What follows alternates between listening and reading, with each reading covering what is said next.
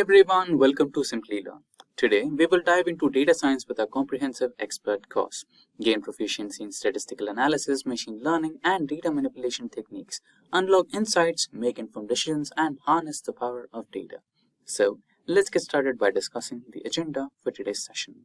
This course will cover the basics of data science, roadmap to become a successful data scientist, top 10 certifications to become a data scientist. Followed by that, we will learn the differences between data science, deep learning, machine learning, and artificial intelligence. Next, we will learn data science with Python, where we will go through the top 5 Python libraries and much more. Followed by that, we will go through R programming for data science and learn statistics for data science. Next, we will deep dive into probability density function with an example. Followed by that, we will have data visualization in R, and we will go through the use cases of population and sample in statistics example. Up next, we have types of distribution in statistics. Next, the mean squared error. After statistics, we will dive deeper into machine learning algorithms, where we will cover the following algorithms: Skewness and Kurtosis and moments, random forest algorithm, random forest explained, naive-based classifier, support vector machine, where we will learn how support vector machine works, then Bayes theorem. Next, we will learn what is Anova. Followed by that, we have what is correlation. Then we will learn the types of correlation and understand the differences between correlation versus regression. And lastly, we will deal with the data scientist expert interview questions and their answers.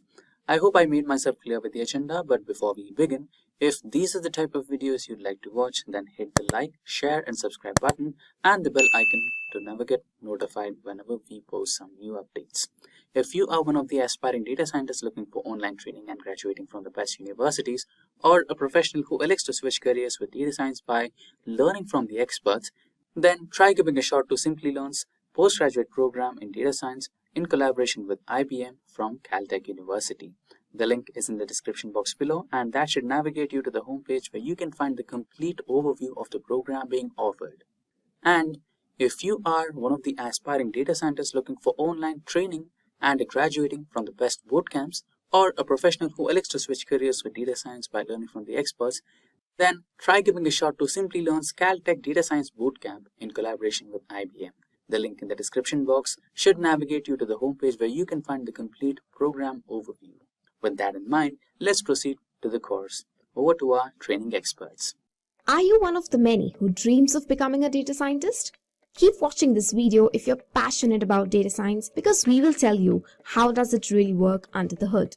Emma is a data scientist. Let's see how a day in her life goes while she's working on a data science project.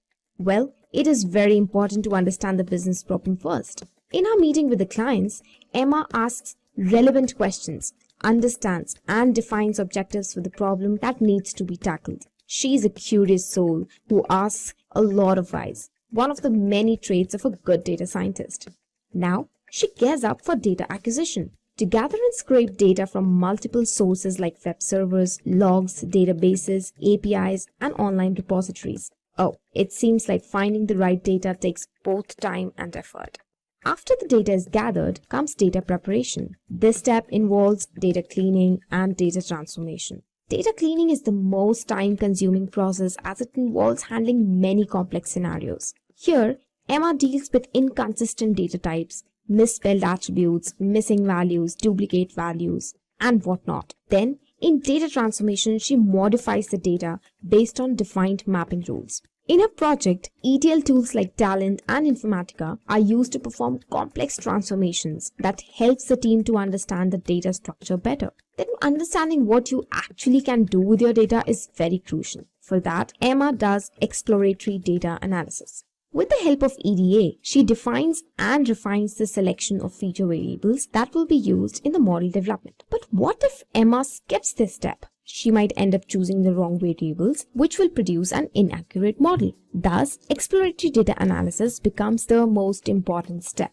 Now, she proceeds to the core activity of a data science project, which is data modeling. She repetitively applies diverse machine learning techniques like KNN, decision tree, naive Bayes to the data to identify the model that best fits the business requirement. She trains the models on the training data set and tests them to select the best performing model. Emma prefers Python for modeling the data. However, it can also be done using R and SAS. Well, the trickiest part is not yet over: visualization and communication. Emma meets the clients again to communicate the business findings in a simple and effective manner to convince the stakeholders. She uses tools like Tableau, Power BI, and ClickView that can help her in creating powerful reports and dashboards. And then finally, she deploys and maintains the model. She tests the selected model in a pre-production environment before deploying it in the production environment, which is the best practice, right? After successfully deploying it, she uses reports and dashboards to get real-time analytics. Further, she also monitors and maintains the project's performance. Well, that's how Emma completes the data science project. We have seen the daily routine of a data scientist is a whole lot of fun, has a lot of interesting aspects, and comes with its own share of challenges. Now, let's see how data science is changing the world. Data science techniques, along with genomic data, provides a deeper understanding of genetic issues in reaction to particular drugs and diseases. Logistic companies like DHL, FedEx have discovered the best routes to ship, the best suited time to deliver, the best mode of transport to choose, thus leading to cost efficiency. With data science, it is possible to not only predict employee attrition, but to also understand the key variables that influence employee turnover. Also, the airline companies can now easily predict flight delay and notify the passengers beforehand to enhance their travel experience. Well, if you're wondering, there are various roles offered to a data scientist, like data analyst, machine learning engineer, deep learning engineer, data engineer, and of course, data scientist. The median base salaries of a data scientist can range from $95,000 to $165,000. So that was about the data science.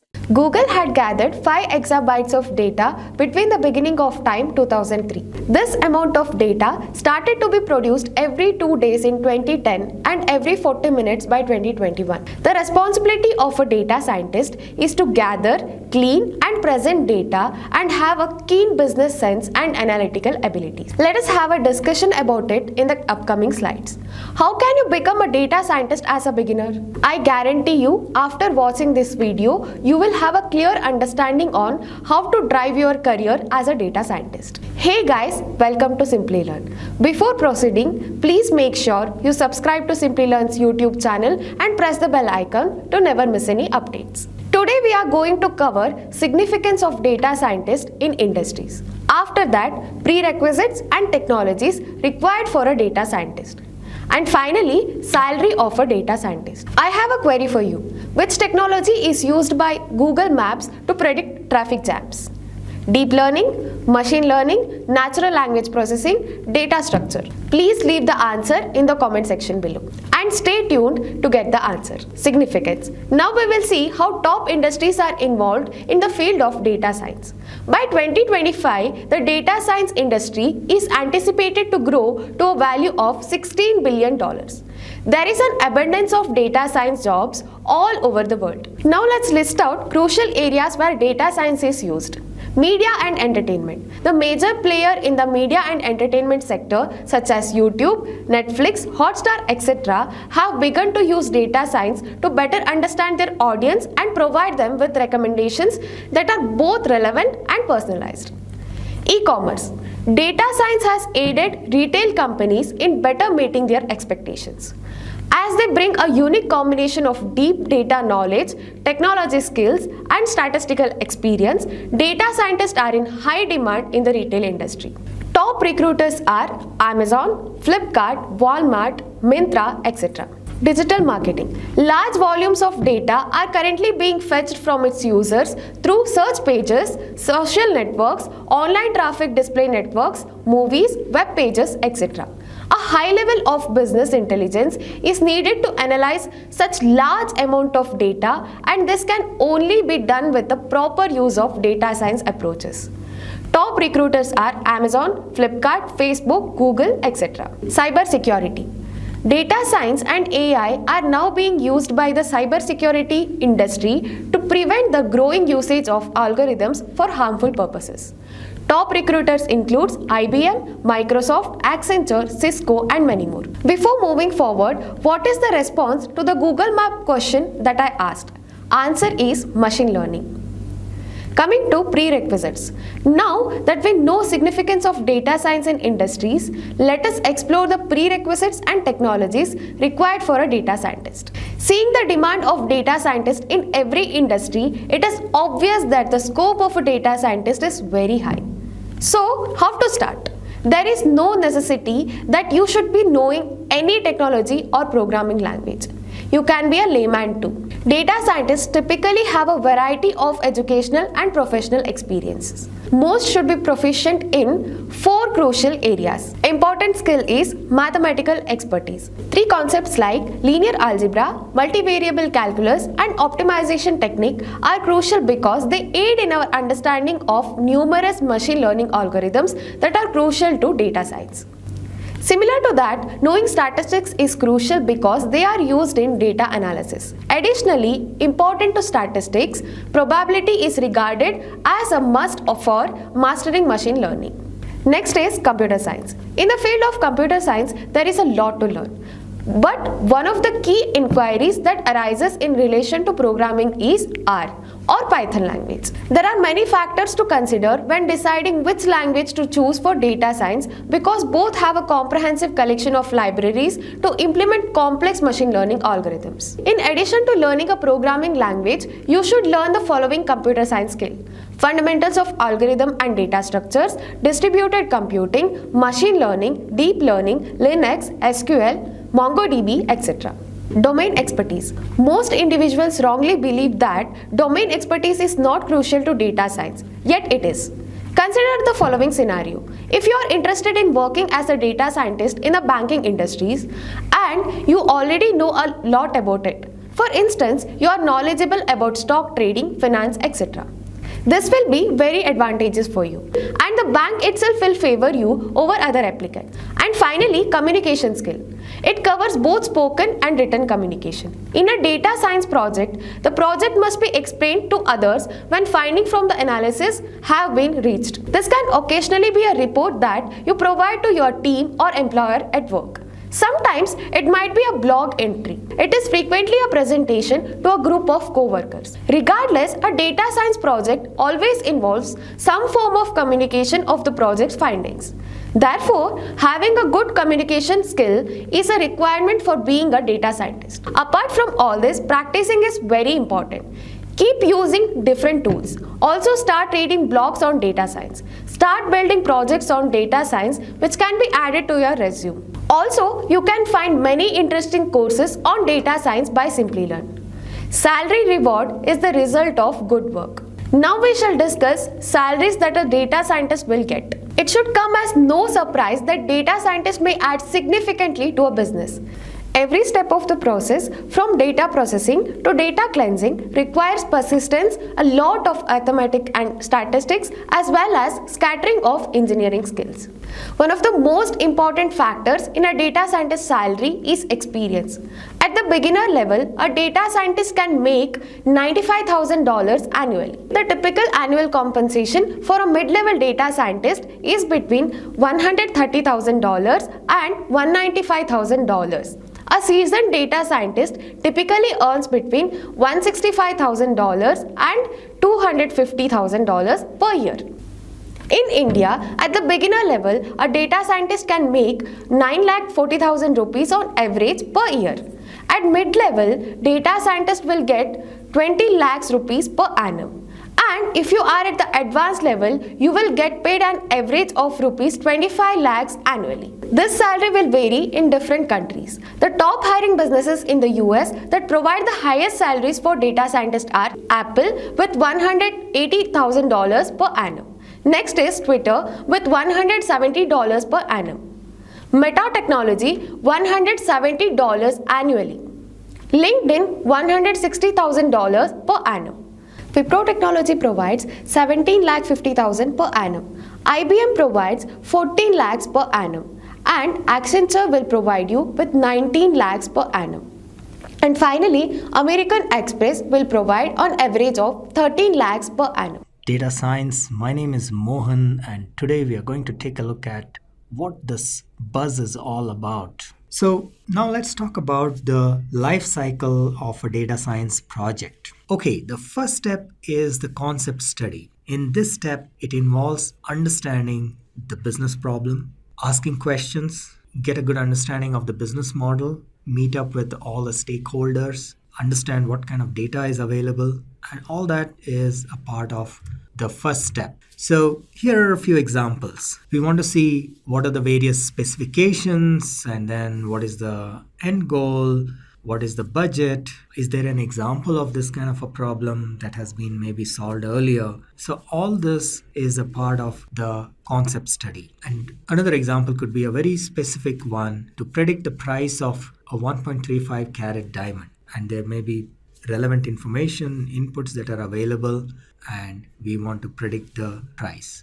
The next step in this process is data preparation, data gathering and data preparation, also known as data munging, or sometimes it is also known as data manipulation. So what happens here is the raw data that is available may not be usable in its current format for various reasons. So that is why in this step, a data scientist would explore the data. He will take a look at some sample data, maybe pick, if there are millions of records, pick a few thousand records and see how the data is looking. Are there any gaps? Is the structure appropriate to be fed into the system? Are there some columns which are probably not adding value, may not be required for the analysis? Very often these are like names of the customers. They will probably not add any value or much value from an analysis perspective. The structure of the data, maybe the data is coming from multiple data sources and the structures may not be matching. What are the other problems? There may be gaps in the data. So the data, all the columns, all the cells are not filled. If you're talking about structured data, there are several blank records or blank columns. So if you use that data directly, you'll get errors or you'll get inaccurate results. So how do you either get rid of that data, or how do you fill these gaps with something meaningful? So all that is a part of data munging or data manipulation. So these are some additional subtopics within that. So data integration is one of them. If there are any conflicts in the data, data may be redundant. Yeah, data redundancy is another issue. There may be, you have, let's say, data coming from two different systems and both of them have customer table, for example, or customer information. So when you merge them, there is a duplication issue. So how do we resolve that? So that is one. Data transformation. As I said, there will be situations where data is coming from multiple sources, and then when we merge them together, they may not be matching. So we need to do some transformations to make sure everything is similar. We may have to do some data reduction. If the data size is too big, you may have to come up with ways to reduce it meaningfully without losing information. Then data cleaning. So there will be either wrong values or null values, or there are missing values. So how do you handle all of that? A few examples of very specific stuff. So if there are missing values, how do you handle missing values or null values? Here in this particular slide, we are seeing three types of issues. One is missing value. Then you have null value. You see the difference between the two, right? So in the missing value, there is nothing, blank. Null value, it says null. Now the system cannot handle if there are null values. Similarly, there is improper data. So it's supposed to be numeric value, but there is a string or a non-numeric value. So how do we clean and prepare the data so that our system can work flawlessly? So there are multiple ways, and there is no one common way of doing this. It can vary from project to project. It can vary from what exactly is the problem we are trying to solve. It can vary from data scientist to data scientist, organization to organization. So these are like some standard practices people come up with. And of course, there will be a lot of trial and error. Somebody would have tried out something and it worked and will continue to use that mechanism. So that's how we need to take care of data cleaning. Now, what are the various ways of doing, if values are missing? How do you take care of that? Now, if the data is too large and only a few records have some missing values, then it is okay to just get rid of those entire rows, for example. So if you have 1,000,000 records and out of which 100 records don't have full data, so there are some missing values in about 100 records. So it's absolutely fine because it's a small percentage of the data. So you can get rid of the entire records which have missing values. But that's not a very common situation. Very often you will have multiple, or at least large number of a data set. For example, out of million records, you may have 50,000 records which are like having missing values. Now that's a significant amount. You cannot get rid of all those records. Your analysis will be inaccurate. So how do you handle such situations? So there are again multiple ways of doing it. One is you can probably, if a particular values are missing in a particular column, you can probably take the mean value for that particular column and fill all the missing values with the mean value, so that first of all you don't get errors because of missing values, and second, you don't get results that are way off because these values are completely different from what is there. So that is one way. Then a few other could be either taking the median value or depending on what kind of data we are talking about. So something meaningful we will have put in there. If we are doing some machine learning activity, then obviously as a part of data preparation, you need to split the data into training and test data set. The reason being, if you try to test with a data set which the system has already seen as a part of training, then it will tend to give reasonably accurate results because it has already seen that data, and that is not a good measure of the accuracy of the system. So typically you take the entire data set, the input data set, and split it into two parts. And again, the ratio can vary from person to person, individual preferences. Some people like to split it into 50-50. Some people like it as 63.33 and 33.3 is basically 2/3 and 1/3. And some people do it as 80-20. 80 for training and 20 for testing. So you split the data, perform the training with the 80%, and then use the remaining 20% for testing. All right. So that is one more data preparation activity that needs to be done before you start analyzing or applying the data or putting the data through the model. Then the next step is model planning. Now these models can be statistical models, this could be machine learning models. So you need to decide what kind of models you're going to use. Again, it depends on what is the problem you're trying to solve. If it is a regression problem, you need to think of a regression algorithm and come up with a regression model. So it could be linear regression. Or if you're talking about classification, then you need to pick up an appropriate classification algorithm like logistic regression or decision tree or SVM, and then you need to train that particular model. So that is the model building or model planning process, and the cleaned up data has to be fed into the model. And apart from cleaning, you may also have to, in order to determine what kind of model you will use, you have to perform some exploratory data analysis to understand the relationship between the various variables and see if the data is appropriate and so on, right? So that is the additional preparatory step that needs to be done. So a little bit of details about exploratory data analysis. So what exactly is exploratory data analysis? It's basically to, as the name suggests, you're just exploring. You just receive the data and you're trying to explore and find out what are the data types and what is the data clean in each of the columns. What is the maximum minimum value? So for example, there are out of the box functionality available in tools like R. So if you just ask for a summary of the table, it will tell you for each column, it will give some details as to what is the mean value, what is the maximum value, and so on and so forth. So this exercise or this exploratory analysis is to get an understanding of your data. And then you can take steps to, during this process, you find there are a lot of missing values. You need to take steps to fix those. You will also get an idea about what kind of model to be used and so on and so forth. What are the various techniques used for exploratory data analysis? Typically, these would be visualization techniques, like you use histograms, you can use box plots, you can use scatter plots. So these are very quick ways of identifying the patterns or a few of the trends of the data and so on. And then once your data is ready, you've decided on the model, what kind of algorithm you're going to use. If you're trying to do machine learning, you need to pass your 80% the training data, or rather you use that training data to train your model. And the training process itself is iterative. So the training process you may have to perform multiple times. And once the training is done and you feel it is giving good accuracy, then you move on to test. So you take the remaining 20% of the data. Remember, we split the data into training and test. So the test data is now used to check the accuracy or how well our model is performing. And if there are further issues, let's say, and model is still during testing, if the accuracy is not good, then you may want to retrain your model or use a different model. So this whole thing again can be iterative. But if the test process is passed, or if the model passes the test, then it can go into production and it will be deployed. All right. So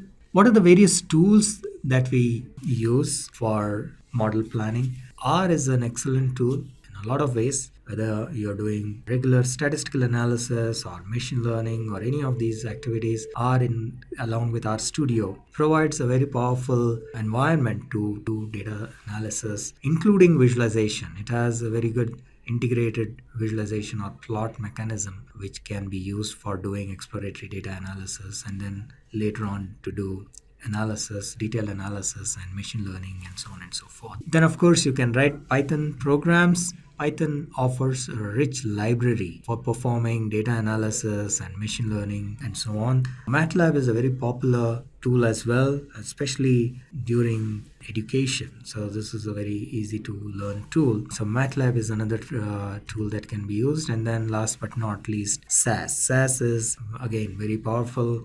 It is a proprietary tool and it has all the components that are required to perform very good statistical analysis or perform data science. So those are the various tools that would be required for, or that can be used for model building. And so the next step is model building. So we have done the planning part. We said, okay, what is the algorithm we are going to use? What kind of model we are going to use? Now we need to actually train this model, or build the model rather, so that it can then be deployed. So what are the various ways, or what are the various types of model building activities? So it could be, let's say in this particular example that we have taken, you want to find out the price of 1.35 carat diamond. So this is, let's say, a linear regression problem. You have data for various carats of diamond and you use that information, you pass it through a linear regression model, or you create a linear regression model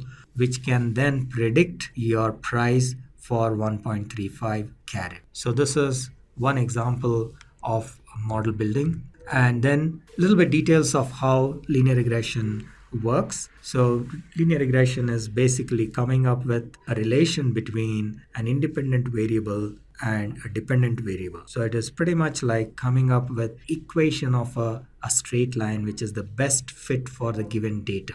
So like for example here, y is equal to mx plus c. So y is the dependent variable and x is the independent variable. We need to determine the values of m and c for our given data. So that is what the training process of this model does. At the end of the training process, you have a certain value of m and c, and that is used for predicting the values of any new data that comes. All right, so the way it works is we use the training and the test data set to train the model and then validate whether the model is working fine or not using test data. And if it is working fine, then it is taken to the next level, which is put in production. If not, the model has to be retrained. If the accuracy is not good enough, then the model is retrained, maybe with more data, or you come up with a newer model or algorithm and then repeat that process. So it is an iterative process. Once the training is completed, training and test, then this model is deployed and we can use this particular model to determine what is the price of 1.35 carat diamond. Remember, that was our problem statement. So now that we have the best fit for this given data, we have the price of 1.35 carat diamond, which is 10,000. So this is one example of how this whole process works. Now, how do we build the model. There are multiple ways. You can use Python, for example, and use libraries like Pandas or NumPy to build the model and implement it. This will be available as a separate tutorial, a separate video in this playlist. So stay tuned for that. Moving on, once we have the results, the next step is to communicate these results to the appropriate stakeholders. So, which is basically taking this results and preparing like a presentation or a dashboard and communicating these results to the concerned people. So finishing or getting the results of the analysis is not the last step, but you need to, as a data scientist, take these results and present it to the team that has given you this problem in the first place and explain your findings, explain the findings of this exercise and recommend maybe what steps they need to take in order to overcome this problem or solve this problem. So that is the pretty much once that is accepted, and the last step is to operationalize. So if everything is fine, your data scientist presentations are accepted, then they put it into practice and thereby they will be able to improve or solve the problem that they stated in step 1. Okay, so quick summary of the life cycle. You have a concept study, which is basically understanding the problem, asking the right questions, and trying to see if there is enough data to solve this problem. And then even maybe gather the data. Then data preparation, the raw data needs to be manipulated. You need to do data munging so that you have the data in a certain proper format to be used by the model or our analytics system. And then you need to do the model planning, what kind of a model, what algorithm you will use for a given problem. And then the model building. So the exact execution of that model happens in step 4, and you implement and execute that model and put the data through the analysis in this step, and then you get the results. These results are then communicated, packaged and presented and communicated to the stakeholders, and once that is accepted, that is operationalized. So Data scientist is one of the hottest, highest paid and most enthusiastic job roles in the current IT industry. Business organizations are actively hiring professionals who could collect data, analyze the market to help the companies diagnose and overcome economic barriers to lead the industry. Many MNCs, including the FANG companies, are actively upskilling their employees to bridge the gap in the world of fast-paced and intelligent technologies. According to the US Bureau of Labor Statistics, now is the best time to start a career in data science, as the number of jobs requiring data science skills alone is expected to grow by 27.9% by 2026. The potential recruiters are actively looking for data scientists and are willing to compensate their employees with handsome salaries. According to the leading websites like Indeed, Glassdoor, Naukri and LinkedIn, the average salary of a data scientist is anywhere between 10 lakhs rupees to as high as 80 lakh rupees per annum in India, depending on your experience.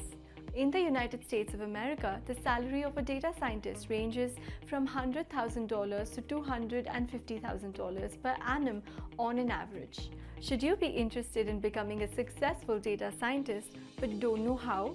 Don't you worry, as we have got you covered with our rigorous survey reports, which will help you to not only choose from the top 10 data scientist certifications, but will also help you develop and enhance your data science skills to give your career the boost it deserves.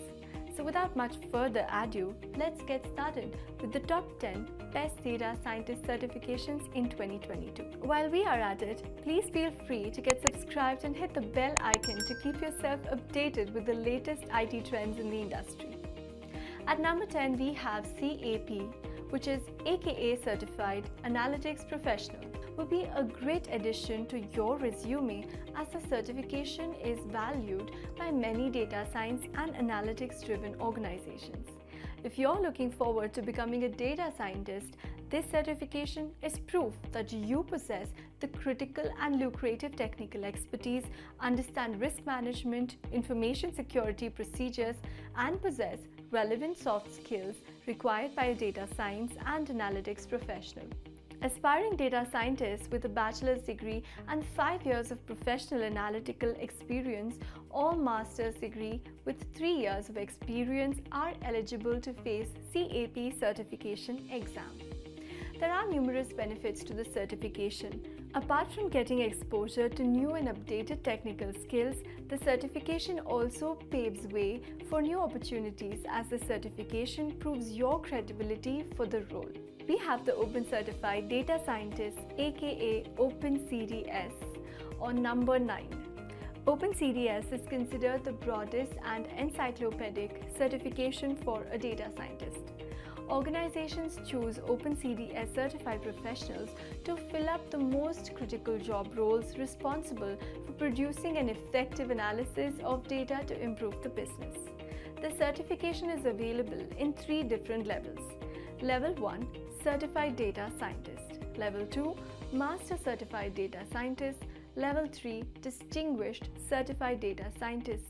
However, there is a prerequisite for candidates where the applicants are expected to demonstrate skills and experience against a set of conformance requirements through written applications and peer interviews. Next on our list is an interesting one, Tableau Data Scientist and Desktop Specialist. Tableau is one of the leading business intelligence tools leading in Gartner's quadrant. Tableau offers a wide range of courses, but this certification is absolutely for free. Another similar certification is based on data analytics for interested candidates. Pursuing this certification will help you with data science fundamentals and also enhance your data visualization skills. The course covered data prep with Tableau, visual analytics, data science with Tableau, and finally to put your learning to the test. The course also includes a data scientist skills assessment. The course requires the candidates to possess some fundamentals of data preparation and exploration, creating and sharing insights from data and some hands-on experience with Tableau. Up ahead, we have SAS Academy for Data Science Certification in 7th position. Statistical Analytical System is a sophisticated tool purpose-built for carrying out advanced analytics and complex statistical operations. Getting certified as an SAS expert will help your resume to stand out.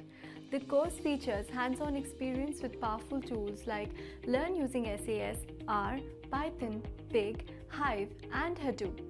The global recognized tailor-made certification will help you prepare for all 3 exams, namely Data Curation Professional, Advanced Analytics Professional, AI and Machine Learning Professional as well.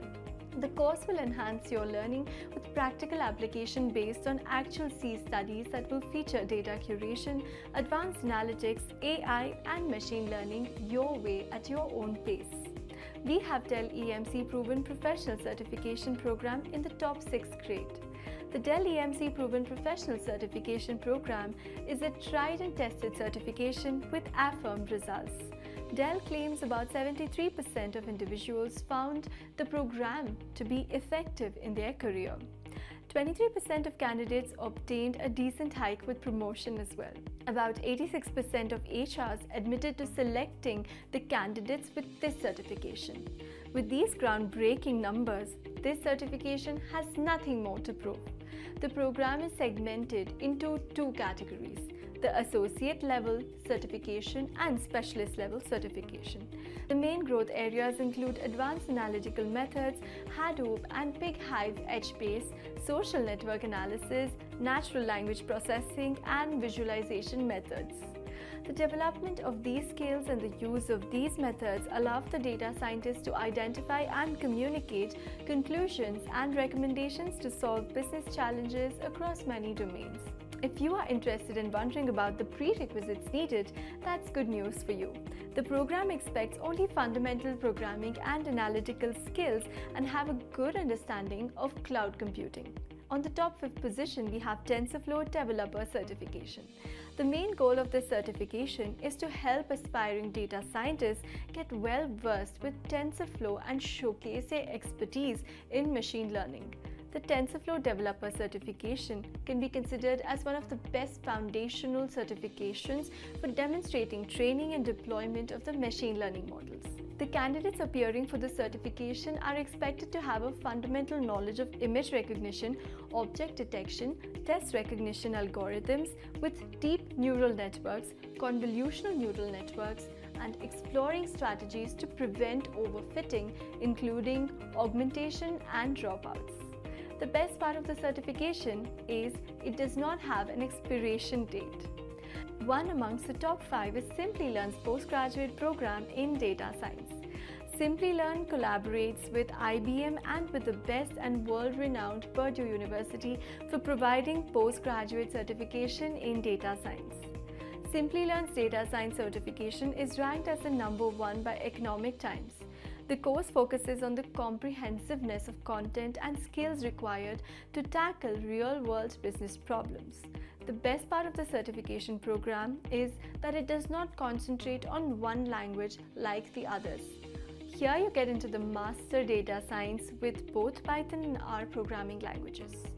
The course then navigates you through advanced machine learning paradigms with real-time industry professionals and experienced faculty from Purdue University. By the end of the program, you will get hands-on experience with 3 capstone projects. And also, you will have lifetime access to 25+ real-time business problems and their solutions for future reference. The projects are related to top organizations like Amazon, Uber, Walmart, Comcast, to name a few. The IBM Data Science Professional Certificate stands at the 3rd position of top data science certifications. You will learn to import and clean data sets, analyze and visualize data, and build and evaluate machine learning models and pipelines using Python. You will apply various data science skills, techniques, and tools to complete a project and publish a real-time report by the end of the course. The course revolves around Python, so it happens to be one of the major prerequisites, and along with that comes SQL and Jupyter Notebook. IBM claims that the course gives people the foundational blocks to learn and master data sources. We are now at the top 2nd certification, the Google Certified Professional Data Engineer. You might be wondering, why are we discussing data engineering? It is a fact that to become a successful data scientist, you need to possess a good grip over the data that you're working with. Data engineer certification will give you an edge over the other candidates, proving your caliber while handling data. This certification will take you through various stages where you will learn to design and build data processing systems, operationalize machine learning models, and deliver the best solution. Having a comfortable understanding of Google Cloud would be necessary. A good 1 year of experience with data management and analytics could add to taking up the certification. On the #1 position, we have Google Data Machine Learning Engineer. Most of the time, data scientists are comfortable working with Jupyter Notebook. This could be feasible in normal conditions. But if you wish to send your model production on the website or mobile devices, things can escalate real quick. Unexpected issues might pop up from nowhere and hinder the production environment. Although it is obvious and many educational programs teach this concept, it is preferred to learn it from the experts. In Google's Data Machine Learning Engineer program, you will get hands-on experience in various domains. A few important ones like framing and developing machine learning problems, automation and orchestrating machine learning pipelines, monitoring, optimizing, and maintaining machine learning solutions. The best part of this certification program is you do not need to have any concrete prerequisite to take up this certification program. With that, we have come to the end of this session on the top 10 data scientist certifications for 2022. We hope the session was informative and interesting. Should you have any queries, please let us know in the comment section below. So what is data science? As the name suggests, it is nothing but study of using data and trying to find out some insights or extracting some insights or knowledge using all the data that is at your disposal. So that's pretty much what data science is all about. So you take the data and apply certain methodologies, certain algorithms, and your business domain knowledge as well, and of course a certain amount of creativity to extract some insights. Very often they are also known as actionable insights, because once you have the insights, you should be in a position to take some action to, let's say, solve a problem or improve a situation. There are a lot of areas where data science can be used. One of the very common one is fraud detection or fraud prevention. There are a lot of fraudulent activities or transactions, primarily on the internet. It's very easy to commit fraud, and therefore we can use data science to either prevent or detect fraud. There are certain algorithms, machine learning algorithms, that can be used, like for example some outlier techniques, clustering techniques, that can be used to detect fraud and prevent fraud as well. So who is a data scientist rather? It is actually a very generic role that defines somebody who is working with data is known as a data scientist, but there can be very specific activities and the roles can be actually much more specific. What exactly a person does within the area of data science can be much more specific. But broadly, anybody working in the area of data science is known as a data scientist. So what does a data scientist do? These are some of the activities: data acquisition, data preparation, data mining, data modeling, and then model maintenance. We will talk about each of these in a great detail, but at a very high level, the first step obviously is to get the raw data, which is known as data acquisition. It can be in all kinds of format and it could be multiple sources, but obviously that raw data cannot be used as it is for performing data mining activities or data modeling activities. So the data has to be cleansed and prepared for using in the data models or in the data mining activity. So that is the data preparation.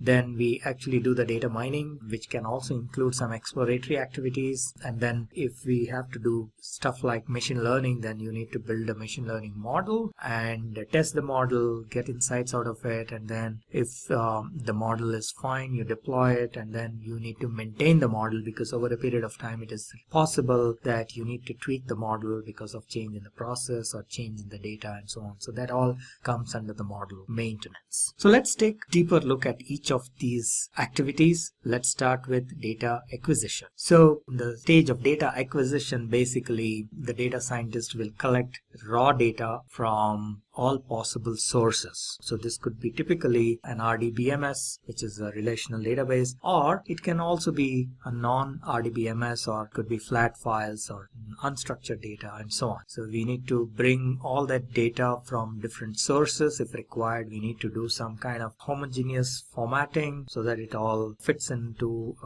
in a looks, at least format, from a format perspective, it looks homogeneous. So that may be requiring some kind of transformation. Very often this is loaded into what is known as data warehouse. So this can also be sometimes referred to as ETL, or extract, transform, and load. So a data warehouse is like a common place where data from different sources is brought together so that people can perform data science activities like reporting or data mining or statistical analysis and so on. So data from various sources is put in a centralized place, which is known as a data warehouse. So that is also known as ETL. And in order to do this, there can be, data scientists can take help of some ETL tools. There are some existing tools that a data scientist can take help of, like for example, DataStage or Talent or Informatica. These are pretty good tools for performing these ETL activities and getting the data. The next stage, now that you have the raw data into a data warehouse, you still probably are not in a position to straight away use this data for performing the data mining activities. So that is where data preparation comes into play. And there are multiple reasons for that. One of them could be the data is dirty, there are some missing values, and so on and so forth. So a lot of time is actually spent in this particular stage. So a data scientist spends a lot of time, almost 60 to 70% of the time, in this part of the project or the process, which is data preparation. So there are, again, within this there can be multiple sub activities, starting from, let's say, data cleaning. You will probably have missing values. The data, there is some columns, the values are missing, or the values are incorrect, there are null values, and so on and so forth. So that is basically the data cleaning part of it. Then you need to perform certain transformations, like for example, normalizing the data and so on, right? So, or you could probably have to modify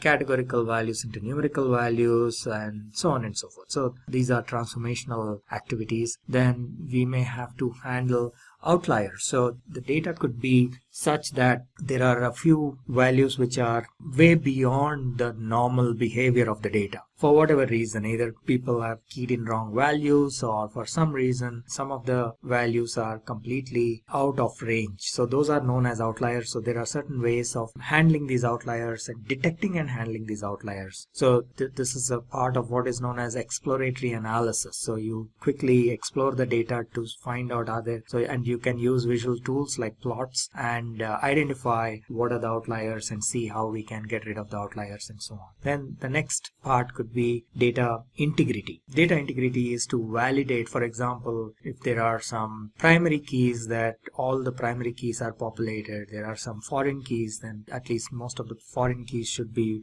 populated, and otherwise when we are trying to query the data, you may get wrong values and so on. So that is the data integrity part of it. And then we have what is known as data reduction. Sometimes we may have duplicate values, we may have columns that may be duplicated because they are coming from different sources, the same values are there, and so on. So a lot of this can be done using what is known as data reduction, and thereby you can reduce the size of the data drastically, because very often this could be redundant data which can be removed and so on. So let's take a look at what are the various techniques that are used for data cleaning.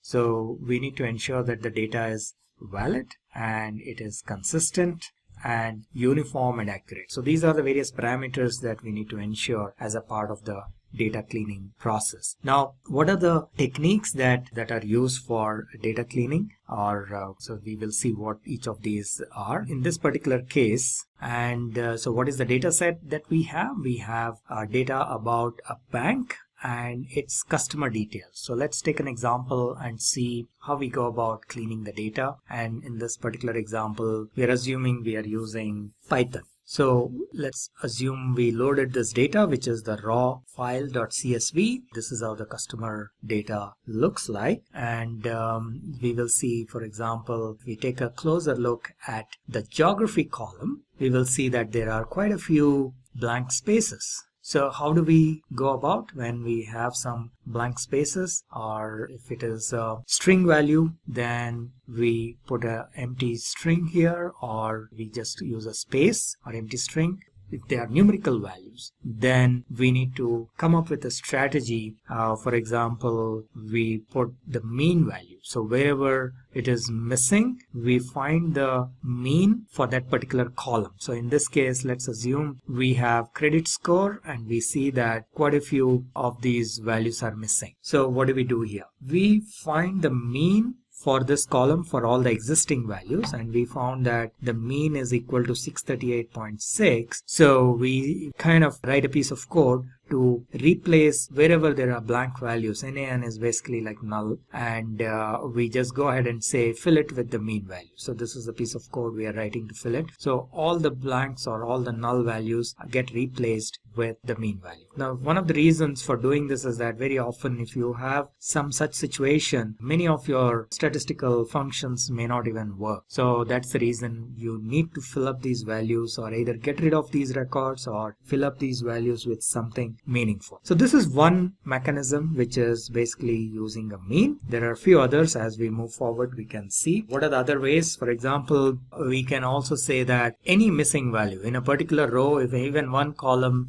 the value is missing, you just drop that particular row, or delete all rows where even a single column has missing values. So that is one way of dealing. Now the problem here can be that if a lot of data has, let's say, one or two columns missing, and we drop many such rows, then overall you may lose out on, let's say, 60% of the data has some value or the other missing, 60% of the rows. Then it may not be a good idea to delete all the rows like in that manner, because then you're losing pretty much 60% of your data. Therefore your analysis won't be accurate. But if it is only 5 or 10%, then this will work. Another way is only to drop values where, or rather drop rows where all the columns are empty, which makes sense, because that means that record is of really no use because it has no information in it. So there can be some situations like that. So we can provide a condition saying that drop the records where all the columns are blank or not applicable. We can also specify some kind of a threshold. Let's say you have 10 or 20 columns in a row. You can specify that maybe 5 columns are blank or null, then you drop that record. So again, we need to take care that such a condition, such a situation, the amount of data that has been removed or excluded is not large. If it is like maybe 5%, maximum 10%, then it's okay. But by doing this, if you're losing out on a large chunk of data, then it may not be a good idea. You need to come up with something better. What else we need to do? Next is, so the data preparation part is done. So now we get into the data mining part. So what exactly we do in data mining? Primarily, we come up with ways to take meaningful decisions. So data mining will give us insights into the data, what is existing there, and then we can do additional stuff like maybe machine learning and so on to perform advanced analytics and so on. So one of the first steps we do is what is known as data discovery, and which is basically like exploratory analysis. So we can use tools like Tableau for doing some of this. So let's just take a quick look at how we go about that. So Tableau is excellent data mining, or actually more of a reporting or a BI tool, and you can download a trial version of Tableau at tableau.com, or there is also Tableau Public, which is free and you can actually use and play around. However, if you want to use it for enterprise purpose, then it is a commercial software, so you need to purchase license, and you can then run some of the data mining activities. Say your data source, your data is in some Excel sheet, so you can select the source as Microsoft Excel or any other format, and the data will be brought into the Tableau environment, and then it will show you what is known as dimensions and measures. So dimensions are all the descriptive columns, and Tableau is intelligent enough to actually identify these dimensions and measures. So measures are the numerical values. So as you can see here, customer ID, gender, geography, these are all dimensions, non-numerical values, whereas age, balance, credit score and so on are numeric values, so they come under measures. So you got your data into Tableau, and then you want to, let's say, build a small model, and you want to, let's say, solve a particular problem. So what is the problem statement? All right, let's say we want to analyze why customers are leaving the bank, which is known as exit, and we want to analyze and see what are some of the factors for exiting the bank, and we want to, let's assume, consider these 3 of them, like let's say gender, credit card and geography, these as a criteria, and analyze if these are in any way impacting or have some bearing on the customer exiting or the customer exit behavior. Okay, so let's use Tableau, and very quickly we will be able to find out how these parameters are affecting. All right, so let's see.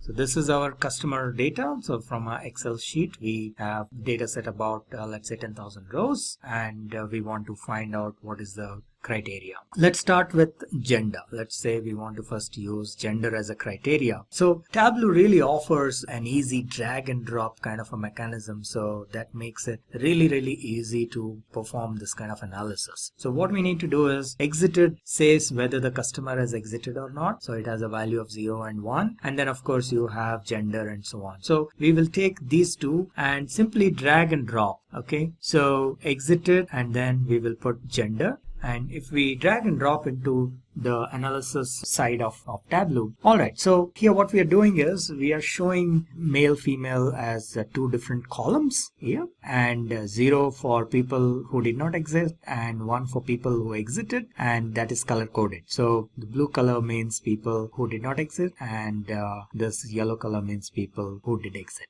All right, so now if we pull the data here, create like bar graphs, this is how it would look. So what is yellow? Let's go back. So yellow is who exited, and for the male only 16.45% have exited. And we can also draw a reference line that will help us, or even provide aliases. So these are a lot of fancy stuff that is provided by Tableau. You can create aliases and so that it looks good rather than basic labels. And you can also add a reference line. So you add a reference line, something like this. From here we can make out that on an average, female customers exit more than the male customers, right? So that is what we are seeing here on an average. So we have analyzed based on gender. We do see that there is some difference in the male and female behavior. Now let's take the next criteria, which is the credit card. So let's see if having a credit card has any impact on the customer exit behavior. So just like before, we drag and drop the credit card has credit card column. If we drag and drop here, and then we will see that there is pretty much no difference between people having credit card and not having credit card. 20.81% of people who have no credit card have exited, and similarly 20.18% of people who have credit card have also exited. So the credit card is not having much of an impact. That's what this piece of analysis shows. Last, we will basically go and check how the geography is impacting. So once again, we can drag and drop geography column onto this side, and if we see here, there are geographies like, I think there are about 3 geographies like France, Germany, and Spain, and we see that there is some kind of impact with the geography as well. Okay, so what we derive from this is that the credit card is really, we can ignore the credit card variable or feature from our analysis because that doesn't have any impact, but gender and geography we can keep and do further analysis. Okay, all right. So what are some of the advantages of data mining? Bit more detailed analysis can help us in predicting the future trends, and it also helps in identifying customer behavior patterns. Okay, so you can take informed decisions because the data is telling you or providing you with some insights, and then you take a decision based on that. If there is any fraudulent activity, data mining will help in quickly identifying such a fraud as well. And of course, it will also help us in identifying the right algorithm for performing more advanced data mining activities like machine learning and so on. All right, so the next activity, now that we have the data, we have prepared the data and performed some data mining activity, the next step is model building. Let's take a look at model building. So what is model building? If we want to perform a more detailed data mining activity, like maybe perform some machine learning, then you need to build a model. And how do you build a model? First thing is you need to select which algorithm you want to use to solve the problem on hand, and also what kind of data that is available, and so on and so forth. So you need to make a choice of the algorithm, and based on that you go ahead and create a model, train the model, and so on. Now machine learning is kind of at a very high level classified into supervised and unsupervised. So if we want to predict a continuous value, could be a price or a temperature or a height or a length or things like that. So those are continuous values, and if you want to find some of those, then you use techniques like regression, linear regression, simple linear regression, multiple linear regression, and so on. So these are the algorithms. On the other hand, there will be situations, or there may be situations where you need to perform unsupervised learning. In case of unsupervised learning, you don't have any historical labeled data so to learn from. So that is when you use unsupervised learning, and some of the algorithms in unsupervised learning are clustering. K means clustering is the most common algorithm used in unsupervised learning. And similarly, in supervised learning, if you want to perform some activity on categorical values, like for example, it is not measured but it is counted, like you want to classify whether this image is a cat or a dog, whether you want to classify whether this customer will buy the product or not, or you want to classify whether this email is spam or not spam. So these are examples of categorical values, and these are examples of classification. Then you have algorithms like logistic regression, k nearest neighbor or KNN, and support vector machine. So these are some of the algorithms that are used in this case. And similarly, in case of unsupervised learning, if you need to perform on categorical values, you have some algorithms like association analysis and hidden Markov model. Okay, so in order to understand this better, let's take an example and take you through the whole process, and then we will also see how the code can be written to perform this. Now let's take our example here where we want to perform a supervised learning, which is basically we want to do a multilinear regression, which means there are multiple independent variables, and then we want to perform a linear regression to predict certain value. So in this particular example, we have world happiness data. So this is the data about the happiness quotient of people from various countries, and we are trying to predict and see whether how our model will perform. So what is the question that we need to ask? First of all, how to describe the data, and then can we make a predictive model to calculate the happiness score, right? So based on this, we can then decide on what algorithm to use and what model to use and so on. So variables that are available or used in this model, this is a list of variables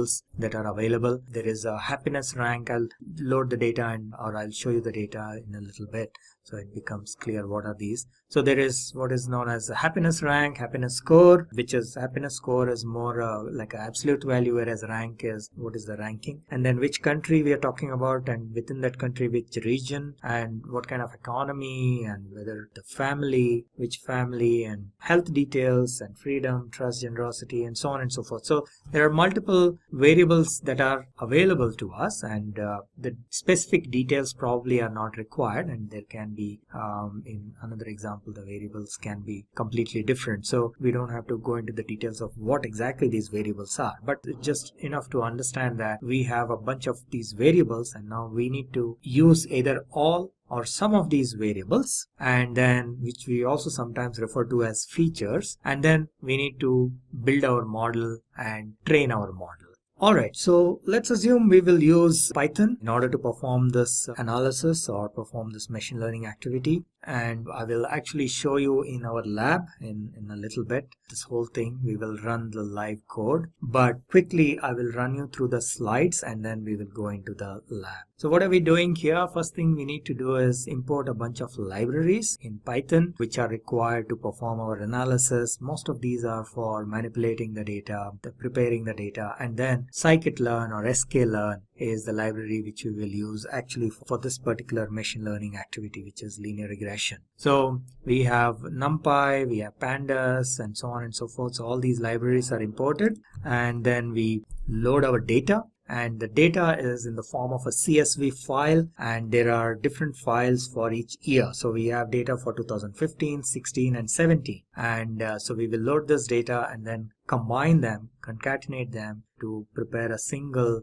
data frame. And here we are making an assumption that you are familiar with Python, so it becomes easier if you are familiar with Python programming language, or at least some programming language, so that you can at least understand by looking at the code. So we are reading the file, each of these files for each year, and this is basically we are creating a list of all the names of the columns we will be using later on. You will see in the code. So we have loaded 2015, then 2016, and then also 2017. So we have created 3 data frames, and then we concatenate all these 3 data frames. This is what we are doing here. Then we identify which of these columns are required, which, for example, some of the categorical values do we really need? We probably don't. Then we drop those columns so that we don't unnecessarily use all the columns and make the computation complicated. We can then create some plots using Plotly library, and it has some powerful features including creation of maps and so on, just to understand the pattern, the happiness quotient, or how the happiness is across all the countries. So it's a nice visualization. We can see each of these countries, how they are in terms of their happiness score. This is the legend here. So the lighter colored countries have lower ranking, and so these are the lower ranking ones, and these are higher ranking, which means that the ones with these dark colors are the happiest ones. So as you can see here, Australia and maybe this side US and so on are the happiest ones. Okay, the other thing that we need to do is the correlation between the happiness score and happiness rank. we can find a correlation using a scatter plot, and we find that yes, they are kind of inversely proportional, which is obvious. So if the score is high, happiness score is high, then they are ranked number 1, for example. Highest is scored as number 1. So that's the idea behind this. So the happiness score given here and the happiness rank is actually given here. So they are inversely proportional, because the higher the score, the absolute value of the rank will be lower, right? So number 1 has the highest value of the score and so on. So they are inversely correlated, but there is a strong, what this graph shows is that there is a strong correlation between happiness rank and happiness score. And then we do some more plots to visualize this. We determine that probably rank and score are pretty much conveying the same message, so we don't need both of them, so we will kind of drop one of them, and that is what we are doing here. So we drop the happiness rank. And similarly, so this is one example of how we can remove some columns which are not adding value. So we will see in the code as well how that works. Moving on, this is a correlation between pretty much each of the columns with the other columns. So this is a correlation you can plot using plot function, and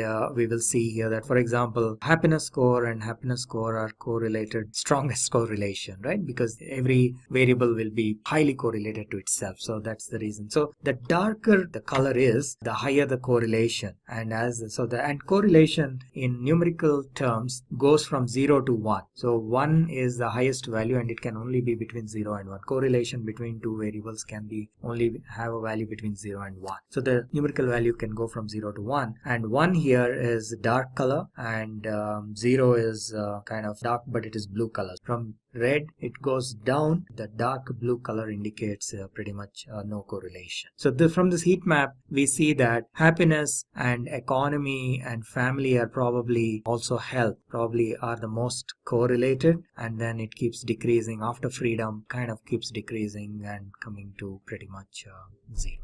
Alright, so that is a correlation graph, and then we can probably use this to find out which are the columns that need to be dropped, which do not have very high correlation, and we take only those columns that we will need. So this is the code for dropping some of the columns. Once we have prepared the data, when we have the required columns, then we use scikit-learn to actually split the data. First of all, this is a normal machine learning process. You need to split the data into training and test data set. In this case, we are splitting into 80-20. So 80 is the training data set and 20 is the test data set. So that's what we are doing here. So we use train test split method or function. So you have all your training data in x_train, the labels in y_train. Similarly, x_test has the test data, the inputs, whereas the labels are in y_test. So that's how. And this value, whether it is 80-20 or 50-50, that is all individual preference. So in our case, we are using 80-20. All right. And then the next is to create a linear regression instance. So this is what we are doing. We are creating an instance of linear regression, and then we train the model using the fit function, and we are passing x and y, which is the x value and the label data, regular input and the label data, label information. Then we do the test. We run we perform the evaluation on the test data set. So this is what we are doing with the test data set, and then we will evaluate how accurate the model is and using the scikit-learn functionality itself. We can also see what are the various parameters and what are the various coefficients, because in linear regression you will get like a equation of like a straight line, y is equal to beta 0 plus beta 1 x1 plus beta 2 x2. Those beta 1, beta 2, beta 3 are known as the coefficients, and beta 0 is the intercept. After the training, you can actually get these information of the model. What is the intercept value, what are the coefficients, and so on, by using these functions. So let's quickly go into the lab and take a look at our code. Okay, so this is my lab. This is my Jupyter notebook where the code, I have the actual code, and I will take you through this code to run this linear regression on the world happiness data. So we will import a bunch of libraries, NumPy, Pandas, Plotly, and so on. Also, yeah, scikit-learn, that's also very important. So that's the first step. Then I will import my data, and the data is in 3 parts. There are 3 files, one for each year, 2015, 2016 and 2017, and it is a CSV file. So I've imported my data. Let's take a look at the data, quickly glance at data. So this is how it looks. We have the country, region, happiness rank, and then happiness score. There are some standard errors, and then what is the per capita, family, and so on. So and then we will keep going. We will create a list of all these column names we will be using later. So for now, I will run this code, and no need of major explanation at this point. We know that some of these columns probably are not required. So you can use this drop functionality to remove some of the columns which we don't need. Like for example, region and standard error will not be contributing to our model. So we will basically drop those values out here. So we use the drop, and then we created a vector with these names, column names. That's what we are passing here. Instead of giving the names of the columns here, we can pass a vector. So that's what we are doing. So this will drop from our data frame. It will remove region and standard error, these 2 columns. Then the next step, we will read the data for 2016 and also 2017, and then we will concatenate this data. So let's do that. So we have now data frame called happiness, which is a concatenation of all the 3 files. Let's take a quick look at the data now. So most of the unwanted columns have been removed, and you have all the data in one place for all the 3 years, and this is how the data looks. And if you want to take a look at the summary of the columns, you can say describe, and you will get this information. For example, for each of the columns, what is the count, what is the mean value, standard deviation, especially the numeric values, okay, not the categorical values. So this is a quick way to see how the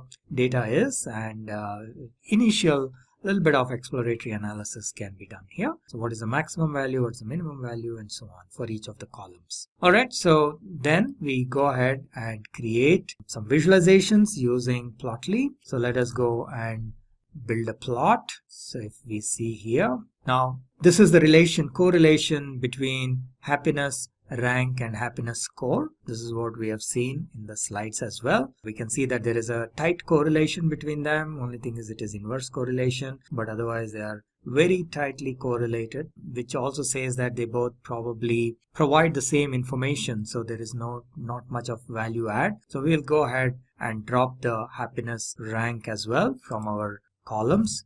So that's what we are doing here. And now we can do the creation of the correlation heat map. Let us plot the correlation heat map to see how each of these columns is correlated to the others. And as we have seen in the slides, this is how it looks. So happiness score is very highly correlated. So this is the legend we have seen in the slide as well. So blue color indicates pretty much 0 or very low correlation. Deep red color indicates very high correlation, and the value correlation is a numeric value, and the value goes from 0 to 1. If 2 items or 2 features or columns are highly correlated, then there will be as close to 1 as possible, and 2 columns that are not at all correlated will be as close to 0 as possible. So that's how it is. For example, here happiness score and happiness score, every column or every feature will be highly correlated to itself. So it is like between them there will be correlation value will be 1. So that's why we see deep red color. But then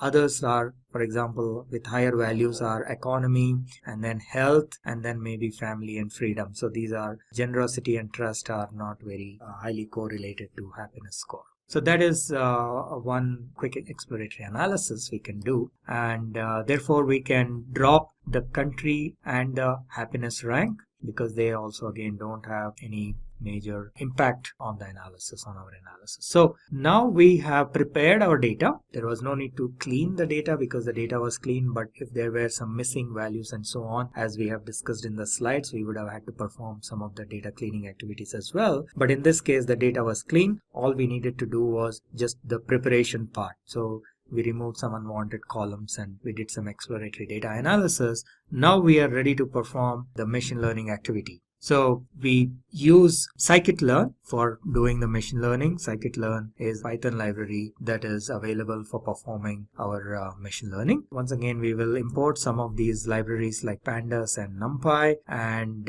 also scikit-learn. First step we will do is split the data in 2080 format. So you have all the test data, which is 20% of the data is test data and 80% is your training data. So this test size indicates how much of it is in the what is the size of the test data. So the remaining, which is here we are saying 0.2, therefore that means training is 0.8. So training data is 80%.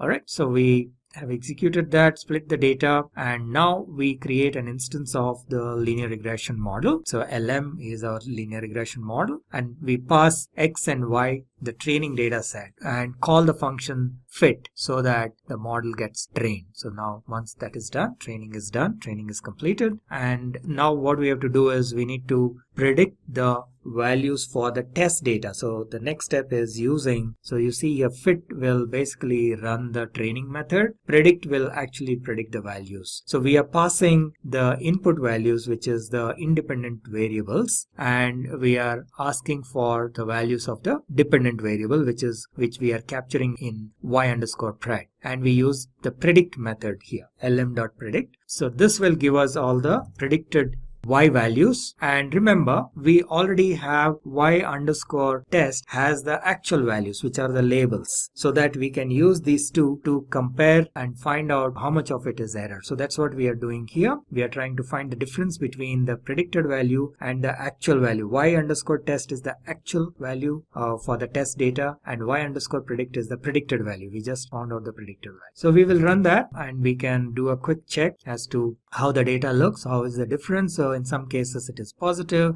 some cases it is negative, but in most of the cases I think the difference is very small. This is exponential to the power of 0, -0.04 and so on. So looks like our model has performed reasonably well. We can now check some of the parameters of our model, like the intercept and the coefficients.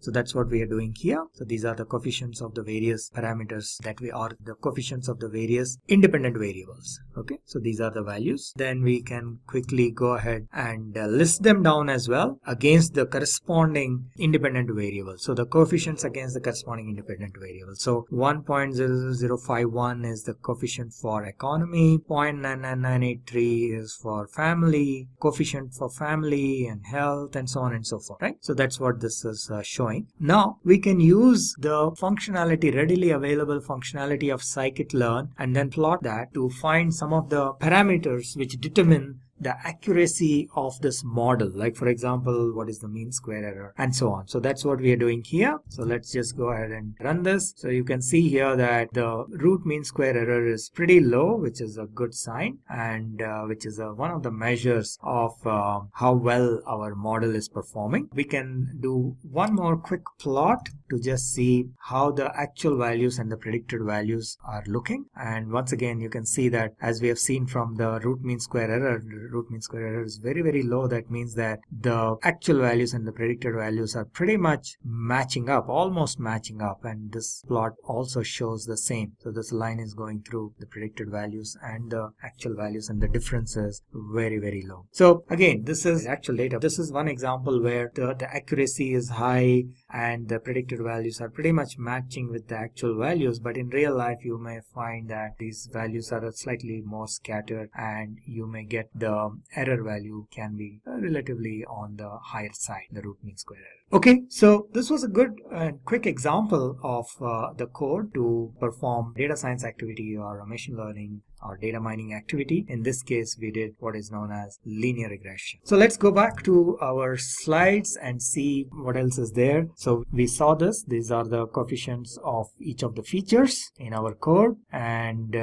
we have seen the root mean square error as well, and we can take a few hundred countries, certain values, and actually predict to see how the model is performing, and I think we have done this as well. And in this case, as we have seen, pretty much the predicted values and the actual values are pretty much matching, which means our model is almost 100% accurate. As I mentioned, in real life it may not be the case, but in this particular case we have got a pretty good model, which is very good. Also, subsequently we can assume that this is how the equation in linear regression, the model is nothing but an equation like y is equal to beta 0 plus beta 1 x1 plus beta 2 x2 plus beta 3 x3 and so on. So this is what we are showing here. So this is our intercept, which is beta 0, and then we have beta 1 into economy value, beta 2 into the family value, beta 3 into health value, and so on. So that is what is shown here. Okay, so I think the next step, once we have the results from the data mining or machine learning activity, the next step is to communicate these results to the appropriate stakeholders. So that is what we will see here now. So how do we communicate? Usually you take these results and then either prepare a presentation or put it in a document and then show them these actionable results or actionable insights. And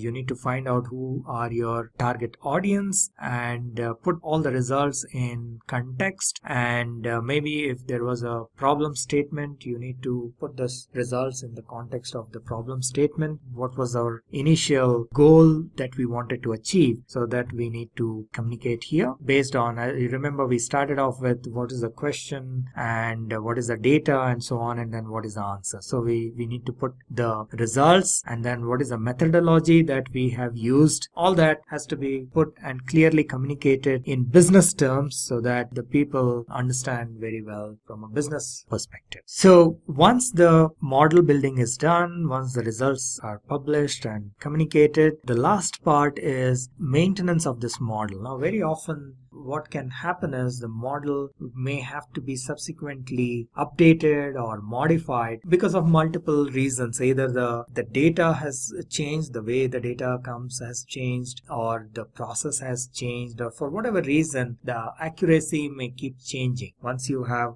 trained the model, for example, we got a very high accuracy, but then over a period of time there can be various factors which can cause that. So from time to time we need to check whether the model is performing well or not. The accuracy needs to be tested once in a while, and if required you may have to rebuild or retrain the model. So you do the assessment, you see if it needs any tweaks or changes, and then if it is required you need to probably retrain the model with the latest data that you have, and then you deploy it. You build the model, train it, and then you deploy it. So that is like the maintenance cycle that you may have to take the model through. If you are one of the aspiring data scientists looking for online training and graduating from the best universities, or a professional who elects to switch careers with data science by learning from the experts, then try giving a shot to Simplilearn's postgraduate program in data science in collaboration with IBM from Caltech University. The link is in the description box below, and that should navigate you to the homepage where you can find the complete overview of the program being offered. And if you are one of the aspiring data scientists looking for online training and graduating from the best bootcamps, or a professional who elects to switch careers with data science by learning from the experts, then try giving a shot to Simplilearn's Caltech Data Science Bootcamp in collaboration with IBM. The link in the description box should navigate you to the homepage where you can find the complete program overview. Hey everyone, welcome to Simplilearn. Today's video will compare and contrast artificial intelligence, deep learning, machine learning, and data science. But before we get started, consider subscribing to Simplilearn's YouTube channel and hit the bell icon. That way you'll be the first to get notified when we post similar content. Before moving on, let me ask you two interesting queries. Which among the following is not a branch of artificial intelligence? Data analysis, machine learning, deep learning, neural networks. And the second query is, what is the main difference between machine learning and deep learning? Please leave your answer in the comments section below, and stay tuned to get the answer. First, we will unwrap deep learning. Deep learning was first introduced in the 1940s. Deep learning did not develop suddenly, it developed slowly and steadily over 7 decades.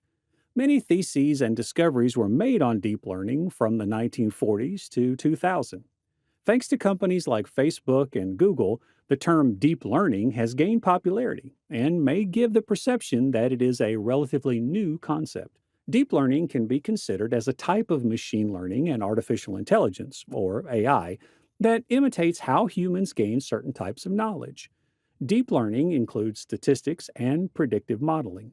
Deep learning makes processes quicker and simpler, which is advantageous to data scientists to gather, analyze, and interpret massive amounts of data. Having the fundamentals discussed, let's move into the different types of deep learning. Neural networks are the main component of deep learning, but neural networks comprise three main types, which contain artificial neural networks, or ANN, convolution neural networks, or CNN, and recurrent neural networks, or RNN. Artificial neural networks are inspired biologically by the animal brain. Convolutional neural networks surpass other neural networks when given inputs such as images, voice, or audio. It analyzes images by processing data. Recurrent neural networks uses sequential data or series of data. Convolutional neural networks and recurrent neural networks are used in natural language processes, speech recognition, image recognition, and many more. Machine learning. The evolution of ML started with the mathematical modeling of neural networks that served as the basis for the invention of machine learning. In 1943, neuroscientist Warren McCulloch and logician Walter Pitts attempted to quantitatively map out how humans make decisions and carry out thinking processes. Therefore, the term machine learning is not new. Machine learning is a branch of artificial intelligence and computer science that uses data and algorithms to imitate how humans learn, gradually increasing the system's accuracy. There are three types of machine learning, which include supervised learning. What is supervised learning? Well, here, machines are trained using labeled data. Machines predict output based on this data. Now, coming to unsupervised learning, models are not supervised using a training data set. It is comparable to the learning process that occurs in the human brain while learning something new. And the third type of machine learning is reinforcement learning. Here, the agent learns from feedback. It learns to behave in a given environment based on actions and the result of the action. And this feature can be observed in robotics. Now, coming to the evolution of AI. The potential of artificial intelligence wasn't explored until the 1950s, although the idea has been known for centuries. The term artificial intelligence has been around for a decade. Still, it wasn't until British polymath Alan Turing posed the question of why machines couldn't use knowledge like humans do to solve problems and make decisions.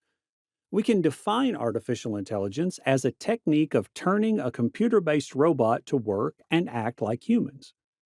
Now let's have a glance at the types of artificial intelligence. Weak AI performs only specific tasks, like Apple's Siri, Google Assistant, and Amazon's Alexa. You might have used all of these technologies, but the types I am mentioning after this are under experiment. General AI can also be addressed as artificial general intelligence. It is equivalent to human intelligence, hence, an AGI system is capable of carrying out any task that a human can. Strong AI aspires to build machines that are indistinguishable from the human mind. Both general and strong AI are hypothetical right now. Rigorous research is going on this matter. There are many branches of artificial intelligence, which include machine learning, deep learning, natural language processing, robotics, expert systems, fuzzy logic. Therefore, the correct answer for which is not a branch of artificial intelligence is option A, data analysis. Now that we have covered deep learning, machine learning, and artificial intelligence, the final topic is data science. Concepts like deep learning, machine learning, and artificial intelligence can be considered a subset of data science. Let us cover the evolution of data science. The phrase data science was coined in the early 1960s to characterize a new profession that would enable the comprehension and analysis of the massive volumes of data being gathered at the time.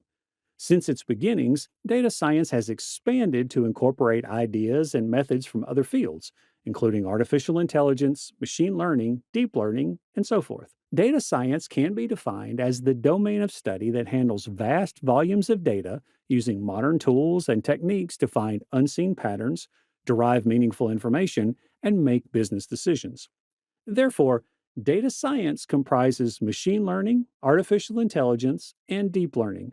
Now let's talk about Python. For doing data science, we need some kind of a programming language or a tool and so on. So this session will be about Python. There are other tools like, for example, R, and we will probably do a separate video on that. But this session is on Python, and you must have already heard Python is really becoming very popular. Everybody is talking about Python, not only data science, in IoT and AI and many other places. So it's getting very popular. So if you are not yet familiar with Python, this may be a good time to get started with it. So why do we want to use Python? So basically, Python is used as a programming language because it is for data science, because it has some rich tools from a mathematics and from a statistical perspective. It has some rich tools. So that is one of the reasons why we use Python. And if you see some of the trends, if you're probably tracking some of the trends, you will see that over the last few years, Python has become programming language of choice, and especially for data science, SAS was earlier one of the most popular tools, but now increasingly Python is being used for doing data science, and of course as well as R. One of the reasons, of course, is that Python and R are open source compared to SAS, which is a commercial product. So that could definitely be one explanation, but beyond that, I think it is the ease of understanding this language, the ease of using this language, which is also making it very popular, in addition to the availability of fantastic libraries for performing data science. What are the other factors? There are speed, then there are availability of number of packages, and then of course the design goal.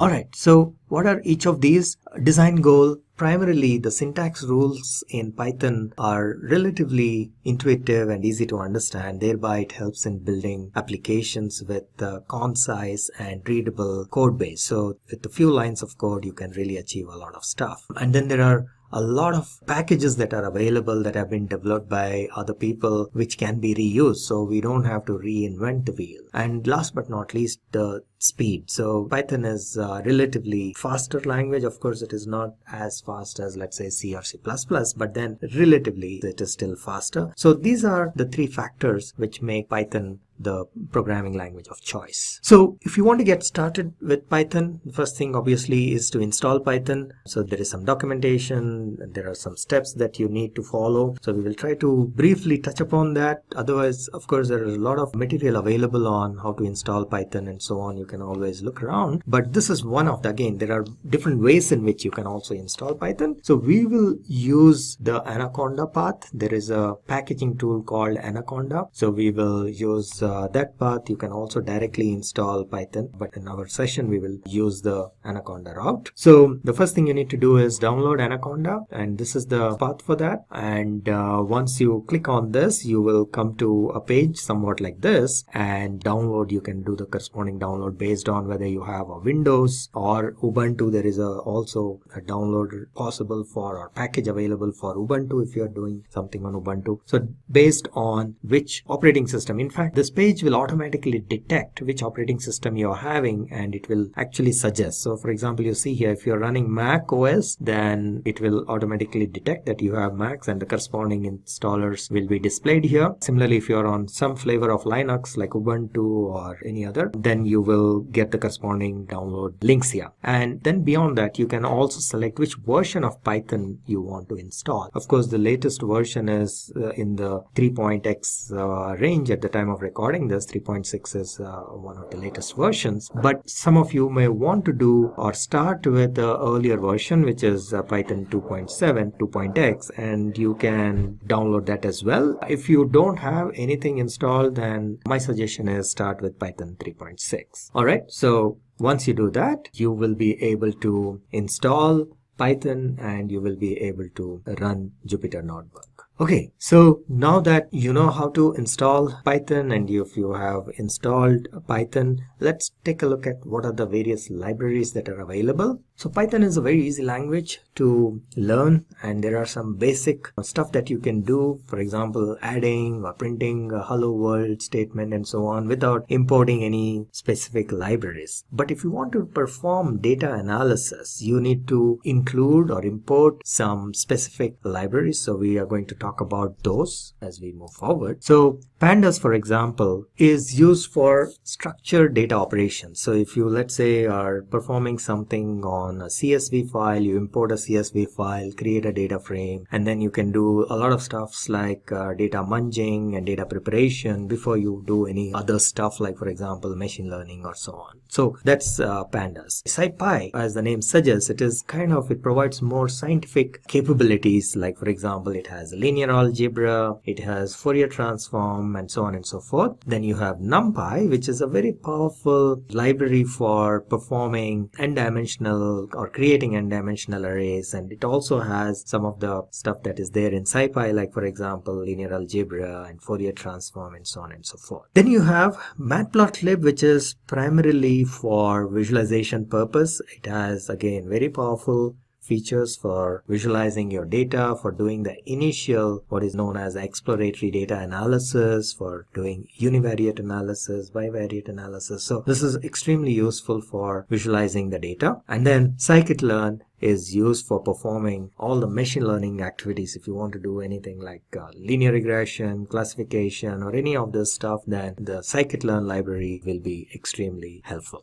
In addition to that, there are a few other libraries, for example, networks and iGraph. Then, of course, a very important one is TensorFlow. So if you are interested in doing some deep learning or AI related stuff, then it would be a good idea to learn about TensorFlow, and TensorFlow is one of the libraries. There is a separate video on TensorFlow. You can look for that, and this is one of the libraries created by Google, open source library. So once you're familiar with machine learning, data analysis, machine learning, then that may be the next step to go to deep learning and AI. So that's where TensorFlow will be used. Then you have Beautiful Soup, which is primarily used for web scraping, and then you take that data and then analyze and so on. Then OS library is a very common library. As the name suggests, it is for operating system. So if you want to do something on creating directories or folders and things like that, that's when you would use OS. Alright, so moving on, let's talk in a little bit more detail about each of these libraries. So SciPy, as the name suggests, is a scientific library, and it very specifically, it has some special functions for integration and for ordinary differential equations. So as you can see, these are mathematical operations or mathematical functions. So these are readily available in this library, and it has linear algebra modules, and it is built on top of NumPy. So we will see what is there in NumPy. So this is again, as the name suggests, the num comes from numbers. So it is a mathematical library, and one of its key features is availability of an n-dimensional array object. That is a very powerful object, and we will see how to use this. And then of course you can create other, let's say, objects and so on. And it has tools for integrating with C++, and also Fortran code. And then it of course also has linear algebra and Fourier transformation and so on, all these scientific capabilities. Okay, what else? Pandas is another very powerful library, primarily for data manipulation. So if you're importing any files, you will want to create it like a table. So you will create what is known as data frames. These are very powerful data structures that are used in Python programming. So Pandas library provides this capability. And once you import the data into data frame, you can pretty much do whatever you're doing like in a regular database. So people who are coming from a database background or SQL background would really like this, because it is they will feel very much at home, because it feels like you're viewing a table or using a table, and you can do a lot of stuff using the Pandas library. Now there are two important terms or components in Pandas, series and the data frame. I was just talking about the data frame. So let's take a look at what are series and what is a data frame. So within Pandas, we have series and data frame. So series is primarily, some of you may also be knowing this as, let's say, an array. So it's a one-dimensional structure, data structure, if you will. So in some other languages, we may call it as an array, or maybe some others, probably an equivalent of a list. In R, perhaps, I'm not very sure on that aspect, but yes. So this is like a one-dimensional storage of information. So that is what is series. Whereas data frame is like a table. So you have a two-dimensional structure, you have rows and you have columns, and this is very, people, as I said, who are familiar with SQL and databases will be able to relate to this very quickly. So you have like a table, you have rows and columns, and then you can manipulate the data. So if you want to create a series, this is how you would create a code snippet. And as you can see, the programming in Python is very simple. There are no major overheads. You just need to import some libraries which are essential and then start creating objects. So you don't have to do additional declaration of variables and things like that. So that is, I think, one key difference between Python and other programming languages. And what does this series contain? It has to contain these numbers 6346, and X is my object consisting of the series. So if you just say X, it will display the contents of X, and you will see here that it creates a default index. Then you have data frame. So if you want to create a data frame, as you can see, the series is like a one-dimensional structure. There is just like a row, one row of items, whereas a data frame looks somewhat like this. It is a two-dimensional structure. So you have columns in one dimension, and then you have rows in the other dimension. How do you create a data frame? You need to rather import pandas, and then you import. In this case, we are basically creating our own data. So that's the reason we are importing NumPy, which is one of the libraries we just referred to a little bit before. So we are using one of the functionalities within NumPy to create some random numbers. Otherwise, this is not really mandatory. You probably will be importing the data from outside, maybe some CSV file, and import into the data frame. So that's what we are doing here. So in this case, we are creating our own test data. That's the reason we are importing NumPy as NP. And then I create a data frame saying pd.dataframe. So this is the keyword here. Similarly here, in this case, while creating series, we said pd.series, and then you pass the values. Similarly here, you're saying pd.dataframe. Now in order to create the data frame, it needs the values in each of these cells. What are the values in the rows and what are the values in the columns? So that in our example we are providing using this random number generator. So np.random is like a class or a method that is available in NumPy, and then you are saying, okay, generate some random numbers in the form of a 4x3 matrix or 4x3 data frame. The 4 here indicates the number of rows and the 3 here indicates the number of columns. So these are the columns, 0, 1, 2 are the columns, and these are the rows. Here 0, this is 1, this is 2, this is 3. Okay, and once again it will, when you display df, it will give us a default index. There are ways to omit that, but at this point we will just keep it simple. So it will display the default index and then the actual values in each of these rows and columns. So this is the way you create a data frame. So now that we have learned some of the basics of pandas, let's take a quick look at how we use this in real life. So let's assume we have a situation where we have some customer data and we want to kind of predict whether a customer's loan will be approved or not. So we have some historical data about the loans and about the customers, and using that we will try to come up with a way to maybe predict whether loan will be approved or not. So let's see how we can do that. So this is a part of exploratory analysis. So we will first start with exploratory analysis. We will try to see how the data is looking. So what kind of data? So we will, of course, I'll take you into the Jupyter notebook and give you a quick live demo. But before that, let's quickly walk through some of the pieces of this program in slides, and then I will take you actually into the actual code and do a demo of that. So the Python program structure looks somewhat like this. The first step is to import all the required libraries. Now, of course, it is not necessary that you have to import all your libraries right at the top of the code, but it is a good practice. So if you know you are going to need a certain set of libraries, it may be a good idea to put, from a readability perspective, it's a good practice to put all the libraries that you're importing at the beginning of your code. However, it is not mandatory. So in the middle of the code somewhere, if you feel that you need a particular library, you can import that library and then start using it in the middle of the code. So that's also perfectly fine. It will not give any errors or anything. However, as I said, it's not such a good practice. So we will import all the required libraries. In this case, we are importing pandas, NumPy, and matplotlib. And in addition, if we include this piece of code, %matplotlib inline,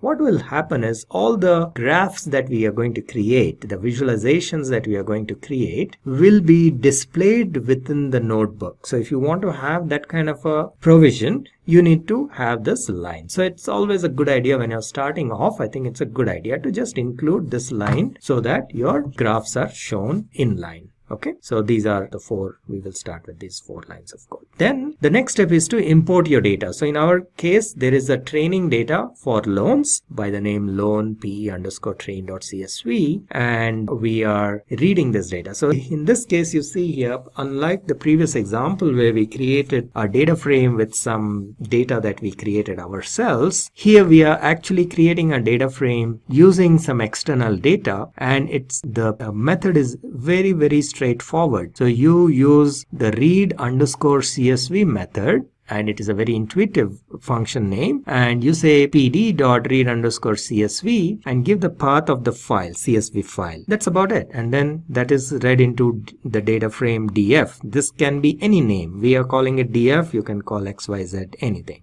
There's a name, just the name of the object. So head is one of the methods within the data frame, and it will give us the first 5. So this is just to take a quick look. Now you have imported the data. You want to initially have a quick look how your data is looking. What are the values in some of the columns and so on and so forth, right? So typically you would do a head, df.head, to get the sample of, let's say, the first few lines of your data. So that's what has happened here. So it displays the first few lines, and then you can see what are the columns within that, and what are the values in each of these cells, and so on and so forth. You can also, typically you would like to see if there are any null values, or are there any, is the data for whatever reason is invalid or looking dirty for whatever reason, some unnecessary character. So this will give a quick view of that. So in this case, pretty much everything looks okay. Then the next step is to understand the data a little bit overall for each of the columns. What is the information? So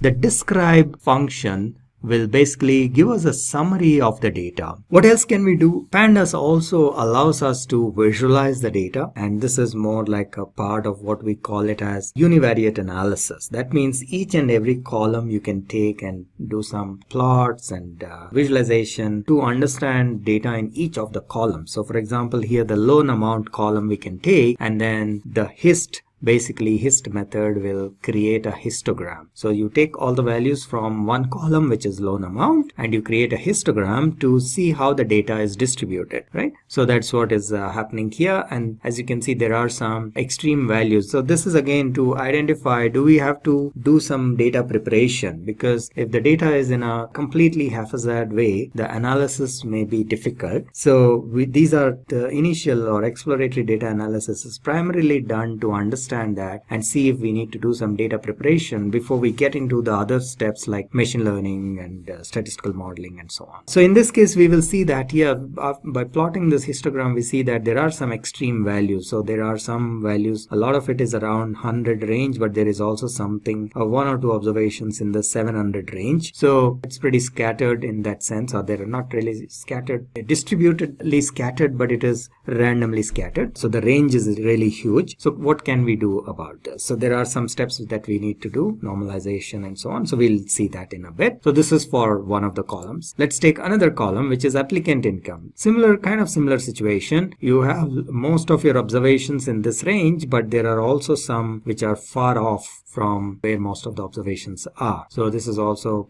this also has some extreme values. So we'll have to see what can be done. Credit history is the binary value. So some people have a 0 value and some will have credit history of 1. This is just like a flag. So this basically is telling us how many people have a 1 and how many people have 0. So looks like majority of them have a value of 1 and a few, about 100 of them, have a value of 0.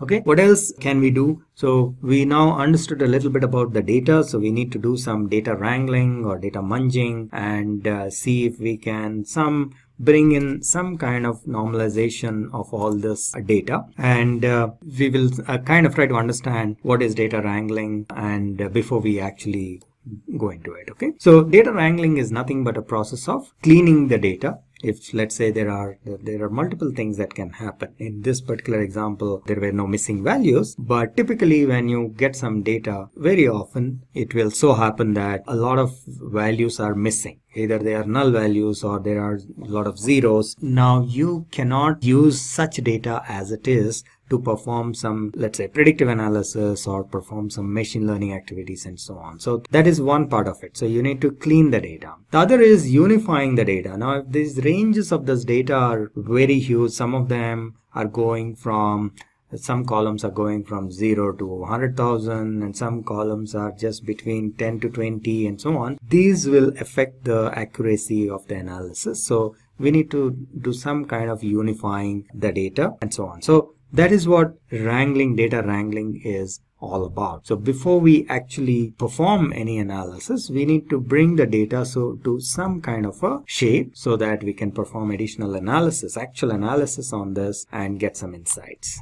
Now, how do we deal with missing values? This is a very common issue when we take data or when we get data from the business, when a data scientist gets the data from the business. So we should never assume that all our data will be clean and all the values filled up and so on, because in real life, very often the data will be dirty. So data wrangling is the process where you kind of clean up the data. First of all, identify whether the data is dirty and then clean up. So how do we find some data is missing? So there are a few ways. You can write a small piece of code which will identify if for a given column or for a given row, any of the observations are null primarily. So this line of code, for example, is doing that. It is trying to identify how many null values or missing values are there for each of the columns. So this is a lambda function, and what we are saying is find out if a value is null and then you add all of them. How many observations are there where this particular column is null. So it does that for all the columns. So here you will see that for loan ID, obviously it's an ID, so there are no null values or missing values. Gender has about 13 observations where the values are missing. Similarly, marital status has 3 and so on and so forth. So we'll see here, for example, loan amount has 21 observations where the values are missing. Loan amount term has 14 observations and so on. So we'll see how to handle this missing values. So there are multiple ways in which you can handle missing values. If the number of observations are very small compared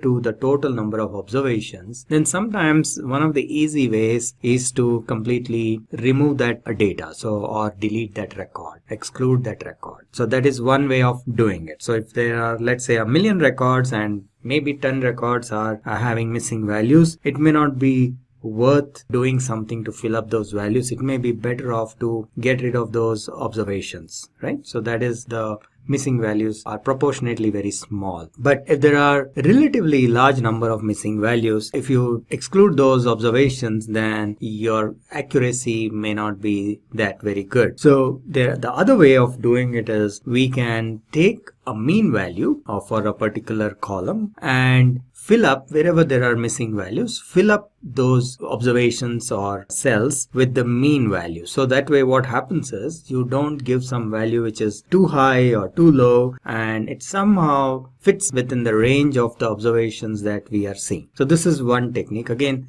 it can be case to case, and you may have to take a call based on your specific situation, but these are some of the common methods. If you see in the previous case, loan amount had 21, and now we went ahead and filled all of those with the mean value. So now there are 0 with missing values. Okay, so this is one part of a data wrangling activity. What else you can do? You can also check what are the types of the data. So df.dtypes will give us what are the various data types. So all right. So you can also perform some basic mathematical observations. We have already seen that mean we found out. So similarly, if you do call the mean method for the data frame object, it will actually perform or display or calculate the mean for pretty much all the numerical columns that are available in this, right? So for example, here applicant income, co-applicant income, and all these are numerical values. So it will display the mean values of all of those. Now, another thing that you can do is you can actually also combine data frames. So let's say you import data from one CSV file into one data frame and another CSV file into another data frame, and then you want to merge these because you want to do an analysis on the entire data. Okay, one example could be that you have data in the form of CSV files, one CSV file for each month of the year. January, February, March, each of these are in a different. So you can import them into, let's say, 12 data frames, and then you can merge them together as a single data frame, and then you perform your analysis on the entire data frame or the entire data for the year. So that is one example. So how do we do that? This is how we do. Again, in this case, we are not importing any data. We are just creating some random values, using some random values. So let's assume I have a data frame which is by the name 1, and I assign some random values here, which is a 5x4 format. So there are 5 rows and 4 columns, and this is how my data frame 1 looks. And then I create another data frame, which is data frame 2, again random numbers of the format 5x4, and I have something like this. Now I want to combine these two. How do I combine these two? I can use the concatenate or concat method, and I can combine these two. So pd.concat, and it takes the data frames 1 and 2. If you have more of them, you can provide them, and it will just simply add all of them, merge all of them, or concatenate, whatever you call, whichever term you call, it will. So of course we have to make sure that the structure remains the same. Like I said, this could be, let's say, sales data coming for 12 different months, but each of the files has the same structure. So now you can combine all of them, merge all of them using the concat method. If we have, let's say, structure is not identical, then what will happen? Let's say we have these two data frames. One has a column by the name key, and the second column is lval, and a second data frame which has a column by the name key, but the second column by the name rval, not lval. So you see here the structure is not identical. So you can still combine them, but then the way they get combined or merged is somewhat like this. So it takes the key as a common parameter between them. Some common column has to be there, otherwise this will not work. And then we have to use merge instead of concatenate. And when we do a merge, then we get the result will be in this format. What it does is it uses the key as a common thread between them, and then it kind of populates the values accordingly. So if you see here, the first one had foo and bar for key, and then it had L values of 1 and 2, right? So if we go back, foo and bar had 1 and 2 L values. So that's what we see here, 1 and 2. Whereas in the right data frame, we had foo, bar, and bar as a second time, and then R values are 3, 4, and 5. So what it has done for foo, it has put for the existing, right? For foo is already existing because it has come from left. So it will just put the value of rval here, which is 3. Similarly, it will put 4 here because for bar, if you go back, for bar it is the value is 4. And since it has one more value of bar, it will go and add this 5 as well. The only thing here is that this one had, for example, left had only 2 values and only 1 value for bar. But since we are appending or merging, and there are 2 key values with the bar, therefore it will kind of repeat the value of lval here. So that's what we are seeing in this case, right? So L value appears twice, the number 2 appears twice, but that is because R value, there are 2 of them. Okay. All right. So that is how, when you don't have identical structure, that's how you merge. Now we will talk a little bit about scikit-learn. So scikit-learn is a library which is used for doing machine learning or for performing machine learning activities. So if you want to do linear regression, logistic regression, and so on, there are easily usable APIs that you can call. And that's the advantage of scikit-learn, and it provides a bunch of algorithms. So I think that is the good part about this library. So if you want to use scikit-learn, obviously you need to import these modules, and also there are some sub modules you may have to import based on what you're trying to use. Like for example, if we know if we want to use logistic regression, again, people who are probably not very familiar with machine learning, there is a separate module for machine learning. You may want to take a look at that, but we will just touch upon the basics here. So machine learning has some algorithms like linear regression, logistic regression, and random forest classification, and so on. So that is what we are talking about here. So those algorithms are available, and if you want to use some of them, you need to import them, and from the scikit-learn library. So scikit-learn is the top level library, which is basically sklearn, right? And then it has a kind of subparts in it. You need to import those based on what exactly you will be or which algorithm you will be using. So let's take an example as we move, and we will see that whenever we perform some machine learning activity, those of you who are familiar with machine learning will already know this. We split our labeled data into two parts, training and test. Now, there are multiple ways of splitting this data. How do we some people do it like 50-50, some people do it 80-20, which is training is 80 and test is 20, and so on. So it is an individual preference. There are no hard and fast rules. By and large, we have seen that training data set is larger than the test data set. And again, we will probably not go into the details of why do we do this at this point, but that's one of the steps in machine learning. So scikit-learn offers a readily available method to do this, which is train test split. All right, so in this example, let's say we are taking the values x and y are our values. X is the independent variables and y is our dependent variable. Okay, and we are using these two, and then I want to split this into train and test data. So what do? We import the train test split submodule from within scikit-learn, which is sklearn, right? So within that we import train test split, and then you call this train test split method or function or whatever you call it and pass the data. So x is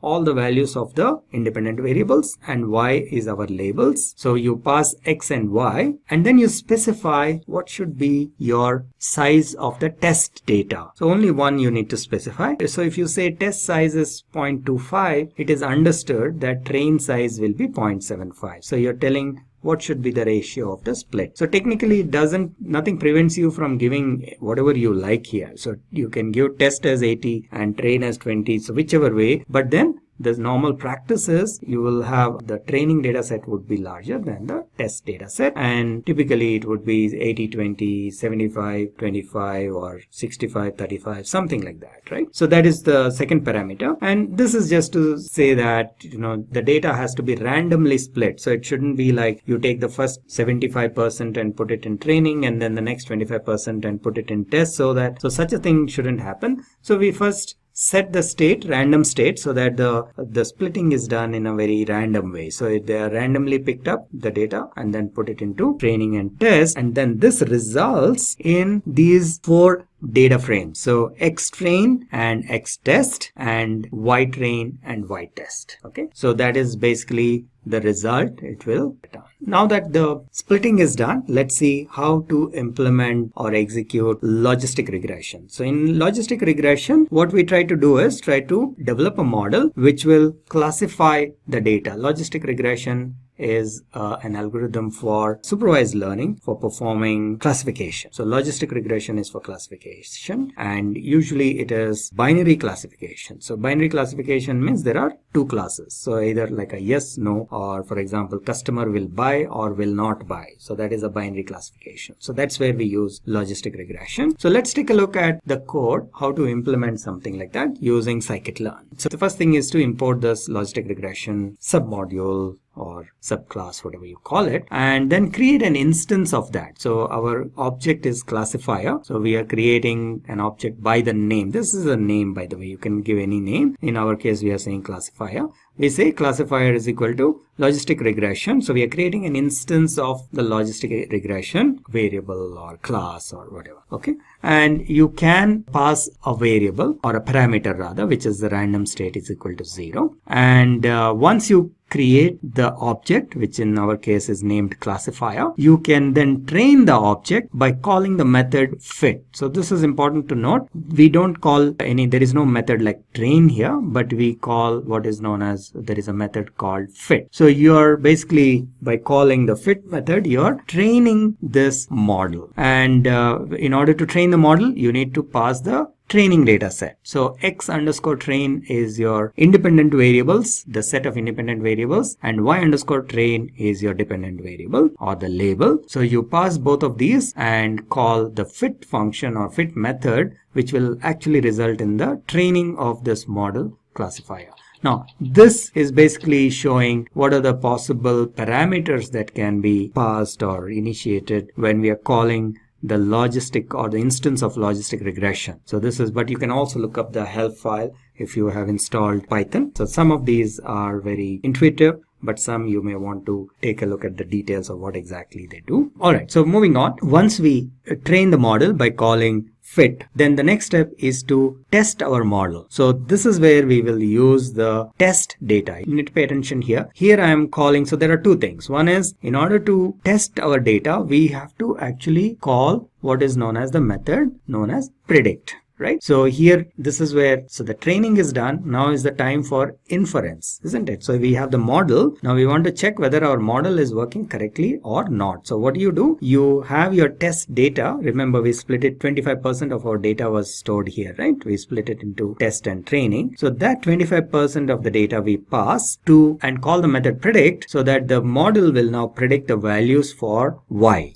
Right, so that's why here we are calling it as y_predict. And if we display here, as I said, this is a logistic regression, which is basically binary classification. So it gives us the results like yes or no in this particular case. And then you can, so this is what the model has predicted or model has classified. Now, but we also know we already have the labels for this. So we need to compare with the existing labels, with the known labels, whether this classification is correct or not. So that is where is the next step, which is basically calculating the accuracy and so on will come into play. Okay, so in this case, the first thing, most important thing to note is we do the prediction using predict, and here we are passing x_test and not train, right? In this case, we did x and y train. So again, one more point to be noted here. In case of training, we will pass both the independent variables and also the dependent variables, because the system has to internally, it has to verify. That is what is the training process. So what it will do, it will take the x values, it will try to come up with the y value and compare with the actual y value, right? So that is what is the training method. So that's why we have to pass both x as well as y. Whereas in case of predict, we don't pass both. We only pass because we are pretending as if this is the actual data. So in actual data, you will not have the labels, isn't it? So we are just passing the independent variables, and the system will then come up with the y values, which we will then, okay, remember, we also know the actual value. So we will compare this with the actual values, and we will find out whether how accurate the model is. So how do we do that? We use what is known as a confusion matrix. So this is also readily available in the Python library. So we import this confusion matrix, and some of you who already know machine learning will find this familiar, but those who are new to machine learning, this confusion matrix is nothing but this matrix, this kind of a matrix, which basically tells how many of them are correctly predicted and how many of them are incorrectly predicted. So some of the characteristics, let's quickly spend some time on this confusion matrix itself. The total numbers out here, these are just the numbers, these are like number of observations. Then the accuracy is considered to be highest when the numbers or the sum of the numbers across the diagonals is maximum, okay, and the numbers outside of the diagonals should be minimum. So which means that if this model was 100% accurate, then the sum of these two, there would have been only numbers in these two along the diagonal. This would have been 0 and this would have been 0. Okay, so that is like 100% accurate model. That is very rare, but just that you are aware. So just to give an idea. Okay, all right. So once you have the confusion matrix, you then try to calculate the accuracy, which is in a percentage. So there are two things that we can do from a confusion matrix, or that we can calculate from a confusion matrix. One is the accuracy and the other is the precision. What is the accuracy? Accuracy is basically a measure of how many of the observations have been correctly predicted. Okay, so let's say this is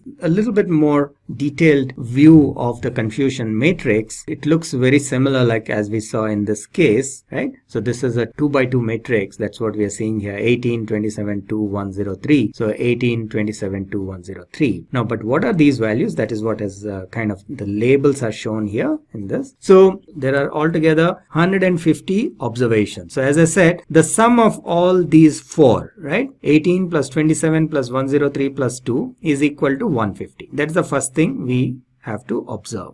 The sum of all these values will be equal to the sum of test observations, number of test observations. We have 150 test observations because remember we had about 500. We split that into 2575. So that is why we have 150 here and I think 350 in the training data set. Okay, so that we get the numbers correct. So that's the first thing. Now the next thing is, let's take a look at the actual values. This view is the actual view. So there are actually, right, in the actual data we have labels yes and no. So as per the actual data, there are 45 observations tagged as no, and similarly there are 105 observations that are tagged as yes or labeled as yes. Okay, now I know for the first time when you're seeing this it may be a little confusing, but just stay with me. Okay, so this is the actual part of it, and this side tells us the predicted part of it. So our model has predicted, and it has totally predicted 20 of them as no, right? So that is what this is. Totally 20 of them it has predicted as no, and it has predicted 130 of them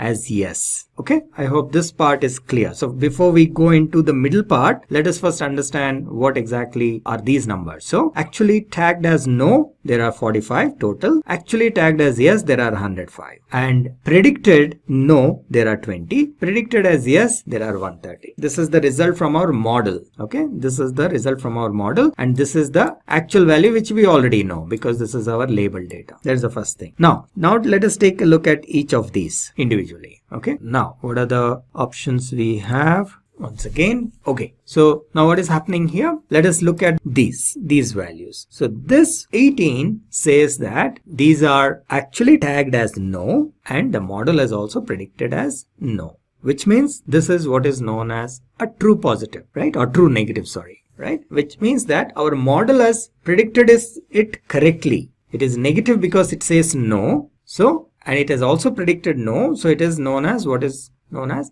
true negative. Okay, now let's come to this side of it. That way we are talking about the diagonal. Remember I said most of the values should be in the diagonal. Okay, so that means these 18 are correctly tagged. They are labeled as no, and our model has predicted as no. So these are correctly tagged, and these are known as true negative. Okay, similarly, if we come diagonally down, there are 103 observations which are labeled as yes, actual value is yes, and our model has also predicted as yes, and these are known as true positive values. Positive because of this yes. Okay, right? So what is important is this is true, this is also true. So we have to make sure that the maximum number of values are in the true section. Okay, true positive and true negative. That's the reason I said the sum along the diagonal should be maximum. Now let's say if our model was 100% accurate, this sum, in this case it is only 103 plus 18, which is 121. But if our model was accurate, the sum of these two would have been 150. That means it's a perfect model. Okay, all right. Now what else? Since we covered these two, let's also cover these two. So here this says that 27 of them were actually labeled no, but our model has predicted as yes. That means this is wrong, right? Similarly, these are two of them where the actual value is yes, but our model has predicted as no. That means it's a wrong prediction. So you get the point? So therefore, along the diagonals are the correct values, whereas in other places it is all wrong values or wrong predictions. Okay, now how do we calculate accuracy from this information? So the way to calculate accuracy is, so we say, okay, there are total observations are 150, and what are the correctly predicted values? These are the correctly predicted values, which is 18 plus 103. So this will give us our accuracy. So 103 plus 18, which is 121, divided by our total observations, which is 150, is our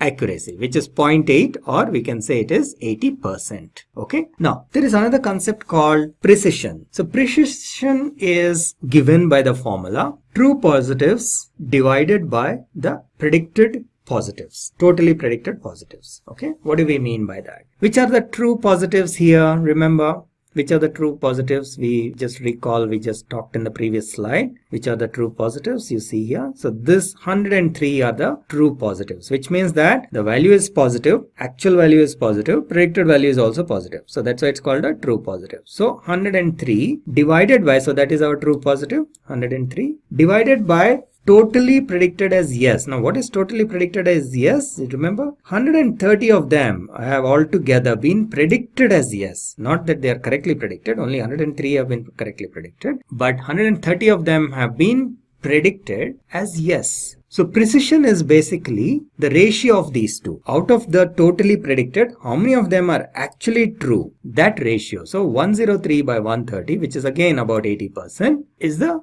precision. That's how you calculate precision. So this is just a simple formula and a term that you need to remember. So accuracy is you need to take total of true positive and true negative divided by the total number of observations, whereas precision is true positives divided by the totally predicted positives. Okay, so that is our accuracy and precision. Now what we did, the accuracy calculation was manual, but we can also use some libraries which are already existing and the functions within that library. So Scikit-learn provides one such method. So for example, accuracy underscore score is one such method. So if you use that and pass your test and predicted values, only the y you need to pass, right? The dependent variable values. So if you pass that, it will calculate it for you. So in this case, again, as you can see, it still calculates the same, which is 80%, which we have seen here as well. Okay, so this can be done using the method. Great. So that's pretty much what we have done here. Before we conclude, let me take you into the code and show you how it actually looks. Okay, so this is our code. Let me run it. Okay, one by one. We have already seen most of the steps in the slides, so I will run this in the actual Jupyter Notebook. Some of you, if you are not yet familiar with Jupyter Notebook, again, there are other videos we created on how to install Jupyter Notebook and how to set up Jupyter Notebook and so on. In this tutorial also, there was one slide on how to install Python and Jupyter Notebook. If you have not yet done, please do that, so that then you can actually walk through this code while you're watching this. Okay, so what are we doing here? We are importing the libraries, required libraries. Recall here we have pandas, we have numpy, and for visualization we have matplotlib, and this line is basically reading the CSV file. So we have the CSV file locally on our local drive, and this is where I'm checking the data. So I'm starting with my exploratory analysis, how the data is looking. So it looks good. There are no major missing values or anything like that. So it will display all the columns, and it will show me the first 5 rows when I'm using this head function. And then I want to see a kind of a summary of each of the numerical columns. So that's what I'm doing here. So these are the numerical columns, and it gives a summary like how many observations are there, what is the mean, standard deviation, minimum, maximum, and so on and so forth for each of them. And then you can do some visualization. So this is the visualization for this. Okay, the next step is to view the data visualization, and we will do that using a histogram for a couple of these columns. So in this case, I'm taking a look at the loan amount, and if I create the histogram, it displays the data here in the form of a histogram. One thing that we gather from this, as I mentioned in the slides as well, is how the data is kind of scattered. So while most of the values are in this range, 0 to 300 range, there are a few extreme values around the 700 range. So that is one information we get from this histogram. Similarly, for the applicant income, if we draw a histogram, something similar we can see that while most of the values are in this range, 0 to 20,000 range, there are a few in the range of 80,000 and probably 65,000 and so on. Okay, so the next step is to perform data wrangling, where we will check if any data is missing and how to fill those missing values and so on. So in this case, we will just check for all the columns, how many data or how many entries are there with missing values. So this is the result. So loan ID has all the columns or all the cells filled. Gender has 13 missing values. Marital status has 3 missing values, and so on and so forth. Loan amount has 21. And this is what we are going to show you how to remove these missing values. So when you have missing values, as I mentioned during the slide, slides, there are a couple of ways of handling that. One is you can completely remove those, or you fill in with some meaningful values. So in this case, we will fill the missing values with the mean value of the loan amount. So let's go ahead and do that. And now if we check here, now loan amount, number of missing values is 0, because what we did was for all these 21 cells where the values were missing, we filled with the mean value of the loan amount. So now there are no more missing values for loan amount. We can do this for other columns as well, but this was just one example, so we have shown it here. Okay, so we will run this for credit history and loan amount term as well. And then if we calculate the mean of pretty much all the numerical columns, that's the method call. So df.mean will give us the mean of all the numerical values. And another thing that we can do is if we want to find out what are the data types of each of these columns, so you can call df.dtypes and get the data types. Of course, it may not be that very useful. Most of the cases this is an object, but for example, this one it shows as int 64 and there are float 64 and so on and so forth. Now, in addition to doing the exploratory data analysis, we can do some machine learning activity as well. So in this case, we are going to do logistic regression. So this is the example that I have shown you in the slides as well. This is the actual code for that. All right. So the first step here is to import the libraries. And then the next step is to separate the independent variables and the dependent variables. So x is our independent variable and y is our dependent variable.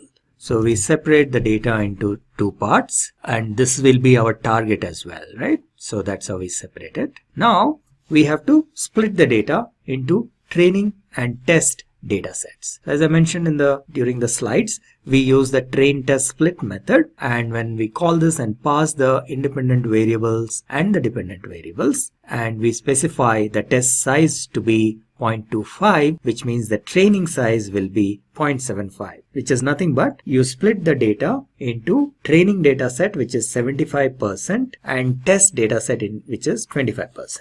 Okay, so once you split that, you will have all your independent variables data in xtrain, the training data, which is 75% of it. Similarly, independent variables for test will be in x_test, and dependent variables train will be in y_train, and dependent variable test will be y_test. Once we do this, we have to do a small exercise for scaling. Remember, we had some data which was kind of very scattered. There were some extreme values and so on. So this will take care of that, so that the data is normalized, so that before we pass to our algorithm, the data is normalized so that the performance will be much better. The next step is to create the instance of logistic regression object. So that's what we are doing here. So classifier is our logistic regression instance, right? Classifier is equal to logistic regression, we are saying. So one instance of logistic regression is created, and then we call the training method. The name of the method actually is fit, but what it is doing is it is taking the training data. X is the training data, the independent variables, and Y is the dependent variables. So we are taking both of these and the model gets trained. So the method for calling the training is fit. Okay, so it gives us the output, and then once we are done with the training, we do the testing. And once again, just to recall, in the slides when I was showing you the slides also, I mentioned we don't pass Y here while we are testing. While for training we do pass Y, but right, so for fit we are passing X and Y, but for test we are only passing X, something you need to observe, because Y will be calculated by the model, and we will then compare that with the known value of Y to measure the accuracy. So that's what we will do here, and the method that is called here is predict. So this will basically create or predict the values of Y. Now we have, in this case, a binary classification. So the outputs are yes or no. Y indicates yes and N indicates no. So Y or N is the output. Now how do we measure the accuracy? As we have seen earlier, I described how confusion matrix works and how we can use confusion matrix for calculating the accuracy. That's what we are seeing here. So this is the confusion matrix, and then you want to do the measure the accuracy, you can directly use this method, and we find that it is 80%. So we, in the slides we have seen, when we calculate manually as well, we get an accuracy of 80%. If you are one of the aspiring data scientists looking for online training and graduating from the best universities, or a professional who elects to switch careers with data science by learning from the experts, then try giving a shot to Simplilearn's postgraduate program in data science in collaboration with IBM from Caltech University. The link is in the description box below, and that should navigate you to the homepage where you can find the complete overview of the program being offered. And if you are one of the aspiring data scientists looking for online training and graduating from the best boot camps, or a professional who elects to switch careers with data science by learning from the experts, then try giving a shot to Simplilearn's Caltech Data Science Bootcamp in collaboration with IBM. The link in the description box should navigate you to the homepage where you can find the complete program overview. So let's talk about this amazing library, TensorFlow, which is also one of my favorites. So TensorFlow is a library for high performance numerical computations with around 35,000 GitHub commits and a vibrant community of around 1,500 contributors. And it's used across various scientific domains. It's basically a framework where we can define and run computations which involves tensors. And tensors, we can say, are partially defined computational objects again, where they will eventually produce a value. That was about TensorFlow. Let's talk about the features of TensorFlow.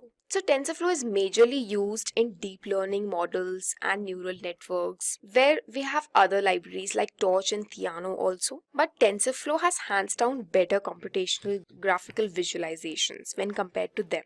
Also, TensorFlow reduces the error largely by 50 to 60% in neural machine translations. It's highly parallel in a way where it can train multiple neural networks and multiple GPUs for highly efficient and scalable models. This parallel computing feature of TensorFlow is also called pipelining. Also, TensorFlow has the advantage of seamless performance. As it's backed by Google, it has quicker updates, frequent new releases with the latest of features. Now, let's look at some applications. TensorFlow is extensively used in speech and image recognition, text-based applications, time series analysis and forecasting, and various other applications involving video detection. So, favorite thing about TensorFlow that it's already popular among the machine learning community, and most are open to trying it, and some of us are already using it. Now, let's look at an example of a TensorFlow model. In this example, we will not dive deep into the explanation of the model as it is beyond the scope of this video. So here we're using Amnest dataset, which consists of images of handwritten digits. Handwritten digits can be easily recognized by building a simple TensorFlow model. Let's see how.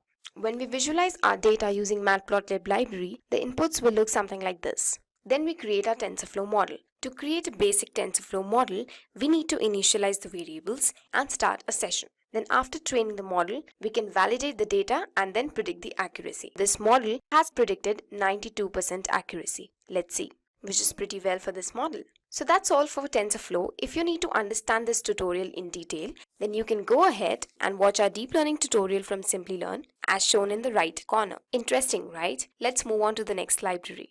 Now let's talk about a common yet a very powerful Python library called NumPy. NumPy is a fundamental package for numerical computation in Python. It stands for Numerical Python as the name suggests. It has around 18,000 commits on GitHub with an active community of 700 contributors. It's a general purpose array processing package in a way that it provides high performance multi-dimensional objects called arrays and tools for working with them. Also, NumPy addresses the slowness problem partly by providing these multi-dimensional arrays that we talked about, and then functions and operators that operate efficiently on these arrays. Interesting, right? Now let's talk about the features of NumPy. It's very easy to work with large arrays and matrices using NumPy. NumPy fully supports object-oriented approach. For example, coming back to NdArray once again, it's a class possessing numerous methods and attributes. NdArray provides for larger and repeated computations. NumPy offers vectorization. It's more faster and compact than traditional methods. I always wanted to get rid of loops, and vectorization of NumPy clearly helps me with that. Now let's talk about the applications of NumPy.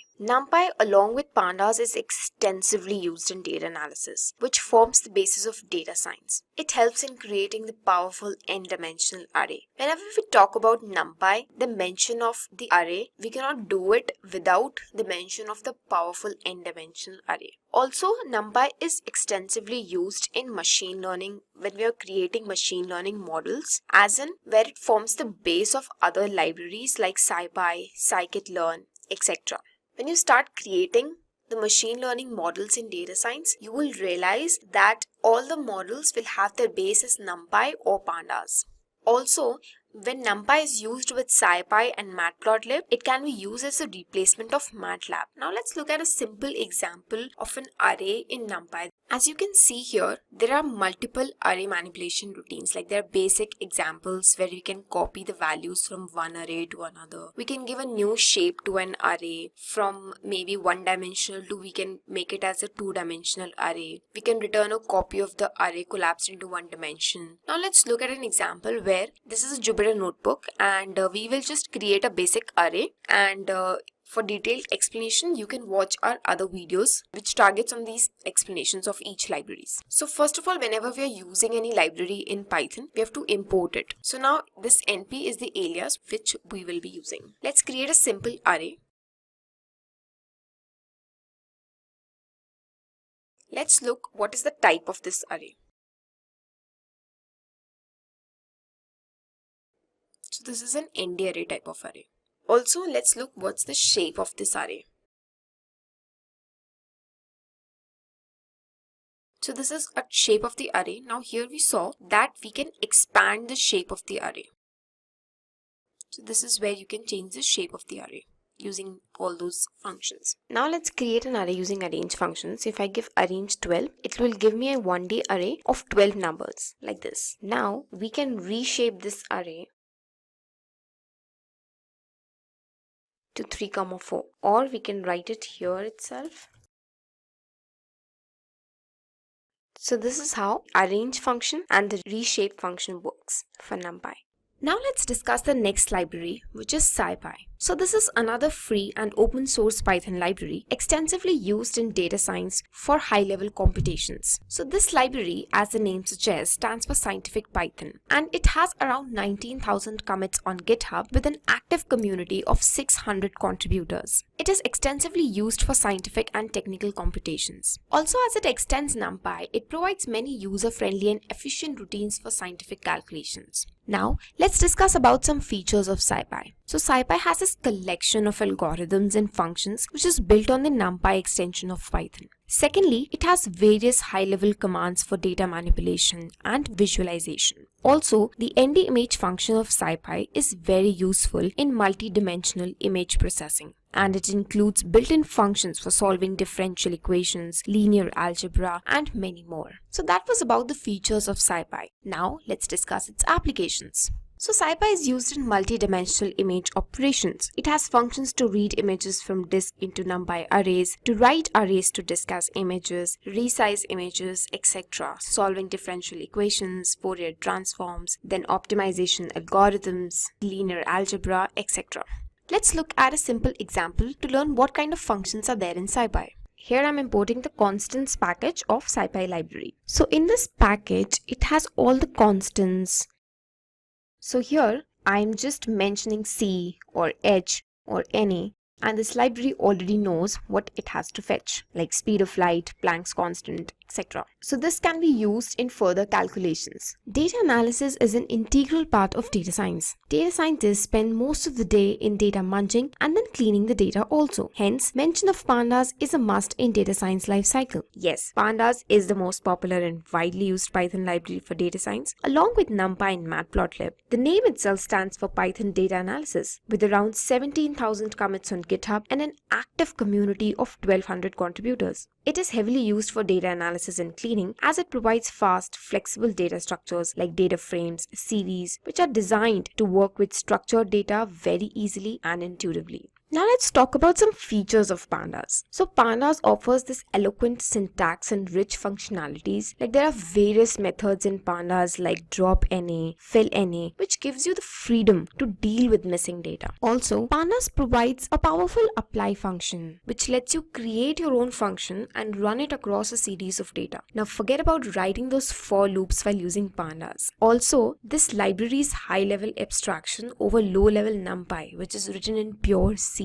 Then it also contains these high-level data structures and manipulation tools, which makes it very easy to work with pandas. Like there are data structures and series. Now let's discuss the applications of pandas. So pandas is extensively used in general data wrangling and data cleaning. Then pandas also finds its usage in ETL jobs for data transformation and data storage, as it has excellent support for loading CSV files into its data frame format. Then pandas is used in a variety of academic and commercial domains, including statistics, finance, neuroscience, economics, web analytics, etc. Then pandas is also very useful in time series specific functionality like date range generation, moving window linear regression, date shifting, etc. Now let's look at a very simple example of how to create a data frame. So data frame is a very useful data structure in pandas and it has very powerful functionalities. So here I'm only enlisting important libraries in data science. You can explore more of our videos to learn about these libraries in detail. So let's just go ahead and create a data frame. I'm using Jupyter Notebook again, and in this, before using pandas, here I'm importing the pandas library. Let me go and run this. So in data frame, we can import a file, a CSV file, Excel file. So there are many functions doing these things, and we can also create our own data and put it into data frame. So here I am taking random data and putting in a data frame. Also I'm creating an index and then also giving the column names. So PD is the alias we've given for pandas, random data of 6x4, index which is taking a range of 6 numbers, and column name I'm giving as ABCD. Now let's go ahead and look at it. So here it has created a data frame with my column names as ABCD, my list as 6 numbers 0 to 5, and a random data of 6x4.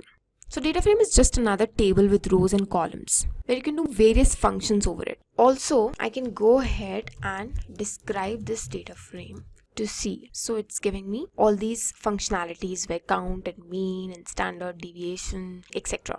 Okay, so that was about pandas. Now let's talk about next library and the last one. So matplotlib for me is the most fun library out of all of them. Why? Because it has such powerful yet beautiful visualizations. We'll see in the coming slides. Plot and Matplotlib suggests that it's a plotting library for Python. It has around 26,000 commits on GitHub and a very vibrant community of 700 contributors. And because of such graphs and plots that it produces, it's majorly used for data visualization. And also because it provides an object-oriented API which can be used to embed those plots into our applications.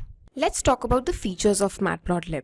The PyPlot module of Matplotlib provides MATLAB-like interface. So Matplotlib is designed to be as usable as MATLAB with an advantage of being free and open source. Also, it supports dozens of backends and output types, which means you can use it regardless of which operating system you're using or which output format you wish. Pandas itself can be used as wrappers around Matplotlib's API so as to drive Matplotlib via cleaner and more modern APIs. Also, when you start using this library, you will realize that it has a very little memory consumption and a very good runtime behavior.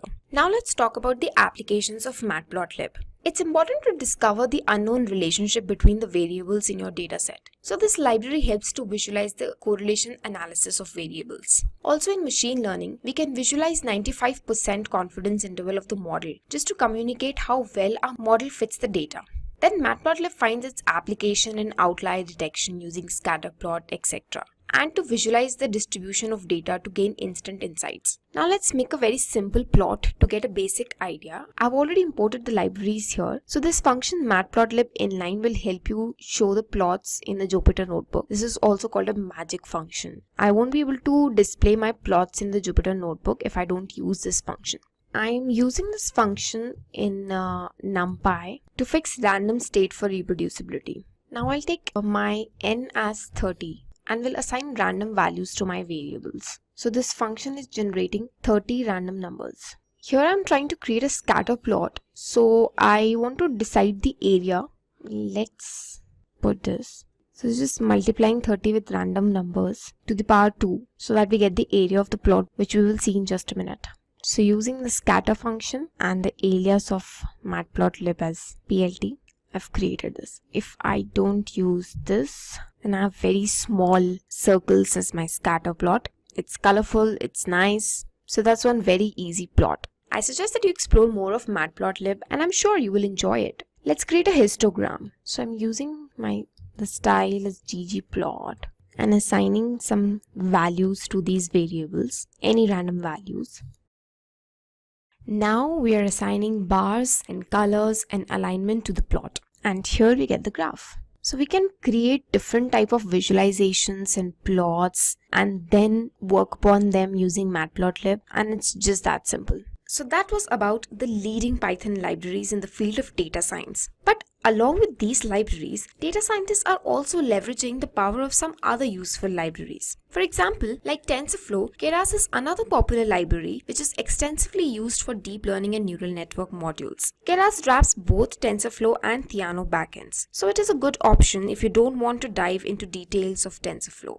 Then Scikit-learn is a machine learning library. It provides almost all the machine learning algorithms that you need, and it is designed to interpolate with NumPy and SciPy. Then we have Seaborn, which is another library for data visualization. We can say that Seaborn is an enhancement of matplotlib as it introduces additional plot types. R is a programming language for statistical computing and graphics. It was developed at AT&T Bell Laboratories by Robert Gentleman and Ross Ihaka. It's a GNU project and is similar to the S language. It can be considered as another implementation of S. However, there are a few important differences, but much of the code written for S can be run unchanged in R. R offers various statistical and graphical techniques, which make it extensible. R is a free and open source language. The present R is the result of contributions and collaborations from highly active community members from all over the world. R is capable of compiling and running code on all platforms, such as Linux, Mac, and Windows. Due to its underlying philosophy and design, R is useful for statistical computation and graphic visualization. R is a lot more than just a programming language. It has a worldwide repository system called Comprehensive R Archive Network, or CRAN, which can be accessed through the given link. CRAN is a network of web servers and FTPs spread across the world. This network stores similar codes and updated documentation of R. As per the data of 2011, there were more than 3,000 packages hosted on CRAN, while there were many more on other websites as well. At present, the repository includes about 7,429 packages. Do you know there are some limitations of R too? One of the limitations is that it has a steep learning curve. It takes some time for a learner to understand the actual power of R. However, it's much better than other statistical languages. For a novice, it may be difficult to be understood, although there are a few easy-to-use GUIs available, but they do not offer the polish of the commercial offerings. Its documentation is sometimes very concise, which makes it less understandable for a non-statistician. However, a few high-standard books are trying to plug in the documentation gaps. In addition, R has memory or RAM limitations when working with large datasets. Its commands offer less attention to memory management, so they may consume all the available memory quickly. Therefore, when doing data mining, it can be a major restriction. As a solution, one may choose to use 64-bit operating systems over 32-bit ones. Here is a list of various reputed companies that use R for various purposes. Microsoft uses it in video gaming for purposes like Xbox matchmaking and scientific revenue. Using R, developers can perform functions like identifying trouble spots in game levels. The New York Times uses R for purposes like data visualization, data journalism, and interactive features like election forecast and dialect quiz. Bing uses this language for social search awareness. The New Scientist magazine is another company that uses R for data visualization, data journalism, and the analysis of news articles. Ford uses R for data-driven decision-making. Facebook also uses it for purposes like experimental analysis, exploratory data analysis, human resources, big data visualization, and the analysis of user behavior with respect to status updates and profile pictures. The famous recommendation engine of Foursquare is backed up by R. Uber uses R for the purpose of statistical analysis. In addition, Google uses it for economic forecasting, advertising effectiveness, and big data statistical modeling. Do you want to know more about R? One of the main advantages of R is that users can write their custom functions and own programs with ease. The syntaxes are so easy to learn that even users with no programming experience can use them. R can be used as a powerful environment to do complex analyses on almost each data type. Here are a few more pointers that will help you understand R. R statements or commands can be separated by a semicolon or a new line. The assignment operator used in R is as given, although the equal to operator also works. All characters after hash are treated as comments. In addition, there are no multi-line or block-level comments. The dollar operator is analogous to a dot operator in other languages. The use of the operator is shown on the screen. In this lesson, you'll learn about installing R on operating systems, including Windows, Mac OS X, and Linux. Let's first learn to install R on Windows from CRAN website. For this, you can download the package from the given website. As the first step, you would need to download the given Windows executable from this link. Once the package is downloaded, open the executable and follow the instructions. If you are installing R on a 64-bit Windows, the options will include 32 or 64-bit versions of R, and the default is to install both. You can choose to leave the settings as default and click Next to proceed. Once you install R successfully, you will see its icon on the desktop. You can start the R console like any other program. This demo will show the steps to install R on a Windows PC. In this demo, you'll learn how to install R on a Windows PC. Download the latest R package from the given URL. Double-click the executable file to begin the installation. The R installation wizard will open. Proceed with the installation by clicking the Next button. Select your preferred installation directory. Otherwise, leave the settings as default.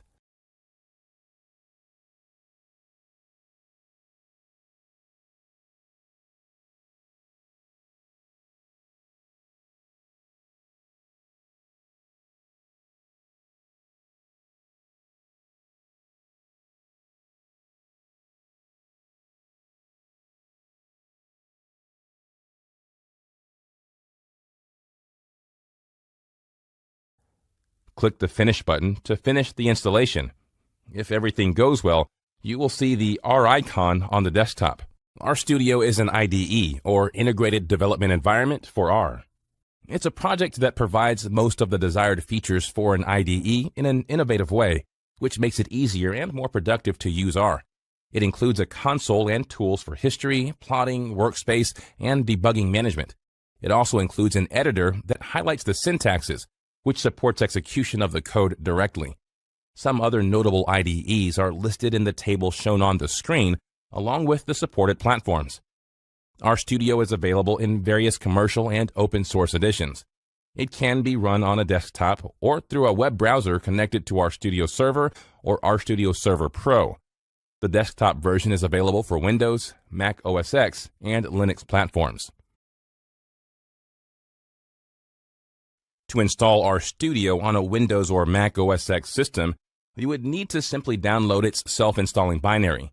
For this, you would need to go to the RStudio official website given on the screen and download the appropriate version for your system. Next, you would need to double-click the downloaded executable file and start the installation process. However, for Linux, the installation process varies.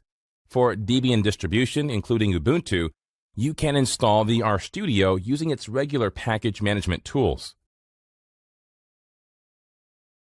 This demo will show the steps to install RStudio on a Windows PC. In this demo, you'll learn how to install RStudio on a Windows PC. Download the latest Windows RStudio package from the given URL. Double-click the executable file to begin the installation. The RStudio installation wizard will open. Proceed with the installation by clicking the Next button. Select your preferred installation directory. Otherwise, leave the settings as default.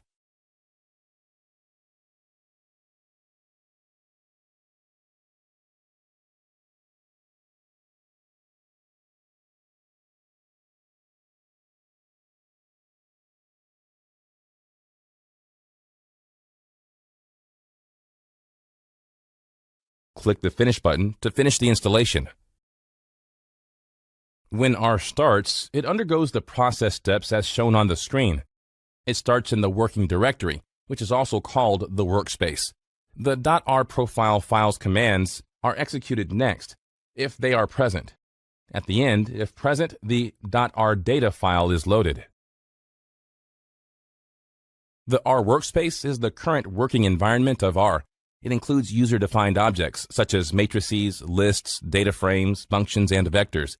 At the end of an R session, you can save a snapshot of the current workspace. The workspace reloads automatically the next time R starts. In this, you can enter commands interactively at the R user prompt. You can also use up and down arrow keys to browse through your command history. Here are a few examples of such commands. getwd is the command that prints the current working directory, and setwd is the command that sets the working directory. To set the workspace in RStudio, you can click Tools and then Global Options as shown on the screen. R has many functions that can be used to perform sophisticated tasks. At the core, it has above 1,000 functions. In addition, several new ones are created all the time. Every function of R has its own help page. To access the same, you can type the name of the function in the console, preceded by a question mark. The table given on the screen shows the commands to get help for some common functions in R. This demo will show the steps to access the help document. In this demo, you'll learn how to access the help document. To simply load the help document in a browser, type the given command.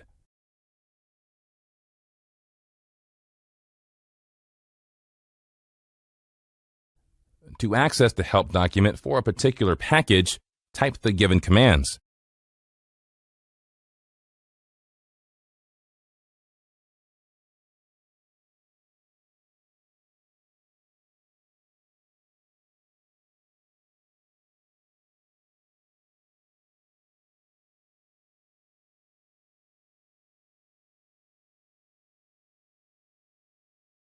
To access the search help document by keyword, type the given command.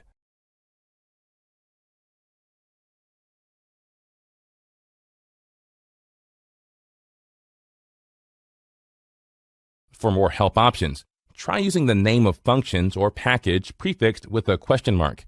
A few examples are given on the screen.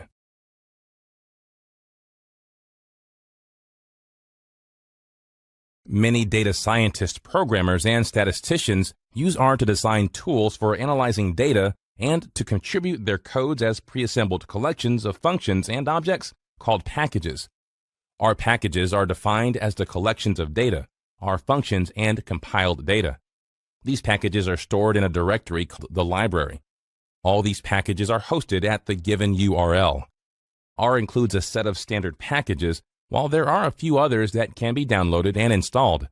To use them, you would have to load them into a session. Some of the available R packages and their functions are listed in the given table. Note that not all packages are loaded by default, but they can be loaded or installed on demand. You can install an R package by clicking GUI RStudio, Tools, and then Install Packages as shown on the screen. This demo will show the steps to install and load a package in R. In this demo, you'll learn how to install and load a package in R. To install a package in R, type the given command.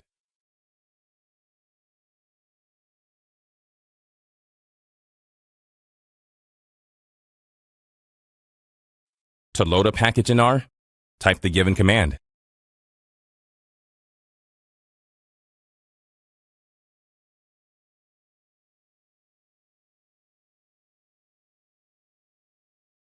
To list the contents of a package, type the given command.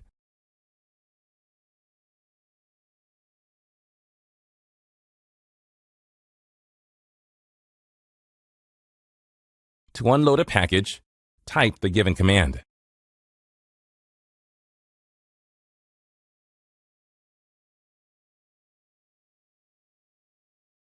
Let's summarize the topics covered in this lesson. R is a programming language developed as an alternative to the S language. R is available across all platforms, Windows, Mac, and Linux. R is most useful for statistical computation and visualization. R has a steep learning curve, and its working with large datasets is limited by the RAM size. R can be downloaded from the CRAN website. The RStudio program can run on a desktop or through a web browser. R stores user-defined objects in the workspace by allowing the user to take a snapshot of the current workspace and by automatically reloading it the next time R starts. Each R function comes with its own help page. Not all packages are loaded by default, but can be loaded or installed on demand.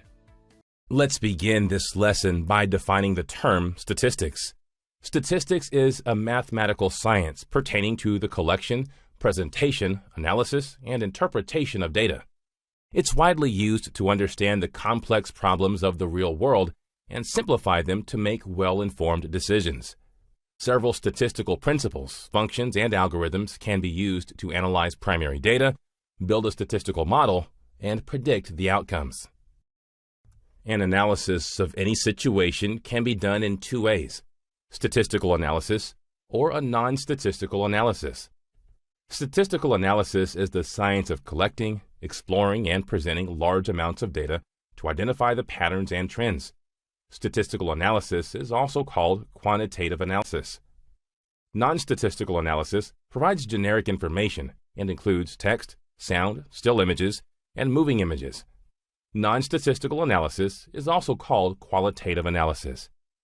Although both forms of analysis provide results, statistical analysis gives more insight and a clearer picture, a feature that makes it vital for businesses.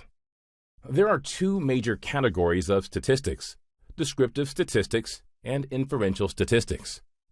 Descriptive statistics helps organize data and focuses on the main characteristics of the data. It provides a summary of the data numerically or graphically. Numerical measures such as average, mode, standard deviation or SD, and correlation are used to describe the features of a dataset. Suppose you want to study the height of students in a classroom. In the descriptive statistics, you would record the height of every person in the classroom and then find out the maximum height, minimum height, and average height of the population. Inferential statistics generalizes the larger dataset and applies probability theory to draw a conclusion. It allows you to infer population parameters based on the sample statistics and to model relationships within the data. Modeling allows you to develop mathematical equations which describe the interrelationships between two or more variables. Consider the same example of calculating the height of students in the classroom. In inferential statistics, you would categorize height as tall, medium, and small, and then take only a small sample from the population to study the height of students in the classroom. The field of statistics touches our lives in many ways, from the daily routines in our homes to the business of making the greatest cities run. The effect of statistics are everywhere. There are various statistical terms that one should be aware of while dealing with statistics: population, sample, variable, quantitative variable, qualitative variable, discrete variable, continuous variable. A population is the group from which data is to be collected. A sample is a subset of a population. A variable is a feature that is characteristic of any member of the population differing in quality or quantity from another member. A variable differing in quantity is called a quantitative variable. For example, the weight of a person, number of people in a car. A variable differing in quality is called a qualitative variable or attribute. For example, color, the degree of damage of a car in an accident. A discrete variable is one which no value can be assumed between the two given values. For example, the number of children in a family. A continuous variable is one in which any value can be assumed between the two given values. For example, the time taken for a 100-meter run. Typically, there are 4 types of statistical measures used to describe the data. They are measures of frequency, measures of central tendency, measures of spread, measures of position. Let's learn each in detail. Frequency of the data indicates the number of times a particular data value occurs in the given dataset. The measures of frequency are number and percentage. Central tendency indicates whether the data values tend to accumulate in the middle of the distribution or toward the end. The measures of central tendency are mean, median, and mode. Spread describes how similar or varied the set of observed values are for a particular variable. The measures of spread are standard deviation, variance, and quartiles. The measure of spread are also called measures of dispersion. Position identifies the exact location of a particular data value in the given data set. The measures of position are percentiles, quartiles, and standard scores. Statistical Analysis System, or SAS, provides a list of procedures to perform descriptive statistics. They are as follows: proc print, proc contents, proc means, proc frequency, proc univariate, proc g-chart, proc box plot, proc gplot. Proc print. It prints all the variables in a SAS dataset. Proc contents. It describes the structure of a dataset. Proc means. It provides data summarization tools to compute descriptive statistics for variables across all observations and within the groups of observations. Proc frequency. It produces one-way to n-way frequency and cross-tabulation tables. Frequencies can also be an output of a SAS dataset.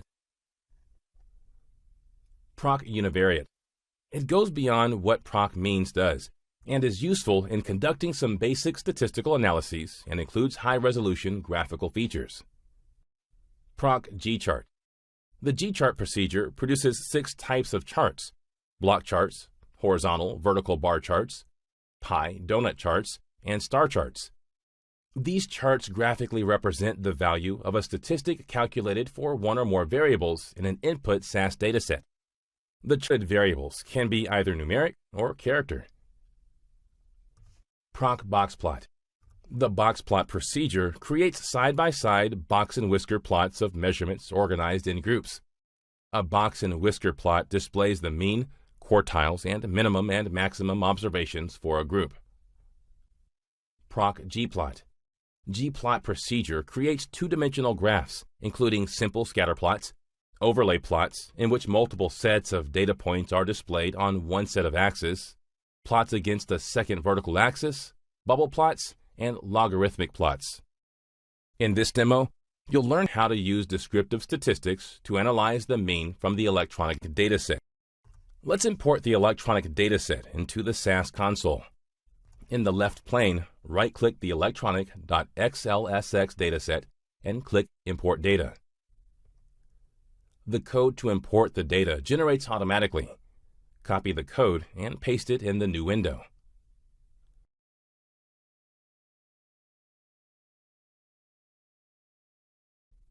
The proc means procedure is used to analyze the mean of the imported dataset. The keyword data identifies the input dataset. In this demo, the input dataset is electronic. The output obtained is shown on the screen. Note that the number of observations, mean, standard deviation, and maximum and minimum values of the electronic dataset are obtained. This concludes the demo on how to use descriptive statistics to analyze the mean from the electronic dataset. So far, you have learned about descriptive statistics. Let's now learn about inferential statistics. Hypothesis testing is an inferential statistical technique to determine whether there is enough evidence in a data sample to infer that a certain condition holds true for the entire population. To understand the characteristics of the general population, we take a random sample and analyze the properties of the sample. We then test whether or not the identified conclusions correctly represent the population as a whole. The population of hypothesis testing is to choose between two competing hypotheses about the value of a population parameter. For example, one hypothesis might claim that the wages of men and women are equal, while the other might claim that women make more than men. Hypothesis testing is formulated in terms of two hypotheses: null hypothesis, which is referred to as H-null; alternative hypothesis, which is referred to as H1. The null hypothesis is assumed to be true unless there is strong evidence to the contrary. The alternative hypothesis is assumed to be true when the null hypothesis is proven false. Let's understand the null hypothesis and alternative hypothesis using a general example. Null hypothesis attempts to show that no variation exists between variables, and alternative hypothesis is any hypothesis other than the null. For example, say a pharmaceutical company has introduced a medicine in the market for a particular disease, and people have been using it for a considerable period of time, and it's generally considered safe. If the medicine is proved to be safe, then it is referred to as null hypothesis. To reject null hypothesis, we should prove that the medicine is unsafe. If the null hypothesis is rejected, then the alternative hypothesis is used. Before you perform any statistical tests with variables, it's significant to recognize the nature of the variables involved. Based on the nature of the variables, it's classified into 4 types. They are categorical or nominal variables, ordinal variables, interval variables, and ratio variables. Nominal variables are ones which have 2 or more categories, and it's impossible to order the values. Examples of nominal variables include gender and blood group. Ordinal variables have values ordered logically. However, the relative distance between 2 data values is not clear. Examples of ordinal variables include considering the size of a coffee cup, large, medium, and small, and considering the ratings of a product, bad, good, and best. Interval variables are similar to ordinal variables, except that the values are measured in a way where their differences are meaningful. With an interval scale, equal differences between scale values do have equal quantitative meaning. For this reason, an interval scale provides more quantitative information than the ordinal scale. The interval scale does not have a true zero point. A true zero point means that a value of 0 on the scale represents zero quantity of the construct being assessed.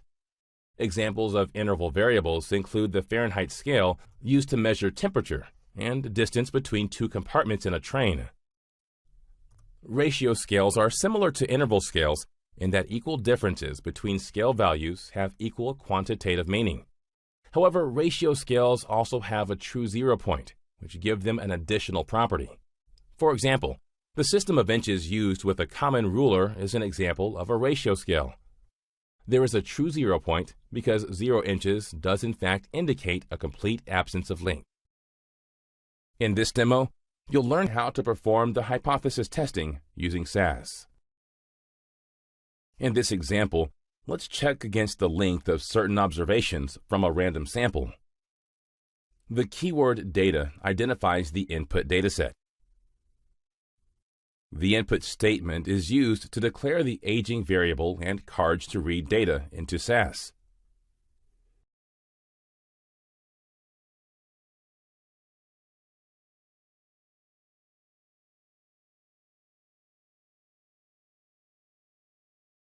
Let's perform a t-test to check the null hypothesis.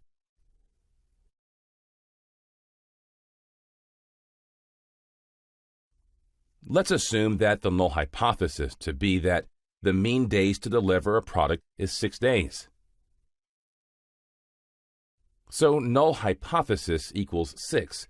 Alpha value is the probability of making an error, which is 5% standard, and hence alpha equals 0.05.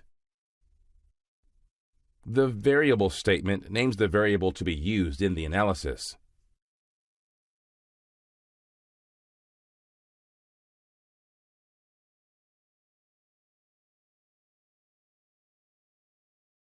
The output is shown on the screen. Note that the p-value is greater than the alpha value, which is 0.05. Therefore, we fail to reject the null hypothesis. This concludes the demo on how to perform the hypothesis testing using SAS. Let's now learn about hypothesis testing procedures. There are two types of hypothesis testing procedures. They are parametric tests and non-parametric tests. In statistical inference or hypothesis testing, the traditional tests, such as t-test and ANOVA, are called parametric tests. They depend on the specification of a probability distribution except for a set of free parameters. In simple words, you can say that if the population information is known completely by its parameter, then it is called a parametric test. If the population or parameter information is not known, and you are still required to test the hypothesis of the population, then it's called a non-parametric test. Non-parametric tests do not require any strict distributional assumptions. There are various parametric tests. They are as follows: t-test, ANOVA, chi-squared, linear regression. Let's understand them in detail. T-test. A t-test determines if two sets of data are significantly different from each other. The t-test is used in the following situations: to test if the mean is significantly different than a hypothesized value, to test if the mean for two independent groups is significantly different, to test if the mean for two dependent or paired groups is significantly different.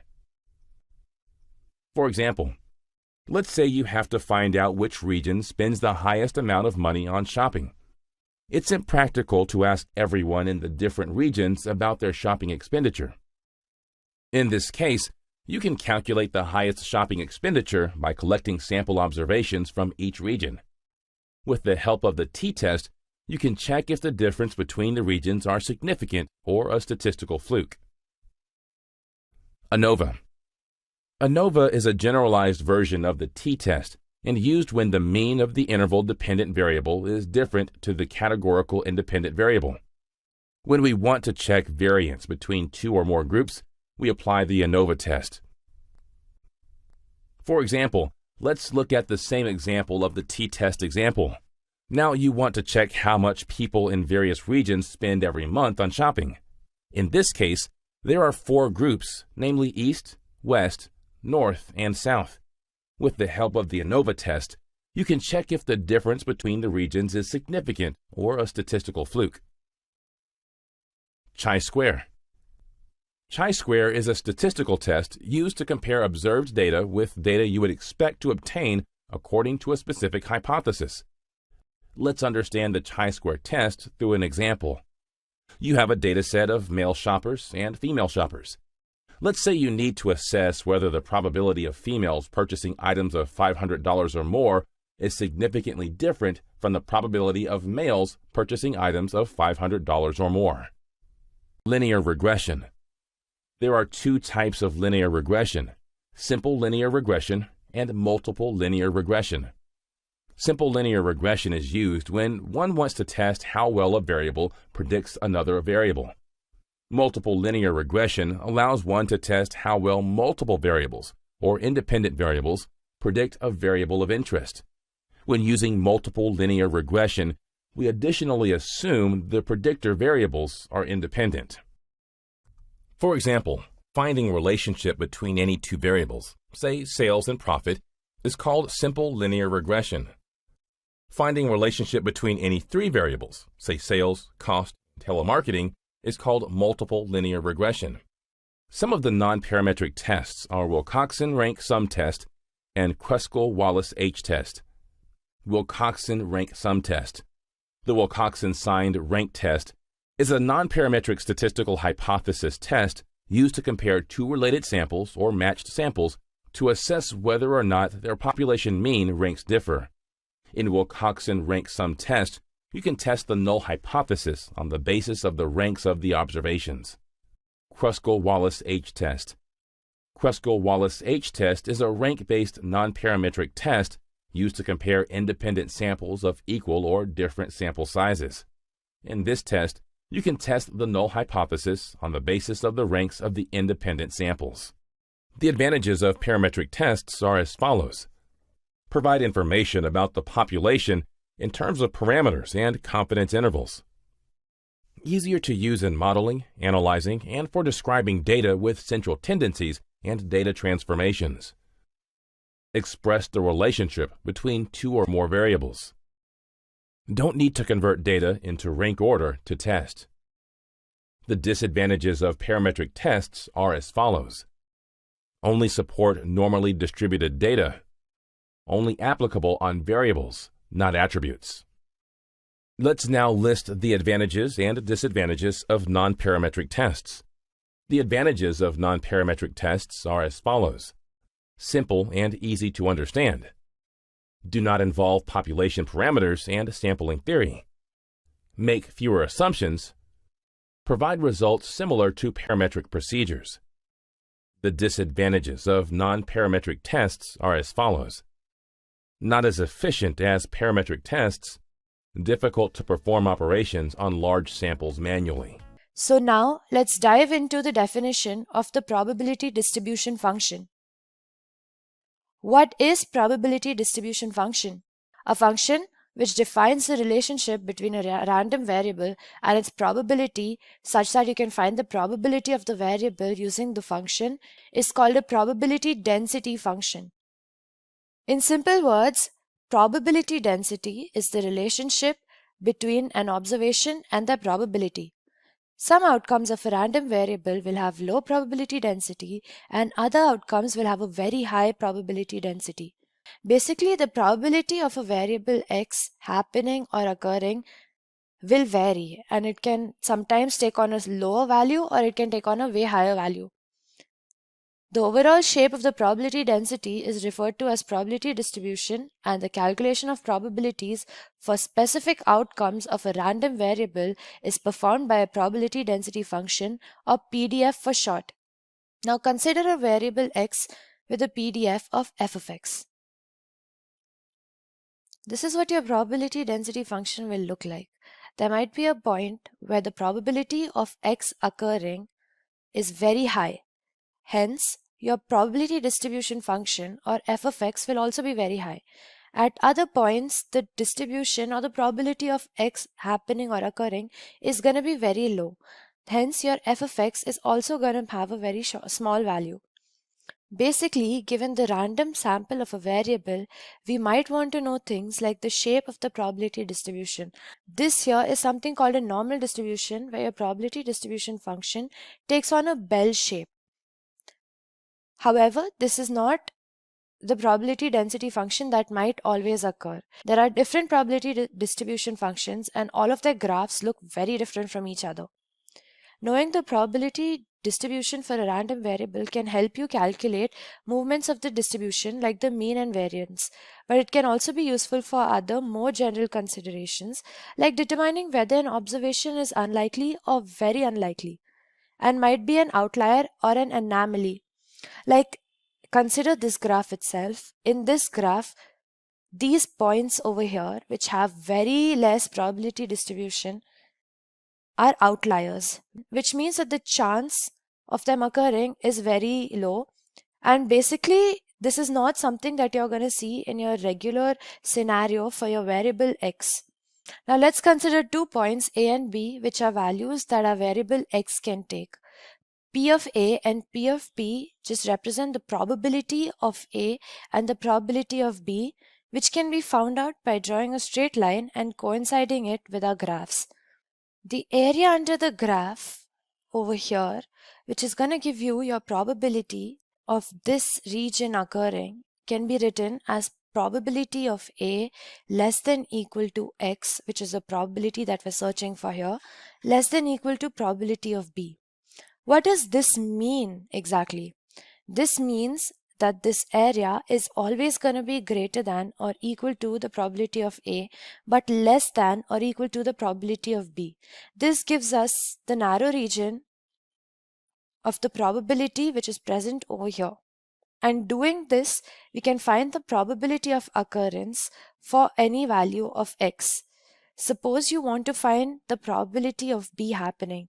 For a probability distribution function, the probability of B happening is not simply this point here, but the entire area of the graph which is taking place before this point itself. So if you want to find the probability between these regions, you're going to have to find the entire area and not simply the probability at one point. Now, so far we've been talking about different types of variables, which is discrete random variables and continuous variables. What exactly do these mean? A variable which can only take a value within a certain range is called a discrete random variable. The value is usually within a certain distance of another finite value. An example of this would be the sum of two dices. Basically, values which are well defined are called discrete values, and a variable which has well defined values will be called a discrete random variable. This variable can only take values which fall within a certain set of values. Let's say you roll a dice. The dice can only give you specific outcomes which range from 1 to 6. This is what you would call a discrete output. On the other hand, a continuous random variable can take on infinite different values within a range of values. For example, the height of a student. The height of a student is not fixed. Even if the height is 1.7 meters, in reality, the height can be 1.77 or 1.765 or 1.789. The exact height is very hard to determine because it's not easy for us to find the precise value of the height of a student. So basically, the height can take on an infinite different range of values. When we're trying to define the values that a continuous random variable can take, we usually say it in the form of a range of values, which means that the value can fall in that range and can take on any value in that range. It's not like a discrete random variable where you can define definitive values. Now let's understand a probability density function with the help of a graph. Consider the graph below, which shows the rainfall distribution in an year in a city. The x-axis has the rainfall in inches, or the amount of rain that we're getting, and the y-axis has the probability density function of getting that amount of rain. The probability of some amount of rainfall is obtained by finding the area of the curve to the left of it. So let's say we have a point 3. If we want to find the probability of 3 inches of rainfall occurring, we would have to find the area of the curve which falls to the left of 3. When we draw a line from 3 which intercepts the graph and further extend it onto the y-axis, we get a value of 0.5.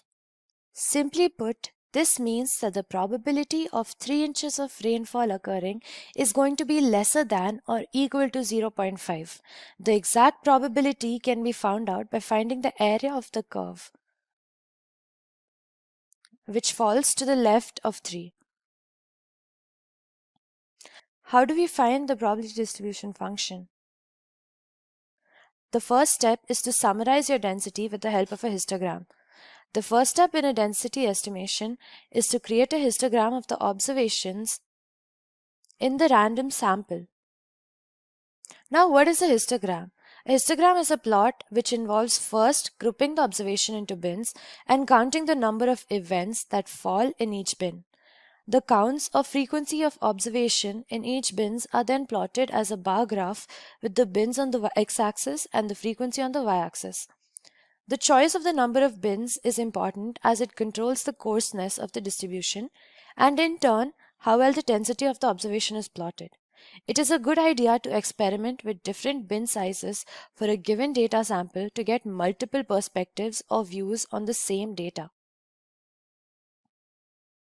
At the same time, the number of bins is important as it determines how many bars the histogram will have and their widths. This will change not only the shape of the graph, but also how the graph is read. This will also determine how a density is plotted. Now, let's see how we can summarize our density with histograms using Python. First, let's import all of our necessary modules which we're going to require. We're going to require matplotlib to plot graphs. We're going to need the normal random function so that we can get a normal distribution. We're going to import mean and standard deviation from NumPy to use on our graphs. We're also going to normalize our data, so we're going to import the norm function from SciPy. We finished importing all of our necessary modules. Now let's generate a sample which has a size of 1000 and it's going to be a normal distribution. And we're going to also plot this with the help of a histogram in bins of 10. So as you can see here, you get a normal distribution, which is nothing but a almost bell-shaped curve. And we have 10 bins here, which are centered at 0 and which extend from -3 to 3. How will our graph look if we change the number of bins though? Let's run it and see. So you still have a normal distribution, but it's not as well defined. Because of how less the number of bins are, you lose a majority of the data which will contribute to your normal distribution. It doesn't look like a proper normal distribution, but it looks more like a discrete data at this point. Now let's take a look at the next step of finding our probability distribution function. The next step is called parametric density estimation. What exactly is parametric density estimation? The probability density function is of many types. The shape of your histogram will help you determine what type of a function it is. We can also calculate the parameters associated with the function to get our density. Now, different probability distribution functions will have different graphs which will have different shapes and which will also have different parameters like mean, standard deviation, etc. associated with them. Using these parameters, we can find important points of our data. Hence, it's very important for us to recognize what type of a distribution it is. Common distributions will occur again and again in different and sometimes unexpected domains. Getting familiar with common probability distributions will help you identify a distribution from a histogram, and once identified, you can attempt to estimate the density of the random variable with a chosen probability distribution. This can be achieved by estimating the parameters of the distribution from a random sample of data.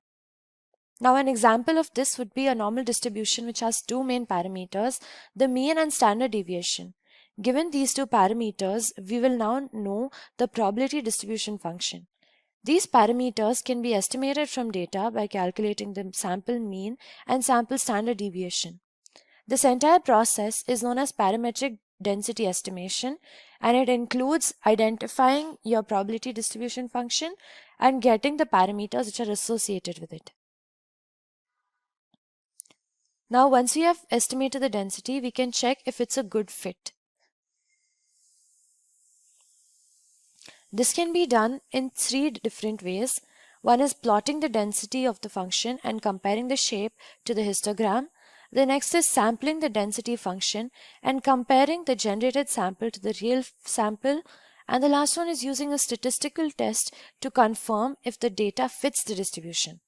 Now over here, as you can see, all we've done is taken our data and plotted the density function on top of a histogram, and we've compared the shape.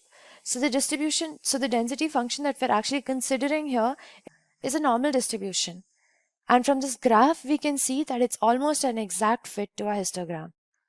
Now let's see how we can perform parametric density estimation using Python. To begin with, let's generate a random sample of 1000 observations from a normal distribution with a mean of 50, which is determined by the LOC parameter, and a standard deviation of 5, which is determined by the scale parameter.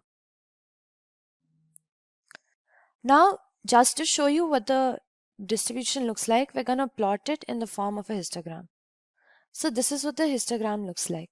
But this is just to give you a basic idea of our data and what it looks like once plotted. But let's assume that we don't know the probability distribution and we don't know what it looks like as a histogram, and we don't know that it's normal. So now if we just assume that it's normal, we can calculate the parameters of the distribution, specifically the mean and the standard deviation. We would not expect the mean and standard deviation to be 50 and 5 exactly, given the small sample size and the noise in the sampling data. So because of this noise and the small sample size, we have a mean of almost 50 and a standard deviation of a little more than 5. Now let's define the distribution as normal. So now using this, we've defined a normal distribution. We've used the norm method of the SciPy library, and we're doing this with the mean and the standard deviation that we've obtained from our samples. So up until now, we're just assuming that it's a normal distribution, and because of that, the parameters that we've calculated is the mean and standard deviation.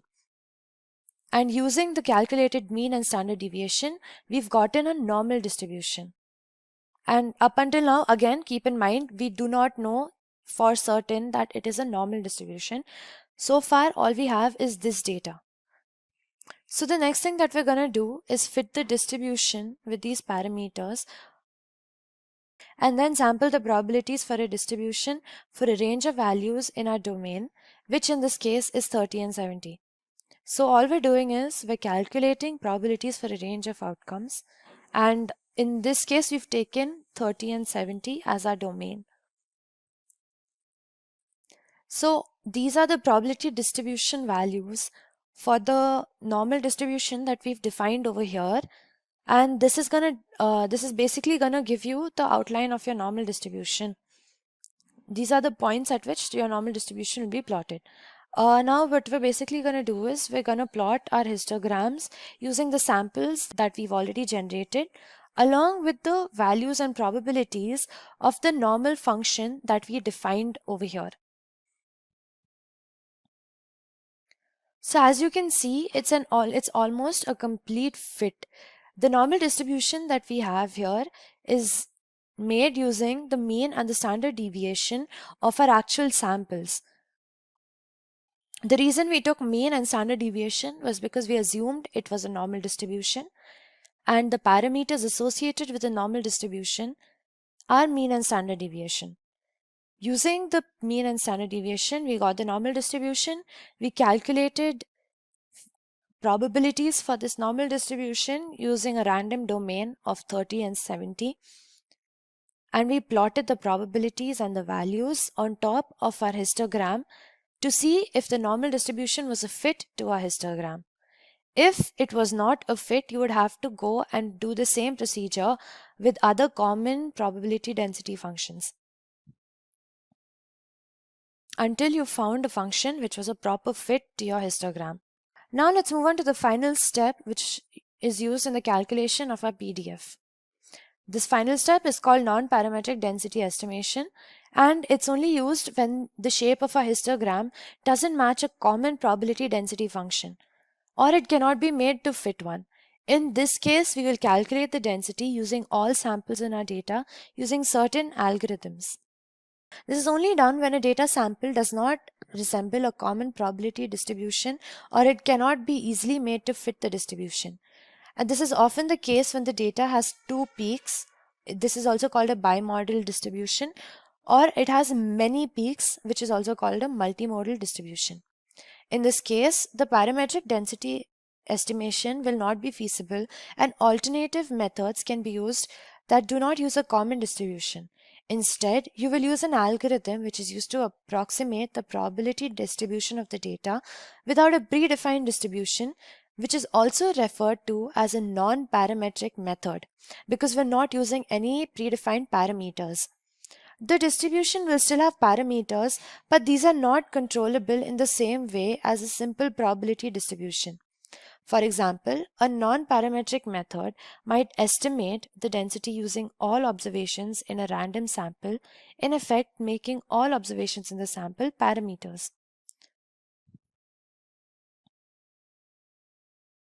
Now consider this graph which has two peaks. This is not a normal distribution or any other sort of distribution that we are familiar with. So for this, we're not going to use a parametric estimation method, but we're just going to calculate the parameters for every single sample point in this.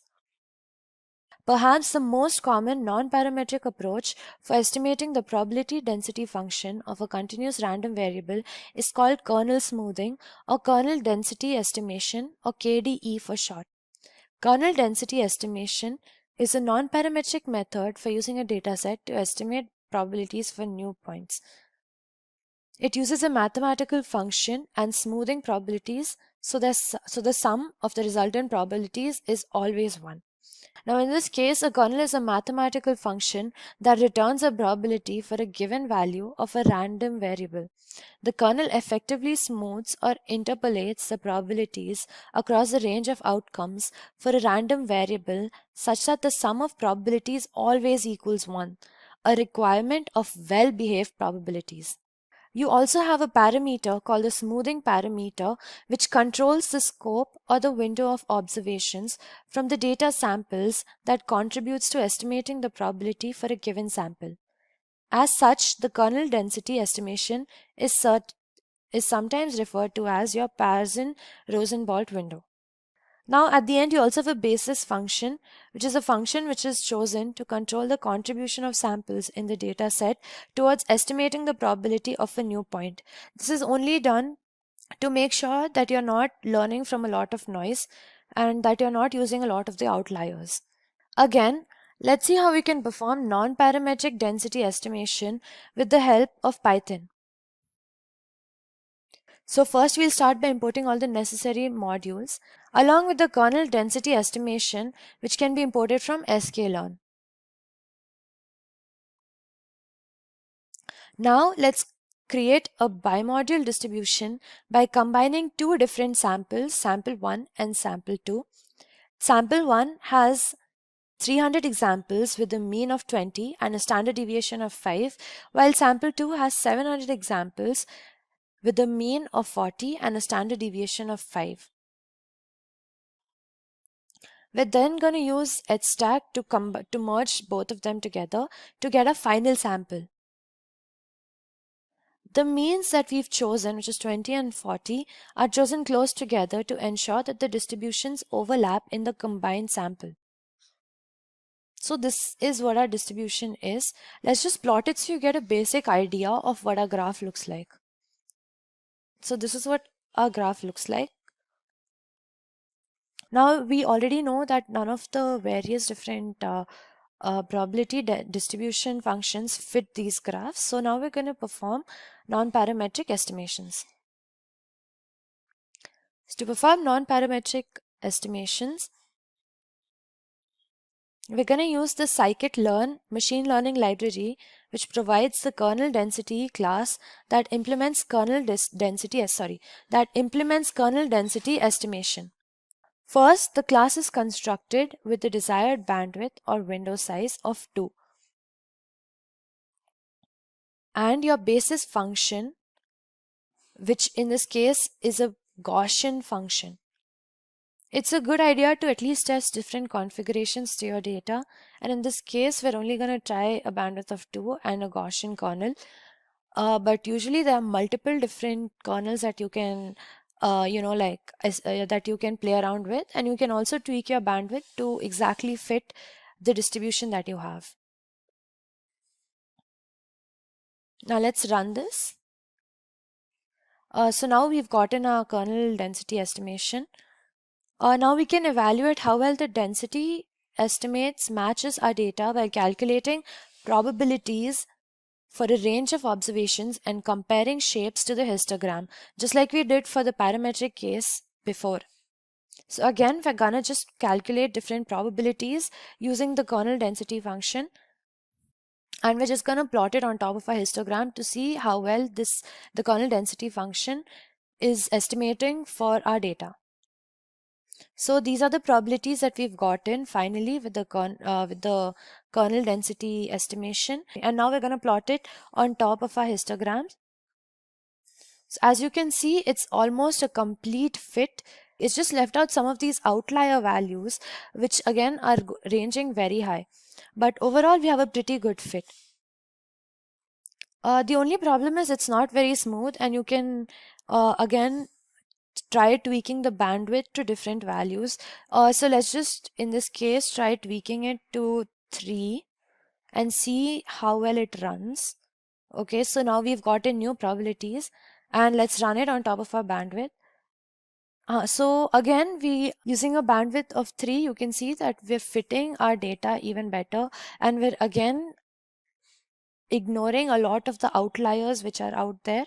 So this is going to give us a better estimation. If you are one of the aspiring data scientists looking for online training and graduating from the best universities, or a professional who elects to switch careers with data science by learning from the experts, then try giving a shot to Simplilearn's postgraduate program in data science in collaboration with IBM from Caltech University. The link is in the description box below, and that should navigate you to the homepage where you can find the complete overview of the program being offered. And if you are one of the aspiring data scientists looking for online training and graduating from the best boot camps, or a professional who elects to switch careers with data science by learning from the experts, then try giving a shot to Simplilearn's Caltech Data Science Bootcamp in collaboration with IBM.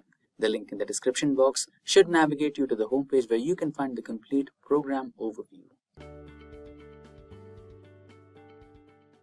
After completing this lesson, you'll be able to explain the various types of graphics available in R, list the possible file formats of graphic outputs, describe the methods to save graphics as files, and describe the procedure to export graphs in RStudio.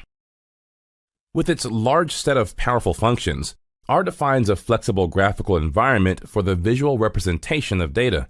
These graphics that help in meaningful data visualization can be viewed on screen, and users can create precisely customized graphical output.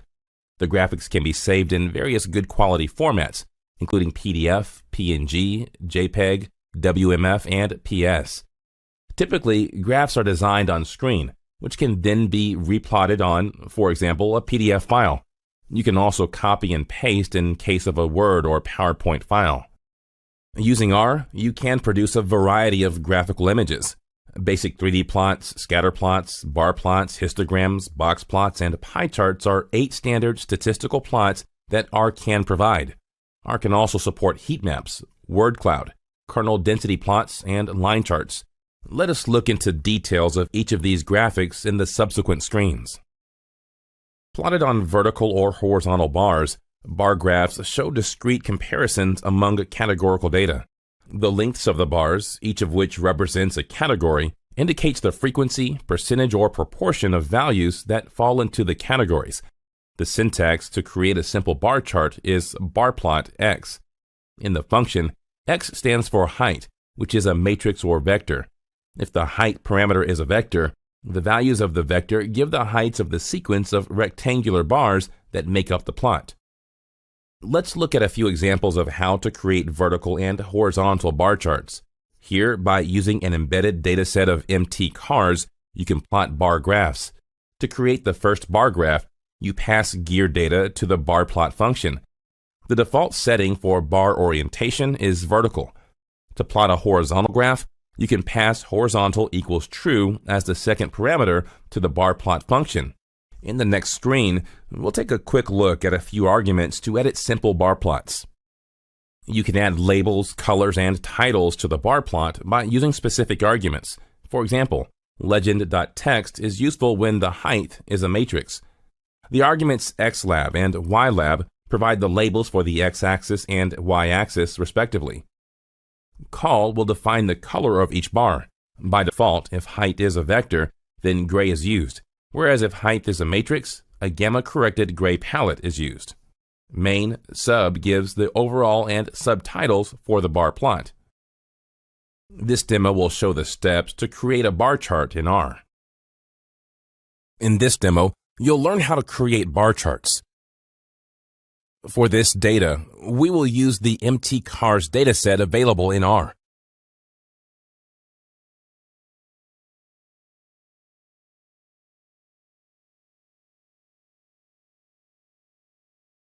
Simple bar charts can be created using the bar plot function. You can create horizontal bars by specifying horizontal equals true as an argument to the bar plot function.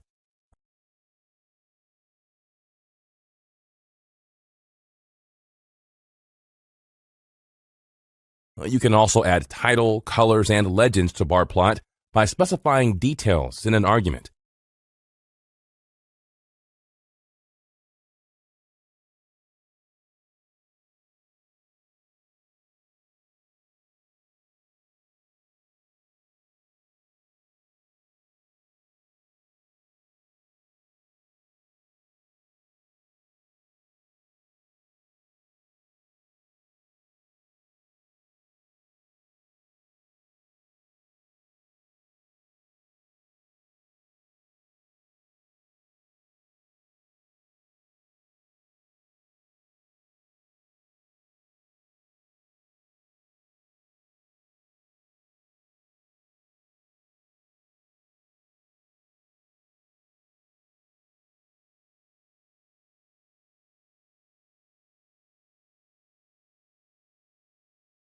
For more options or help document, type the given command in the console. You can create a stacked bar plot if the input is a matrix. The stacked bar will indicate each column on the matrix. The argument beside specifies if you want the bars to be stacked or adjacent to each other. By default, beside is set to false, and if height is a matrix, a stacked bar graph results. If you set beside to true, then you get the columns of height as adjacent bars. You can create a stacked bar plot with colors and legends as shown in the screen. Here in this example on the screen, it's a matrix of VS and gear data from MT cars datasets. Using the same example as in the previous screen, you can create a grouped bar plot. Reiterating, if the height parameter of bar plot function is a matrix and beside is set to true, then the values in each column are juxtaposed rather than stacked. Here, you use the row names function to set the legend, which will set or retrieve the names of rows or columns of a matrix-like object. In this demo, we'll show the steps to create a stacked bar plot and a grouped bar plot in R. In this demo, you'll learn how to create a stacked bar plot and a grouped bar plot. For this data, we'll use the MT cars dataset available in R.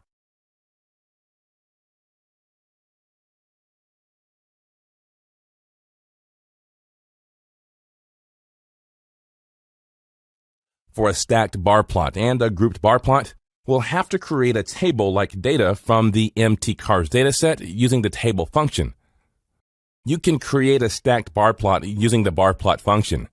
You can also add title, colors, and legends to bar plot by specifying details in an argument.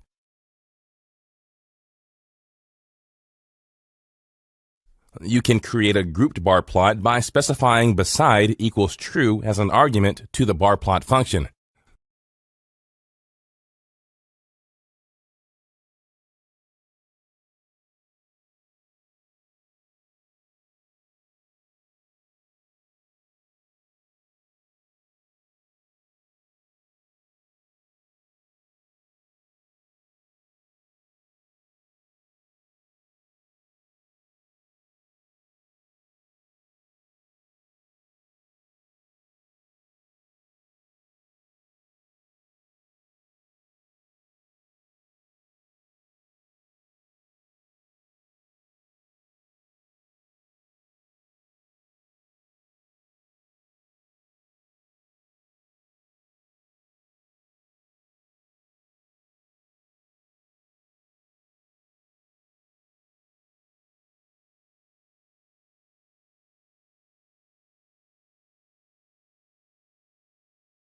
For more options or help document, type the given command in the console. Pie chart is a type of graph in which a circle is divided into sectors, each representing a proportion of the whole. Pie charts are not as popular as dot plots or bar charts in R. You can create pie charts using the function pi x, labels equals. Here, x is a vector of non-negative numerical quantities. The value of x indicates the area of a pie slice. Labels are character strings or expressions that give names to vectors. In the example shown here, you first create the slices vector, which contains numbers 10, 12, 4, 16, and 8. LBLS is the labels vector. Then you pass both these vectors to the pie function as parameters. To set the overall title for the plot, you pass main as a parameter. In this screen, you can see how percentages can be added to the pie chart. In the given example, out of the data vector, you can create the PCT vector and a character vector, LBLS, to add actual labels to the slices. To paste data to the labels vector and add the percentage sign, you use the paste function. Another character vector, call, helps fill in or shade the pie slices. Let's now see how you can create a three-dimensional pie chart. Using the Plottrix package, which has the Pie3D function, you can produce 3D representations of pie charts. There is an explode parameter that enables the pieces to be separated on the chart. However, you first have to install the Plottrix package and reference it using the library function install.packages Plottrix library Plottrix. This demo will show the steps to create a pie chart in R. In this demo, you'll learn how to create pie charts. Pie chart graphics are not available by default. You'll have to install the Plottrix package by using the given command. After installing, you'll have to load the package into R using the given command. For this demo, we'll create a custom dataset using vectors. We can create pie charts using the pie function in the Plottrix package. We can also add a title and labels by specifying the details in an argument.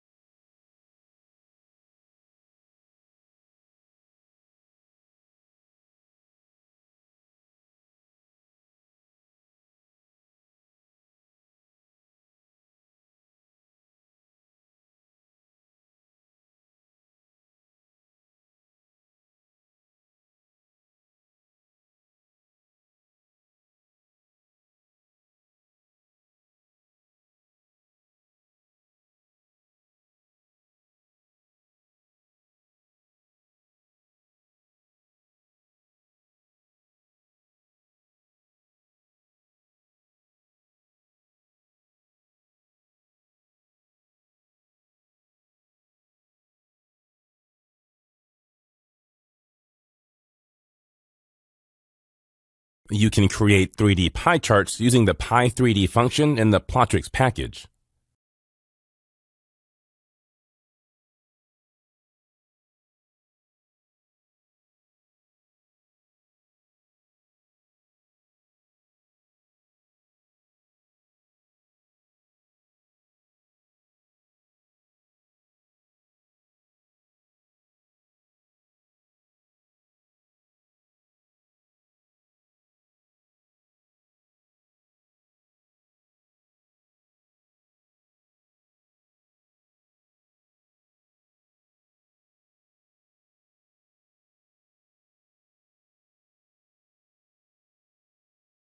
For more options or help document, type the given command in the console. Let's look at another visual representation of data distribution, the histogram. Histograms are a great way to get to know your data. A histogram has an x-axis, a y-axis, and bars of different heights.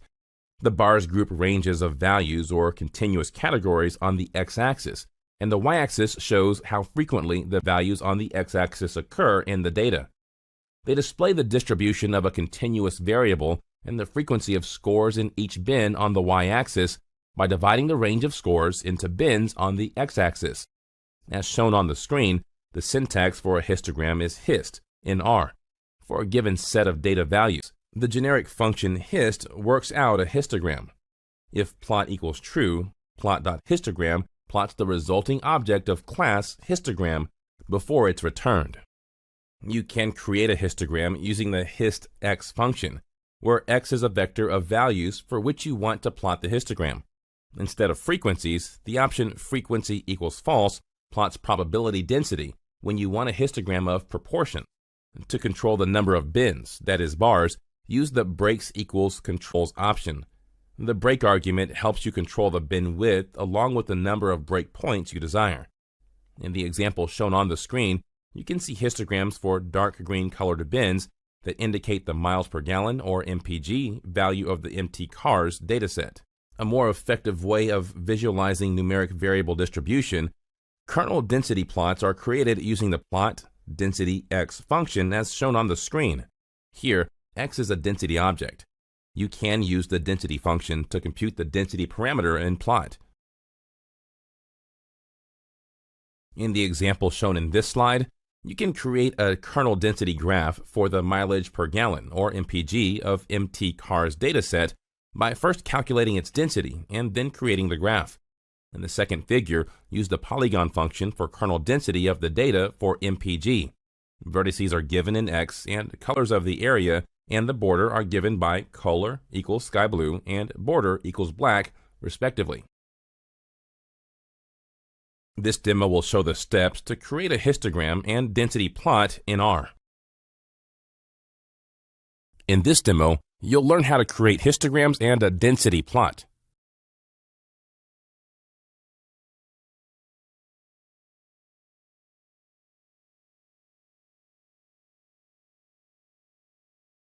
For this demo, we'll use the MT cars dataset available in R. Histograms can be created using the hist function. You can also specify the number of bins and the color of bin as arguments to the hist function.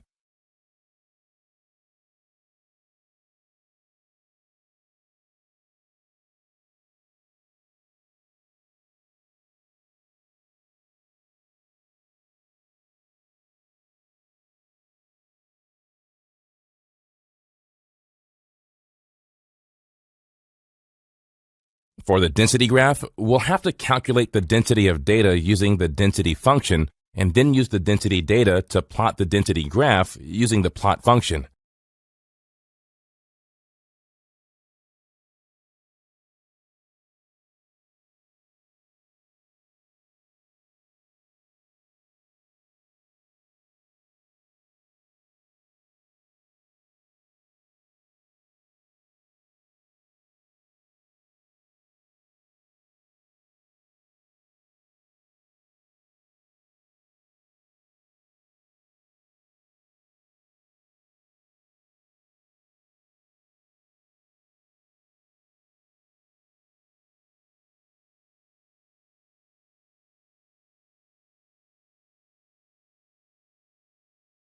You can color the curve representing density using the polygon function.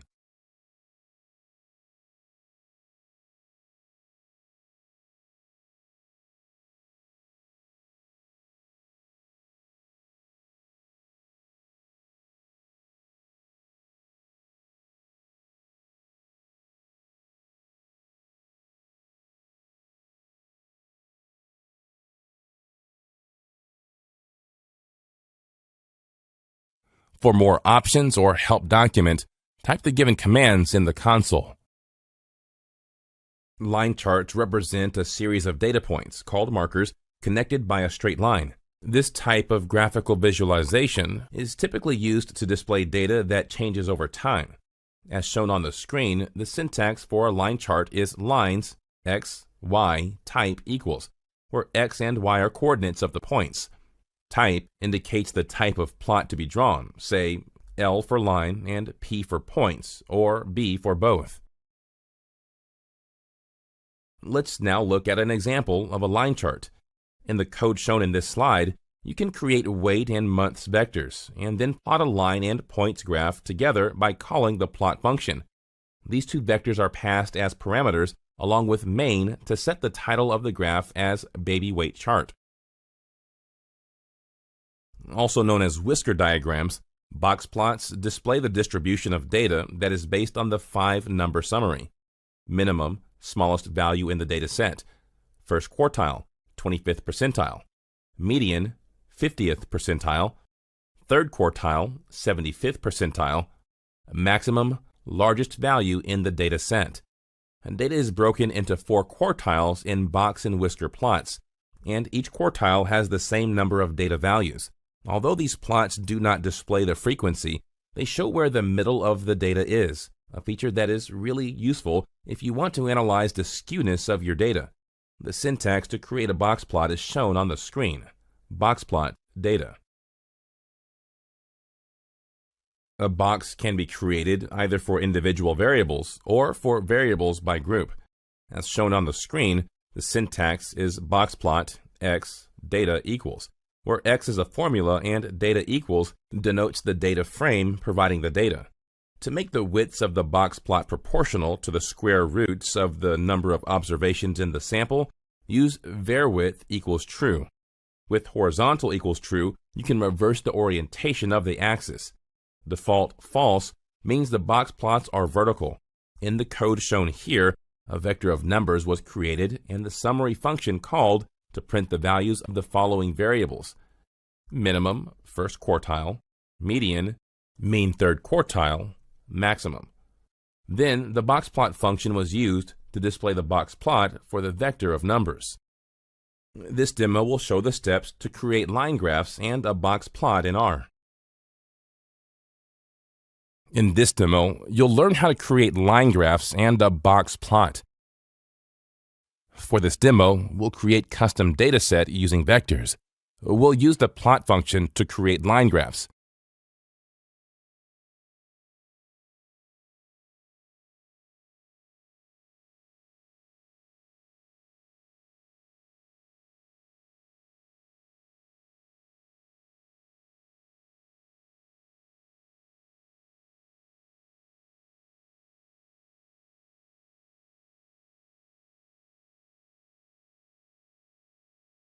Points in a line graph can be connected by specifying type equals b as an argument in the plot function.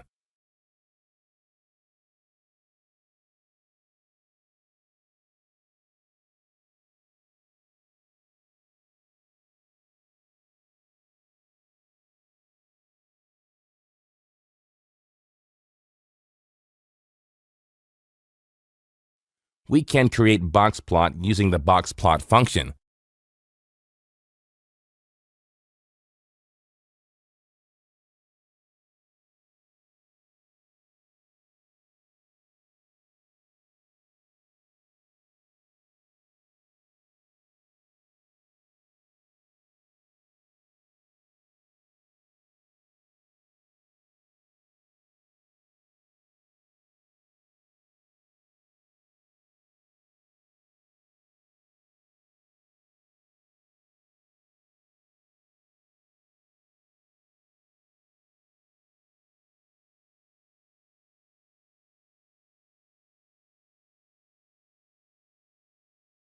For more options or help document, type the given commands in the console. Heat maps are two-dimensional representations of data in which the values are represented by colors. The two types of heat maps are simple and elaborate heat maps. A simple heat map provides an immediate visual summary of information. An elaborate heat map allows you to understand complex data sets. Rows and columns can be clustered in a heat map, and the result of the hierarchical clustering computation is shown as a dendrogram in the heat map. As shown on the screen, the syntax to create a heat map is heat map data row v equals NA, column v equals NA. Here, row v and column v decide if and how row and column dendrograms should be calculated or reordered. Data refers to the matrix of values that has to be plotted. Let's look at an example that shows you how to create a heat map. In the code shown here, you can create a data frame by reading data from a CSV file and converting it to a data frame before passing it to the heat map function. Besides data, row V and column V as not applicable, color as 256, and scale as columns to plot a heat map graph are passed to the heat map function. This demo will show the steps to create a heat map in R. In this demo, you'll learn how to create a heat map. For this demo, you'll use the custom dataset imported from a CSV file.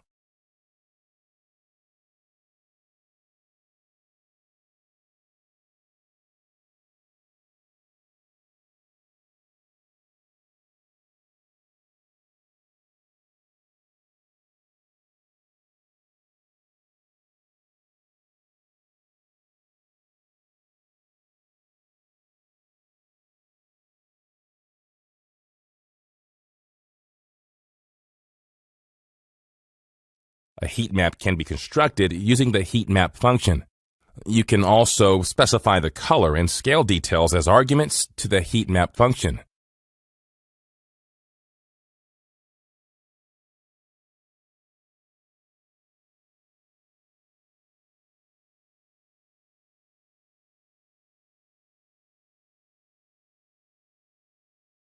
For more options or help document, type the given command in the console.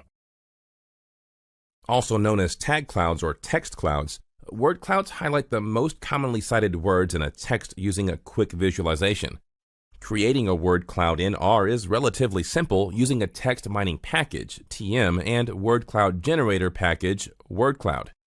As shown on the screen, to create a word cloud, use the syntax word cloud, words equal data, frequency equals frequency, min.frequency equals 2, etc. You need to install the word cloud package into the R environment using the install.packages, word count, and library word count commands. In the example on this screen, text data is read from a CSV file, and a word count graph is plotted using the word count function. Passwords, frequency, min.frequency as 2, max.words as 100, and random.order as false. The minimum.frequency argument specifies the minimum frequency below which words that have a frequency lower than that value will not be plotted. The maximum number of words to be plotted are determined by the max.words argument. Random.order means that the words will be plotted in a random order. If false, the words are plotted in decreasing frequency. This demo will show the steps to create a word cloud in R. In this demo, you'll learn how to create a word cloud. Word cloud graphics are not available by default. You'll have to install the word cloud package using the given command, and then load the package using the other command. For this demo, we'll use the custom data imported from the CSV file.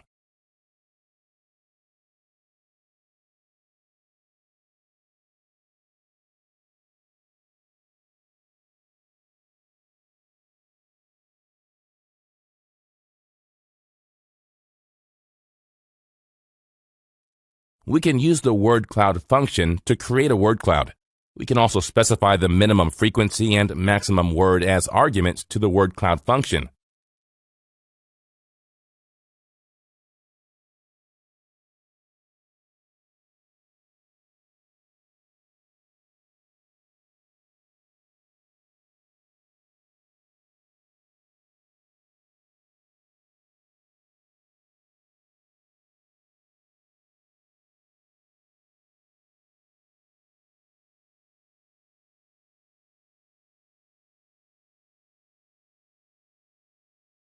For more options and help document, type the given command in the console.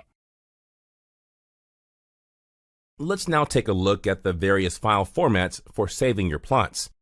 R supports several graphic formats and runs on different operating systems. Consequently, there are many formats to choose from depending on what you want to do with the graph, how you connect remotely or locally, and what operating system you use. A few of the available formats are as follows. JPEG doesn't resize and can be used anywhere. PDF easily resizable, and is the best choice with PDF latex. PNG, doesn't resize and can be used anywhere. WMF, easily resizable and works on Windows only, best choice with Word. PostScript, easily resizable and is the best choice with OpenOffice and LaTeX. On the slide, you can see an example to save a graphic output as a file. Regardless of the way you connect or the type of operating system you use, the general method that will work on any computer that has R involves the following steps. Select the file format you want. For example, if you want to save your plot as a JPEG file, use the JPEG driver, which only requires the name of the file that you will use to save the graph. Note that your plot will be stored relative to the current directory, which can be found by typing getwd at the R prompt. Entering your plotting commands next will save those to a file. Then use the dev.off command to close the file. Either you will get a partial plot or nothing in case you fail to enter the dev.off command after you are done with the plotting commands. So if you want to save a JPEG file called myplot.jpg containing a bar graph, you will type the commands as shown on the screen. Recalling the example from the previous screen, you will see that you need to re-enter the commands to save your plot to a file after making a plot to the screen. However, in R, there is another command, dev.copy, which will copy the contents of the graph window to a file without the hassle of re-entering the commands. In this approach, produce the graph as you usually do, and then call dev.copy along with the arguments that are appropriate to the driver. For example, to create a myplot.jpg file from a graph shown by R, type the commands shown on the screen. Until you call dev.off, the plot isn't actually written to the file. This demo will show the steps to save graphics to a file in R. In this demo, you'll learn how to save graphics to a file. You can save a graphic as a JPEG file using the JPEG function.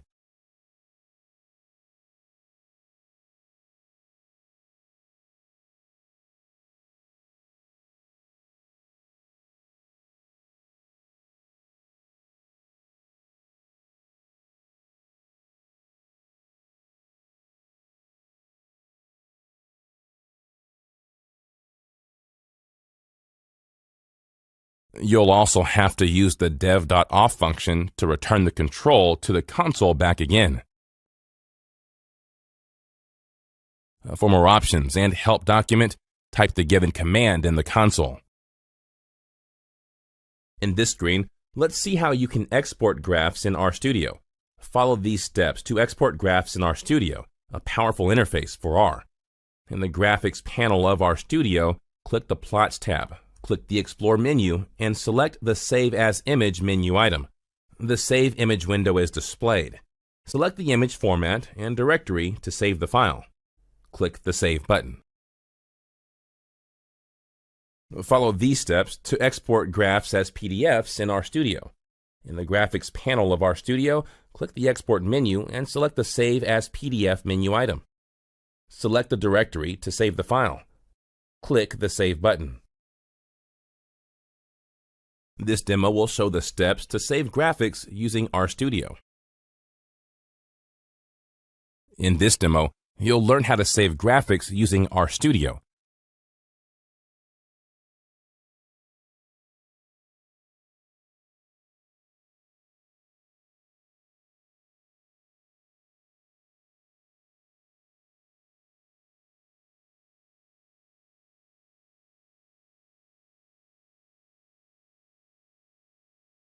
You can save a graphic from RStudio by clicking the Export menu and selecting Save as Image. Select the directory to save the file, and then click Save.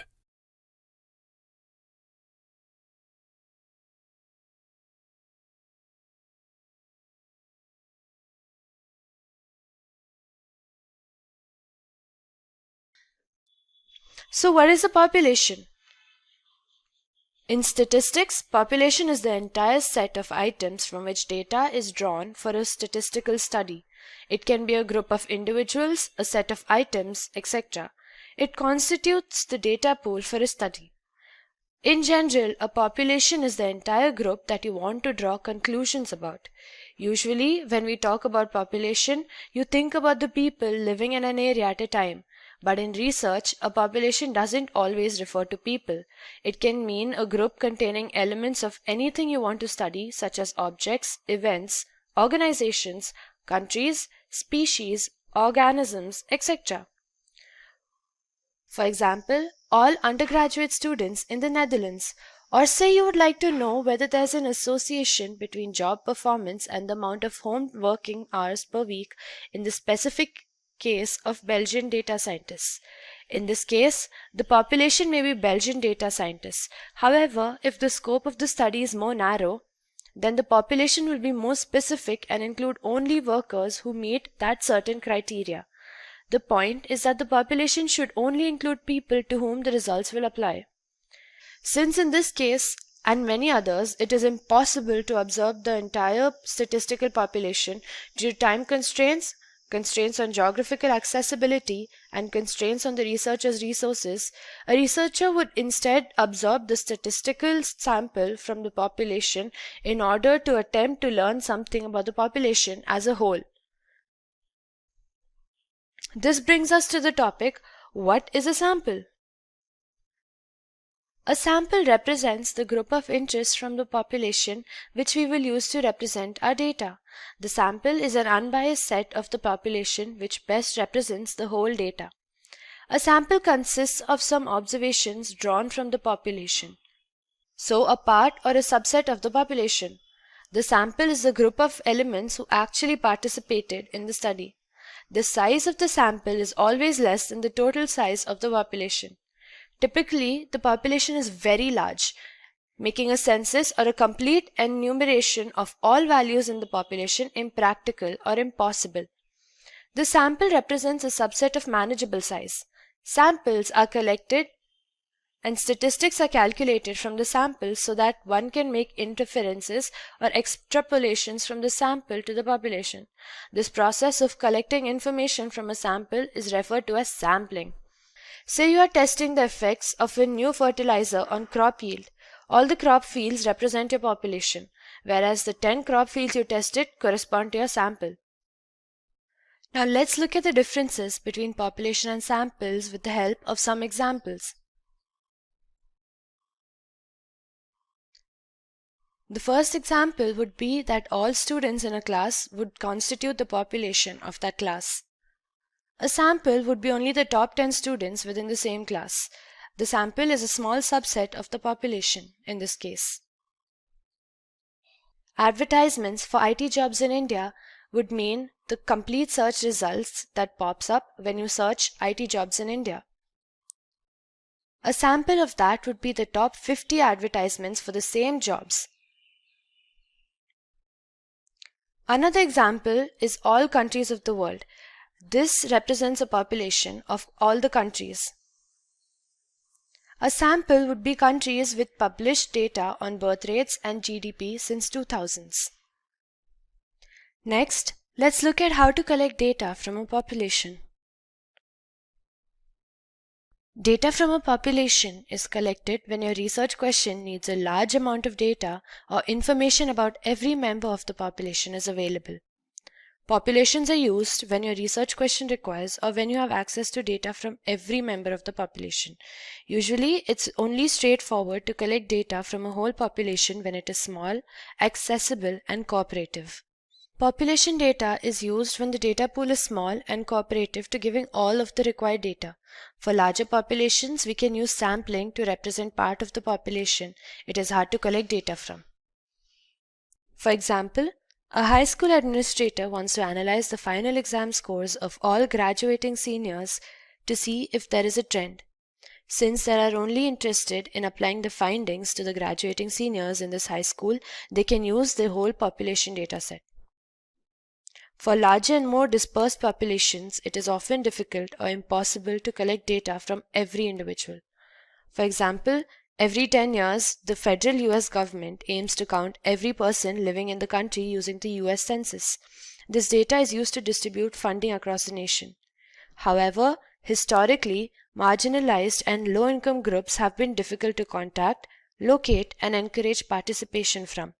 Because of non-responses, the population count is incomplete and biased towards some groups, which results in disproportionate fundings across the country. In cases like this, sampling can be used to make more precise inferences about the population. And for that, we can collect data from a sample. How do we go about collecting data from a sample?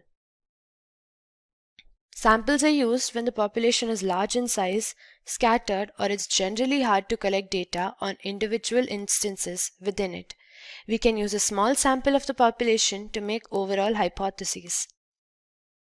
When your population is too large in size, geographically dispersed, or difficult to contact, it is necessary to use a sample. With statistical analysis, you can use sample data to make estimates or test hypotheses about population data.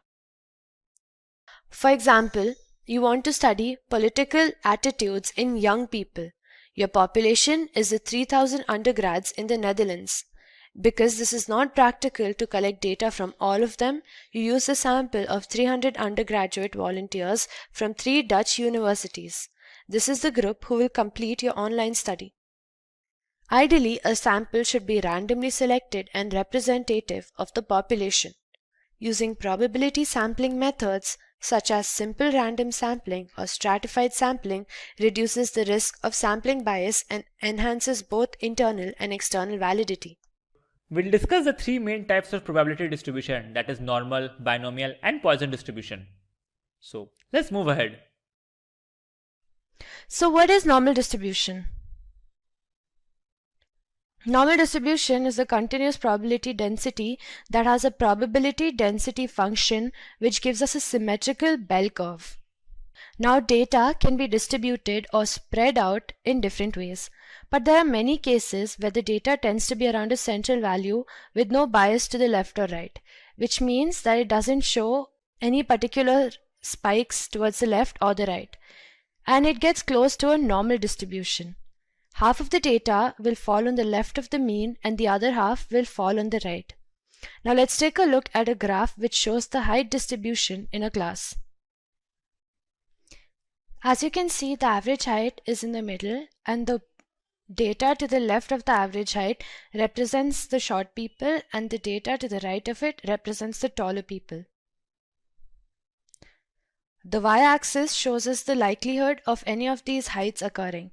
The average height has the most distribution, or it has the most number of cases in the class, and as the height decreases or increases, the number of people who have that height also decreases. This kind of a distribution is called a normal distribution, where the average or the mean is always the highest point and any other point after that or before that is significantly lower. The resulting data gives us a bell curve, and as you can see, there is no abrupt bias or spike in the data anywhere except for the average height. So this kind of a curve is called a bell curve, and it's usually seen in a normal distribution. The reason we call this a normal distribution is because the data is normally distributed, with the average being the highest and all the other data points having a lower likelihood. Now we came across 2 terms which are associated with normal distribution: continuous probability density and probability density function. What is continuous probability density? Continuous probability density is a probability distribution where the random variable x can take any given value. Because there are infinite values that x could assume, the probability of x taking on any specific value is 0. For example, let's say you have a continuous probability density for men's height. What is the probability that a man will have the exact height of 70 inches? It is impossible to find this out, because the probability of one man measuring exactly 70 inches is very low. It is more probable that he will measure around 70.1 inches or maybe 69.97 inches. And it doesn't stop there. The fact is that it's impossible to exactly measure any variable that's on a continuous scale, and because of this, it's impossible to figure out the probability of one exact measurement which is occurring in a continuous probability density. Next, we have the probability density function. It's nothing but a function or an expression which is used to define the range of values that a continuous random variable can take. An example of this would be to gauge the risk and reward of a stock. A probability density function is a statistical measure which is used to gauge the likelihood of a discrete value. A discrete variable can be measured exactly, while a continuous variable can have infinite values. However, for both continuous as well as discrete variables, we can define a function which gives us the range of values within which these variables will fall, and that function is known as the probability density function. Now let's take a look at standard deviation. What is standard deviation? Standard deviation is used to measure how the values in your data differ from one another, or how spread out your data is. A standard deviation is a statistic that measures the dispersion of a data set relative to its mean. The standard deviation is calculated as the square root of variance by determining each data point's deviation relative to the mean. If the data points are further from the mean, that means that there's a higher deviation within the data set, and then the data is said to be more spread out. This leads to a higher standard deviation too. Let's take an example of income in rural and urban areas. In rural areas, let's say such as farming areas, the income doesn't differ that much. More or less everyone earns the same. Because of this, our bell curve has a very low standard deviation and it has a very narrow peak. However, in urban areas, the wealth distribution is very uneven. Some people can have very high incomes and can be earning a lot, while other people can have very low incomes. Furthermore, the data distribution between these two income points is going to be more spread out because there are a lot more people living there who work in various fields and who have various incomes. Because of this, our standard deviation is more spread out and our bell curve will also have a wider peak. Now, how can we find the standard deviation? Standard deviation is obtained by subtracting each data value from the mean and finding the squared average of these values. Let's look at how we can do this with the help of an example. These values correspond to the height of various dogs. We can find the mean by finding the average of all these values, which is nothing but adding all the values and dividing it by the total number of values. The mean that we get is 394. This means that the average height of a dog is 394 millimeters. To find the standard deviation, first we need to subtract the height from the mean. This will tell us how far from the mean our data points actually are. Next, we will square up all of these differences and add them up and again divide it by the total number of values that we have. This is called the variance. The variance that we get in this case is 21704. Finally, when we find the square root of this value, we will get the standard deviation. The standard deviation here is 147. The standard deviation will tell us how our data points differ from the average, and it gives us a basic value suggesting how spread out our data is from the very middle or from the mean. So when we plot these values, this value 147 will mean that a curve will have a width of 147 points around the mean. Now, what is the standard normal distribution?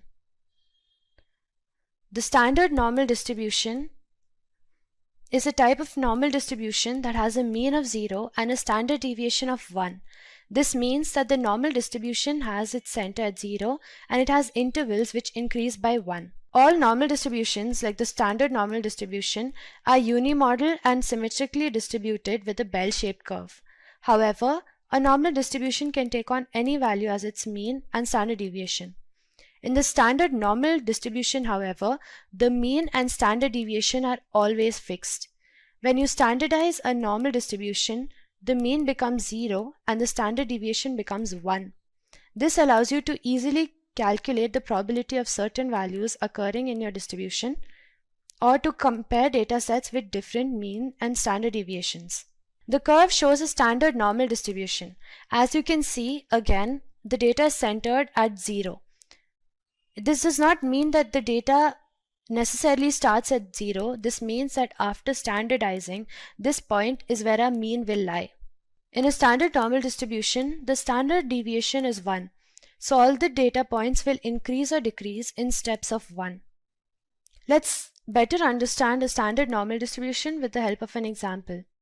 Again, as you can see, the data is centered around 0, which is nothing but the mean.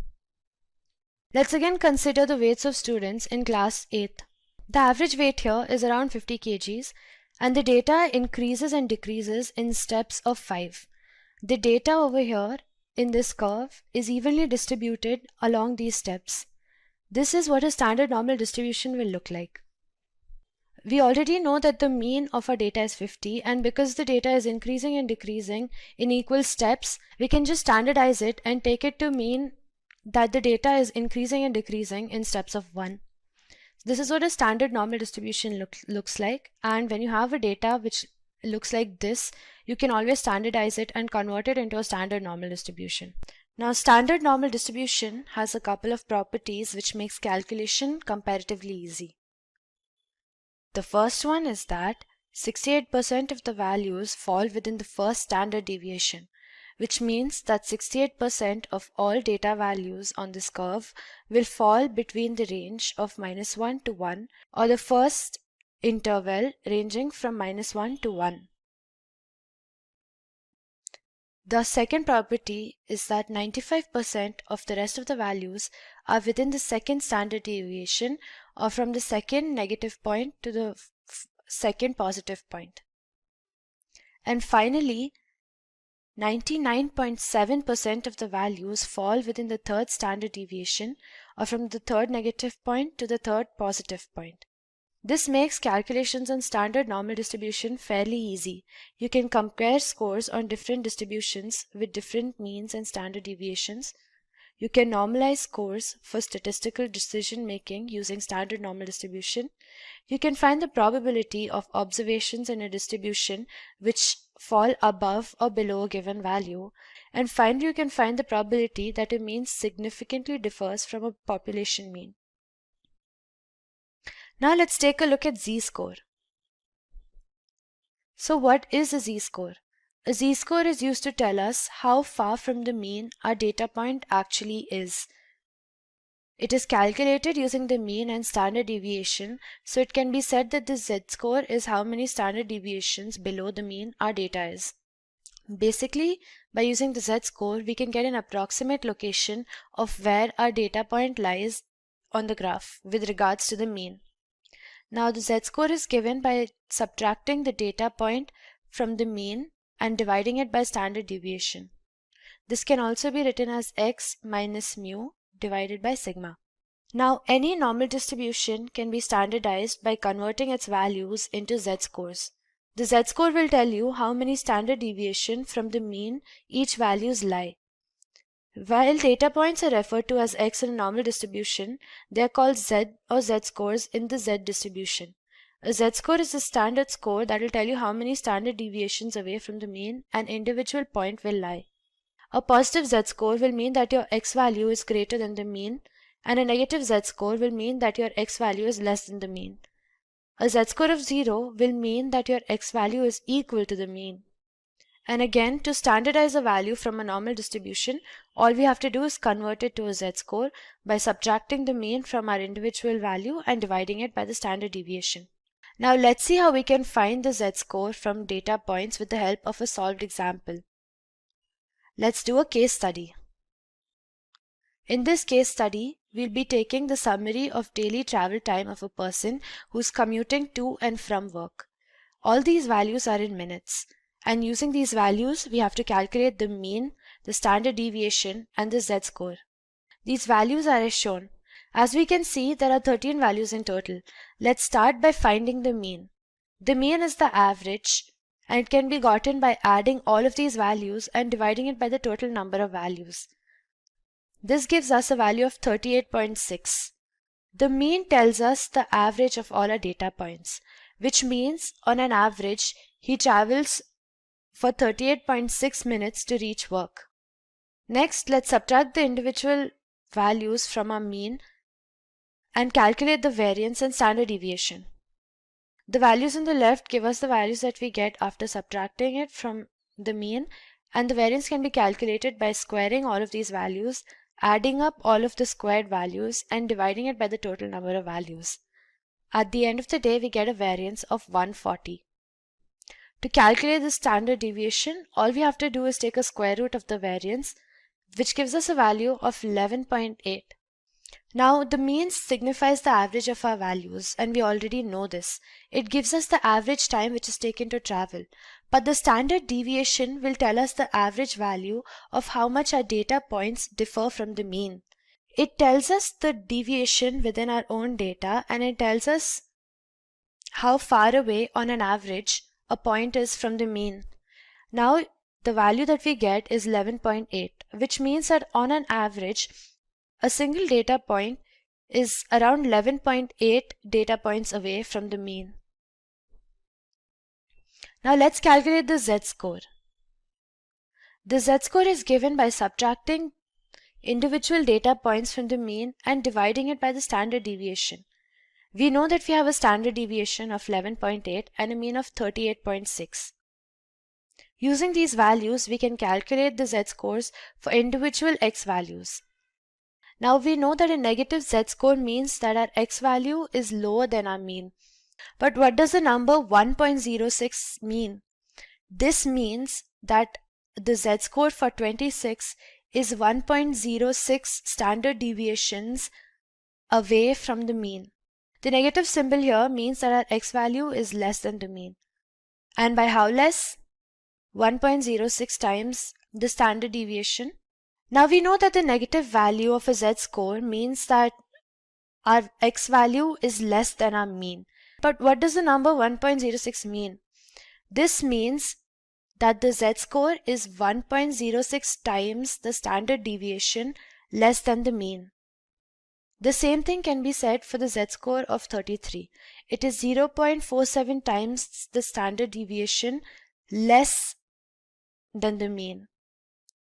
The z-score of 65 is 2.23 times the standard deviation more than the mean. That means it has to be added to the mean. The reason that we know it's more than the mean is because this has a positive value. So this means that using z-scores, we can know where our data points fall relative to other points on the graph. The z-score will tell us how far away from the mean a point is in steps of our standard deviation. Basics and terminology. The first one is outcome. Whenever we do an experiment like flipping a coin or rolling a dice, we get an outcome. For example, if we flip a coin, we get an outcome of heads or tails. And if we roll a die, we get an outcome of 1, 2, 3, 4, 5 or 6. Random experiment. A random experiment is any well-defined procedure that produces an observable outcome that could not be perfectly predicted in advance. A random experiment must be well defined to eliminate any vagueness or surprise. It must produce a definite observable outcome so that you know what happened after the random experiment is run. Random events. Consider a simple example. Let us say that we toss a coin up in the air. What can happen when it gets back? It will either give a head or a tail. These two are known as outcome, and the occurrence of an outcome is an event. Thus, the event is the outcome of some phenomenon. The last one is sample space. A sample space is a collection or a set of possible outcomes of a random experiment. The sample space is represented using the symbol S. The subset of all possible outcomes of an experiment is called events, and a sample space may contain a number of outcomes that depends on the experiment. If it contains a finite number of outcomes, then it is known as a discrete or finite sample spaces. Now let's discuss what is random variable. A random variable is a numerical description of the outcome of a statistical experiment. A random variable that may assume only a finite number of values is said to be discrete. One that may assume any value in some interval on the real number line is said to be continuous. Let's see an example. Let x be a random variable defined as the sum of numbers when 2 dice are rolled. X can assume the values 2, 3, 4, 5, 6, 7, 8, 9, 10, 11 and 12. Notice there is no 1 here because the sum on the 2 dice can never be 1. Now that we know the basics, let's move on to binomial distribution. The binomial distribution is used when there are exactly 2 mutually exclusive outcomes of a trial. These outcomes are appropriately labeled success and failure. The binomial distribution is used to obtain the probability of observing x successes in n number of trials, with the probability of success on a single trial denoted by p. The binomial distribution assumes that p is fixed for all the trials. Here is a real-life example of a binomial distribution. Suppose you purchase a lottery ticket, then either you are going to win the lottery or not. In other words, the outcome will be either success or failure that can be proved through binomial distribution. There are 4 important conditions that needs to be fulfilled for an experiment to be a binomial experiment. The first one is there should be a fixed number of n trials carried out. The outcome of a given trial is only 2, that is either a success or a failure. The probability of success remains constant from trial to trial. It does not change from one trial to another. And the trials are independent. The outcome of a trial is not affected by the outcome of any other trial. To calculate the binomial coefficient, we use the formula which is NCR into p to the power r into 1 minus p to the power n minus r, where r is the number of success in n number of trials and p is the probability of success. 1 minus p denotes the probability of a failure. Now, let's use this formula to solve an example. Suppose a die is tossed 3 times. What is the probability of no 5 turning up, 1 5 and 3 5s turning up? To calculate the no 5 turning up, here r is equal to 0 and n is equal to 3. Substituting the value in the formula, we have 330 into 1 by 6 to the power 0 into 5 by 6 to the power 3, where 1 by 6 is the probability of success and 5 by 6 is the probability of failure. Calculating this equation, we'll get the value to be 0.5787. In a similar manner, to calculate the probability of 1 5 turning up, we'll replace r with 1 and n will be 3. So px1 will be equal to 3c1 into 1 by 6 to the power 1 into 5 by 6 to the power 2, which will come out to be 0.347. And for 3 5 turning up, we'll substitute r equal to 3 and the formula will remain the same and we'll get the value to be 0.0046.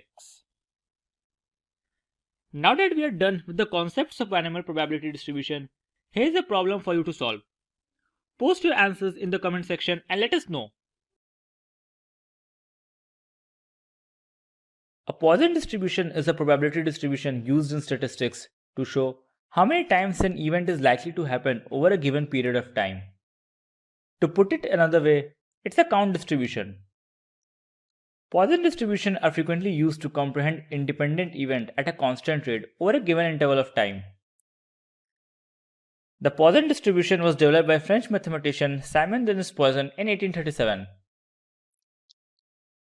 A Poisson distribution is used in cases where the chances of any individual event being a success is very small. The number of defective pencils per box of a 6,000 pencil, the number of plane crashes in India in 1 year, or the number of printing mistakes in each page of a book. All of these examples can have use of Poisson distribution. The Poisson distribution can be used to calculate how likely it is that something will happen x number of times. A random variable x has a Poisson distribution with parameter lambda, and the formula for that is e to the power minus lambda into lambda to the power x divided by x factorial, where x can be the number of times the event is happening. The value of e is taken as 2.7182. Let's discuss some application of Poisson distribution. If you want to calculate the number of deaths per day or week due to rare disease in a hospital, you can use the Poisson distribution. In a similar manner, the count of bacteria per cc in blood or the number of computers infected with virus per week. The number of mishandled baggage per 1000 passengers can also have an application for Poisson distribution. Let's discuss one example to see how you can calculate the Poisson distribution. Suppose on an average, a cancer kills 5 people each year in India. What is the probability that one person is killed this year? We'll assume all these events are independent random events. So, by the formula, we have x is equal to 1 because we have to calculate the probability of one person that is killed this year. So p x equal to 1 will be equal to e to the power minus 5 into 5 to the power 1 divided by 1 factorial, which will come out to be 0.033, which will be near to 3.3%. So the probability that only one person is killed this year due to cancer is 3.3%. Now we have one question for you. Do try to answer in the comment section. Suppose the trains arrive at a railway station with an average arrival rate of 4 trains per hour. What is the probability exactly 6 trains will arrive in a 2-hour period? And here are your options. Please do let us know your answers in the comment section. If you are one of the aspiring data scientists looking for online training and graduating from the best universities, or a professional who elects to switch careers with data science by learning from the experts, then try giving a shot to Simplilearn's postgraduate program in data science in collaboration with IBM from Caltech University. The link is in the description box below, and that should navigate you to the homepage where you can find the complete overview of the program being offered. And if you are one of the aspiring data scientists looking for online training and graduating from the best boot camps, or a professional who elects to switch careers with data science by learning from the experts, then try giving a shot to Simplilearn's Caltech Data Science Bootcamp in collaboration with IBM. The link in the description box should navigate you to the homepage where you can find the complete program overview. Let's start by defining what is mean squared error. Mean squared error measures the amount of error in a statistical model. It calculates the average squared difference between the observed and predicted values. In regression line, the mean squared error represents the average squared residual. As you can see in the graph, as the data points fall closer to the regression line, the model has a less error, decreasing the mean squared error. A model with less error produces more precise predictions. Now let's jump to our Excel workbook and discuss it with an example. Here we have a small table with the actual and predicted values. We'll start by finding the error between the actual and predicted value, which will be the difference between the actual minus predicted values. So here 10 minus 7 will become 3, 16 minus 14 will become 2, 13 minus 17 will become minus 4, 19 minus 20 becomes minus 1, and 7 minus 4 becomes 3. Now just calculate the total of the errors. While calculating the total, we'll treat this negative value as a positive value. So here the total of the errors will become 3 plus 2 5 plus 4 9 1 10 and 13. Then we'll calculate the square of the errors. So here 3 square will become 9, 2 square will become 4, 4 square will become 16, 1 square will become 1, and 3 square again is 9. And we'll do the total of the square errors. So this will become 9 plus 4 13, 13 plus 1 14, 14 plus 16 30 and 39.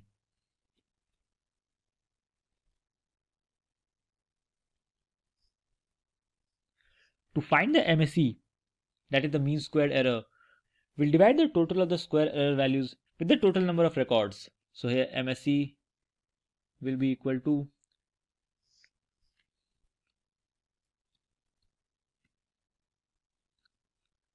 (39) divided by, and we have a total number of records, that is 5,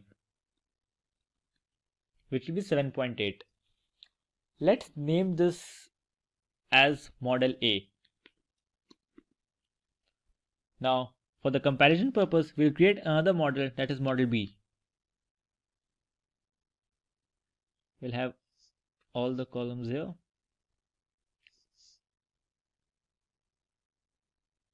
And we'll keep the actual values here same.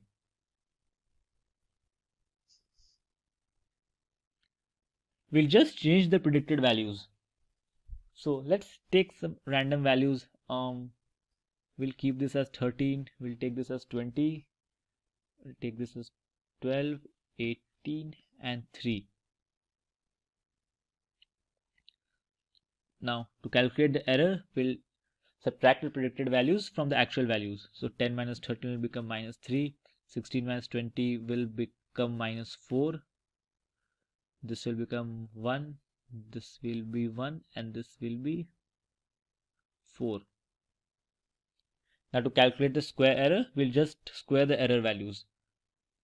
So this will be 9, this will be 16, this will be 1, this will be 1, and this will be 16. The total of all the square values will come out to be 43. Now to calculate the MSE, again we'll divide the total square values with the total number of records. So here this will be equal to 43 divided by 5, which will come out to be 8.6. If you observe here, the total of the errors in both model A and model B is same, that is 13. So which model to prefer? Since the mean squared error of model A is lesser than model B, we'll prefer model A because we are okay with a model that has small errors, but in model B there are some significantly large errors. Suppose in this case 16 minus 20, that is minus 4, minus 3, and this here 4. So we do not want a model where the errors, large errors specifically, are more frequent. We can have a model with the small errors that will be okay. So we'll prefer model A over model B. Most of you must be using Snapchat to apply filters on your photos. But do you know how Snapchat recognizes your photo on the screen and puts filters on it? Even if there are multiple faces on the photo, it applies filters in the appropriate position. Snapchat actually does this using a technique called facial recognition, which in turn uses machine learning. The machine learning algorithm detects the features on your face, like the nose, the eyes, and it knows where exactly your eyes are, where exactly your nose is, and accordingly it applies the filters. We will take a few more examples as we move along and try to understand how machine learning algorithms can be applied to solve some of our real-life problems. So what will you learn from this video? We will talk about some real-world applications of machine learning. We will also see and understand what exactly is machine learning and how it works. We will also see the process involved in machine learning, the types of machine learning algorithms, and we will also see a few hands-on, including some code, Python code, of the following algorithms: linear regression, logistic regression, decision tree and random forest, and k-nearest neighbors. Okay, so let's get started. So let's consider some of the real-world applications of machine learning. It's no longer just a buzzword. Machine learning is being used in a variety of industries to solve a variety of problems. Facial recognition is one of them. It's becoming very popular these days for security, for police, for solving crime. A lot of areas facial recognition is being used. Voice recognition is another area. It's becoming very common these days. Some of you must be using Siri. That's an example of machine learning and voice recognition. Healthcare industry is another big area where machine learning is adopted in a very big way. As you all may be aware, diagnostics needs analysis of images, let's say like X-ray or MRI, and increasingly because of the shortage of doctors, machine learning and artificial intelligence is being used to help and support doctors in analyzing these images and identifying the advent of any diseases. Weather forecast is another area. And in fact, Netflix has actually come up with a very interesting use case. You all must be aware of the House of Cards show on Netflix. So they did an analysis on their customer behavior. They got data of their 30 million customers, information about where they pause, where they fast forward a video, and they used this information. They provided this information to their playwrights and told them that this is what we want. This is what our audience is looking for. These are the areas that interest them, and these are the areas where they get bored. And the playwrights wrote the scripts accordingly. This is really, really interesting, and it actually brings a new era. So, what is machine learning? Machine learning is a science of making computers learn and act like humans. So here, when we say computers, very often what comes to our mind is writing a piece of code or program and telling the computer step by step what to do. But in machine learning, we don't do that. The system learns on its own. We just provide past data, historical data, what we call as labeled data, and the system learns. During the process, what is known as training process, we tell the system whether the outcomes are right or wrong, and that feedback is taken by the system and it corrects itself, and that's how it learns till it gives the correct output for most of the cases. Obviously, it won't be 100% correct, but the aim is to get as accurate as possible. So let's take you through step-by-step process of machine learning. The first step in machine learning is data gathering. Machine learning needs a lot of past data, especially we will see a little later, supervised learning. We will see what that is in a little while, but that's the most common form of learning. So the first step there is data gathering. You need to have sufficient historical data. Then the second step is pre-processing of this data so that this can be used for the machine learning process. The raw data cannot be used directly, so it needs to be pre-processed before it is fed into the machine learning system. The next step is to choose a model. So what kind of algorithm and what kind of model within that algorithm are we going to use? And then we need to train this model. So before training the model, it's just like a blank model, and after training it becomes a trained model. And once we train the model, we need to also test it to make sure it is predicting correctly.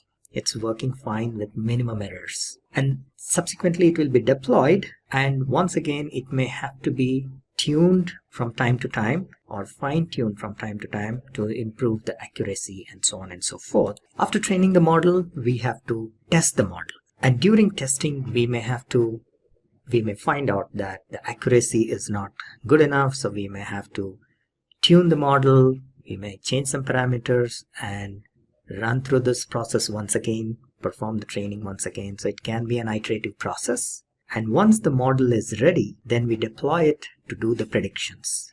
What are the different types of machine learning algorithms?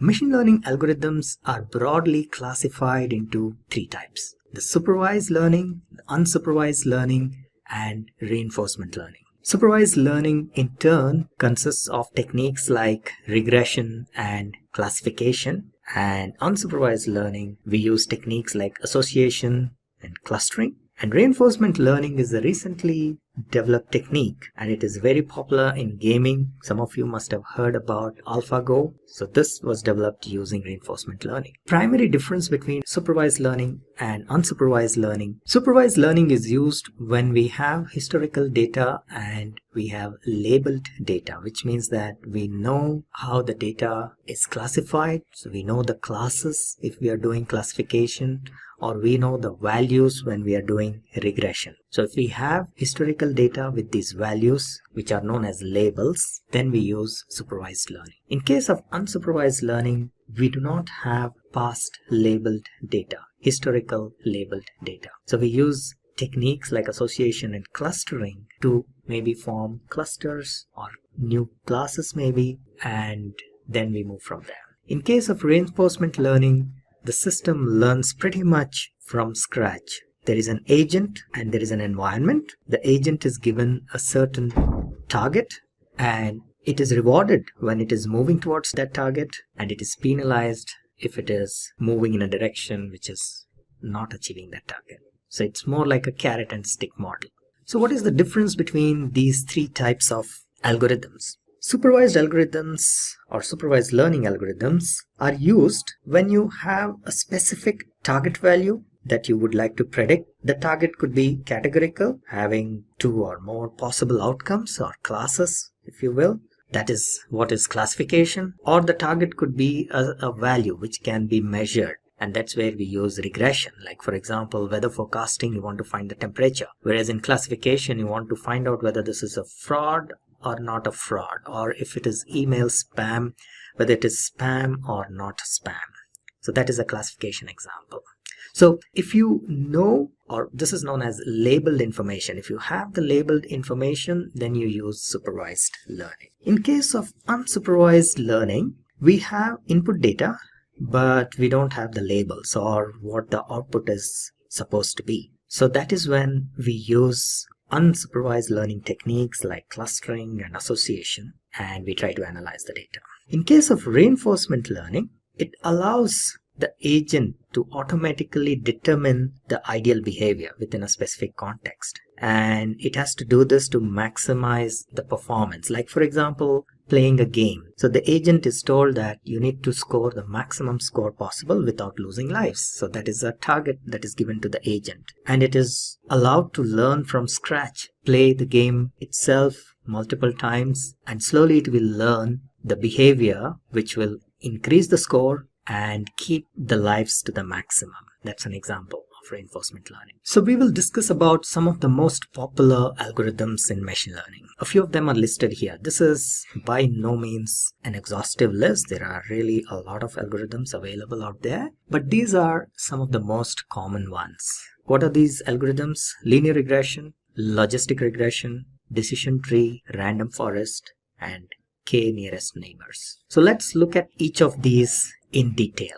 Linear regression. A little history about linear regression. Sir Francis Galton is credited with the discovery of the linear regression model. So what he did was he started studying the heights of father and son to predict the son's height or the child's height even before he or she is born. So he collected enough data of the heights of father and the respective sons. He plotted this data on the x and y axis, and he drew a line in such a way that the distance of these points from the line was the least, which is now what we call it as mean square error. So at that time, this term was probably not there, but that's what he did. And then he was able to use this line to predict the height of the child which was yet to be born based on the height of the father. So that was the very beginning or very initial phase of linear regression algorithm. So that was a little bit of history, but what is linear regression?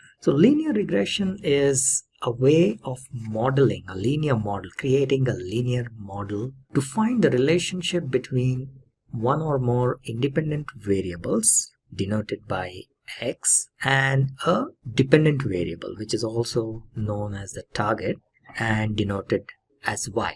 A few examples are shown here. Let's say we are going to plot the sales of ice cream and the temperature. So temperature on the x-axis and the sales on the y-axis, and this is how the data would look. And if we draw a line in such a way that the distance of each of these points from this line is minimum, that is known as the regression line or the best fit line. So regression is all about finding this line. And it is called linear regression because it is a straight line, linear, and the equation doesn't have any non-linear component, which means we do not have x to the power of 2 or 3 or any of this. So this is simple linear regression, and simple linear regression is when there is only one independent variable. So there is only one x. So that is simple linear regression. So let's see how this is actually done.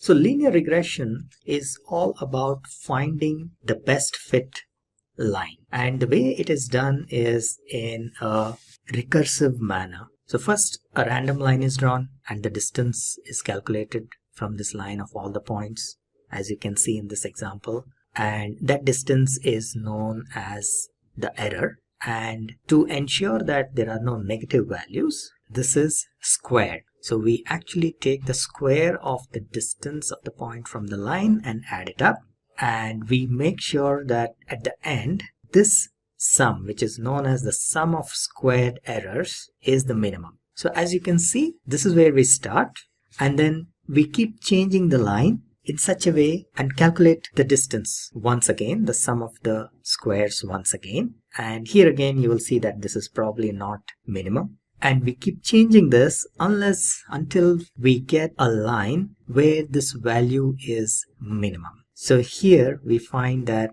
the sum of the squares of the distance, which is also the sum of squared errors, capital D, denoted by capital D, is minimum. So now we found the best fit regression line. So this is a recursive process. It's an iterative process, and this is what behind the scenes, this is what happens when we try to do linear regression. Now we'll take an example of a linear regression, and we will actually demonstrate this using Python, and we will be using Jupyter Notebook for this. In case you're familiar with Jupyter Notebook, I think that would be very helpful. And if you need the data set, please put a comment under this video so that we can provide you with the data set. Before we go there, just let's try to understand what this example is all about. Let's say there is a new joinee joining the company, and we want to determine what should be the pay or the salary for this new joinee. And for that, we already have the labeled data, which is the details of our employees based on their years of experience and their salaries. And for the new joinee, we have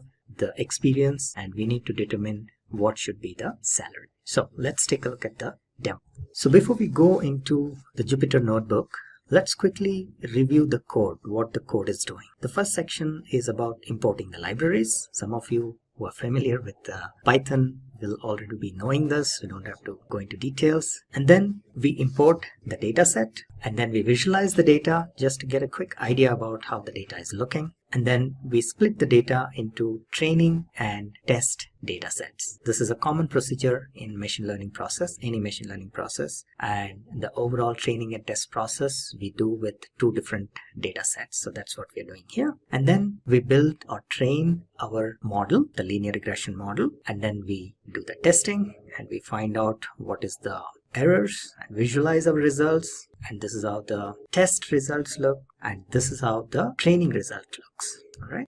And then we calculate the residuals. Residuals are nothing but the errors. There are a couple of ways of measuring the accuracy. The root mean square error is the most common one, RMSE. And in this case, we got root mean square error of 58, which is pretty good. And that's our best fit. All right. So now let's go into Jupyter Notebook and take a look at by running it live.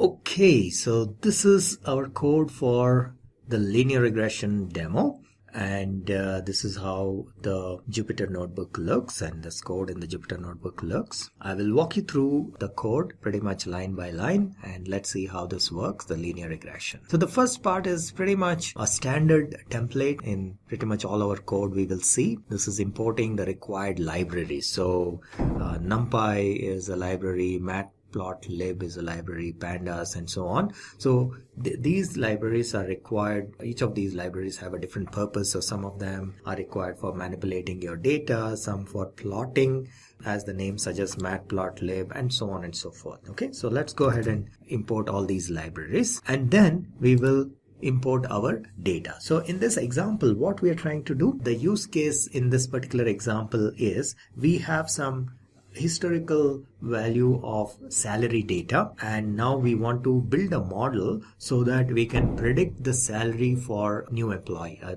person who is joining new, and we will use the characteristics that were available to us, or the features that were available to us, and we will try to predict what will be this salary of this new person.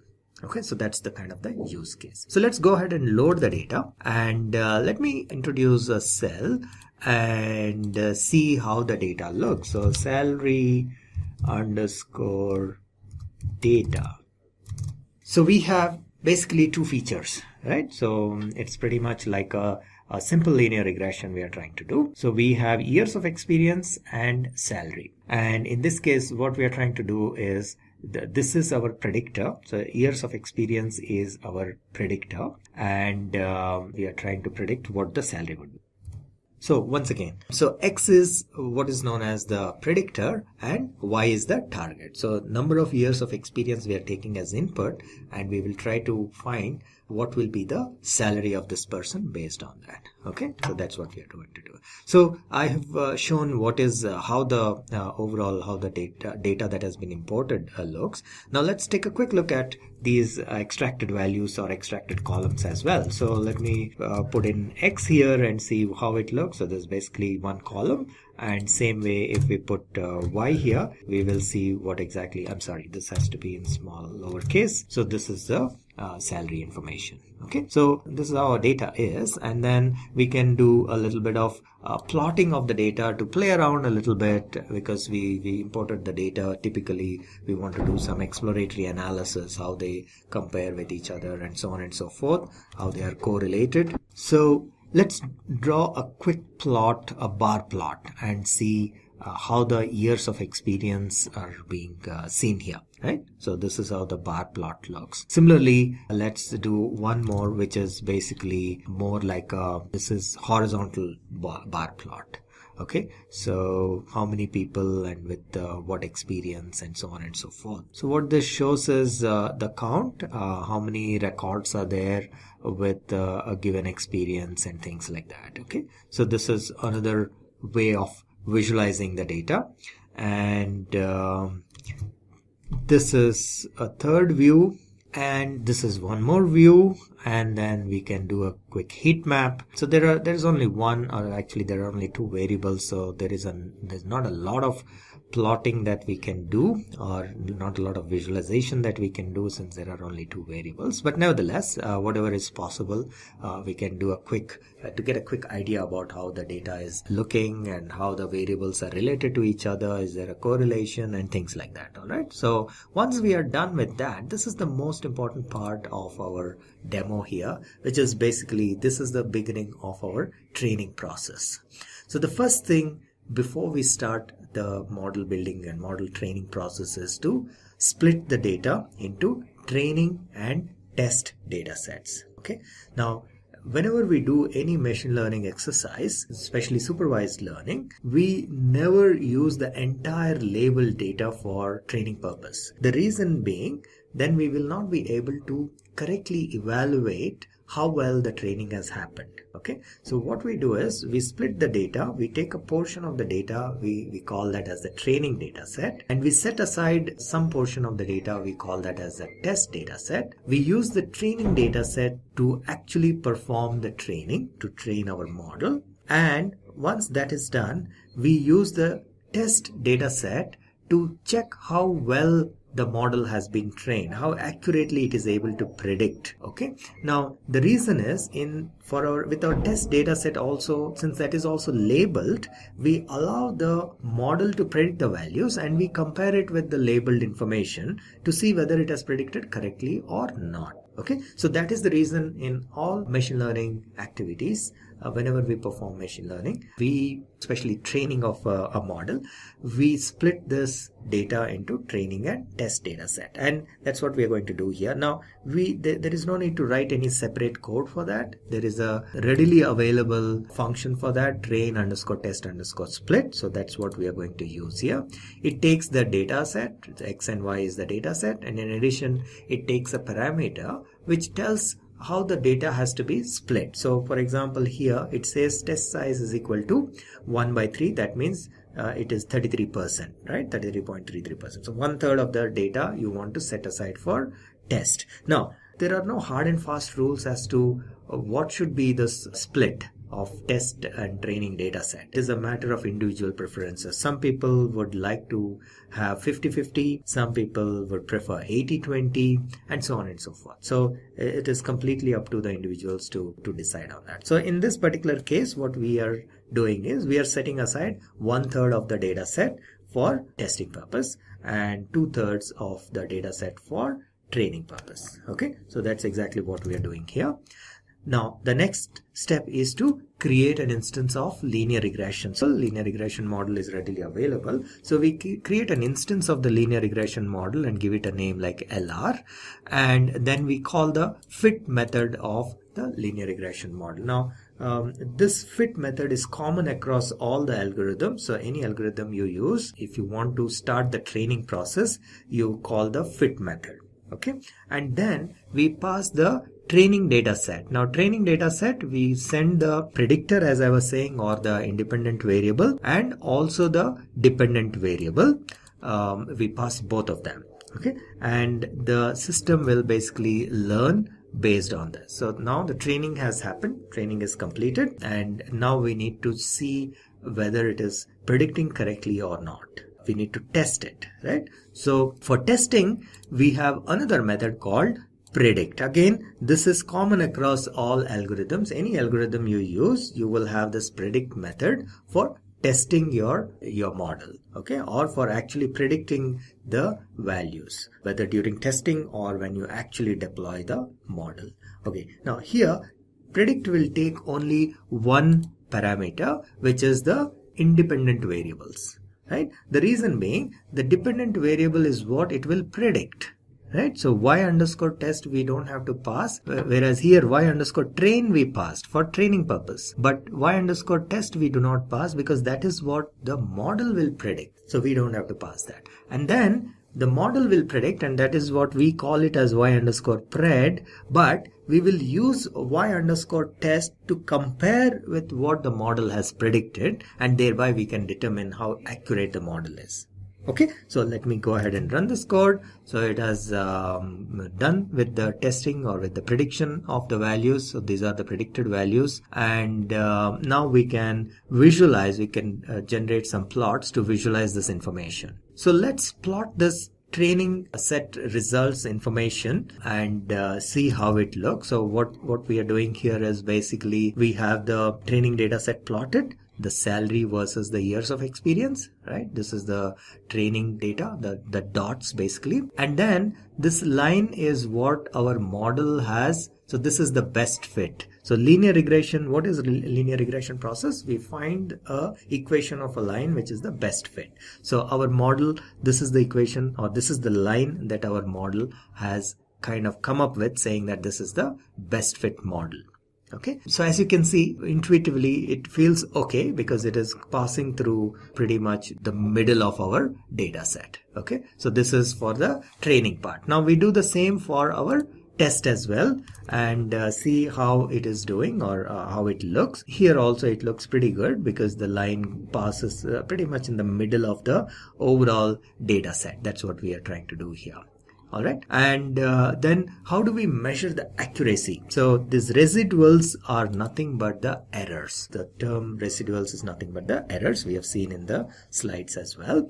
So we calculate the accuracy of our model by calculating the various residuals. We have like mean square error, then we have the mean absolute error, and then we have the root mean square error. They are very closely related. This is nothing but the error and the actual value, right? So for example, let me explain with this particular line. So what our model says is, if the value of the years of experience, right? So let me take this point maybe. If the value of the years of experience is 4, then the salary will be, according to our data, that salary probably should be, what is this, maybe around 58,000, right? And there are of course 3 data points pretty much around this 4 years experience. One may be around 58, or in fact 2 of them are around 58, and there is one more which is probably 60.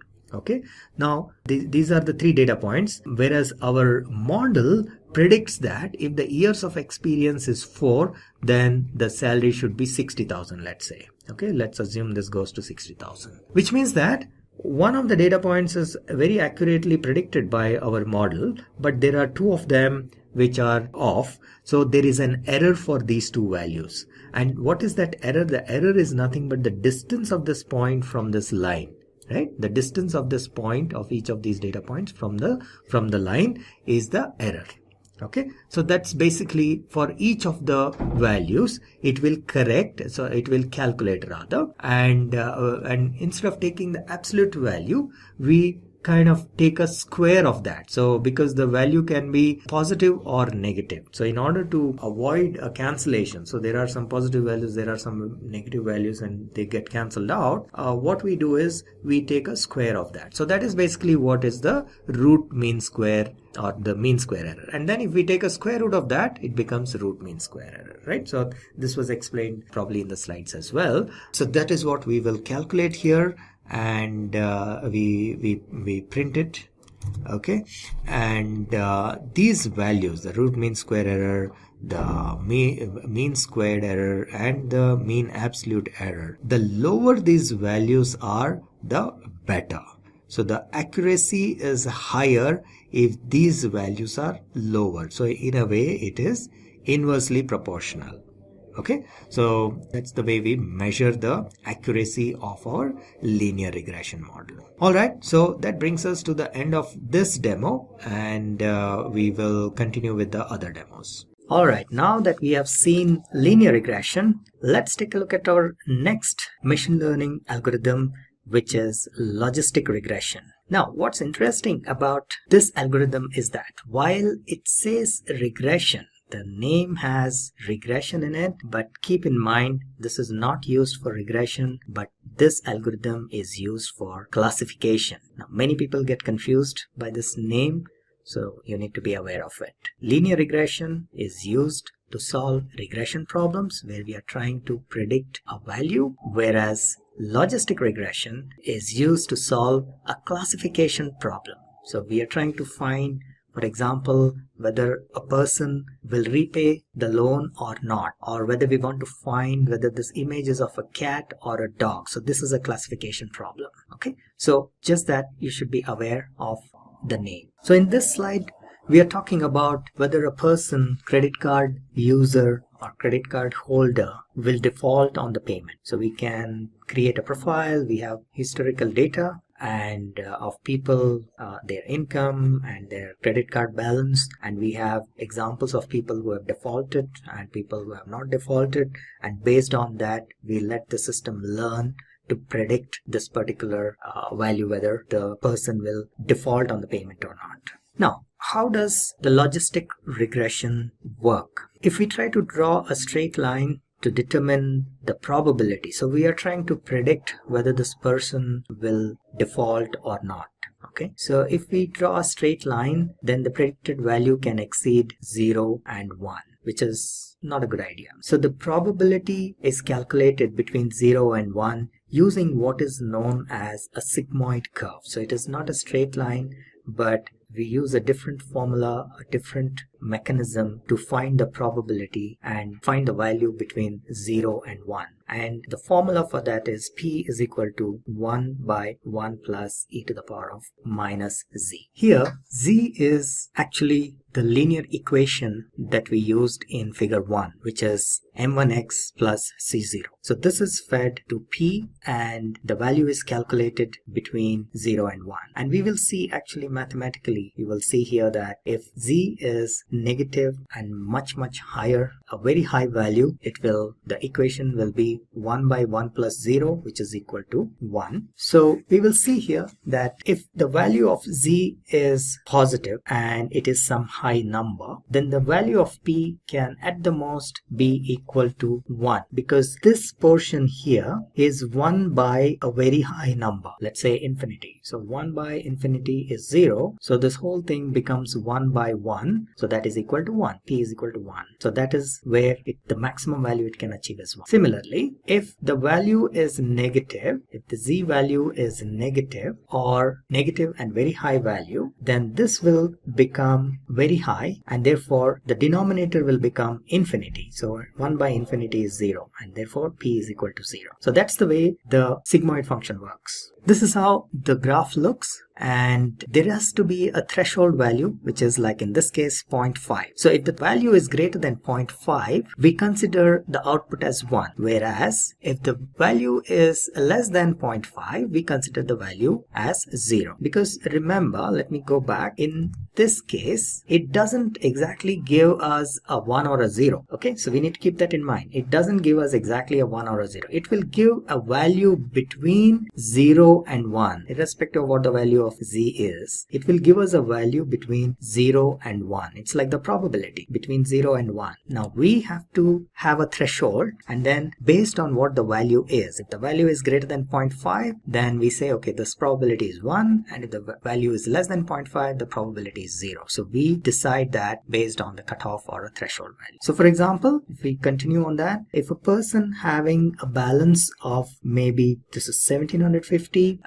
then the probability probability that he will repay the loan is 0.2, which is less than 0.5, the threshold value which we have set. That means the probability is 0, which means the person will not repay. Whereas if the balance is somewhere in the range of 2,250 maybe, which is this red dot, then the sigmoid function calculates the probability of default as 0.8, which means the output is 1, which means the person will default on payment. Okay, so that is how the logistic regression works. So in this case, it says that, okay, this person will default, so it is classified as a defaulter, in this case the second one, and in the first case it is a non-defaulter. So these are the two different classes of these two different cases. So let's move on and see how logistic regression is implemented. So this is another example of logistic regression. Can we predict whether a person is going to buy an SUV based on their age and their estimated salary? So these are our two inputs, and based on that, can we predict whether this person will buy an SUV or not? So this is a logistic regression problem. And we are going to demonstrate this using Python code and in Jupyter Notebook. And before going into Jupyter Notebook, let's take a look at how we go about solving this problem and how the code looks. So this is the implementation of logistic regression. This is the code, the Python code. I'll just take you very briefly at a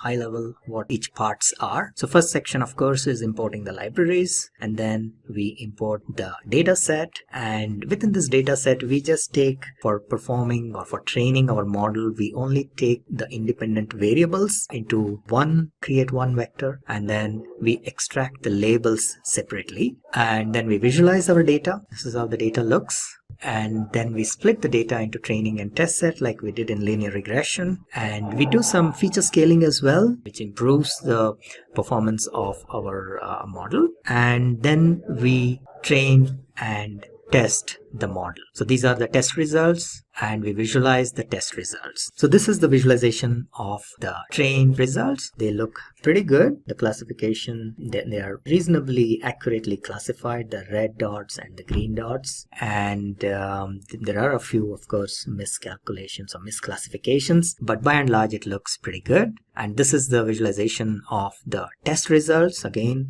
looks pretty good. And then we evaluate our model, and this is what we'll be doing in the code as well. And for this we use what is known as confusion matrix. Now let's try to understand what this confusion matrix is. Now, I know the name itself is confusing, but actually it is very simple. Now once we predict these values and compare with the actual values, we can create or represent the results in the form of a matrix. So we have altogether 134 observations, and if we put it in a tabular form, the predicted values and the actual values. First of all, in order to identify whether our model is more accurate or less accurate, the criteria is that the values along the diagonal should be maximum. So for example, this is 79 and this is 38. The sum of these should be maximum. So what do we mean by that? That means that if we have a perfect model, then this sum will be equal to 134 and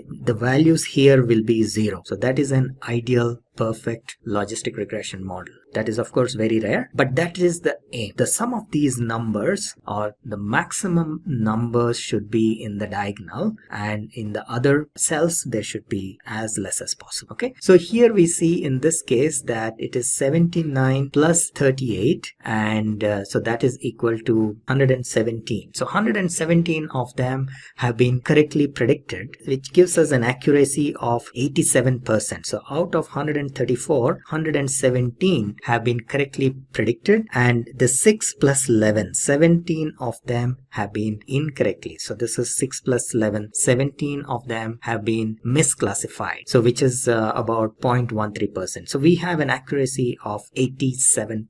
Okay, so I hope the way we calculate or with the way we find accuracy from confusion matrix, I hope it is clear. By the way, once again, a quick reminder, if you need this data set to perform this on your own, please put a comment and under this video, and we will send you the data set.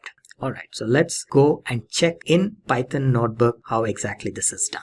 Alright, so this is the demo of logistic regression. And here what we're doing is we've taken an example of a data set and a scenario where we will predict whether a person is going to buy an SUV or not.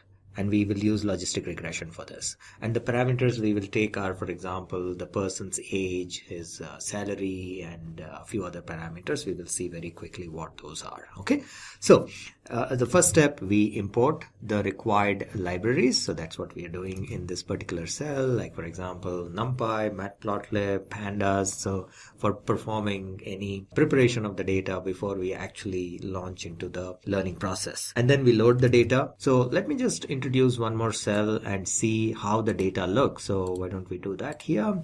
And if I say data set, and then if I run this is how our data looks. So these are the parameters or the features as we call it in machine learning language. We have gender, age, and estimated salary. User ID is also there, but it's not really a feature. It will probably not contribute, so we will not be using this. We will primarily be using these three columns, and in technical terms these columns are known as predictors, and then we have the labeled value. This is known as our target, and this is the labeled value, so it has 0 or 1. So we are basically performing a binary classification, 0 or 1, whether the person will purchase or not purchase. 0 means he will not purchase, 1 means he will purchase. Okay, and the other way of also looking at it is from a mathematical perspective. These are our independent variables. Gender, age, and estimated salary are our independent variables, and purchased is our dependent variables.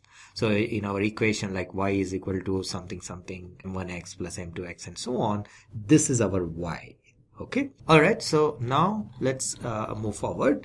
What we will do next is to extract or separate out the independent variables and the dependent variables. How do we do that? So we load them into X, capital X and Y, and what we are doing here is we are taking the second and the third column. We are taking these three, right? So gender, age, and estimated salary. So that is what we are taking here, 2 up to 3. And then Y is basically the last column, which is the fourth column. So let's go ahead and extract that. And once again, why don't we take a look at how the data is looking? So let me just print X. So we are basically taking 2 and 3. So what is 2 and 3? 2 and 3 is our age and our estimated salary. Yeah, that's right. So these are the only two independent variables, and our dependent variable is obviously the last one, whether the person will buy or not. Okay, so we have the data loaded. Now that we have the data in Python, let's take a quick look at how the data looks. So in terms of visualization, let's visualize the data and perform a little bit of what is known as exploratory analysis, right? So as a data scientist, whenever you get new data, you just play around and see how the data is looking before you actually launch into the actual training or the modeling part of it. So let's run a small heat map and see how the data looks. So we have just passed the entire data set here, and this is how the heat map looks, how they are related, how the various features are related to each other. And this is a scale here. Very dark means basically there is pretty much no correlation. This is in a way to measure the correlation as well. And light means there is a very high correlation. So as you can see, a value or a feature will have very high correlation of 1 to itself. So the user ID, and this is user ID, it has a very high correlation to itself. Similarly, purchased it has. So the diagonal will be very high, so that is really not relevant. But then the other values is what we have to see. For example, there is a correlation of 0.6 in this area, which is basically if you take age and purchased, right? Whether the person has purchased and the age. So that's a quick look at exploring the data. So that's all we are doing here. Here's where the actual the crux of this code is. So from here onwards, what we do is the first step before we start the training process is split our data into train and test. Training data set and test data set. So whenever we perform any machine learning activity, we have, let's say, our labeled data. We never pass the entire data to the model, because when we are measuring the accuracy, whether the model is performing well or not, we will not be able to do that. If we use up the entire data for training purpose. So we split the data into what is known as a training data set. We train the model with the training data set, and then this test data set, which is kept separately, which the model has not yet seen, we use that to check whether it is able to perform the predictions correctly or not. Okay, that will give us a higher accuracy or a better estimate of how the model is doing. Alright, so this is a very common practice in machine learning. So whenever we perform training of the model, we split the data into training and test. Now, how do we do this? We don't have to write any special code. There is already a method available, which is train_test_split. And we just call this method. Only thing is, it takes these parameters and we have to specify especially this parameter, which tells the method how the data should be split. Now, when we are splitting the data into training and test, there are no hard and fast rules how we split this data. Some people prefer 50-50, some people prefer 80-20, and so on and so forth.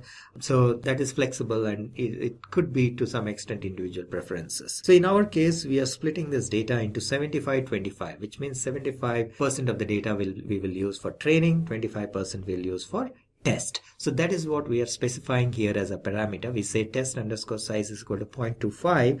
That means put or keep 25% of the data, set aside 25% of the data as test data, and therefore the remaining 75% will be used for training. Alright, so let's move on. I execute this. Then we perform what is known as feature scaling. So what is feature scaling? Usually what happens is the values that we have in the data, sometimes they can be some numbers will be very large, some will be very small. So there is a huge variation. So in order to, if we have that and if we use that as it is, the accuracy of our model may come down. So we have to somehow normalize these values. So that is what scaling does, feature scaling does. And again, we don't have to write any special code for this. There is a standard method available or standard class available called standard scaler. So we just create an instance of that and pass our data for scaling purpose. Okay, so let's go ahead and do that now.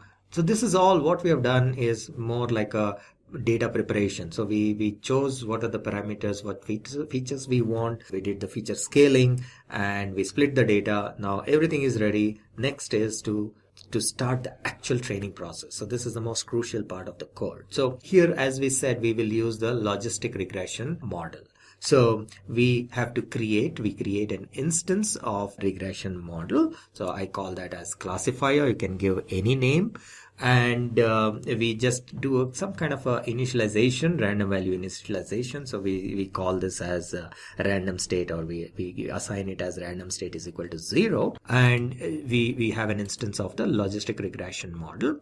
And we use that model, the fit method. So any algorithm that we have, when we want to perform the training, we have to use the fit method.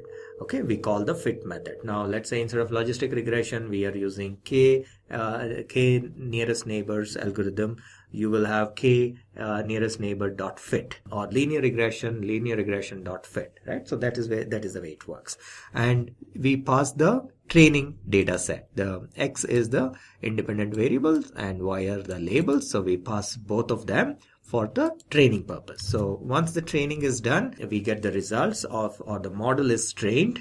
Okay, the model is trained. Now the next step is to test the model, how well the model is performing. This is where we use the test data set. We pass the test data set, and here there is another method that we have to use, that is known as a predict method. So again, this is a predict method is common across all algorithms that we have. So any algorithm we have to call the predict method for performing the test, or even when we deploy it, when new data comes in, we are trying to predict for new data set, we always use predict. Okay, so fit is only for training.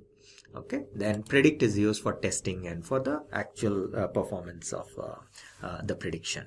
Now One thing we need to observe here again is we only pass the X part of it and not the Y part of it. So this can always, sometimes this can lead to confusion. When we are calling fit, we are passing X and Y. When we are calling predict, we are only calling X. The reason is the Y part is what the model will predict. So you don't have to pass the Y part. Right? So Y is what the model will predict for us. So you don't pass. Here we had to pass it because the model has to learn from the existing values. So that's why we had to pass label as well.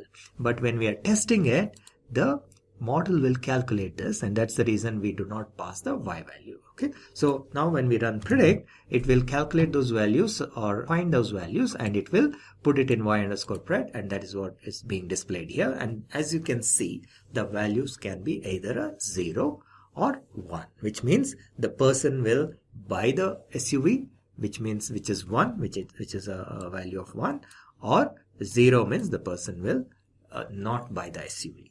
Okay. Now, one more thing we need to remember is, while we have not passed the Y values or the labels to the system, but we have these labels available with us, right? Y_test is available with us. That is what we have to use to find out how accurate the system is. So it has given us the results. Now we will compare these results, which the system has predicted, with the actual values that we have, which is available in Y_test. So we will see how well, how that is done, how that accuracy is calculated in a little bit.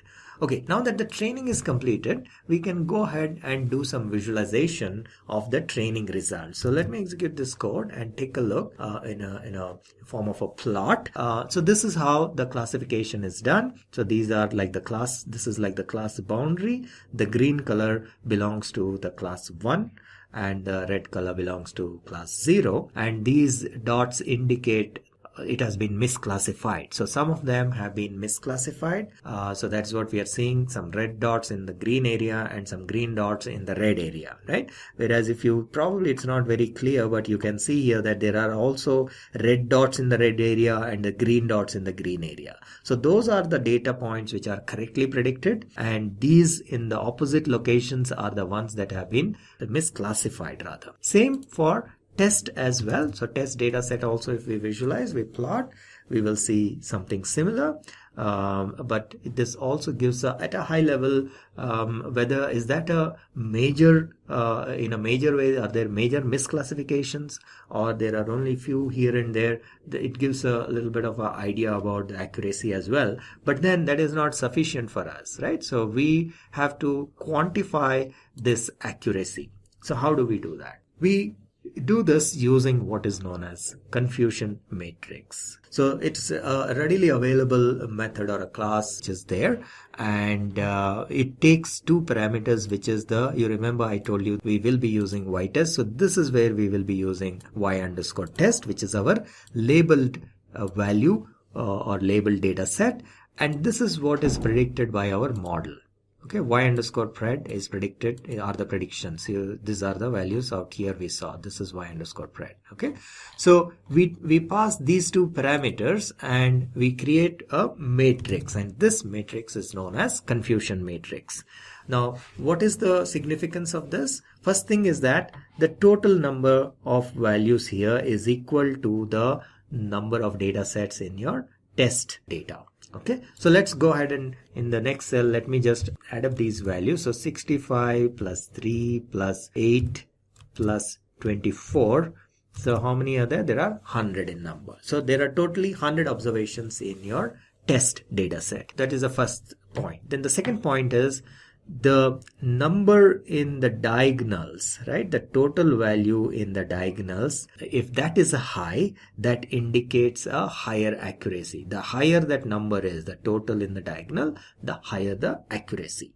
Okay, and if we have quite a few numbers in non-diagonal locations, that means the accuracy is not very high. So here looks like the accuracy is pretty good. Now we can actually quantify the accuracy by using these numbers. So what we do is the sum along the diagonal we have to take and divide that by the total observation. So 65 plus 24 is what we have along the diagonal, and we have 100 observations. So 89 by 100 is our percentage. So we got about 90% accuracy for this particular model.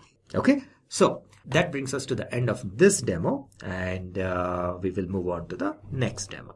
Alright, so the next algorithm is decision tree and random forest. They are being taken together because they are very closely related. So what is a decision tree? Decision tree is another algorithm, and unlike logistic regression, which is only used for binary classification, decision tree can be used for classification as well as regression, even though it is more popular for classification. And it can be used to classify multiple classes as well, not just binary classification. So how does decision tree work? One of the good things about decision trees is that it is easy to represent and show how exactly it works, and therefore it is very easy to understand as well. Now let's take an example. Let's say a person receives a job offer and he needs to decide whether to accept the job offer or not. So we will use decision tree to come to the decision to accept or not to accept. So this is how, first of all, a decision tree looks. It is actually an inverted tree. So the root is at the top. Okay, so and that is known as the root node. The node where the tree starts is known as the root node, and then we have some inner nodes or decision nodes, and we have the nodes where we have a decision, either positive or negative. These are known as leaf nodes or terminal nodes. Okay,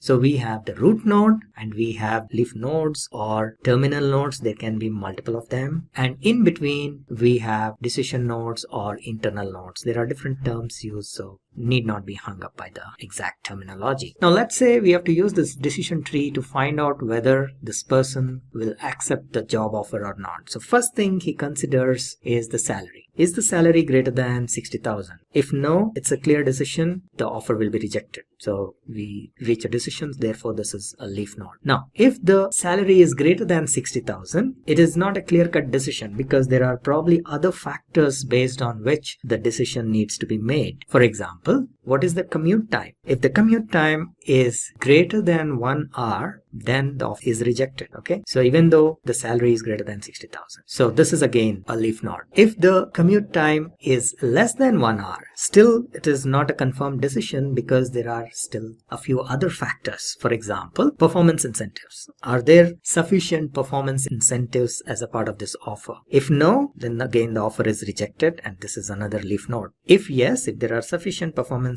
incentives, then the offer is accepted. So this is another leaf node. By the way, keep in mind that these are all the leaf nodes. This is a leaf node, this is a leaf node, this is a leaf node, this is a leaf node. And they of course belong to different categories. In this case, it is still a binary classification. So this belongs to one class, which is accept offer, and these leaf nodes belong to a different class, which is reject offer. So let's take an example and see how we can solve this problem using decision tree. Let's say we have to implement a classification algorithm for kyphosis patient, and the problem is a bunch of kids have undergone a kyphosis surgery, and we need to predict whether kyphosis is present in them or not. And how can we do this using decision tree algorithm? So this is how the classification tree for kyphosis looks. So it starts with if the age is greater than 8.5. So this is how the decision tree looks. So the first criteria is the vertebra, the number on which the surgery has been performed. If it is greater than 8.5, then we need to perform further analysis and look at other criteria. If it is less than 8.5, it is clear that kyphosis is present.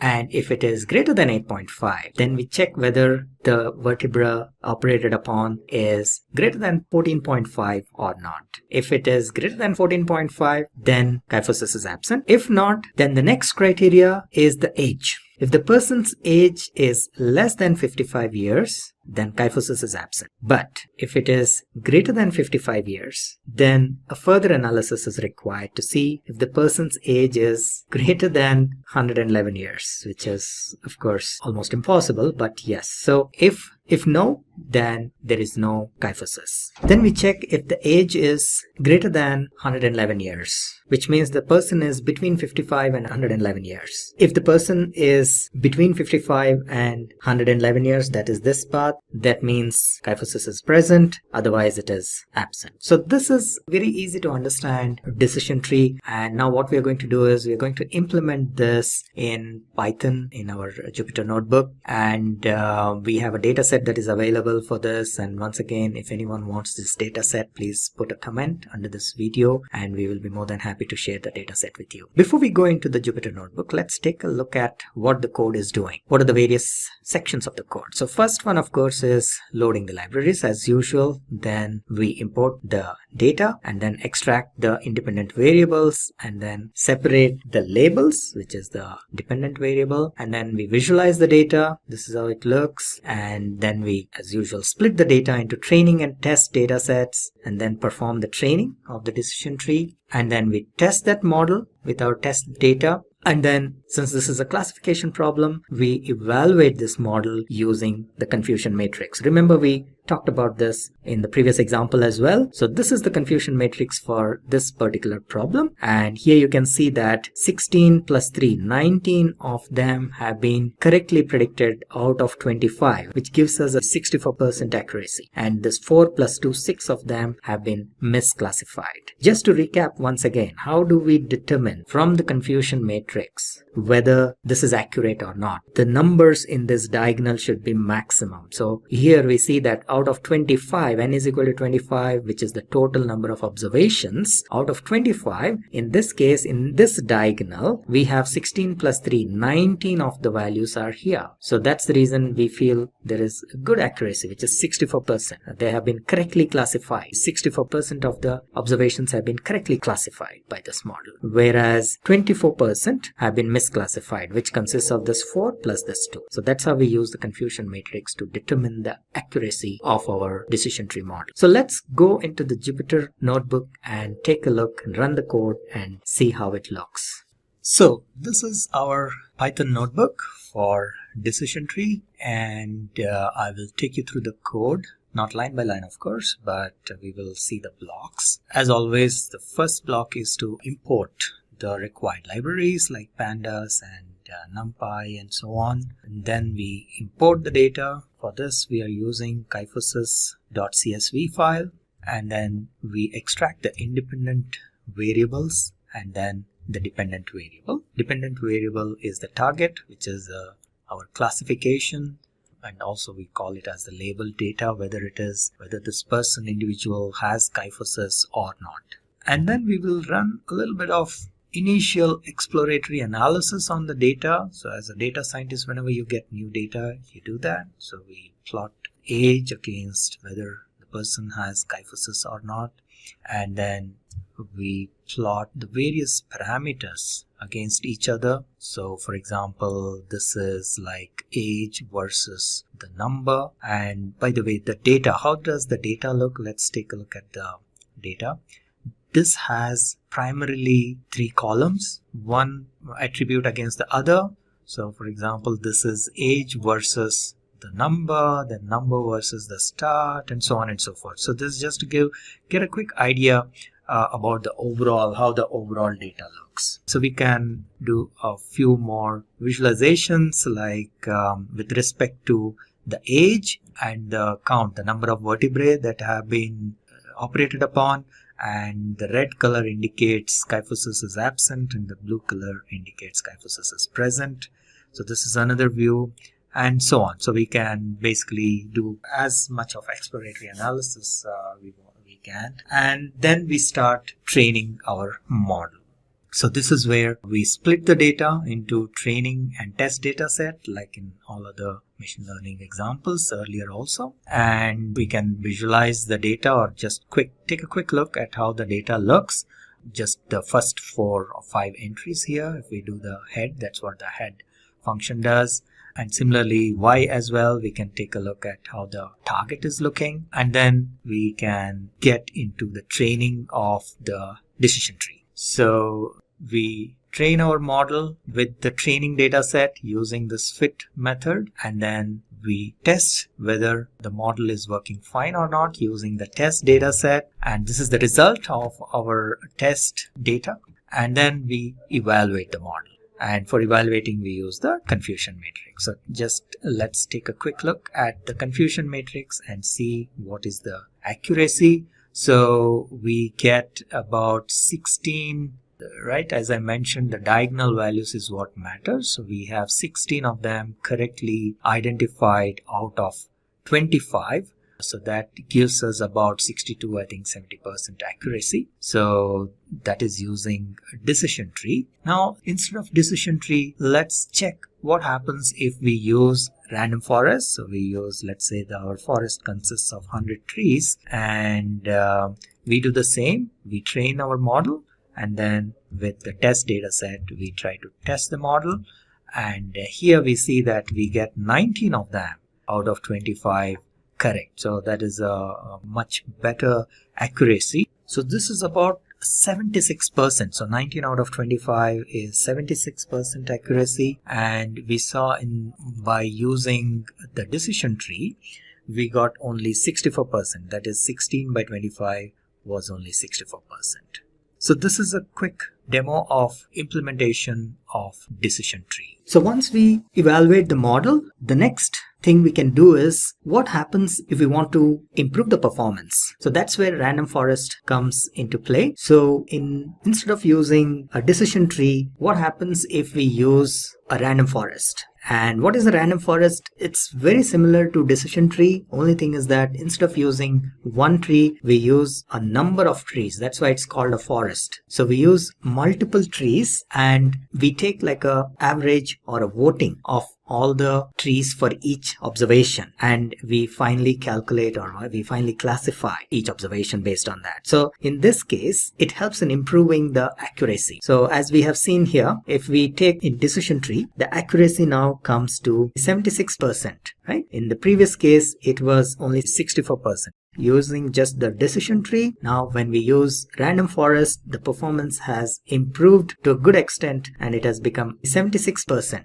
So random forest usually helps in increasing the accuracy when we are using decision trees as our algorithm. Okay, the last algorithm is the k nearest neighbors algorithm. This is again a classification algorithm, and it is actually very simple and straightforward, very easy to understand as well. In this case, let's say we have historical data of heights and weights, and we also have the labels. So if the height and weight is in this range, these are cats, and if the heights and weights are in this range, these are dogs. So this is one class and this is another class. And now if we get a new point or new data set, and we find that for this particular animal, the height and weight, if we plot it, is here. So how do we determine whether it belongs to the cat class or the dog class? That is where the k here comes into play. So when we are using this algorithm, we need to specify what should be the value of k. So let's say we determine that the value of k is 3. So what we will do is we will find out the nearest 3 objects to this data point that we have. So let's go to the next slide here.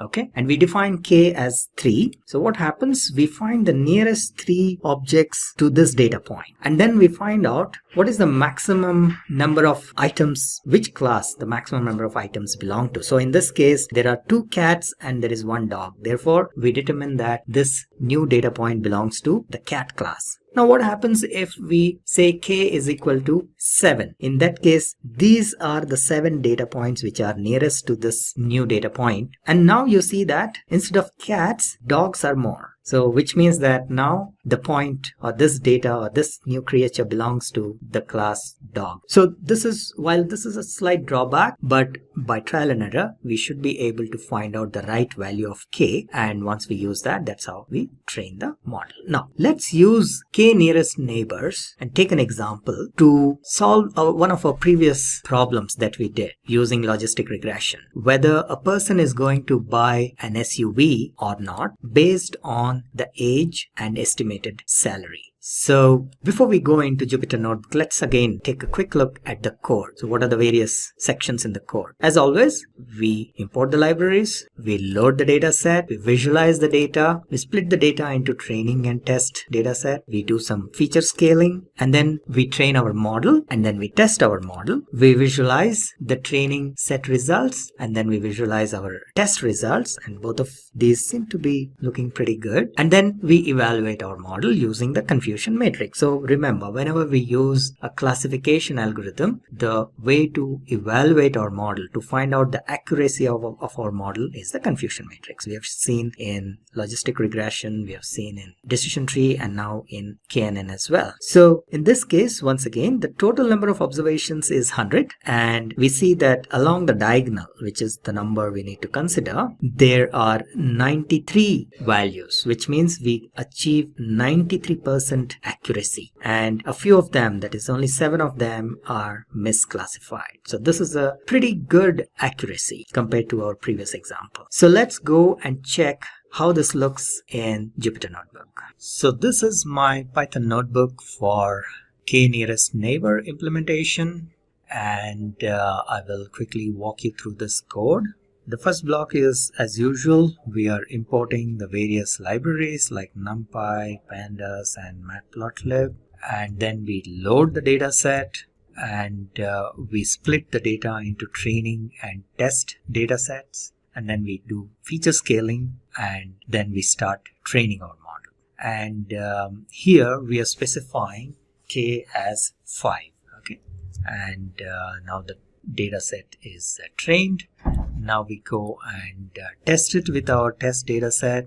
Then we evaluate the model, and here we get that as you can see in the diagonal, there are 73 entries. So total is 73, which means out of total of 80, 73 have been classified correctly, which is about 90% accuracy we are getting, and 7 of them have been misclassified. We can now visualize the training results. So these are the zeros and these are the ones. This is the training set. So there are a few, as you can see, misclassifications. The green ones in the red area and the red ones in the green area are the misclassified values. And same way we can visualize the results of the test data set as well. And here again we see there are a little bit of misclassification.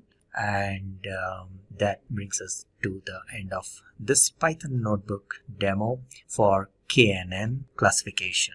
If you are one of the aspiring data scientists looking for online training and graduating from the best universities, or a professional who elects to switch careers with data science by learning from the experts, then try giving a shot to Simplilearn's postgraduate program in data science in collaboration with IBM from Caltech University. The link is in the description box below, and that should navigate you to the homepage where you can find the complete overview of the program being offered.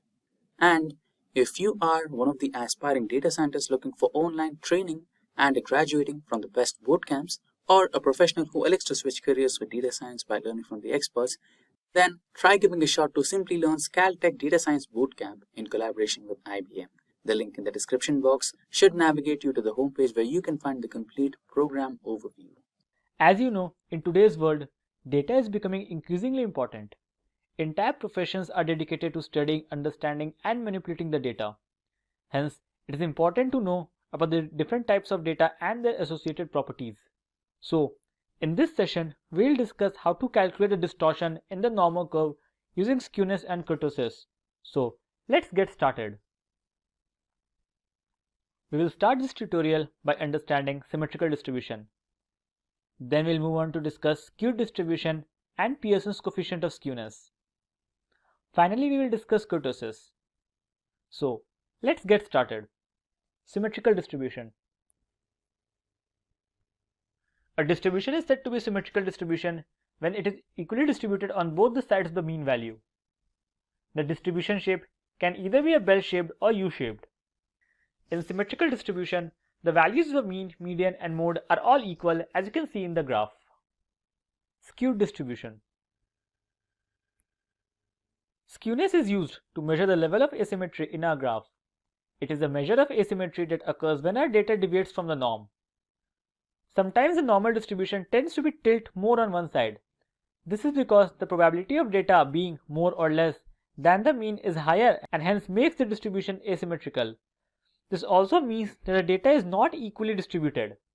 The skewness can be of two types: positively skewed and negatively skewed. Let's discuss them separately.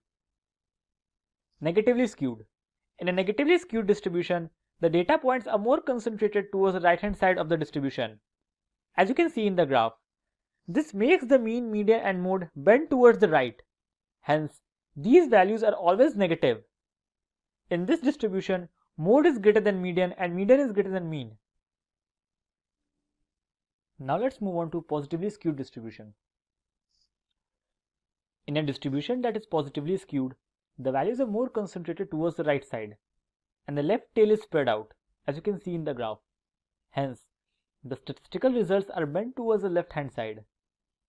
Therefore, the mean, median and mode are always positive. In this distribution, mean is greater than median and median is greater than mode.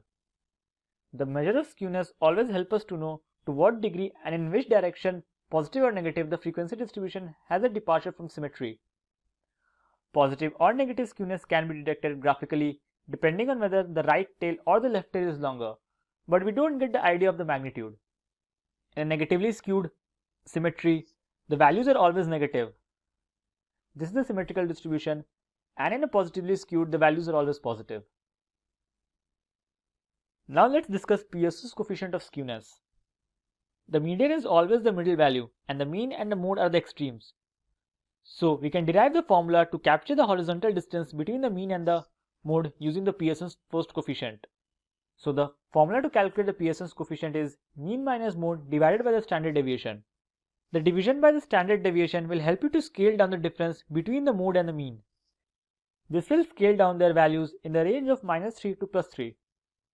In case where the mode is indeterminate, we can calculate the Pearson's coefficient by mean minus 3 median minus 2 mean divided by the standard deviation. If the value of coefficient is between -0.5 and 0.5, the distribution of the value is always symmetrical. If the value of coefficient is 0, then the distribution is symmetrical. If the value of coefficient is positive, then the distribution is positively skewed, and if the coefficient is negative, then the distribution will be negatively skewed. Now that we have discussed this symmetrical and skewed distribution, let's move on to understand what is kurtosis. Kurtosis is used to find the presence of outliers in our data. It gives us the total degree of outliers present. The data can be heavily tailed and the peak can be flatter, almost like punching the distribution or squishing it. While skewness signifies the extent of the symmetry, kurtosis measures the degree of peakness of a frequency distribution. When the peak of the curve becomes relatively high, then the curve is called leptokurtic. And when the curve is flat, it is called plateaukurtic. When the curve is similar to the normal curve, it is called mesokurtic. The expected value of kurtosis is 3. This is observed in a symmetrical distribution. A kurtosis greater than 3 will indicate positive kurtosis. Further, a kurtosis less than 3 will mean a negative kurtosis. The range of value for a negative kurtosis is from -2 to infinity. The greater the value of kurtosis, the higher is the peak, as you can see from the graph. Today we're going to be looking at random forest, one of the many powerful tools in the machine learning library. Before we dive into the topic, let's start by looking at a few of the uses for random forest. Currently today it's used in remote sensing. For example, they're used in the ETM devices. If you're a space buff, that's the enhanced thematic mapper they use on satellites, which see far outside the human spectrum for looking at land masses. And they acquire images of the Earth's surface. The accuracy is higher and training time is less than many other machine learning tools out there. Also, object detection, multi-class object detection is done using random forest algorithms.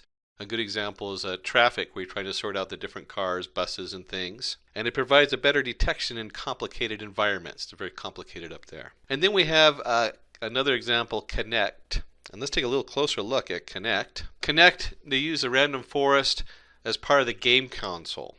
And what it does is it tracks the body movements and it recreates it in the game. And let's see what that looks like. We have a user who performs a step. In this case, it looks like Elvis Presley going there. That is then recorded, so the Connect registers the movement, and then it marks the user based on accuracy. And it looks like we have Prince going on this one, from Elvis Presley to Prince. It's great. So it marks the user based on the accuracy. If we look at that a little closer, we have a training set to identify body parts. Where are the hands? Where are the feet? What's going on with the body? That then goes into a random forest classifier that learns from it. Once we've trained the classifier, it then identifies the body parts while the person's dancing. And it's able to represent that in a computer format, and then based on that, it scores the game and how accurate you are as being Elvis Presley or Prince in your dancing. Let's take an overview of what we're going to cover today. What's in it for you? What we're going to start with is what is machine learning. We're not going to go into detail on that. We're going to specifically look at how the random forest fits in the machine learning hierarchy. Then we're going to look at some applications of random forest. What is classification, which is its primary use? Why use random forest? What's the benefits of it? And how does it actually come together? What is random forest? And then we'll get into random forest and the decision tree. That's like the final step and how it works. And finally, we'll get some Python code in there, and we'll use the case, the iris flower analysis. Now, if you don't know what any of these terms mean or where we're going with this, don't worry. We're going to cover all the basics and have you up and running, and even doing some basic script in Python by the end. Let's take a closer look at types of machine learning. Specifically, we're going to look at where the decision tree fits in with the different machine learning packages out there. We'll start with the basic types of machine learning. There's supervised learning, where you have lots of data and you're able to train your models. There's unsupervised learning, where it has to look at the data and then divide it based on its own algorithms without having any training. And then there's reinforcement learning, where you get a plus or negative if you have the answer correct. This particular tool belongs to the supervised learning. Let's take a closer look at that, what that means in supervised learning. Supervised learning falls into two groups, classification and regression. We'll talk about regression a little later and how that differs. This particular format goes underneath classification. So we're looking at supervised learning and classification in the machine learning tools. Classification is a kind of problem wherein the outputs are categorical in nature, like yes or no, true or false, or 0 or 1. In that particular framework, there's the KNN, where the NN stands for nearest neighbor, naive Bayes, the decision tree, which is part of the random forest that we're studying today. So why random forest? It's always important to understand why we use this tool over the other ones. What are the benefits here? And so with the random forest, the first one is there's no overfitting. If you use of multiple trees, reduce the risk of overfitting. Training time is less. Overfitting means that we have fit the data so close to what we have as our sample that we pick up on all the weird parts. And instead of predicting the overall data, you're predicting the weird stuff, which you don't want. High accuracy. Runs efficiently on large database. For large data, it produces highly accurate predictions. In today's world of big data, this is really important. And this is probably where it really shines. This is where why random forest really comes in. It estimates missing data. Data in today's world is very messy. So when you have a random forest, it can maintain the accuracy when a large proportion of the data is missing. What that means is if you have data that comes in from 5 or 6 different areas, and maybe they took one set of statistics in one area, and they took a slightly different set of statistics in the other, so they have some of the same shared data, but one is missing like the number of children in the house if you're doing something over demographics, and the other one is missing the size of the house. It will look at both of those separately and build 2 different trees, and then it can do a very good job of guessing which one fits better even though it's missing that data. Let us dig deep into the theory of exactly how it works. And let's look at what is random forest. Random forest, or random decision forest, is a method that operates by constructing multiple decision trees. The decision of the majority of the trees is chosen by the random forest as the final decision. And we have some nice graphics here. We have a decision tree, and they actually use a real tree to denote the decision tree, which I love. And given a random, some kind of picture of a fruit, This decision tree decides that the output is it's an apple. And we have a decision tree 2 where we have that picture of the fruit goes in, and this one decides that it's a lemon. And the decision tree gets another image and it decides it's an apple. And then this all comes together in what they call the random forest. And this random forest then looks at it and says, okay, I got 2 votes for apple, 1 vote for lemon. The majority is apples, so the final decision is apples. To understand how the random forest works, we first need to dig a little deeper and take a look at the random forest and the actual decision tree and how it builds that decision tree. In looking closer at how the individual decision trees work, we'll go ahead and continue to use the fruit example, since we're talking about trees and forests. A decision tree is a tree-shaped diagram used to determine a course of action. Each branch of the tree represents a possible decision, occurrence, or reaction. So in here we have a bowl of fruit, and if you look at that, it looks like they switched from lemons to oranges. We have oranges, cherries, and apples. And the first decision of the decision tree might be, is the diameter greater than or equal to 3?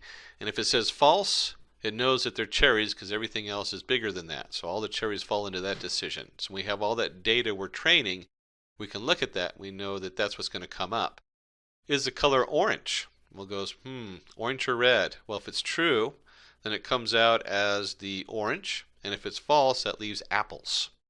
So in this example, it sorts out the fruit in the bowl, or the images of the fruit. A decision tree, these are very important terms to know because these are very central to understanding the decision tree and when working with them. The first is entropy. Everything on the decision tree and how it makes a decision is based on entropy. Entropy is a measure of randomness or unpredictability in the data set. Then they also have information gain, the leaf node, the decision node, and the root node. We'll cover these other 4 terms as we go down the tree, but let's start with entropy. So starting with entropy, we have here a high amount of randomness. What that means is that whatever's coming out of this decision, if it was going to guess based on this data, it wouldn't be able to tell you whether it's a lemon or an apple. It would just say it's a fruit. So the first thing we want to do is we want to split this apart. And we take the initial data set, we're going to create a data set 1 and a data set 2. We just split it in 2. And if you look at these new data sets, after splitting them, the entropy of each of those sets is much less. So for the first one, whatever comes in there, it's going to sort that data and it's going to say, okay, if this data goes this direction, it's probably an apple. And if it goes into the other direction, it's probably a lemon. So that brings us up to information gain. It is the measure of decrease in the entropy after the data set is split. What that means in here is that we've gone from one set, which has a very high entropy, to 2 lower sets of entropy. And we've added in the values of E1 for the first one and E2 for the second 2, which are much lower. And so that information gain is increased greatly in this example. And so you can find that the information gain simply equals decision E1 minus E2. As we're going down our list of definitions, we'll look at the leaf node. And the leaf node carries the classification or the decision. So we look down here to the leaf node. We finally get to our set 1 or our set 2. When it comes down there and it says, okay, this object's gone into set 1, if it's gone into set 1, it's going to be split by some means, and we'll either end up with apples on the leaf node or a lemon on the leaf node, and on the right it'll either be an apple or lemons. Those leaf nodes, or those final decisions or classifications, that's the definition of leaf node in here. If we're going to have a final leaf where we make the decision, we should have a name for the nodes above it, and they call those decision nodes. A decision node has 2 or more branches. And you can see here where we have the 5 apples and 1 lemon, and in the other case the 5 lemons and 1 apple. They have to make a choice of which tree it goes down based on some kind of measurement or information given to the tree. And that brings us to our last definition. The root node, the topmost decision node, is known as the root node. And this is where you have all of your data and you have your first decision it has to make, or the first split in information. So far we've looked at a very general image with the fruit being split. Let's look and see exactly what that means to split the data and how do we make those decisions on there. Let's go in there and find out, how does a decision tree work? So let's try to understand this, and let's use a simple example, and we'll stay with the fruit. We have a bowl of fruit, and so let's create a problem statement, and the problem is we want to classify the different types of fruits in the bowl based on different features. The data set in the bowl is looking quite messy, and the entropy is high in this case. So if this bowl was our decision maker, it wouldn't know what choice to make. It has so many choices. Which one do you pick? Apple, grapes, or lemons? And so we look in here, we're going to start with a training set. So this is our data that we're training our data with. And we have a number of options here. We have the color, and under the color we have red, yellow, purple. We have a diameter, 331, 331, and we have a label, apple, lemon, grapes, apple, lemon, grapes. And how do we split the data? We have to frame the conditions to split the data in such a way that the information gain is the highest. It's very key to note that we're looking for the best gain. We don't want to just start sorting out the smallest piece in there. We want to split it the biggest way we can. And so we measure this decrease in entropy, that's what they call it, entropy, there's our entropy, after splitting. And now we'll try to choose a condition that gives us the highest gain. We will do that by splitting the data using each condition and checking the gain that we get out of them. The conditions that give us the highest gain will be used to make the first split. So let's take a look at these different conditions. We have color, we have diameter, and if we look underneath that, we have a couple different values. We have diameter equals 3, color equals yellow, red, diameter equals 1. And when we look at that, you'll see over here we have 1, 2, 3, 4 threes. That's a pretty high selection. So let's say the condition gives us a maximum gain of 3. So we have the most pieces fall into that range. So our first split from our decision node is we split the data based on the diameter. Is it greater than or equal to 3? If it's not, that's false, it goes into the grape bowl. And if it's true, it goes into a bowl full of lemon and apples. The entropy after splitting has decreased considerably. So now we can make two decisions. If you look at, they're very much less chaos going on there. This node has already attained an entropy value of 0, as you can see. There's only one kind of label left for this branch. So no further splitting is required for this node. However, this node on the right still requires a split to decrease the entropy further. So we split the right node further based on color. If you look at this, if I split it on color, that pretty much cuts it right down the middle. It's the only thing we have left in our choices of color and diameter too. And if the color is yellow, it's going to go to the right bowl, and if it's false, it's going to go to the left bowl. So the entropy in this case is now 0. So now we have 3 bowls with 0 entropy. There's only one type of data in each one of those bowls. So we can predict a lemon with 100% accuracy. And we can predict the apple also with 100% accuracy, along with our grapes up there. So we've looked at kind of a basic tree in our forest, but what we really want to know is how does a random forest work as a whole? So to begin our random forest classifier, let's say we already have built 3 trees. And we're going to start with the first tree that looks like this. Just like we did in the example, this tree looks at the diameter. If it's greater than or equal to 3, it's true, otherwise it's false. So one side goes to the smaller diameter, one side goes to larger diameter. And if the color is orange, it's going to go to the right, true. We're using oranges now instead of lemons.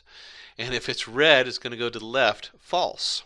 We build a second tree very similar, but it's split differently. Instead of the first one being split by diameter, this one, when they created it, if you look at that first bowl, it has a lot of red objects. So it says, is the color red? Because that's going to bring our entropy down the fastest. And so, of course, if it's true, it goes to the left. If it's false, it goes to the right. And then it looks at the shape, false or true, and so on and so on. And tree 3 is the diameter equal to 1. And it came up with this because there's a lot of cherries in this bowl. So that would be the biggest split on there is the diameter equal to 1. That's going to drop the entropy the quickest.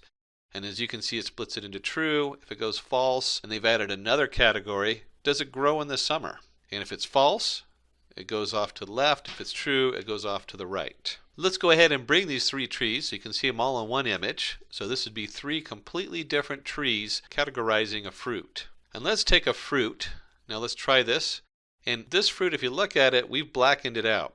You can't see the color on it, so it's missing data. Remember, one of the things we talked about earlier is that a random forest works really good if you're missing data, if you're missing pieces. So this fruit has an image, but maybe the person had a black and white camera when they took the picture. And we're going to take a look at this, and it's going to have, they put the color in there, so ignore the color down there. But the diameter equals 3. We find out it grows in the summer equals yes, and the shape is a circle. And if you go to the right, you can look at what one of the decision trees did. This is the third one. Is the diameter greater than or equal to 3? Is the color orange? Well, it doesn't really know on this one, but if you look at the value, it'd say true, and you go to the right. Tree 2 classifies it as cherries. Is the color equal red? Is the shape a circle? True, it is a circle. So this would look at it and say, oh, that's a cherry. And then we go to the other classifier, and it says, is the diameter equal 1? Well, that's false. Does it grow in the summer? True. So it goes down and looks at as oranges. So how does this random forest work? The first one says it's an orange. The second one said it was a cherry. And the third one says, it's an orange.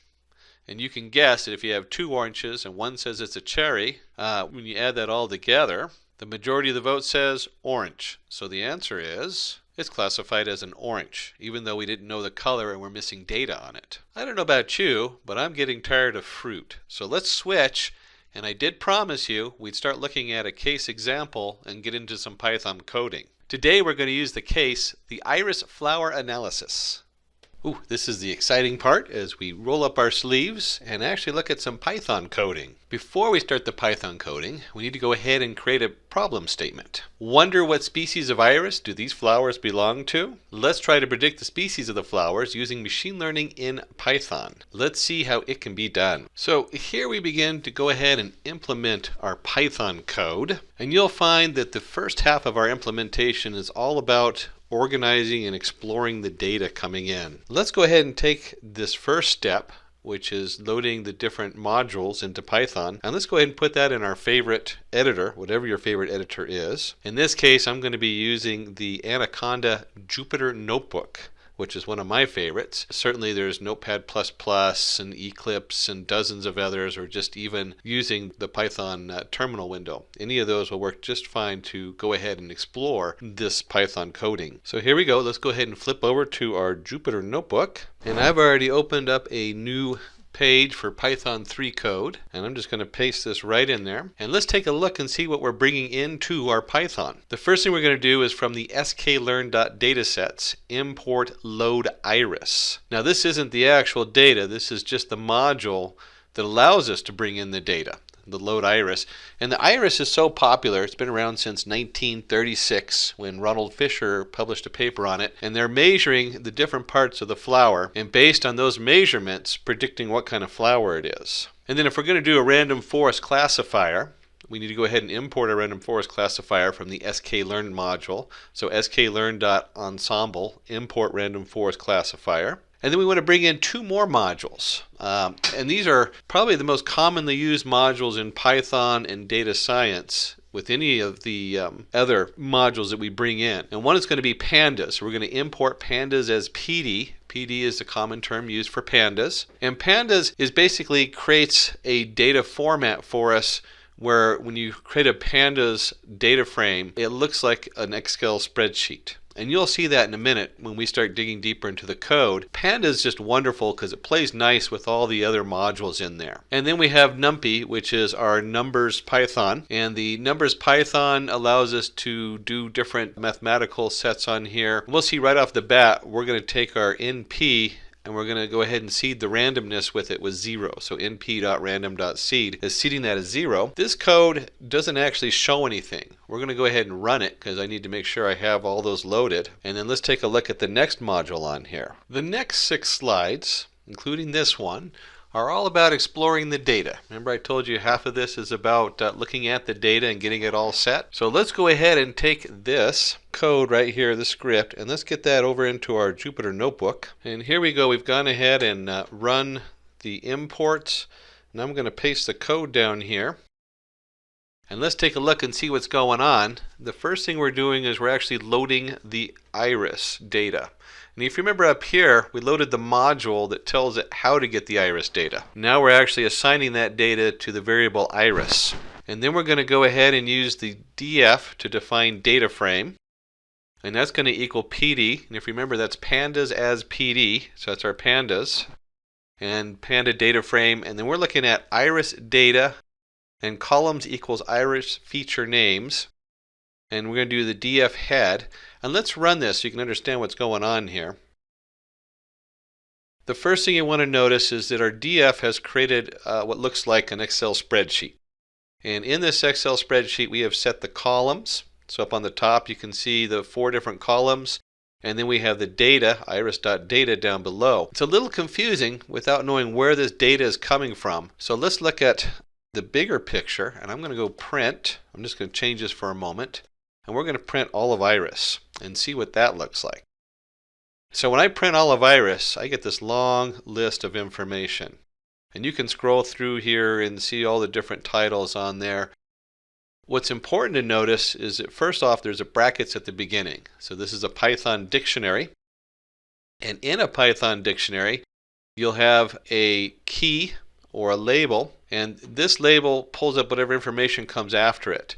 So feature names, which we actually used over here under columns, is equal to an array of sepal length, sepal width, petal width. These are the different names they have for the 4 different columns. And if you scroll down far enough, you'll also see data down here. Oh, goodness, it came up right towards the top. And data is equal to the different data we're looking at.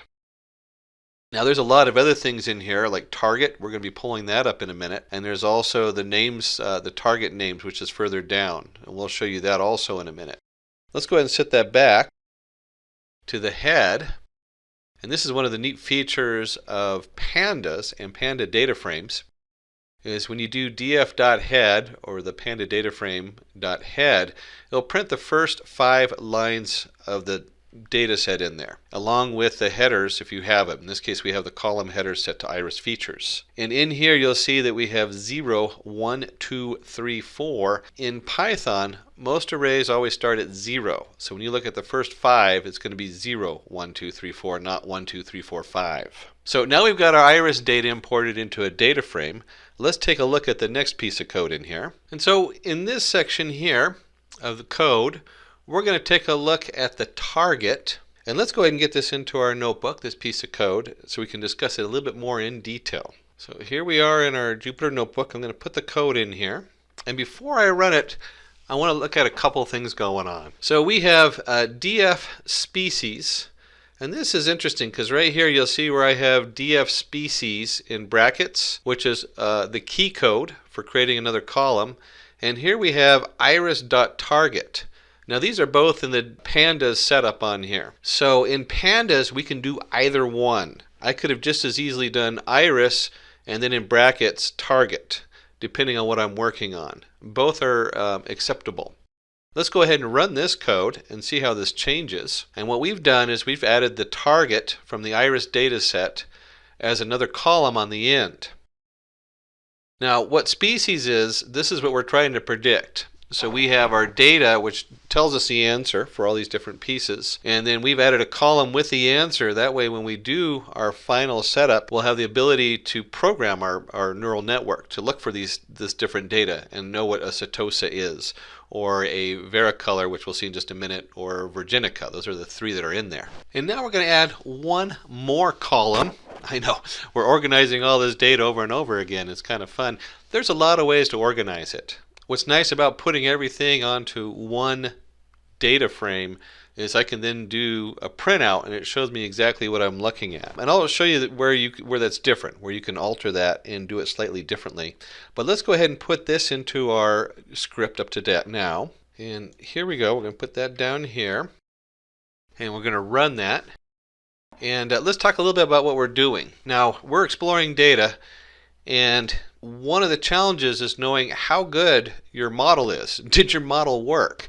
And to do this, we need to split the data up. And we split it into 2 different parts. They usually call it the training and the testing. And so in here, we're going to go ahead and put that in our database so you can see it clearly. And we've set it df remember you can put brackets, this is creating another column, is train, so we're going to use part of it for training, and this equals NP, remember that stands for numpy, .random.uniform. So we're generating a random number between 0 and 1, and we're going to do it for each of the rows. That's where the length df comes from. So each row gets a generated number, and if it's less than 0.75, it's true, and if it's greater than 0.75, it's false. This means we're going to take 75% of the data, roughly, because there's a randomness involved, and we're going to use that to train it, and then the other 25% we're going to hold off to the side and use that to test it later on. So let's flip back on over and see what the next step is. So now that we've labeled our database for which is training and which is testing,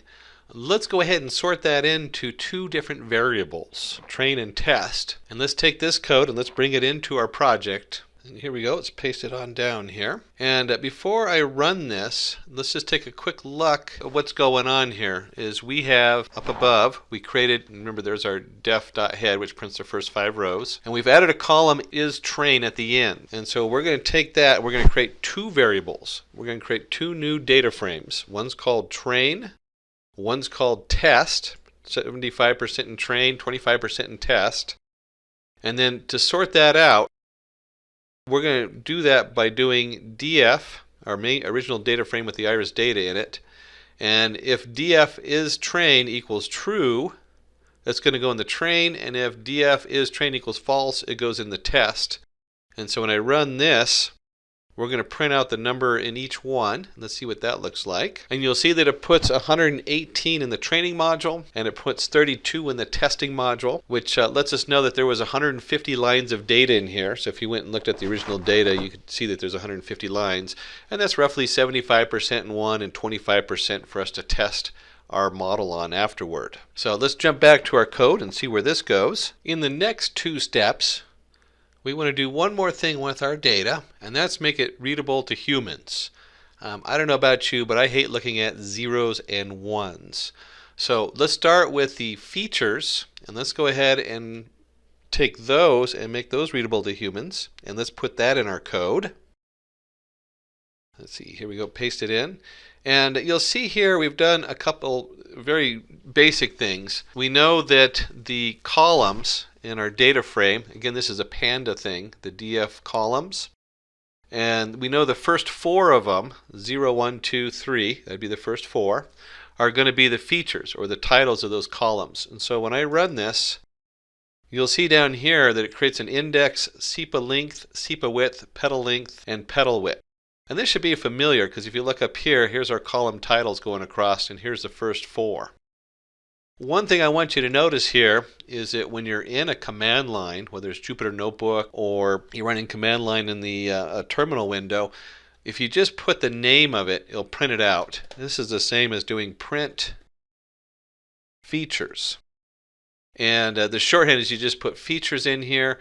If you're actually writing a code and saving the script and running it by remote, you really need to put the print in there. But for this, when I run it, you'll see it gives me the same thing. But for this, we want to go ahead and we'll just leave it as features because it doesn't really matter. And this is one of the fun thing about Jupyter Notebooks is I'm just building the code as we go. And then we need to go ahead and create the labels for the other part. So let's take a look and see what that. For our final step in prepping our data, before we actually start running the training and the testing, is we're going to go ahead and convert the species on here into something the computer understands. So let's put this code into our script and see where that takes us. Alright, here we go. We've set y equal to pd.factorize train species of 0. So let's break this down just a little bit. We have our pandas right here, pd. Factorize. What's factorize doing? I'm going to come back to that in just a second. Let's look at what train species is and why we're looking at the group 0 on there. And let's go up here, and here is our species. Remember this that we created this whole column here for species? And then it has Setosa, Setosa, Setosa, Setosa, and if you scroll down enough, you'd also see Virginica and Varicolor. We need to convert that into something the computer understands, zeros and ones. So the trained species of 0, because this is in the format of an array of arrays, so you have to have the 0 on the end. And then species is just that column. Factorize goes in there and looks at the fact that there's only 3 of them. So when I run this, you'll see that Y generates an array that's equal to, in this case it's the training set, and it's 0s, 1s, and 2s representing the 3 different kinds of flowers we have. So now we have something the computer understands, and we have a nice table that we can read and understand. And now, finally, we get to actually start doing the predicting. So here we go. We have 2 lines of code. Oh my goodness, that was a lot of work to get to 2 lines of code. But there is a lot in these 2 lines of code. So let's take a look and see what's going on here and put this into our full script that we're running. And let's paste this in here. And let's take a look and see what this is. We're creating a variable CLF, and we're going to set this equal to the random forest classifier. And we're passing 2 variables in here, and there's a lot of variables you can play with. As far as these 2 are concerned, they're very standard. In jobs, all that does is to prioritize it. Not something to really worry about. Usually when you're doing this on your own computer, you do in jobs equals 2. If you're working in a larger or big data and you need to prioritize it differently, this is what that number does, is it changes your priorities and how it's going to run across the system and things like that. And then the random state is just how it starts. 0 is fine for here. But let's go ahead and run this. We also have clf.fit train features, y. And before we run it, let's talk about this a little bit more. clf.fit. So we're training it. We are actually creating our random forest classifier right here. This is the code that does everything. And we're going to take our training set. Remember, we kept our test off to the side. And we're going to take our training set with the features, and then we're going to go ahead and put that in, and here's our target, the Y. So the Y is 0, 1, and 2 that we just created, and the features is the actual data going in that we put into the training set. And let's go ahead and run that. And this is kind of an interesting thing because it printed out the random forest classifier and everything around it.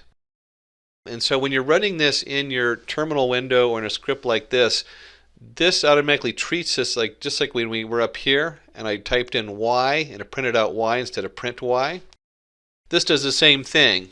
It treats this as a variable and prints it out. But if you were actually running your code, that wouldn't be the case. And what is printed out is it shows us all the different variables we can change. And if we go down here, you can actually see in jobs equals 2.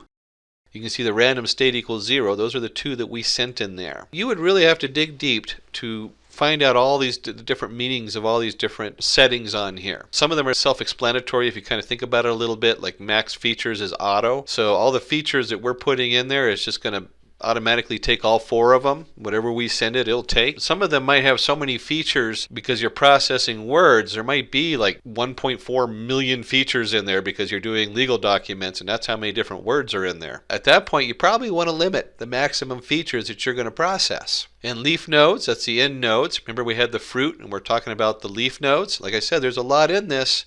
We're looking at a lot of stuff here. So you might have, in this case, there's probably only 3 leaf nodes, maybe 4. You might have thousands of leaf nodes, at which point you do need to put a cap on that and say, okay, you can only go so far, and then we're going to use all of our resources on processing this. And that really is what most of these are about, is limiting the process and making sure we don't overwhelm a system. And there's some other settings in here. Again, we're not going to go over all of them. Warm start equals false. Warm start is if you're programming it one piece at a time externally. Since we're not going to continually to train this particular learning tree. And again, like I said, there's a lot of things in here that you'll want to look up more detail from the Sklearn. And if you're digging in deep and running a major project on here. For today, though, all we need to do is fit or train our features and our target Y. So now we have our training model. What's next? If we're going to create a model, we now need to test it. Remember, we set aside the test feature, test group, 25% of the data. So let's go ahead and take this code and let's put it into our script and see what that looks like. Okay, here we go. And we're going to run this, and it's going to come out with a bunch of 0s, 1s, and 2s, which represents the 3 types of flowers, the Setosa, the Virginica, and the Versicolor. And what we're putting into our predict is the test features And I always kind of like to know what it is I am looking at.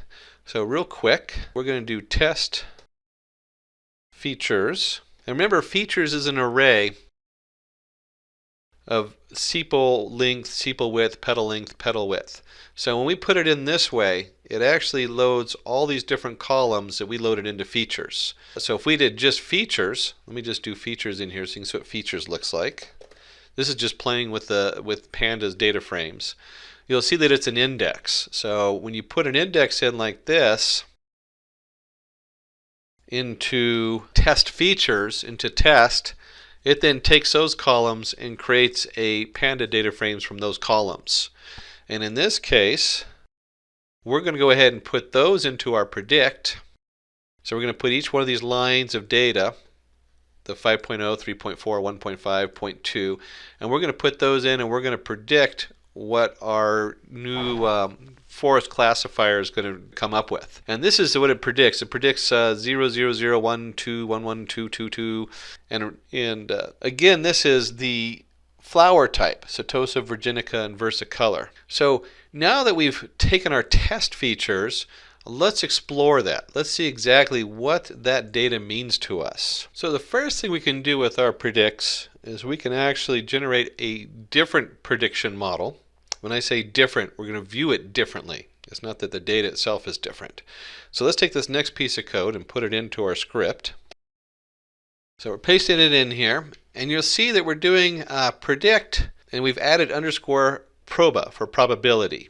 So there's our clf.predict probability. So we're running it just like we ran it up here, but this time with this we're going to get a slightly different result, and we're only going to look at the first 10. So you'll see down here, instead of looking at all of them, which was 27, you'll see right down here that this generates a much larger field on the probability. And let's take a look and see what that looks like and what that means. So when we do the predict underscore proba for probability, it generates 3 numbers. So we had 3 leaf nodes at the end. And if you remember from all the theory we did, this is the predictors. The first one is predicting a 1 for Setosa. It predicts a 0 for Virginica, and it predicts a 0 for versicolor, and so on and so on and so on. And let's, you know what, I'm going to change this just a little bit. Let's look at 10 to 20, just because we can. And we start to get in a little different of data, and you'll see right down here, it gets to this one, this line right here. And this line has 0, 0.5, 0.5. And so if we're going to vote, and we have 2 equal votes, it's going to go with the first one. So it says Setosa gets 0 votes, Virginica gets 0.5 votes, versicolor gets 0.5 votes, but let's just go with the Virginica since these 2 are equal, and so on down the list. You can see how they vary on here. So now we've looked at both how to do a basic predict of the features, and we've looked at the predict probability. Let's see what's next on here. So now we want to go ahead and start mapping names for the plants. We want to attach names so that it makes a little more sense for us. And that's what we're going to do in these next 2 steps. We're going to start by setting up our predictions and mapping them to the names. So let's see what that looks like. And let's go ahead and paste that code in here and run it. And this goes along with the next piece of code. So we'll skip through this quickly and then come back to it a little bit. So here's iris.targetNames. And if you remember correctly, this was the names that we've been talking about this whole time, the Setosa, Virginica, versicolor. And then we're going to go ahead and do the prediction again. We could have just set a variable equal to this instead of rerunning it each time. But we're going to go ahead and run it again, clf.predict test features. Remember that returns the 0s, the 1s, and the 2s. And then we're going to set that equal to predictions. So this time we're actually putting it in a variable.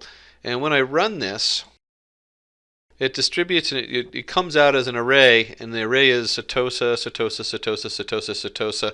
We're only looking at the first 5. We could actually let's do the first 25, just so we can see a little bit more on there.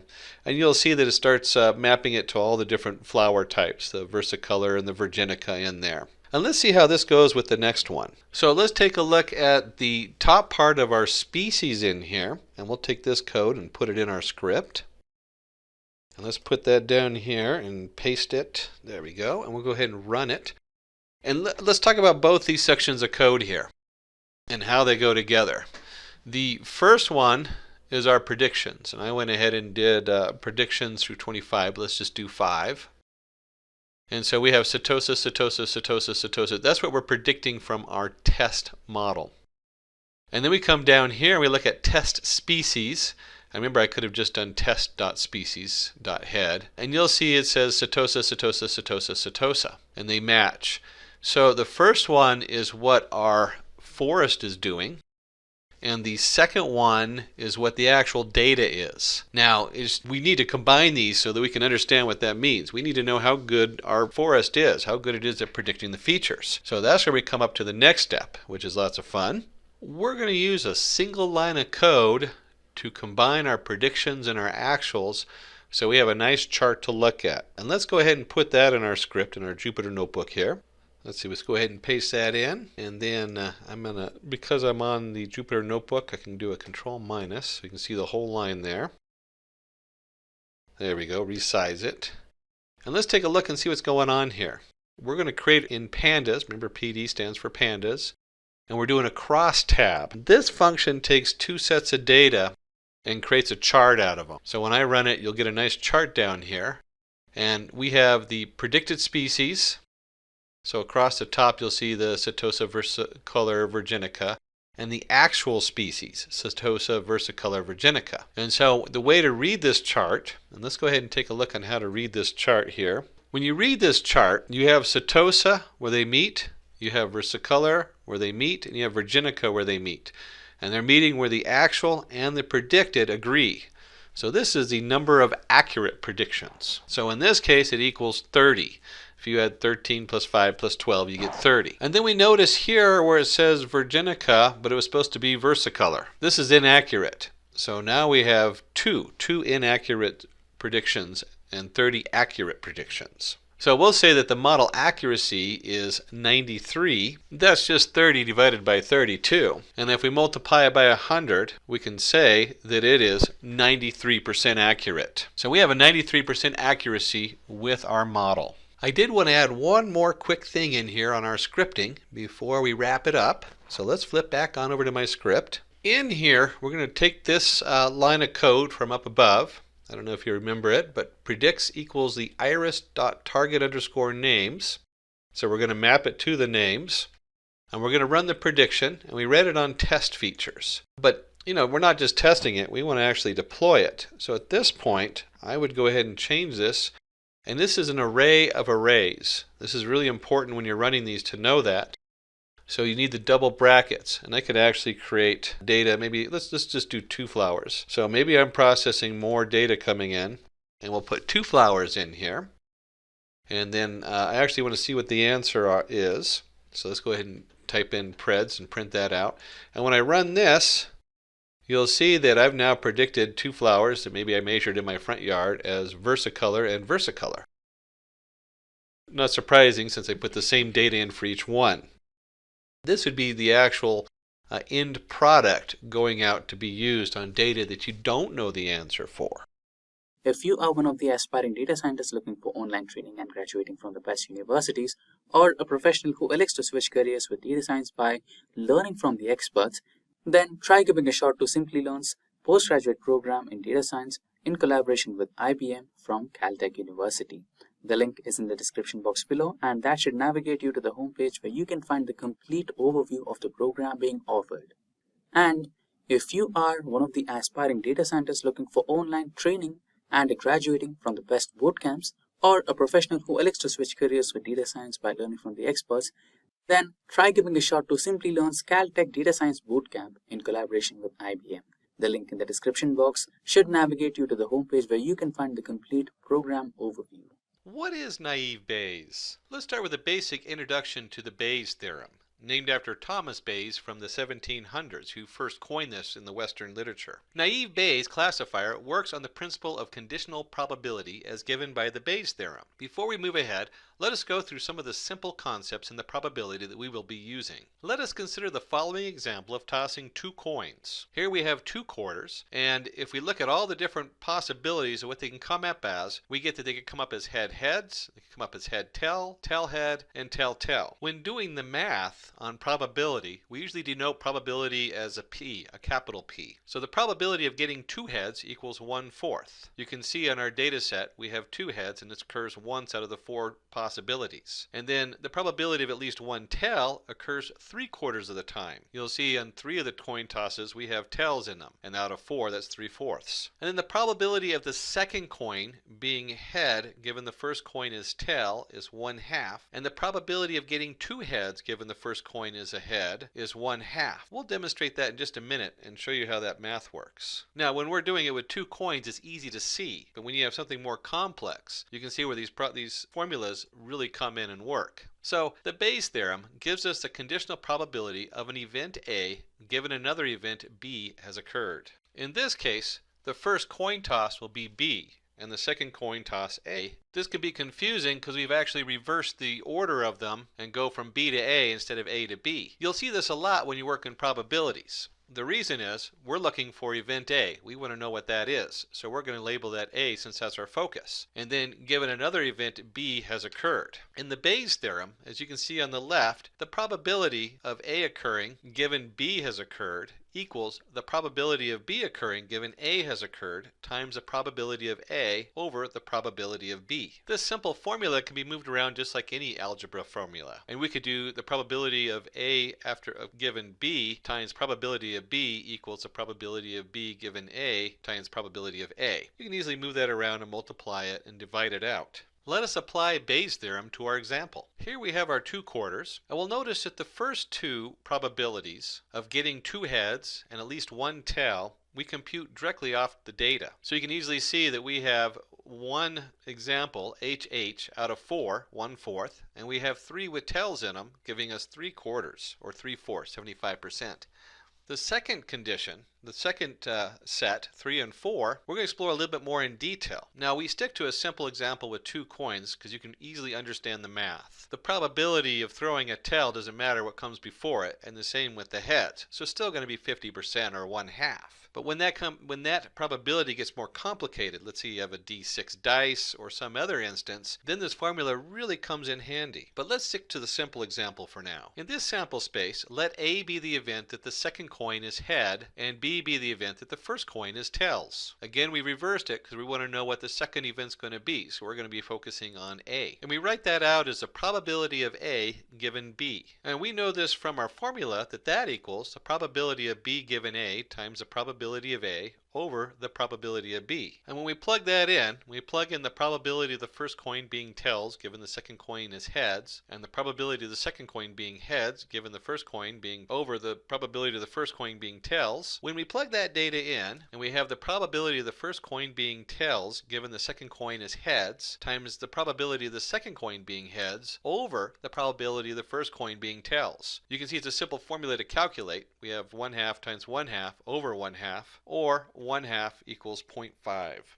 or 1/4. So the Bayes theorem basically calculates the conditional probability of the occurrence of an event based on prior knowledge of conditions that might be related to the event. We will explore this in detail when we take up an example of online shopping further in this tutorial. Understanding naive Bayes and machine learning. Like with any of our other machine learning tools, it's important to understand where the naive Bayes fits in the hierarchy. So under the machine learning, we have supervised learning, and there is other things like unsupervised learning. There's also reward system. This falls under the supervised learning. And then under the supervised learning, there's classification. There's also regression, but we're going to be in the classification side. And then under classification is your naive Bayes. Let's go ahead and glance into where is naive Bayes used. Let's look at some of the use scenarios for it. As a classifier, we use it in face recognition. Is this Cindy or is it not Cindy or whoever? Or it might be used to identify parts of the face that they then feed into another part of the face recognition program. This is the eye, this is the nose, this is the mouth. Weather prediction, is it going to be rainy or sunny? Medical recognition, news prediction. It's also used in medical diagnosis. We might diagnose somebody as either as high risk or not as high risk for cancer or heart disease or other ailments. And news classification. When you look at the Google News and it says, well, is this political or is this world news? Or a lot of that's all done with the naive Bayes. Understanding naive Bayes classifier. Now, we already went through a basic understanding with the coins and the two heads and two tails and head tail, tail heads, etc. We're going to do just a quick review on that and remind you that the naive Bayes classifier is based on the Bayes theorem, which gives a conditional probability of event A given event B. And that's where the probability of A given B equals the probability of B given A times probability of A over probability of B. Remember, this is an algebraic function, so we can move these different entities around. We can multiply by the probability of B, so it goes to the left-hand side, and then we could divide by the probability of A given B, and just as easily come up with a new formula for the probability of B. To me, staring at these algebraic functions kind of gives me a slight headache. It's a lot better to see if we can actually understand how this data fits together in a table. And let's go ahead and start applying it to some actual data so you can see what that looks like. So we're going to start with the shopping demo problem statement. And remember, we're going to solve this first in table form so you can see what the math looks like, and then we're going to solve it in Python. And in here we want to predict whether the person will purchase a product. Are they going to buy or don't buy? Very important if you're running a business, you want to know how to maximize your profits, or at least maximize the purchase of the people coming into your store. And we're going to look at a specific combination of different variables. In this case, we're going to look at the day, the discount, and the free delivery. And you can see here under the day, we want to know whether it's on the weekday. You know, somebody's working, they come in after work, or maybe they don't work. Weekend, you can see the bright colors coming down there, celebrating not being in work, or holiday. And did we offer a discount that day? Yes or no? Did we offer free delivery that day? Yes or no? And from this, we want to know whether the person's going to buy based on these traits so we can maximize them and find out the best system for getting somebody to come in and purchase our goods and products from our store. Now, having a nice visual is great, but we do need to dig into the data. So let's go ahead and take a look at the data set.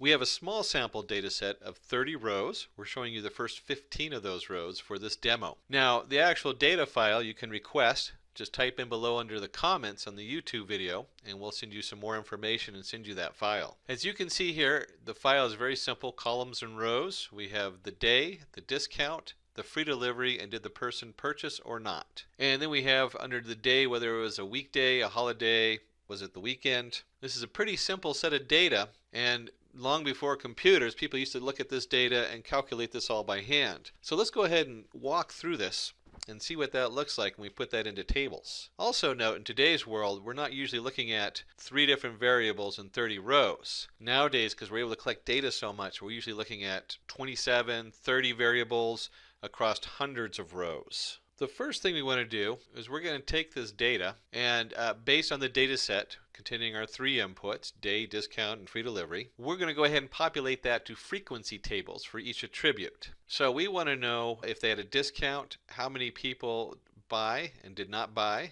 Did they have a discount, yes or no? Did we have a free delivery, yes or no? On those days, how many people made a purchase and how many people didn't? And the same with the 3 days of the week. Was it a weekday, a weekend, a holiday? And did they buy, yes or no? As we dig in deeper to this table for our Bayes theorem, let the event buy be A. Now remember, when we looked at the coins, I said we really want to know what the outcome is. Did the person buy or not? And that's usually event A is what you're looking for. And the independent variables, discount, free delivery, and day, be B. So we'll call that probability of B. Now let us calculate the likelihood table for one of the variables. Let's start with day, which includes weekday, weekend, and holiday. And let us start by summing all of our rows. So we have the weekday row, and out of the weekdays there's 9 plus 2, so it's 11 weekdays. There's 8 weekend days and 11 holidays. Wow, that's a lot of holidays. And then we want to sum up the total number of days. So we're looking at a total of 30 days. Let's start pulling some information from our chart and see where that takes us. And when we fill in the chart on the right, you can see that 9 out of 24 purchases are made on the weekday, 7 out of 24 purchases on the weekend,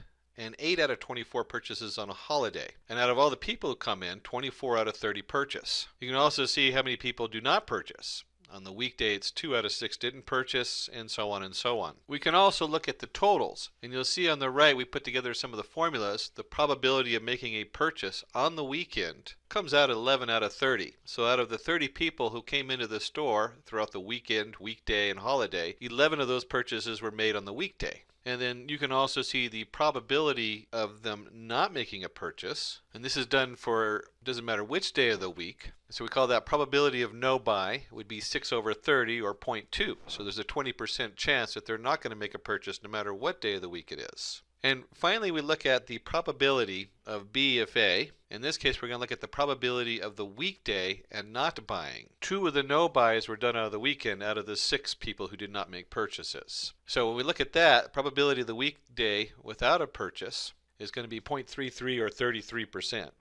Let's take a look at this at different probabilities, and based on this likelihood table, let's go ahead and calculate conditional probabilities as below. The first 3 we just did. The probability of making a purchase on the weekday is 11 out of 30, or roughly 36 or 37%, 0.367. The probability of not making a purchase at all, doesn't matter what day of the week, is roughly 0.2 or 20%. And the probability of a weekday no purchase is roughly 2 out of 6. So 2 out of 6 of our no purchases were made on the weekday. And then finally we take our P of AB. If you look, we've kept the symbols up there. We got P of probability of B, probability of A, probability of B if A. We should remember that the probability of A if B is equal to the first one times the probability of no buys over the probability of the weekday. So we could calculate it both off the table we created. We can also calculate this by the formula, and we get the 0.367, which equals, or 0.33 times 0.2 over 0.367, which equals 0.179, or roughly 17 to 18%. And that'd be the probability of no purchase done on the weekday. And this is important because we can look at this and say, as the probability of buying on the weekday is more than the probability of not buying on the weekday, we can conclude that customers will most likely buy the product on a weekday. Now, we've kept our chart simple and we're only looking at one aspect. So you should be able to look at the table and come up with the same information or the same conclusion. That should be kind of intuitive at this point. Next, we can take the same setup.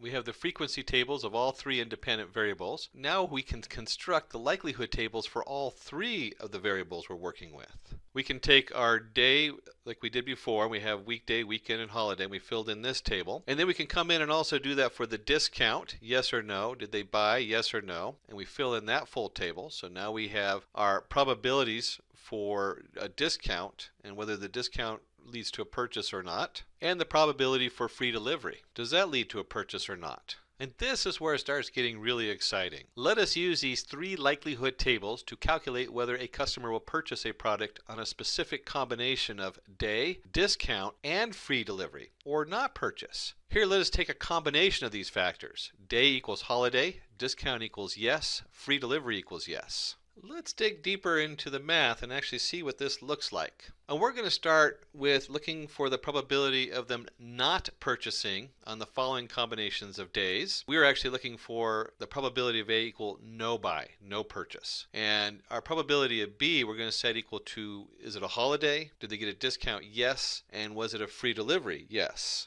Before we go further, let's look at the original equation. The probability of A if B equals the probability of B given the condition A and the probability times the probability of A over the probability of B occurring. Now this is basic algebra, so we can multiply this information together. So when you see the probability of A given B, in this case the condition is B, C, and D, or the 3 different variables we're looking at. And when you see the probability of B, that would be the conditions. We're actually going to multiply those 3 separate conditions out. Probability of, you'll see that in just a second in the formula, times the full probability of A over the full probability of B. So here we are back to this, and we're going to have let A equal no purchase. And we're looking for the probability of B on the condition A, where A sets for 3 different things. Remember that equals the probability of A given the condition B.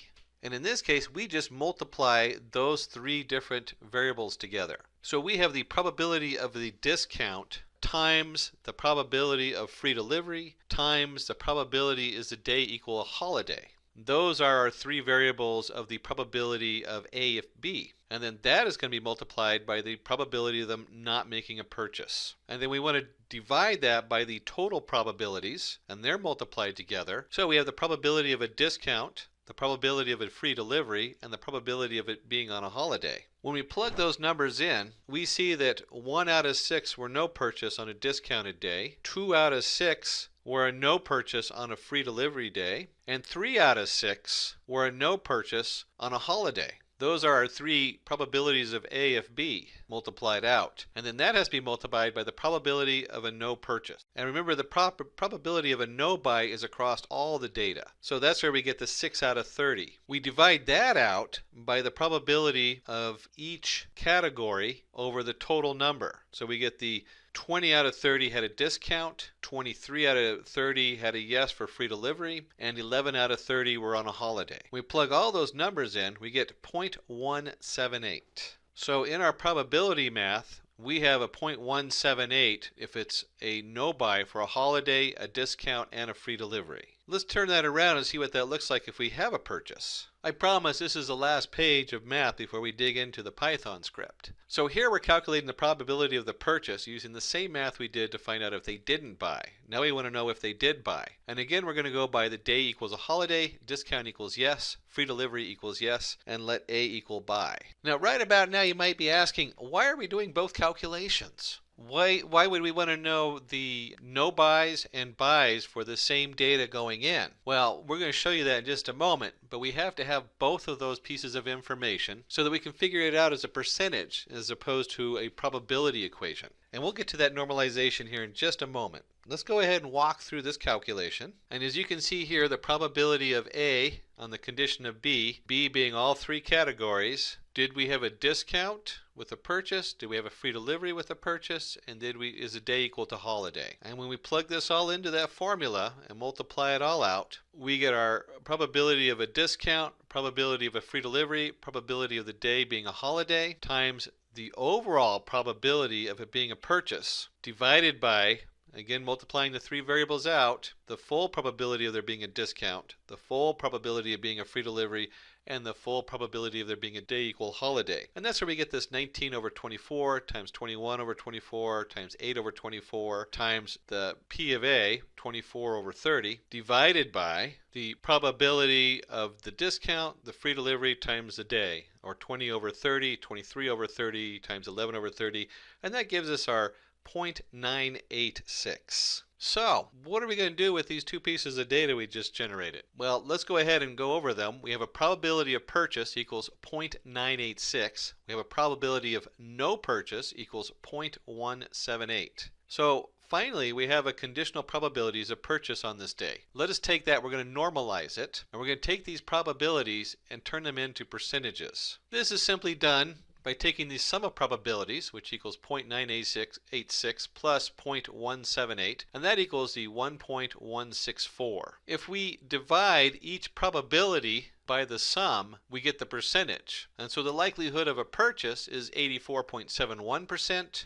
and the likelihood of no purchase is 15.29%, given these three different variables. So if it's on a holiday, if it's with a discount and has free delivery, then there's an 84.71% chance that the customer is going to come in and make a purchase. Hooray! They purchased our stuff. We're making money. If you're owning a shop, that's is the bottom line, is you want to make some money so that you can keep your shop open and have a living. Now, I promised you that we were going to be finishing up the math here with a few pages. So we're going to move on and we're going to do two steps. The first step is I want you to understand why you want to use the naive Bayes. What are the advantages of naive Bayes? And then once we understand those advantages, we'll just look at that briefly, then we're going to dive in and do some Python coding. Advantages of naive Bayes classifier. So let's take a look at the 6 advantages of the naive Bayes classifier, and we're going to walk around this lovely wheel. It looks like an origami folded paper. The first one is very simple and easy to implement. Certainly you could walk through the tables and do this by hand. You got to be a little careful because the notations can get confusing. You have all these different probabilities, and I certainly mess those up as I put them on, is it on the top or the bottom? You got to really pay close attention to that. When you put it into Python, it's really nice because you don't have to worry about any of that. You let the Python handle that, the Python module. But understanding it, you can put it on a table and you can easily see how it works, and it's a simple algebraic function. It needs less training data, so if you have smaller amounts of data, this is a great, powerful tool for that. Handles both continuous and discrete data. It's highly scalable with number of predictors and data points. So as you can see, you can just keep multiplying different probabilities in there, and you can cover not just 3 different variables or sets. You can now expand this to even more categories. Number 5, it's fast. It can be used in real-time predictions. This is so important. This is why it's used in a lot of our predictions on online shopping carts, referrals, spam filters, is because there's no time delay as it has to go through and figure out a neural network or one of the other many setups where you're doing classification. And certainly there's a lot of other tools out there in the machine learning that can handle these, but most of them are not as fast as the naive Bayes. And then finally, it's not sensitive to irrelevant features. So it picks up on your different probabilities, and if you're short on data on one probability, you can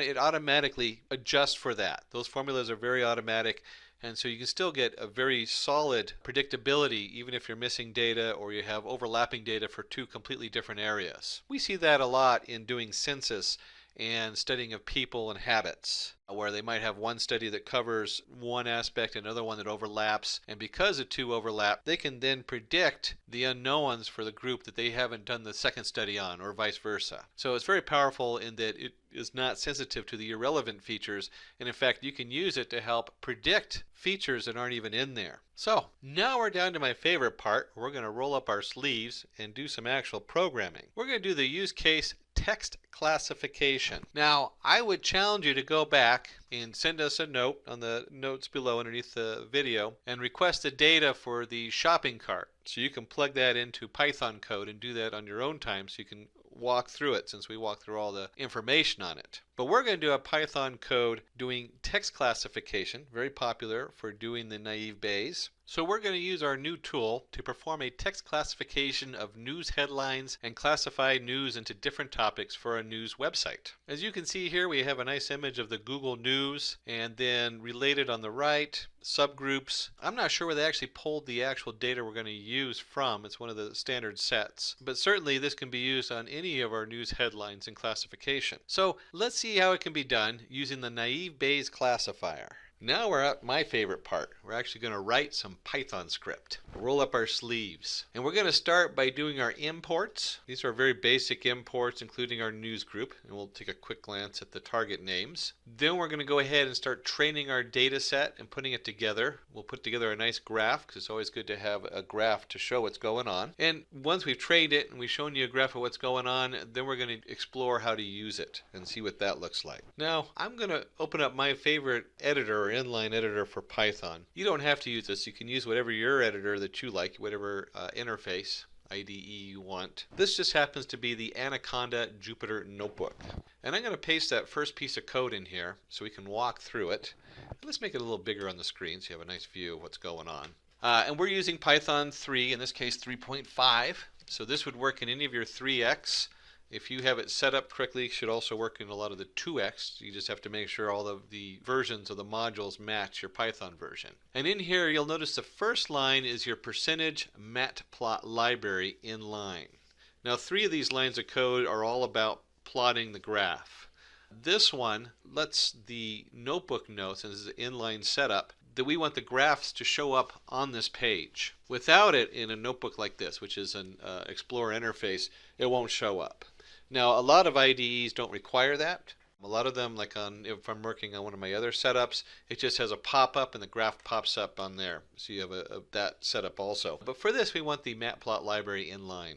And then we're going to import NumPy as NP. That's NumberPython, which has a lot of different formulas in it that we use for both of our sklearn module. And we also use it for any of the upper math functions in Python. And it's very common to see that as NP, NumPy as NP. The next 2 lines are all about our graphing. Remember I said 3 of these were about graphing?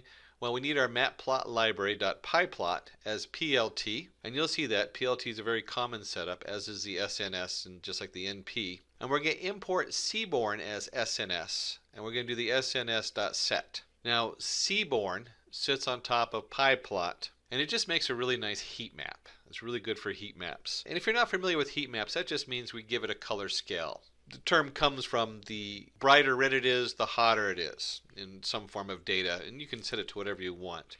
And we'll see that later on. So you'll see that those 3 lines of code here are just importing the graph function so we can graph it. And as a data scientist, you always want to graph your data and have some kind of visual. It's really hard just to shove numbers in front of people and they look at it and it doesn't mean anything. And then from the sklearn.datasets, we're going to import the fetch 20 news groups. Very common one for analyzing, tokenizing words and setting them up and exploring how the words work and how do you categorize different things when you're dealing with documents. And then we set our data equal to fetch 20 news groups. So our data variable will have the data in it. And we're going to go ahead and just print the target names, data.target names. And let's see what that looks like. And you'll see here we have alt atheism, comp graphics, comp OS, MS, Windows.miscellaneous. And it goes all the way down to talk politics.miscellaneous, talk religion.miscellaneous. These are the categories they've already assigned to this news group. And it's called fetch 20 because you'll see I believe there's 20 different topics in here, or 20 different categories as we scroll down. Now, we've gone through the 20 different categories, and we're going to go ahead and start defining all the categories and set up our data. So we're actually going to go ahead and get the data all set up and take a look at our data. And let's move this over to our Jupyter Notebook, and let's see what this code does. First, we're going to set our categories. Now, if you noticed up here, I could have just as easily set this equal to data.target_names, because it's the same thing. But we want to kind of spell it out for you so you can see the different categories. It kind of makes it more visual so you can see what your data is looking like in the background. Once we've created the categories, we're going to open up a train set. So this training set of data is going to go into fetch 20 news groups, and it's a subset in there called train, and categories equals categories. So we're pulling out those categories that match. And then if you have a train set, you should also have the testing set. We have test equals fetch 20 news groups, subset equals test, and categories equals categories. Let's go down one size so it all fits on my screen. There we go. And just so we can really see what's going on, let's see what happens when we print out one part of that data. So it creates train, and under train it creates train.data, and we're just going to look at data piece number 5. And let's go ahead and run that and see what that looks like. And you can see when I print train.data number 5 under train, it prints out one of the articles. This is article number 5. You can go through and read it on there. And we can also go in here and change this to test, which should look identical because it's splitting the data up into different groups, train and test. And we'll see test number 5 is a different article, but it's another article in here. And maybe you're curious and you want to see just how many articles are in here. We could do length of train.data. And if we run that, you'll see that the training data has 11,314 articles. So we're not going to go through all those articles. That's a lot of articles. But we can look at one of them just so you can see what kind of information is coming out of it and what we're looking at. And we'll just look at number 5 for today. And here we have it. Rewording the Second Amendment IDs, VTT, lines 58 in article, etc. And you can scroll all the way down and see all the different parts to there. Now, we've looked at it, and that's pretty complicated when you look at one of these articles to try to figure out how do you weight this. If you look down here, we have different words, and maybe the word from. Well, from is probably in all the articles, so it's not going to have a lot of meaning as far as trying to figure out whether this article fits one of the categories or not. So trying to figure out which category it fits in based on these words is where the challenge comes in. Now that we've viewed our data, we're going to dive in and do the actual predictions. This is the actual naive Bayes. And we're going to throw another model at you, or another module at you here in just a second. We can't go into too much detail, but it deals specifically working with words and text and what they call tokenizing those words. So let's take this code and let's skip on over to our Jupyter Notebook and walk through it. And here we are in our Jupyter Notebook. Let's paste that in there. And I can run this code right off the bat. It's not actually going to display anything yet, but it has a lot going on in here. So at the top, we had the print module from the earlier one. I didn't know why that was in there. So we're going to start by importing our necessary packages. And from the sklearn features extraction.txt, we're going to import tf-idf vectorizer. I told you we're going to throw a module at you. We can't go too much into the math behind this or how it works. You can look it up. The notation for the math is usually tf.idf. And that's just a way of weighing the words. And it weighs the words based on how many times they're used in a document, how many times or how many documents they're used in. And it's a well-used formula. It's been around for a while. It's a little confusing to put this in here, but let's let her know that it just goes in there and weights the different words in the document for us. That way we don't have to wait. And if you put a weight on it, if you remember I was talking about that up here earlier, if these are all emails, they probably all have the word from in them. From probably has a very low weight. It has very little value in telling you what this document's about. Same with words like in article, in articles, in, cost of, un, maybe cost might, or where words like criminal, weapons, destruction, these might have a heavier weight because they describe a little bit more what the article's doing. Well, how do you figure out all those weights in the different articles? That's what this module does. That's what the TF-IDF vectorizer is going to do for us. And then we're going to import our sklearn.naive Bayes, and that's our multinomial NB. Multinomial naive Bayes. Pretty easy to understand that, where that comes from. And then finally we have the Sklearn pipeline import make pipeline. Now, the make pipeline is just a cool piece of code because we're going to take the information we get from the TF-IDF vectorizer and we're going to pump that into the multinomial NB. So a pipeline is just a way of organizing how things flow. It's used commonly. You probably already guessed what it is if you've done any businesses. They talk about the sales pipeline.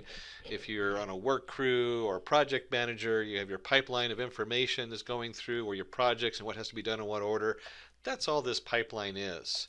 We're going to take the TF-ID vectorizer and then we're going to push that into the multinomial NB. Now, we've designated that as the variable model. We have our pipeline model. And we're going to take that model, and this is just so elegant. This is done in just a couple lines of code. Model.fit.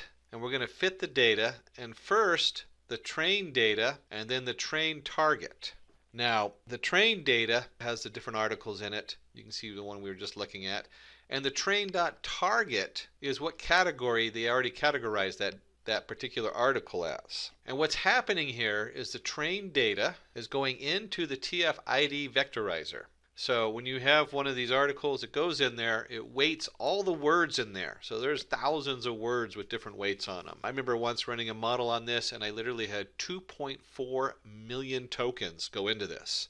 So when you're dealing like large document bases, you can have a huge number of different words. It then takes those words, gives them a weight, and then based on that weight, based on the words and the weights, and then puts that into the multinomial NB. And once we go into our naive Bayes, we want to put the train target in there. So the train data that's been mapped to the TF-ID vectorizer is now going through the multinomial NB, and then we're telling it, well, these are the answers.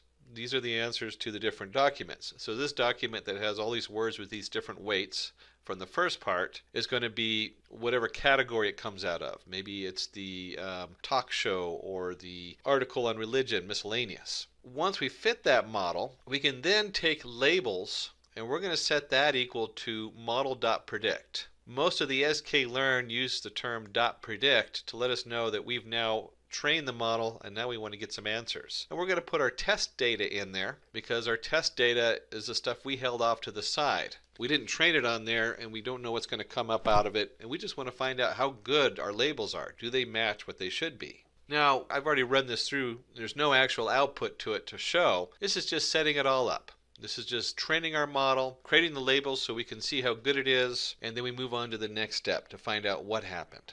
To do this, we're going to go ahead and create a confusion matrix and a heat map.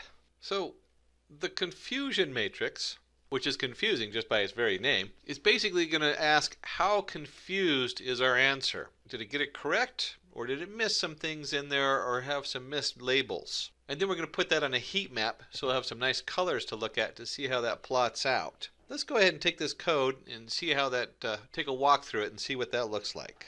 So back to our Jupyter notebook, I'm going to put the code in there, and let's go ahead and run that code. Take it just a moment. And remember, we had the inline, that way my graph shows up on the inline here. And let's walk through the code and then we'll look at this and see what that means. So, make it a little bit bigger. There we go. No reason not to use the whole screen. Too big. So we have here from sklearn metrics import confusion matrix. And that's just going to generate a set of data that says the prediction was such, the actual truth was either agreed with it or is something different. And it's going to add up those numbers so we can take a look and just see how well it worked. And we're going to set a variable mat equal to confusion matrix. And we have our test target, our test data that was not part of the training. Very important in data science, we always keep our test data separate. Otherwise, it's not a valid model if we can't properly test it with new data. And this is the labels we created from that test data. These are the ones that we predict it's going to be. So we go in and we create our SN heat map. The SNS is our seaborne, which sits on top of the pie plot. So when we create a SNS.heatmap, we take our confusion matrix, and it's going to be mat.t. And then we have other variables that go into the SNS.heatmap. We're not going to go into detail what all the variables mean. The annotation equals true. That's what tells it to put the numbers here. So you have the 166, the 1, the 0001. Format D and C bar equals false have to do with the format. If you take those out, you'll see that some things disappear. And then the X tick labels and the Y tick labels, those are our target names. And you can see right here, that's the alt atheism, comp graphics, comp OS, MS, Windows.miscellaneous. And then finally, we have our plt.x label. Remember, the SNS, or the seaborne, sits on top of our matplot library, our PLT. And so we want to just tell it x label equals a true is true. The labels are true, and then the y label is prediction label. So when we say a true, this is what it actually is, and the prediction is what we predicted. And let's look at this graph, because that's probably a little confusing the way I rattled through it. And what I'm going to do is I'm going to go ahead and flip back to the slides, because they have a black background they put in there that helps it shine a little bit better so you can see the graph a little bit easier. So in reading this graph, what we want to look at is how the color scheme has come out. And you'll see a line right down the middle, diagonally, from upper left to bottom right. What that is if you look at the labels, we have our predicted label on the left and our true label on the right. Those are the numbers where the prediction and the true come together. And this is what we want to see, is we want to see those lit up. That's what that heat map does, is you can see that it did a good job of finding those data. And you'll notice that there's a couple of red spots on there where it missed. You know, it's a little confused when we talk about talk religion miscellaneous versus talk politics miscellaneous, social religion Christian versus alt atheism. It mislabeled some of those. And those are very similar topics, so you could understand why it might mislabel them. But overall, it did a pretty good job. If we're going to create these models, we want to go ahead and be able to use them. So let's see what that looks like. To do this, let's go ahead and create a definition, a function to run. And we're going to call this function, let me just expand that just a notch here. There we go. I like mine in big letters. Predict categories. We want to predict the category. We're going to send it S, a string. And then we're sending it train equals train. We have our training model. And then we had our pipeline, model equals model. This way we don't have to resend these variables each time. The definition knows that because I said train equals train, and I put the equal for model. And then we're going to set the prediction equal to the model.predictS. So it's going to send whatever string we send to it. It's going to push that string through the pipeline, the model pipeline. It's going to go through and tokenize it and put it through the TF, IDF, convert that into numbers and weights for all the different documents and words, and then it'll put that through our naive Bayes. And from it, we'll go ahead and get our prediction. We're going to predict what value it is. And so we're going to return train.targetNamesPredict of 0. And remember that the train.targetNames, that's just categories. I could have just as easily put categories in there .predict of 0. So we're taking the prediction, which is a number, and we're converting it to an actual category. We're converting it from, I don't know what the actual numbers are, but let's say 0 equals alt atheism. So we're going to convert that 0 to the word, or 1, maybe it equals comp graphics. So we're going to convert number 1 into comp graphics. That's all that is. And then we got to go ahead and then we need to go ahead and run this. So I load that up. And then once I run that, we can start doing some predictions. I'm going to go ahead and type in predict category. And let's just do predict category Jesus Christ. And it comes back and says it's social, religion, Christian. That's pretty good. Now, note I didn't put print on this. One of the nice things about the Jupyter Notebook Editor and a lot of inline editors is if you just put the name of the variable out as returning the variable train.target_names, it'll automatically print that for you. In your own IDE, you might have to put in print. Let's see where else we can take this. And maybe you're a space science buff. So how about sending load to International Space Station? And if we run that, we get science space. Or maybe you're a automobile buff. And let's do, they were going to tell me Audi is better than BMW, but I'm going to do BMW is better than an Audi. So maybe you're a car buff. And we run that, and you'll see it says recreational. I'm assuming that's what REC stands for. Autos. So I did a pretty good job labeling that one. How about if we have something like a caption running through there? President of India. And if we run that, it comes up and says talk, politics, miscellaneous. So when we take our definition or our function and we run all these things through, kudos, we made it. We were able to correctly classify texts into different groups based on which category they belong to using the naive Bayes classifier. Now, we did throw in the pipeline, the TF-IDF vectorizer. We threw in the graphs. Those are all things that you don't necessarily have to know to understand the naive Bayes setup or classifier. But they're important to know. One of the main uses for the naive Bayes is with the TF-IDF tokenizer or vectorizer, where it tokenizes the word and adds labels. And we use the pipeline because you need to push all that data through, and it makes it really easy and fast. You don't have to know those to understand naive Bayes, but they certainly help for understanding the industry and data science. And we can see our categorizer, our naive Bayes classifier. We were able to predict the category religion, space, motorcycles, autos, politics, and properly classify all these different things we pushed into our prediction in our trained model.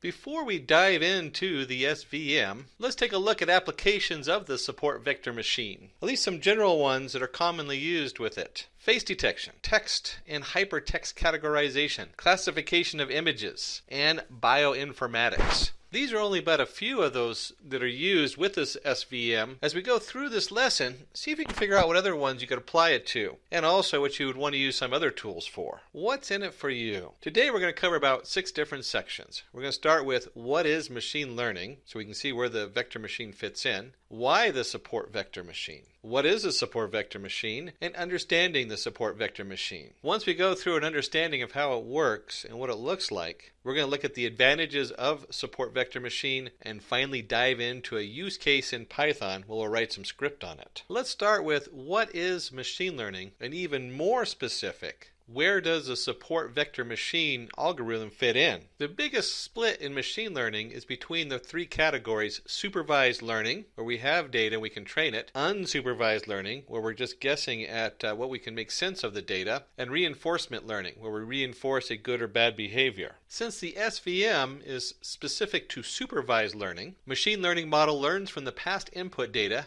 and makes future predictions as output. So we teach the model, we teach it what a strawberry is, and once the model is trained, it can identify a strawberry. That's what's meant by supervised learning. In the larger picture of the machine learning model, and under supervised learning, you can see that the support vector fits in under classification, deciding what yes and no is. And there is also a regression version, but it is primarily used for classification. Let's take a detour and see if we can connect this to the human experience and find out why support vector machine. So in this example, last week, my son and I visited a fruit shop. Dad, is that an apple or a strawberry? So the question comes up, what fruit did I just pick up from the fruit stand? After a couple of seconds, you can figure out that it was a strawberry. So let's take this model a step further, and let's, why not build a model which can predict an unknown data? And in this, we're going to be looking at some sweet strawberries or crispy apples. We want it to be able to label those two and decide what the fruit is. And we do that by having data already put in. So we already have a bunch of strawberries, we know are strawberries, and they're already labeled as such.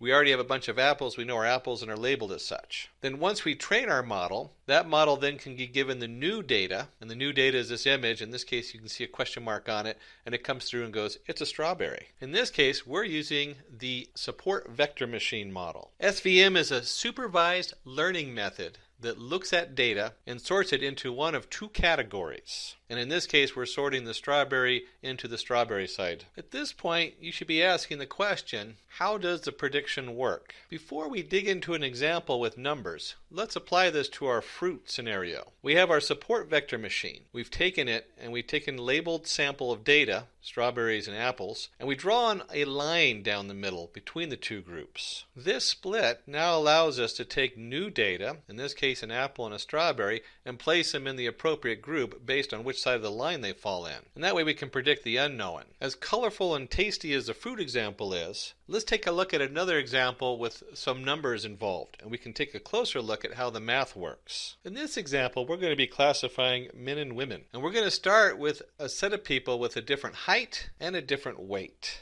And to make this work, we'll have to have a sample data set of female, where we have their height and weight, 174, 65, 174, 88, and so on. And we'll need a sample data set of the male. They have a height 179, 90, 180 to 80, and so on. Let's go ahead and put this on a graph so we have a nice visual. So you can see here we have two groups based on the height versus the weight. And on the left side, we're going to have the women. On the right side, we're going to have the men. Now, if we're going to create a classifier, let's add a new data point and figure out if it's male or female. So before we can do that, we need to split our data first. We can split our data by choosing any of these lines. In this case, we've drawn two lines through the data in the middle that separates the men from the women. But to predict the gender of a new data point, we should split the data in the best possible way. And we say the best possible way because this line has a maximum space that separates the two classes. Here you can see there's a clear split between the two different classes, and in this one there's not so much a clear split. This doesn't have the maximum space that separates the two. That is why this line best splits the data. We don't want to just do this by eyeballing it. And before we go further, we need to add some technical terms to this. We can also say that the distance between the points in the line should be as far as possible. In technical terms, we can say the distance between the support vector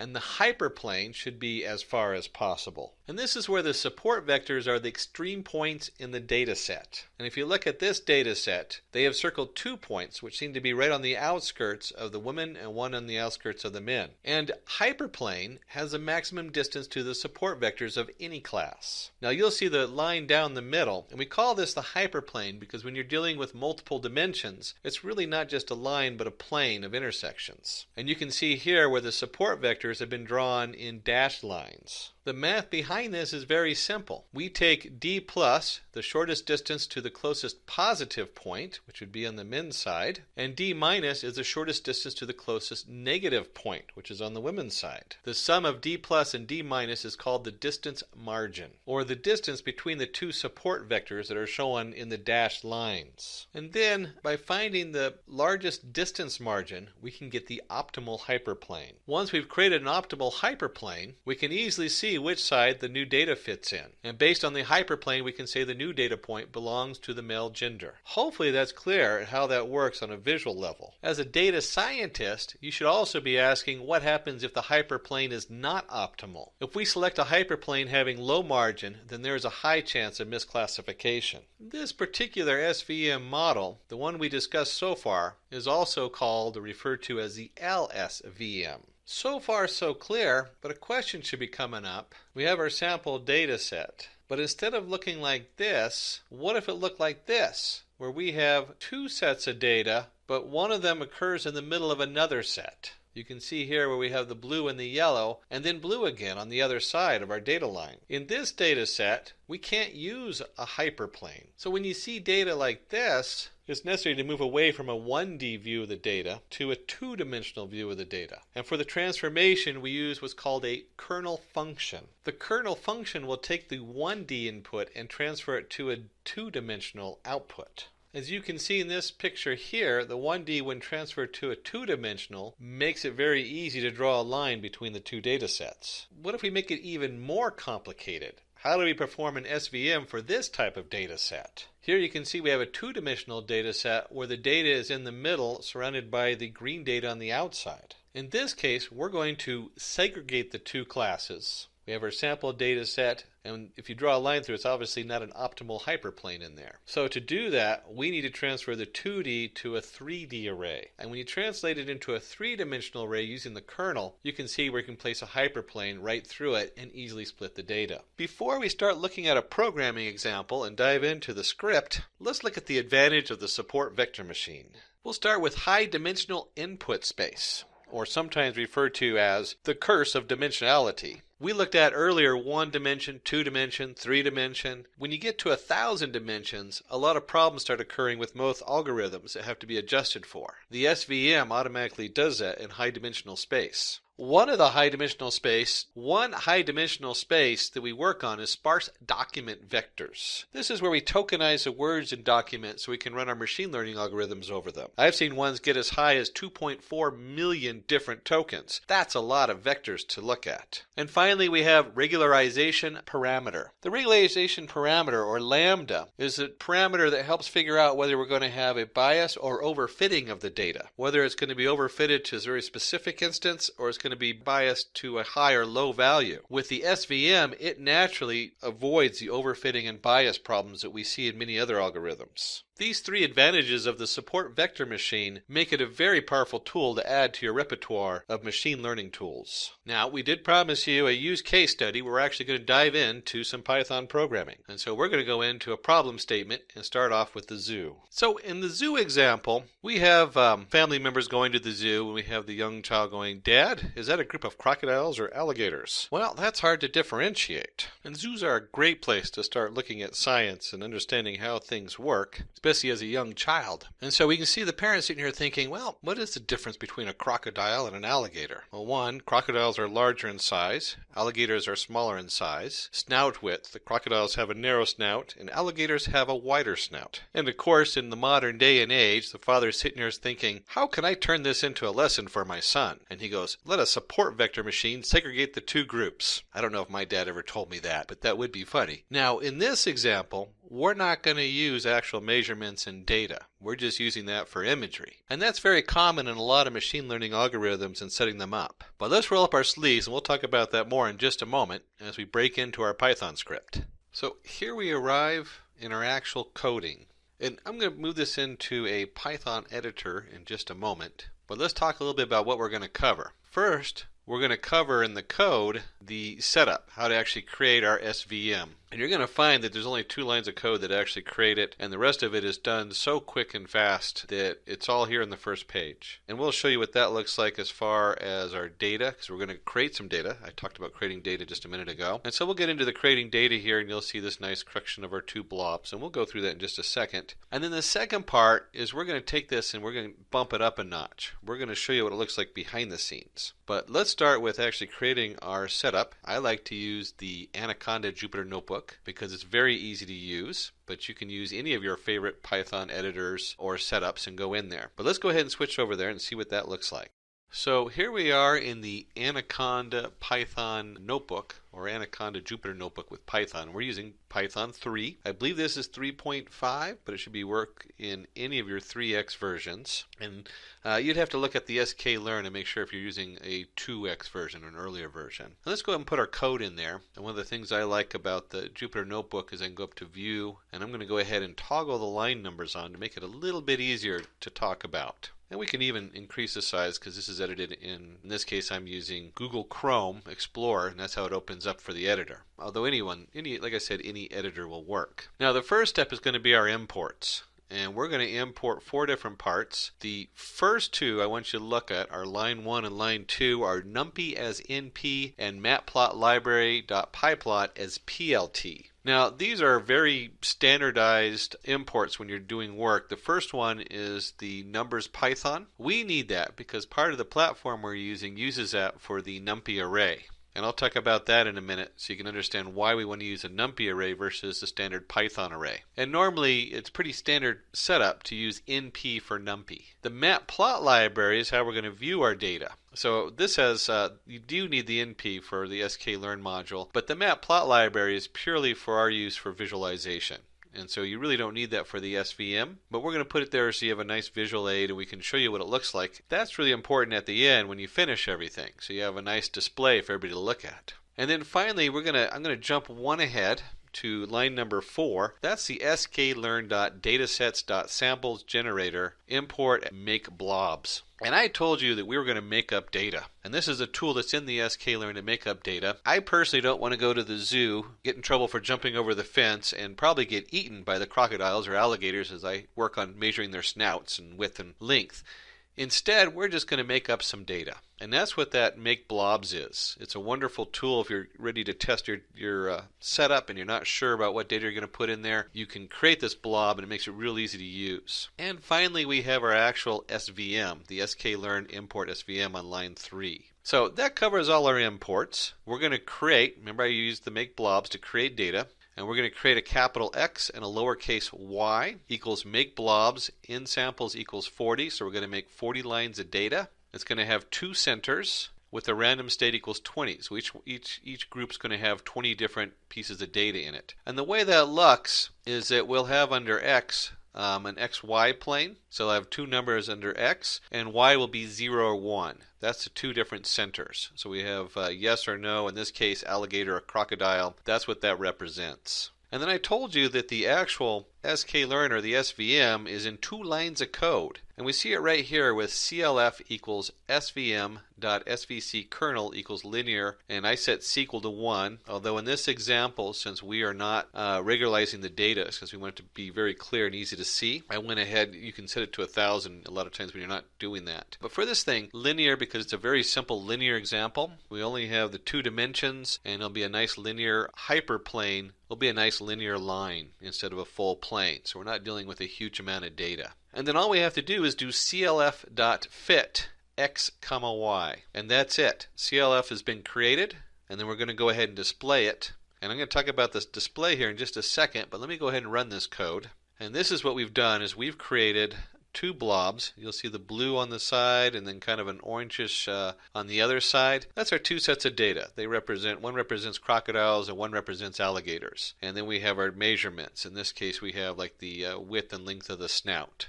And I did say I was going to come up here and talk just a little bit about our plot. And you'll see PLT, that's what we imported. We're going to do a scatter plot. That means we're just putting dots on there. And then look at this notation. I have the capital X, and then in brackets I have a colon, comma, 0. That's from NumPy. If you did that in a regular array, you'll get an error in a Python array. You have to have that in a NumPy array. It turns out that our make blobs returns a NumPy array. And this notation is great because what it means is the first part is the colon. It means we're going to do all the rows. That's all the data in our blob we created under capital X. And then the second part has a comma, 0. We're only going to take the first value. And then if you notice, we do the same thing, but we're going to take the second value. Remember, we always start with 0 and then 1. So we have column 0 and column 1. And you can look at this as our XY plots. The first one is the X plot, and the second one is the Y plot. So the first one is on the bottom, 0, 2, 4, 6, 8, and 10. And then the second one, X of the 1, is the 4, 5, 6, 7, 8, 9, 10 going up the left-hand side. S equals 30 is just the size of the dot, so we can see them instead of real tiny dots. And then CMap equals plt.cm.paired. And you'll also see the C equals Y. That's the color. We're using 2 colors, 0, 1, and that's why we get the nice blue and the 2 different colors for the alligator and the crocodile. Now you can see here that we did this, the actual fit was done in 2 lines of code.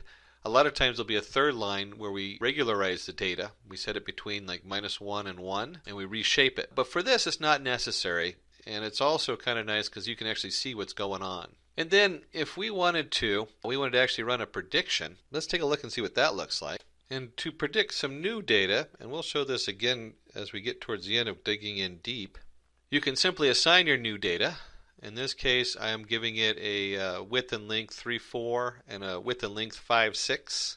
And note that I put the data as a set of brackets, and then I have the brackets inside. And the reason I do that is because when we're looking at data, it's designed to process a large amount of data coming in. We don't want to just process 1 line at a time. And so in this case, I'm processing 2 lines. And then I'm just going to print, and you'll see clf.predict new data. So the clf and the .predict part is going to give us an answer, and let's see what that looks like. And you'll see 0, 1. So predicted the first one, the 3, 4, is going to be on the one side, and the 5, 6 is going to be on the other side. So one came out as an alligator, and one came out as a crocodile. Now that's a pretty short explanation for the setup, but really we want to dig in and see what's going on behind the scenes. And let's see what that looks like.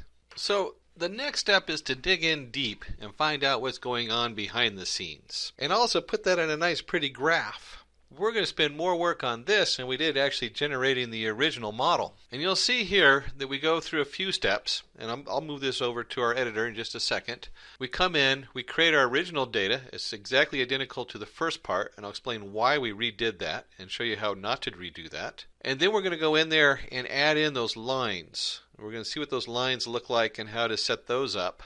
And finally, we're going to plot all that on here and show it, and you'll get a nice graph with what we saw earlier when we were going through the theory behind this, where it shows the support vectors and the hyperplane. And those are done where you can see the support vectors as the dashed lines and the solid line, which is the hyperplane. Let's get that into our Jupyter notebook. Before I scroll down to a new line, I want you to notice line 13. It has plot show. And we're going to talk about that here in just a second, but let's scroll down to a new line down here, and I'm going to paste that code in. And you'll see that the plot show has moved down below. Let's scroll up a little bit. And if you look at the top here of our new section, 1, 2, 3, and 4 is the same code we had before. And let's go back up here and take a look at that. We're going to fit the values on our SVM, and then we're going to plot scatter it, and then we're going to do a plot show. So you should be asking, why are we redoing the same code? Well, when you do the plot show, that blanks out what's in the plot. So once I've done this plot show, I have to reload that data. Now we could do this simply by removing it up here, rerunning it, and then coming down here, and then we wouldn't have to rerun these first 4 lines of code. Now in this, it doesn't matter too much, and you'll see the plot show is down here and then removed right there on line 5. I'll go ahead and just delete that out of there because we don't want to blank out our screen. We want to move on to the next setup. So we can go ahead and just skip the first 4 lines because we did that before. And let's take a look at the AX equals plt.gca. Now right now, we're actually spending a lot of time just graphing. That's all we're doing here. Okay, so this is how we display a nice graph with our results and our data. AX is very standard used variable when you're talking about PLT, and it's just setting it to that axis, the last axis in the PLT. It can get very confusing if you're working with many different layers of data on the same graph, and this makes it very easy to reference the AX. So this reference is looking at the PLT that we created and we already mapped out our 2 blobs on. And then we want to know the limits. So we want to know how big the graph is. We can find out the x limit and the y limit simply with the get x limit and get y limit commands, which is part of our matplot library. And then we're going to create a grid. And you'll see down here we've set the variable xx equal to np.linespace, x limit 0, x limit 1, 30. And we've done the same thing for the y space. And then we're going to go in here and we create a mesh grid. And this is a numpy command. So we're back to our numbers Python. Let's go through what these numpy commands mean with the line space and the mesh grid. We've taken xx, small s xx equals np line space, and we have our x limit 0 and our x limit 1, and we're going to create 30 points on it. And we're going to do the same thing for the y-axis. Now, this has nothing to do with our evaluation. It's all we're doing is we're creating a grid of data. And so we're creating a set of points between 0 and the x limit. We're creating 30 points, and the same thing with the y. And then the mesh grid loops those all together, so it forms a nice grid. So if we were going to do this, say, between the limit 0 and 10 and do 10 points, we would have a 0, 0, 1, 1, 0, 1, 0, 2, 0, 3, 0, 4 to 10, and so on. You can just imagine a point at each corner of one of those boxes. And the mesh grid combines them all, so we take the YY and the XX we created and creates the full grid. And we've set that grid into the YY coordinates and the XX coordinates. Now remember, when we're working with NumPy and Python, we like to separate those. We like to have, instead of it being x comma 1, x comma y, and then x2 comma y2, and in the next set of data, it would be a column of x's and a column of y's. And that's what we have here, is we have a column of y's, and we put it as a capital YY, and a column of x's, capital XX, with all those different points being listed. And finally, we get down to the NumPy VStack.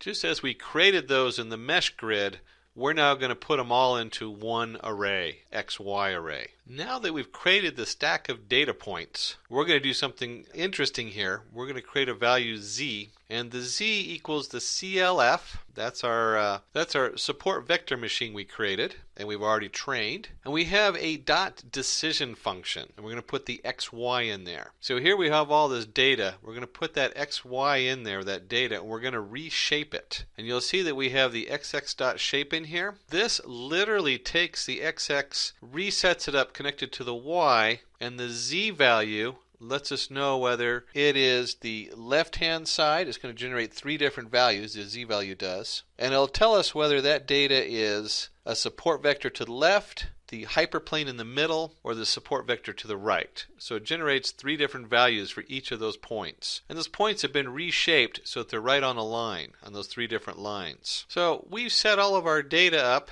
We've labeled it to 3 different areas, and we've reshaped it. And we've just taken 30 points in each direction. If you do the math, you have 30 times 30, so that's 900 points of data. And we separated it between the 3 lines and reshaped it to fit those 3 lines. We can then go back to our matplot library, where we've created the AX, and we're going to create a contour. And you'll see here where we have contour, capital XX, capital YY. These have been reshaped to fit those lines. Z is the labels. So now we have the 3 different points with the labels in there, and we can set the colors equals K. And I told you we had 3 different labels, but we have 3 levels of data. The alpha is just makes it kind of see-through, so it's only 0.5 of the value in there. So when we graph it, the data will show up from behind it, wherever the lines go. And finally, the line styles. This is where we set the 2 support vectors to be dash dash lines, and then a single one is just a straight line. That's what all of that setup does. And then finally, we take our ax.scatter. We're going to go ahead and plot the support vectors, but we've programmed it in there so that they look nice, like the dash dash line and the dash line on that grid. And you can see here, when we do the CLF dot support vectors, we are looking at column 0 and column 1.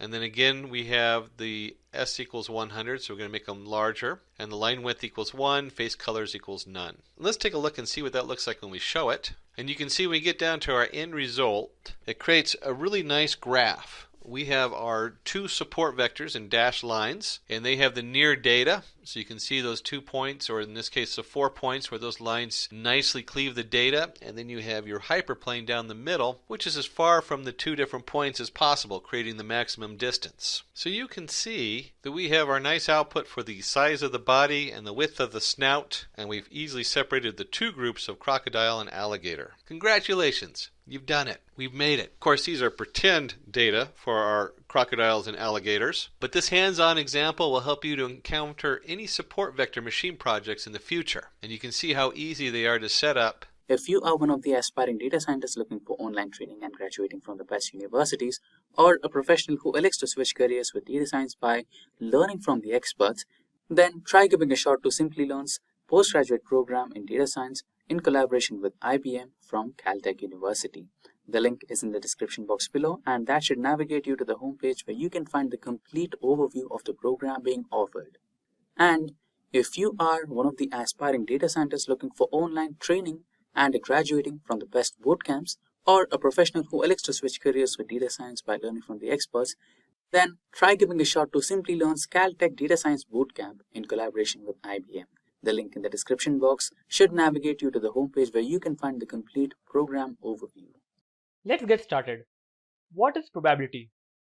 Probability is a branch of mathematics concerning numerical descriptions of how likely an event is to occur, or how likely it is that a proposition is true.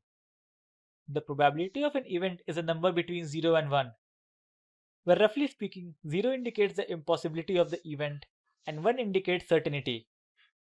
The higher the probability of an event, the more likely is that the event will occur. Let's look at an example. A simple example is the tossing of a fair unbiased coin. Since the coin is fair, the outcome, that is heads and the tails, are both equally probable. The probability of heads equals the probability of the tails, and since no other outcomes are possible, the probability of either heads or tails can be said to be 1 by 2, which is also 50%. The probability of an event can be calculated by number of ways it can happen divided by the total number of outcomes. Now that we know about the probability, Let's see if you can answer this question. What is the probability of drawing a jack and a queen consecutively from a deck of 52 cards without replacement? Here are your options. Post your answers in the comment section and let us know. Now let's move on to conditional probability. Let A and B be the two events associated with a random experiment. Then the probability of A's occurrence under the condition that B has already occurred and probability of B is not equal to 0 is called the conditional probability. It is denoted by PA/B. Thus, we can say that PA/B is equal to PA intersection B divided by P of B, where PA/B is the probability of occurrence of A given that B has already occurred, and PB is the probability of occurrence of B. To know more about conditional probability, you can check our previous video which is specifically on conditional probability. Now let's move on to Bayes' theorem. The Bayes' theorem is a mathematical formula for calculating conditional probability in probability and statistics. In other words, it is used to figure out how likely an event is associated on its proximity to another. Bayes' law or Bayes' rule are the other names of this theorem. The formula for the Bayes' theorem can be written in a variety of ways. The most common version is PA/B is equal to P of B/A into P of A divided by P of B, where PA/B is the conditional probability of event A occurring given that B is true, and PA and P of B are the probabilities of A and B occurring independently of one another. Let's solve a problem using the Bayes' theorem to understand it better. There is a cricket match tomorrow, and in recent years it has rained only 5 days each year. Unfortunately, the meteorologist has predicted the rain for tomorrow. Now, when it rains, the meteorologist correctly forecasts rain 90% of the time, and when it doesn't rain, he incorrectly forecasts rain 10% of the time. Let's calculate what is the probability that it will rain on the match day. So, the two sample spaces here are the events that it rains and it does not rain. Additionally, a third event is also there that meteorologist predicts the rain. So the notation for these events appear below. Event A1 is equal to it rains on the match day, event A2 that it does not rain on the match day, and event B is the meteorologist predicting the rain. Now in terms of probability, we know the following. Probability of A1 is 5 by 365 that it rains 5 days in a year, which will come out to be 0.0136. PA2 is 360 by 365, that is no days for 360 days in a year, which will come out to be 0.986. PB/A1 is 0.9. This signifies when it rains, the meteorologist predicts the rain 90% of the time. In a similar manner, PB/A2 is 0.1, that it does not rain, the meteorologist predicts the rain 10% of the time. Combining all this, we can calculate PA1/B, that is the probability it will rain on the given match day, given a forecast of rain by meteorologist. The answer can be determined using the Bayes' theorem as shown below. So here's the formula of the Bayes' theorem, and putting all the values that we have calculated in the previous slide, the probability that it will rain on the match day given a forecast of the rain by meteorologist will come out to be 0.111, which will be equal to 11.11%. So there's an 11% chance that it will rain on the match day given that the meteorologist has predicted the rain. I hope this example is clear to you.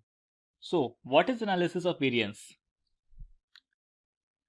ANOVA is to test the differences among the means of the population by examining the amount of variation within each sample related to the amount of variation between the samples. This technique was invented by R.A. Fisher and is thus often referred to as the Fisher's ANOVA. Analyzing the variance tests the hypothesis that the means of two or more populations are equal. In a regression study, analysts use the ANOVA test to determine the impact of independent variable onto the dependent variable. So, what are its types? There are basically two types of ANOVA, which is a one-way ANOVA and a two-way ANOVA. When we are comparing more than three groups based on one factor variable, then it is said to be a one-way analysis of variance. For example, if we want to compare whether or not mean output of three workers is the same based on the working hours of the three workers, we'll use a one-way ANOVA. Now let's move on to two-way ANOVA. When factor variables are more than two, then it is said to be a two-way analysis of variance. For example, Based on working conditions and working hours, we can compare whether or not the mean output of 3 workers is the same. Now, let's discuss some key terminologies used in ANOVA. We'll start with the null hypothesis. The null hypothesis is the assumption that an event will not occur. A null hypothesis has no bearing on the study's outcome unless it is rejected. Alternative hypothesis. The alternative hypothesis is the logical opposite of the null hypothesis. The acceptance of the alternative hypothesis follows the rejection of the null hypothesis. H1 is the symbol for it. P-value. In statistics, the p-value, also called probability value, is the probability measure of finding the observed or more extreme results when the null hypothesis of a given statistical test is true. The p-value is a primary value used to quantify the statistical significance of the result of a hypothesis test. Now let's move on to alpha value. The alpha value is a criteria for determining whether a test statistics is statistically significant or not. This test provides a p-value, which is the probability of observing results as extreme as those in the data, assuming the results are truly due to chance alone. An alpha value of 5% or lower is often considered to be statistically significant. Now let's try to understand these terminologies by taking an example. Let's assume that a new drug is developed with the goal of lowering the blood pressure more than the existing drug.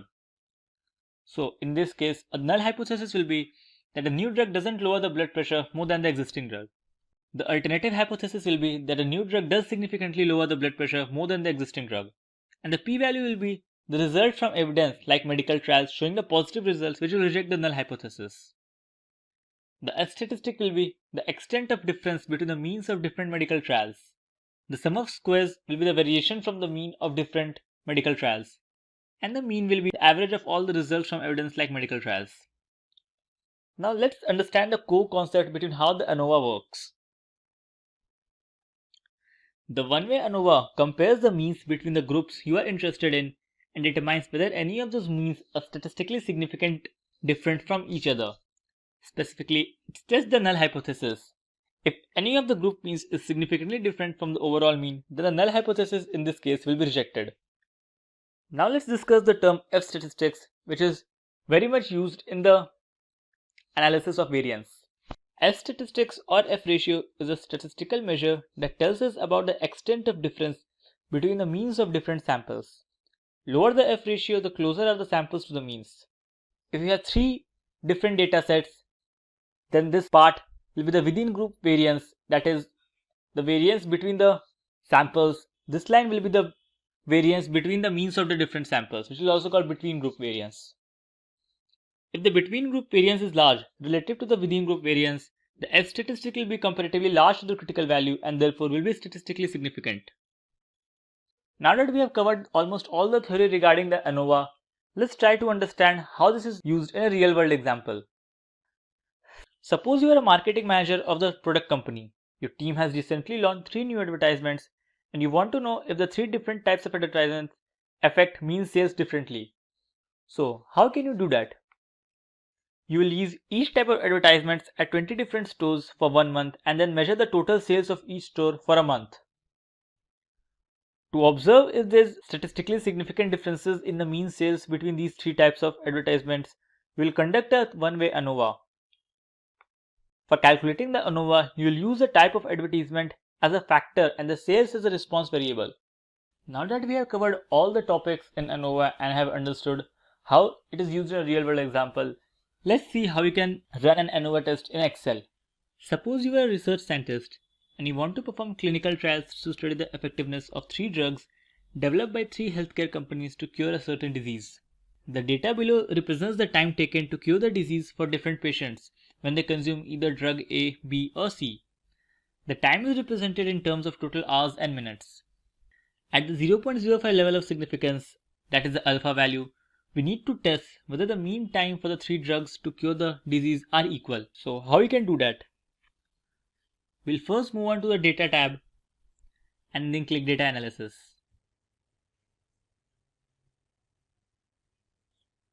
We'll select the ANOVA single factor and click OK.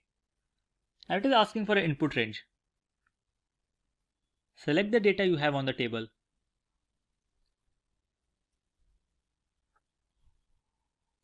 we have the labels in our first row and the alpha is 0.05. For the output range, we'll get the output here on the same page. So we'll select some cell in the same page and we'll click OK. So you can see we have our analysis of variance table with the summary. Let's understand each term one by one. The average time taken to cure the disease after consumption of 3 drugs are 107, 90 and 96 hours approximately. The difference between the largest and the smallest mean is 17.47. Here, one significant observation is that the F value is greater than F critical value. So, this means we can reject the null hypothesis. It also means that the average time taken to cure the disease is not the same for all the 3 drugs. Using the paired comparison, we can conclude that the time taken by the drug A to cure the disease is more than time taken by drug C, and which further is more time taken by drug B to cure the disease. That's all about the ANOVA. What is correlation? Correlation refers to a statistical relationship between the two entities. It measures the extent to which the two variables are linearly related. For example, the price and demand of a product is in correlation. They are linearly related. The value of correlation always lies between -1 to +1.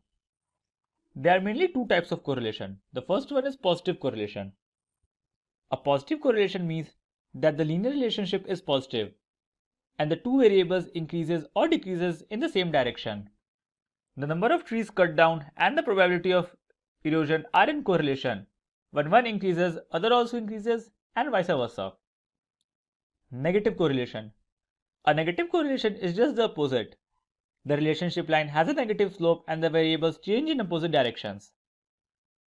For example, if you decrease the speed of the car, the time taken to reach the destination increases. This is a negative correlation. Correlation coefficient. The correlation coefficient, which is denoted by R, gives us a measure of the strength of the linear relationship between the two variables. The value is denoted by the letter R and it ranges from -1 to +1. If it is less than 0, it implies that there is a negative correlation. The -1 indicates there is a strong negative correlation between the variables. If R is greater than 0, it implies there is a positive correlation and +1 is the strongest point of a positive correlation. When R is equal to 0, we can say that there is no correlation between the variables. There are also some limitations of correlation. The first one is, correlation does not give you every insight on the data. Mean and standard deviation are still the important parameters to get the insight of a data.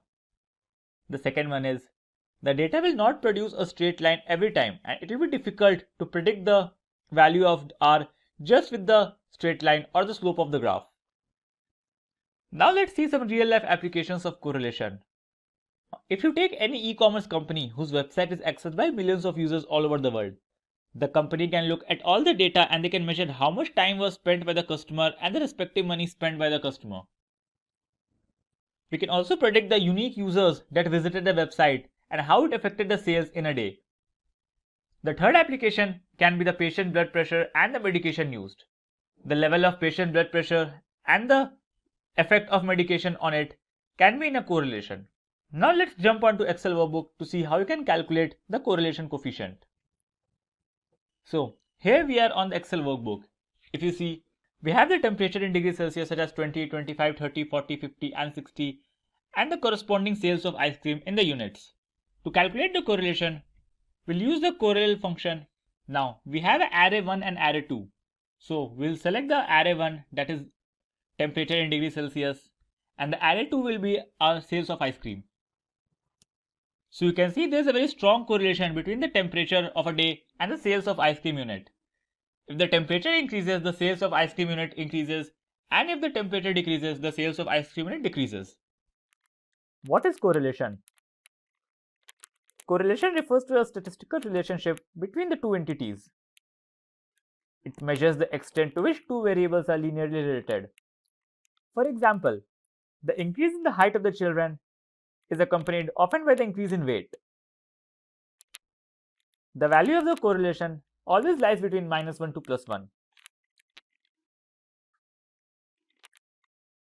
There are mainly 3 categories of correlation.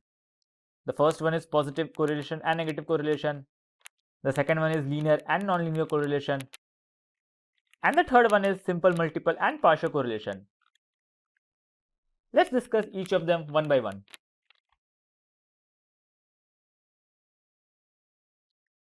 Positive correlation. A positive correlation means that the linear relationship is positive and the two variables increases or decreases in the same direction, as you can see from the graph. For example, the calories you burn is directly proportional to the amount of time you run on a treadmill. On the other hand, a negative correlation is just the opposite. The relationship line has a negative slope and the variable changes in the opposite direction. That is, one variable decreases while the other increases. An example can be a student who has many absents has a decrease in grades. Now let's move on to discuss linear and nonlinear correlation. When we change the value of a variable which leads to a constant ratio change in other variable, then that relation is said to be linear. For example, the factory doubles its output by doubling the number of workers. On the other hand, a correlation is said to be nonlinear when the amount of change in one variable is not in constant ratio to the change in the other variable. For example, the change in radius of the sphere and the change in volume of the same sphere does not happen to be in the same ratio. Now let's discuss simple, multiple and partial correlation. When studying the relationship between the variables, when only two variables are involved, the correlation is said to be simple. In the multiple correlation, we measure the degree of association between one variable on the one side and all the variables together on the other side. And for the partial correlation, we study the relationship of one variable with one of the other variables, presuming that all the variables remains constant. Now that we know all the types of correlation, let's discuss the two major types to calculate the correlation coefficient. The first one is Pearson's correlation. Pearson's correlation coefficient is the test statistics that measures the statistical relationship between the two continuous variables. The Pearson's correlation coefficient is often denoted by R, and the formula to calculate the Pearson's relation coefficient is sigma xi minus x bar into I minus y bar divided by under root sigma xi minus x bar whole square and I minus y bar whole square, where R is the coefficient of correlation, x bar is the mean of x variable and y bar is the mean of y variable, and xi and yy denotes the samples of variable x and y respectively. The Pearson's correlation coefficient is the best method to measure the association between two variables of interest because it gives information about the magnitude of the association or correlationship as well as the direction of the relationship between the two variables. The second best method is Spearman rank correlation. The Spearman rank correlation is used to discover the strength of a link between the two sets of data. The formula to calculate the Spearman rank correlation coefficient is rho is equal to 1 minus 6 sigma di whole square divided by n bracket n square minus 1, where rho is the Spearman rank correlation coefficient, di is the difference between the two ranks of each observations, and n is the number of observations.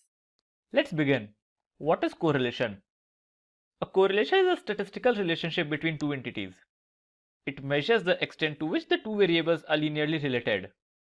In simple words, it is a measurement of strength of association between the two variables. For example, an increase in the price of commodity is always accompanied by decrease in demand. The value of the correlation always lies between -1 to +1. Types of correlation. There are mainly three categories of correlation. The first one is positive and negative correlation. The second one is linear correlation and nonlinear correlation. And the third one is simple, multiple and partial correlation. Let's discuss positive and negative correlation.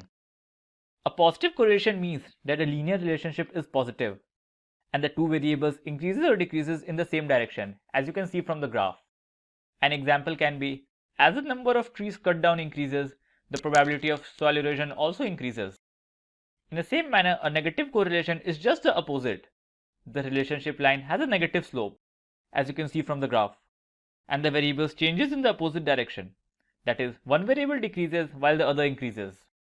To understand this, an example can be, if a car decreases the speed, the time taken to reach the destination increases. To know more about the types of correlation, you can refer to our previous videos and you can find the link in our description. Now, what is regression? Regression analysis, like most multivariate statistics, allows you to infer that there is a relationship between two or more variables. These relationships are seldom exact because there is a variation caused by many variables, not just the variables being studied. In regression analysis, there are two types of variable. One is dependent variable and other is independent variable. Let's discuss what the both variable represents. A dependent variable is a variable whose value is influenced or to be predicted. The dependent variable is often denoted by y and is also known as a predicted variable. Whereas independent variable, which is denoted by x, is a variable which influences the value or is used for prediction. The independent variable is also known as a predictive variable. The line of regression. The regression line is a line which is used to describe the behavior of a set of data. In other words, it gives the best trend of the given data. Regression lines are useful in forecasting procedures.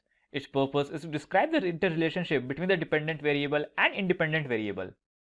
The regression equation of y on x describes the change in the value of y for given changes in the value of x, and vice versa.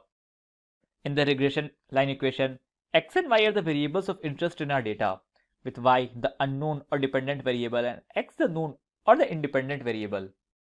Let's discuss the two key terms in this graph. The first one is slope. Slope is the ratio of the vertical and horizontal distances between the 2 points on a line. And you can see y-intercept, which is the coordinate of the point at which the curve intersects an axis. There are some assumptions we take to create the regression model. The first one is the dependent variable is assumed to be normally distributed. The values of the dependent variable are statistically independent. This means that when we select the sample of a particular x, it does not depend on any other value of y.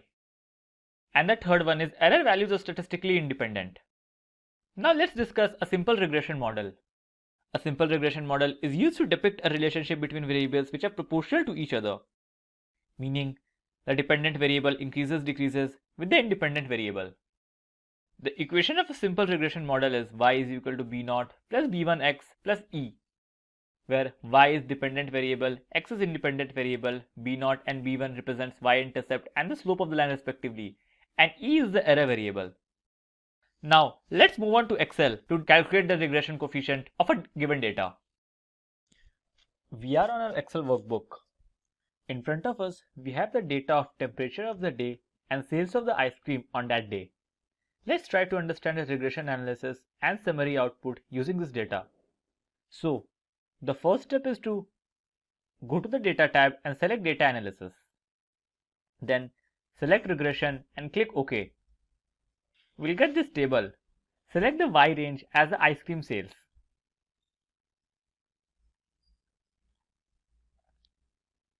This Y range is predictable variable, also called as dependent variable. For the input X range, we'll select the temperature in degrees Celsius. This is the explanatory variable, also called as the independent variable. One thing you should keep in mind is that both the X and Y column must be adjacent to each other. We have the label, so we'll check the label and we'll select the output range from G5. Check the residuals and click OK. Excel produces the following output. Let's analyze some key data. We got the R-score value to be 0.9676, which is very good. This shows that 96% of the variation in ice cream sales is explained by the temperature of the day. Closer to the 1, the better the regression line fits the data. Now let's move a little more and analyze this coefficient. If you look at the coefficient, you will get the equation of the regression line. In our case, it is minus 176.33 plus 27.68 into temperature of the day. Substituting the temperature of the day for any given day, we can find the sales of the ice cream. With the above discussion, we can conclude that there is a big difference between the correlation and regression, although these are studied together. Correlation is used to study whether the variables under study are correlated, whereas regression is used to establish the functional relationship between the two variables. The equation of the regression line is of form y is equal to fx plus c. Correlation is used to establish the strength of the association between the two variables that are being studied, whereas regression is used to make the future predictions on any given event.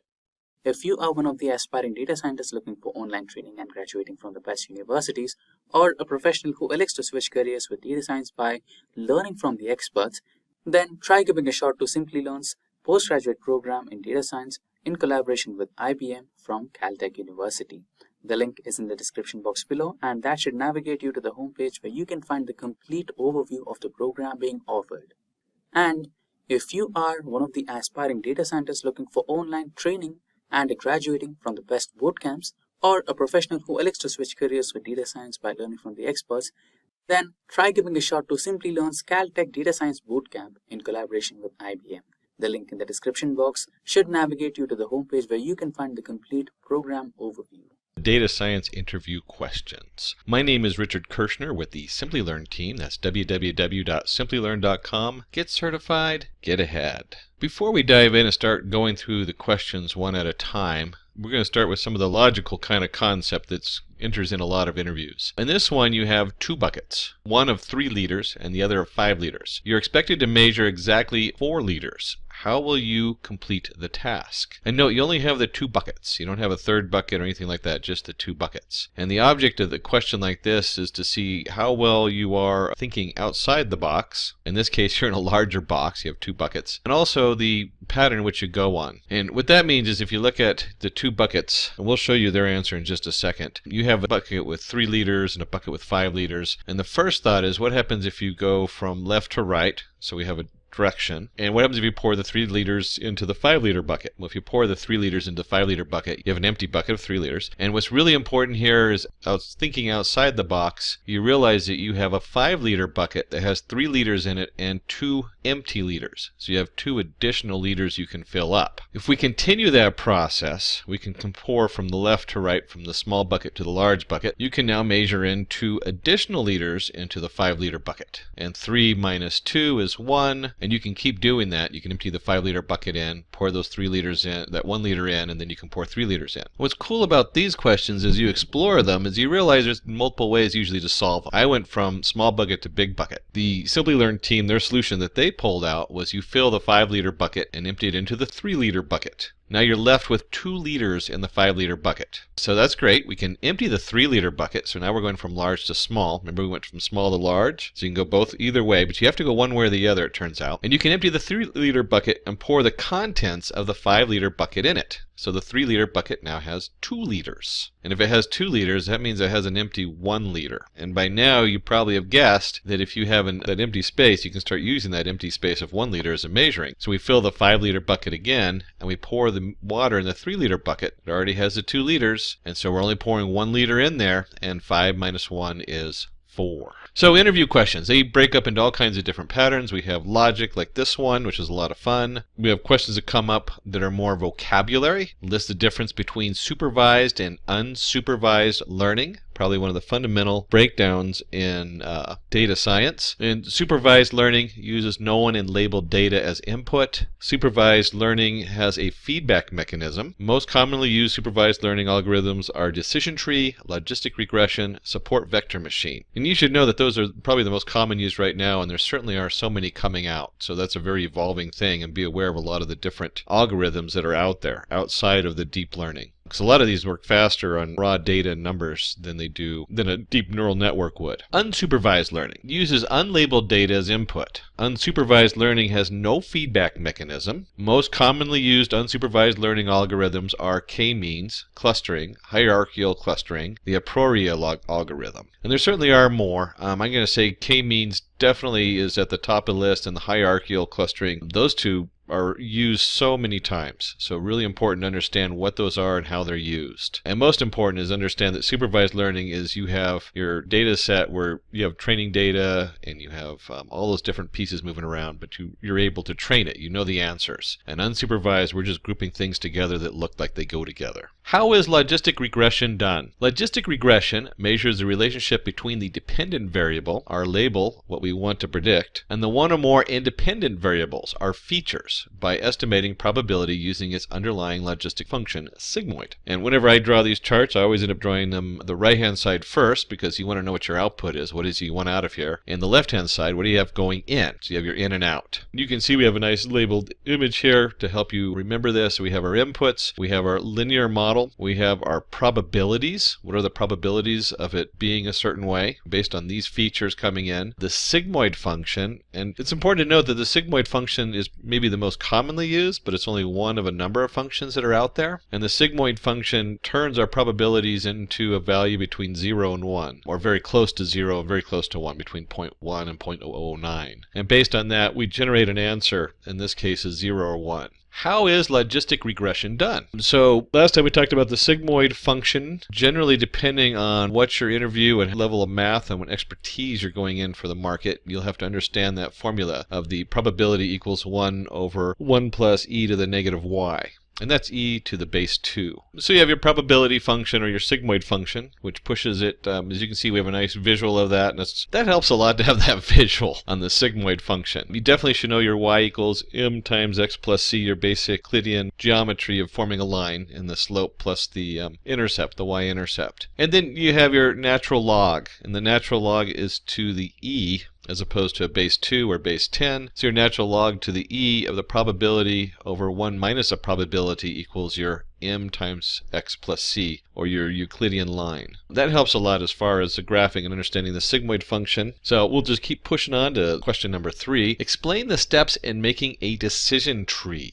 And I noticed last time we brought up the decision tree in the forest, a lot of questions came up. What is the difference? So let's go through that. When you make a decision tree, you're going to take the entire data set as input. You're going to calculate entropy of the target variable as well as the predictor attributes. And remember, entropy is just how chaotic is it. So if you have, like, banana and grapes and oranges, if you're mixing in fruit and that's your data coming in, you have all these different objects that are so separate from each other, and the more they become uniform, the lower the entropy. And we call that information gain. So we gain information on sorting different objects from each other. So you have your entropy, you have to calculate your information gain of all attributes, and then you choose the attribute with the highest information gain as the root node. So if you can separate your group and each group, chaos in each group is lowered, whichever split lowers the chaos the most, that's where you split it, and that's your root node. At that point, you repeat the same procedure on every branch till the decision node of each branch finalized. So understanding that setup is pretty important as far as decision trees. And you can see here we have a nice visual of a decision tree. For example, if you want to build a decision tree to decide whether we should accept or decline a job offer, since these are interview questions, that's a good one to ask. And just as a tip, you should be pretty aware of the formula for entropy and information gain. So you need to look those up if you don't remember those. And the salary, if it's greater than $50,000, no, decline the offer. Yes, it's got a good salary. The commute is greater than an hour. Yes, decline the offer. No. Offers incentives. Yes, accept the offer. No incentives, decline the offer. So we use decision tree pretty much for everything if you want.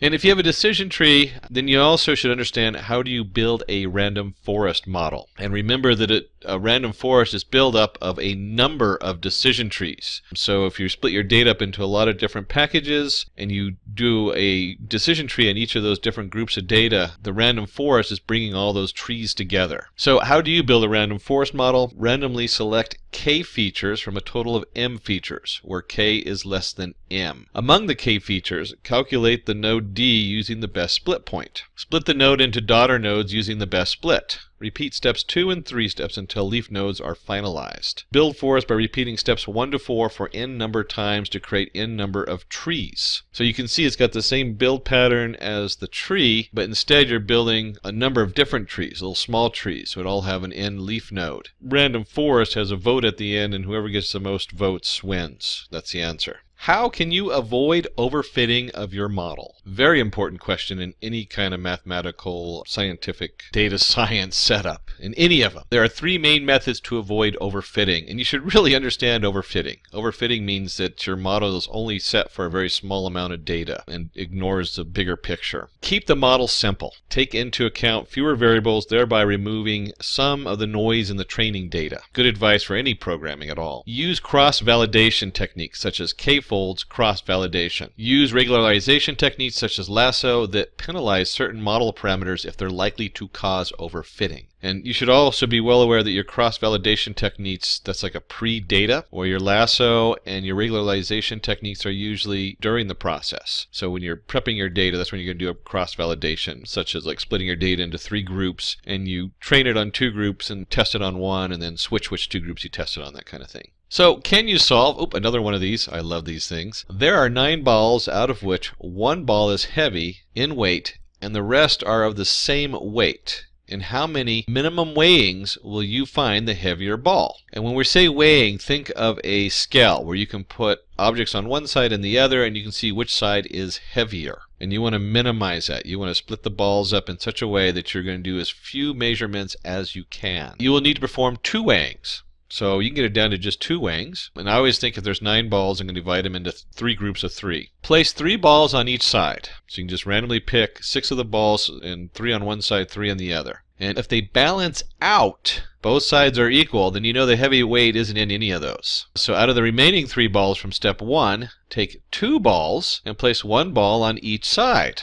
A little tricky there, because I always want to put all 3. I want to put 2 on one side and 1 on the other, but no, just randomly pick 2 of those, put 1 on each side. If they balance out, then the left out ball, the one you didn't measure, will be the heavier one. Otherwise, you'll see it in the balance. You'll see which one's heavier because you'll take one of the balls down. Now we go to scenario B, where they did not balance out. So now we know which side has a heavier ball in it. And it's just very similar to what we did before. If the balls in step 1 do not balance out, then take those 3 balls that had the heavier side on them and reproduce step 2 to find out the heavier ball. Difference between univariate, bivariate, and multivariate analysis. And hopefully, if you know a little Latin, you'll kick in there that you have uni and you have bi and you have multi, because the answer is in the words themselves. So the first one, this type of data contains only 1 variable. So that's the univariate. The purpose of the univariate analysis is to describe the data and find patterns that exist within it. So when you only see one variable coming in this case we're using height of students, you're limited as far as what you can do with that data. So you can come up and draw different patterns and conclusions from those patterns using the means, the median, the mode, dispersion, range, minimum, maximum. So we're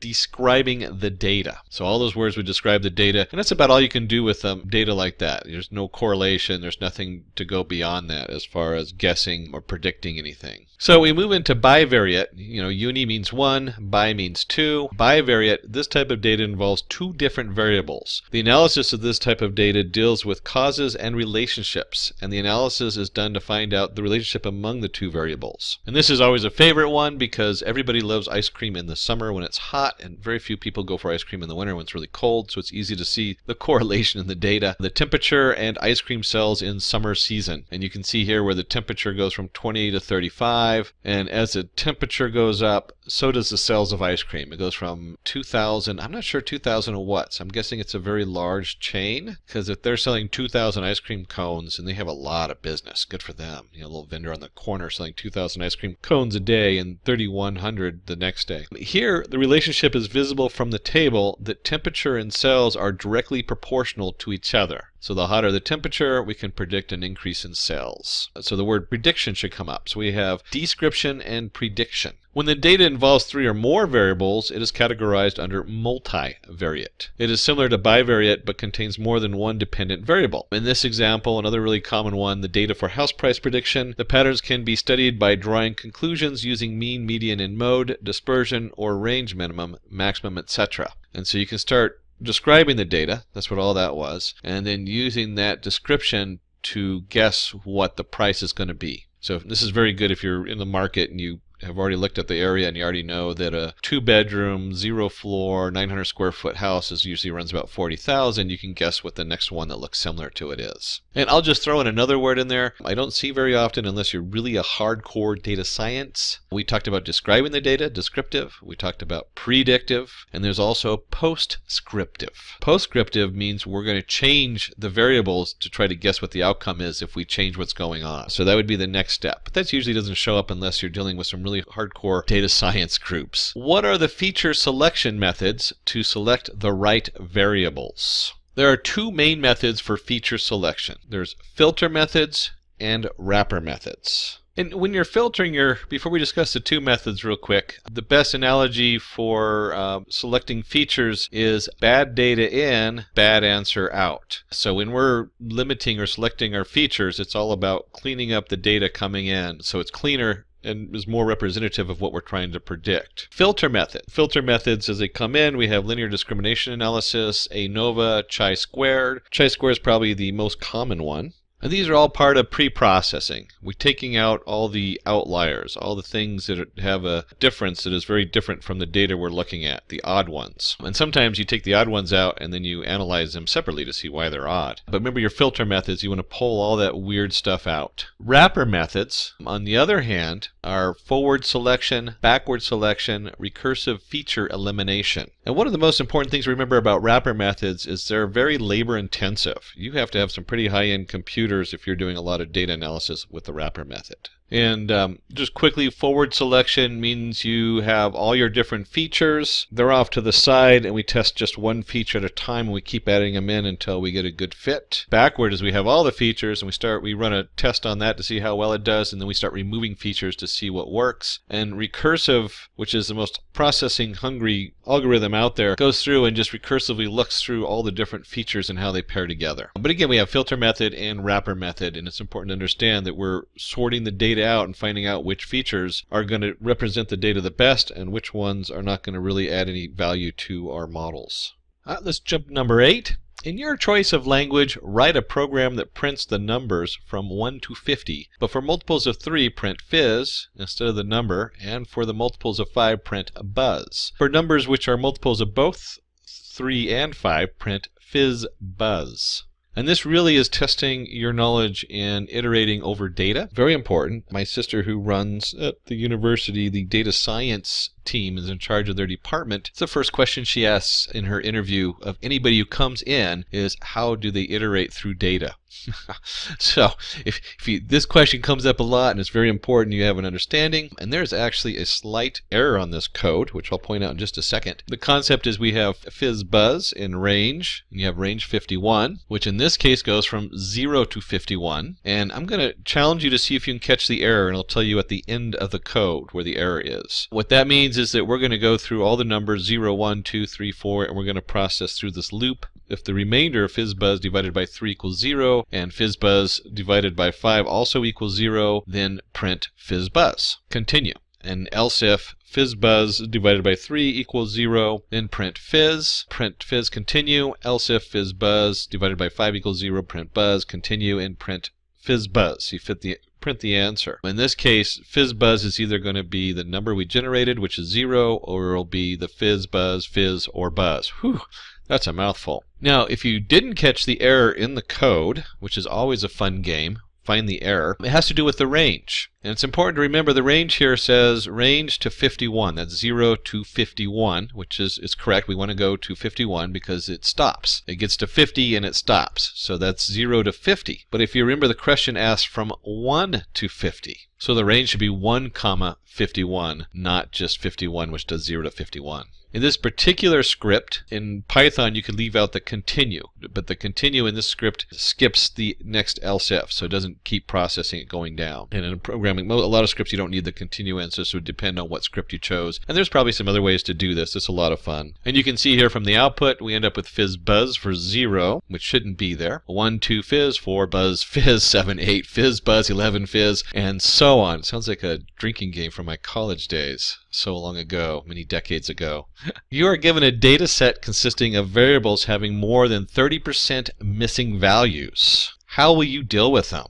the joy of messy data coming in. Ways to handle missing data values. Data set is huge. We can just simply remove the rows with missing data values. It is the quickest way, i.e. we use the rest of the data to predict the values. You just go in there and say any row of our data that has a NA in it, get rid of it. That doesn't work with smaller data. So with smaller data, you start running into problems because you lose a lot of data. And so we can substitute missing values with the mean or average of the rest of the data using Panda's data frame in Python. There's different ways to do this, obviously, in different languages. And even in Python, there's different ways to do this. But in Python, it's real easy. You can do the df.mean, so you get the mean value. So if you set mean equal to that, then you can do a df.fillNA with the mean value. Very easy to do in a Python Pandas script. And if you're using Python, you should really know Pandas and NumPy, NumPython and Pandas data frames. For the given points, how will you calculate the Euclidean distance in Python? So back to our basic algebra from high school. Euclidean distance is the line on the triangle. And so if we're given the points plot 1 equals 1, 3, plot 2 equals 2, 5, we know that from this we can take the difference of each one of those points, square them, and then take the square root of everything. So the Euclidean distance equals the square root of plot 1, 0 minus plot 2 of 0 squared plus plot 1 of 1 minus plot 2 of 1 squared. Mouthful there. And you can remember if you have multiple dimensions that go past 2 dimensions, you could have plot 3 can simply be the distance from plot 1. You only need to do one side of that. Or plot 2, you can do either way and square that and take the square root of that. Another mind bender. How to calculate something, how to figure out the solution to something. What is the angle between the hour and minute hands of a clock when the time is half past 6? So you want to kind of imagine that clock where the large hand is pointed down to the 30 and the other half is going to be right between the 6 and the 7 because it's half past 6. There's actually a couple ways to solve this, but let's take a look and see how they did it. Note, a clock is a complete circle having 360 degrees. In 1 hour, the hour hand covers 360 over 12,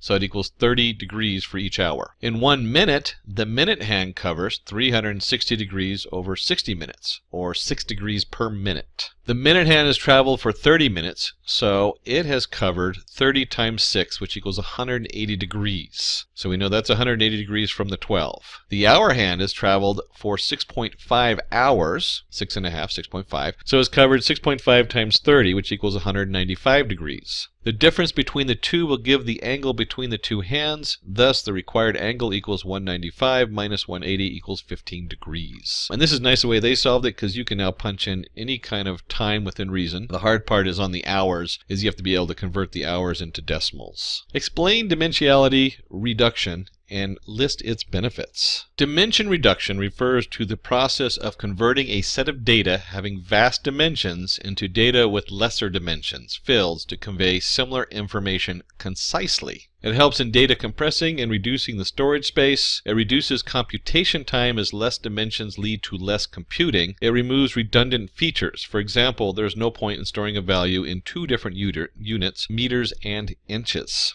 And I certainly run into a lot with this with text analysis. I've been known to run a text analysis over a series of documents, ends up with over 1.4 million different features. That's a lot of different words being used. And if you do what they call connect them, you connect 2 words together, now you're up to 4.8 million different features, and you start having to figure ways to bring that down. What can we get rid of? That kind of thing. So you can see where that can get really high in on processing, and learning how to reduce the list of dimensions is very important. How will you calculate eigenvalues and eigenvectors of a 3x3 matrix?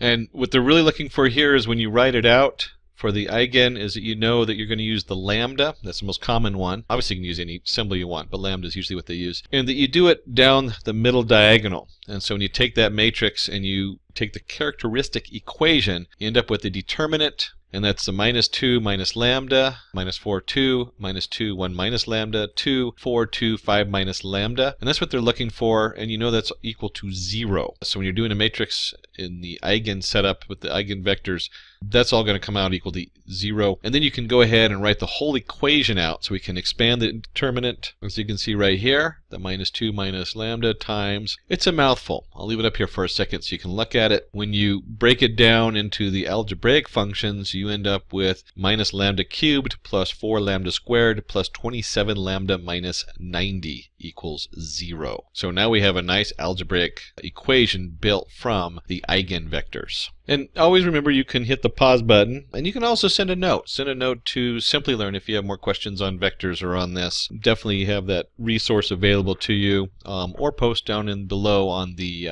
YouTube video comments. And so when we calculate the eigenvalues and eigenvectors of a 3x3 matrix, as we continue on down the math of this, and to be honest, I really don't like working with matrices like this. It's important to understand the math behind it, and it's important to know the code just enough so that you're not lost when someone's explaining it or it comes up when I'm working on different data science models. Of course, if you're dealing with the high-end math side of it, then you better know this. First is by hit and trial. So you try in different variables to solve for 0, and you can come in here and you'll find that if we put in the 3 in there, we end up with a 0 at the end, and substitute the 3. Hence, we end up with lambda minus 3 as one of the factors. And you can do the math going out on that, where we have lambda cubed minus 4 lambda squared minus 27 lambda plus 90 equals lambda minus 3 times lambda squared minus lambda minus 30. So eigenvalues based on that one are 3, minus 5, and 6. And then from there we can calculate the eigenvector for lambda equals 3. And you can see here where the matrix as we write it out is the minus 5, minus 4, 2, minus 2, minus 2, minus 2, 4, 2, 2. That was from the beginning. Put in the x, y, and z equals 0, 0, 0. And so when we put in those numbers and we calculate them out, we have for x equals 1, we have the minus 5 minus 4y plus 2z equals 0, minus 2 minus 2y plus 2z equals 0. And subtracting the two equations we just had, we get 3 plus 2y equals 0, y equals minus 3 over 2, and z equals minus 1 over 2. That's going back to the first equation. And similarly, we can calculate the eigenvectors for minus 5 and 6. How should you maintain your deployed model? Ooh, distribution time,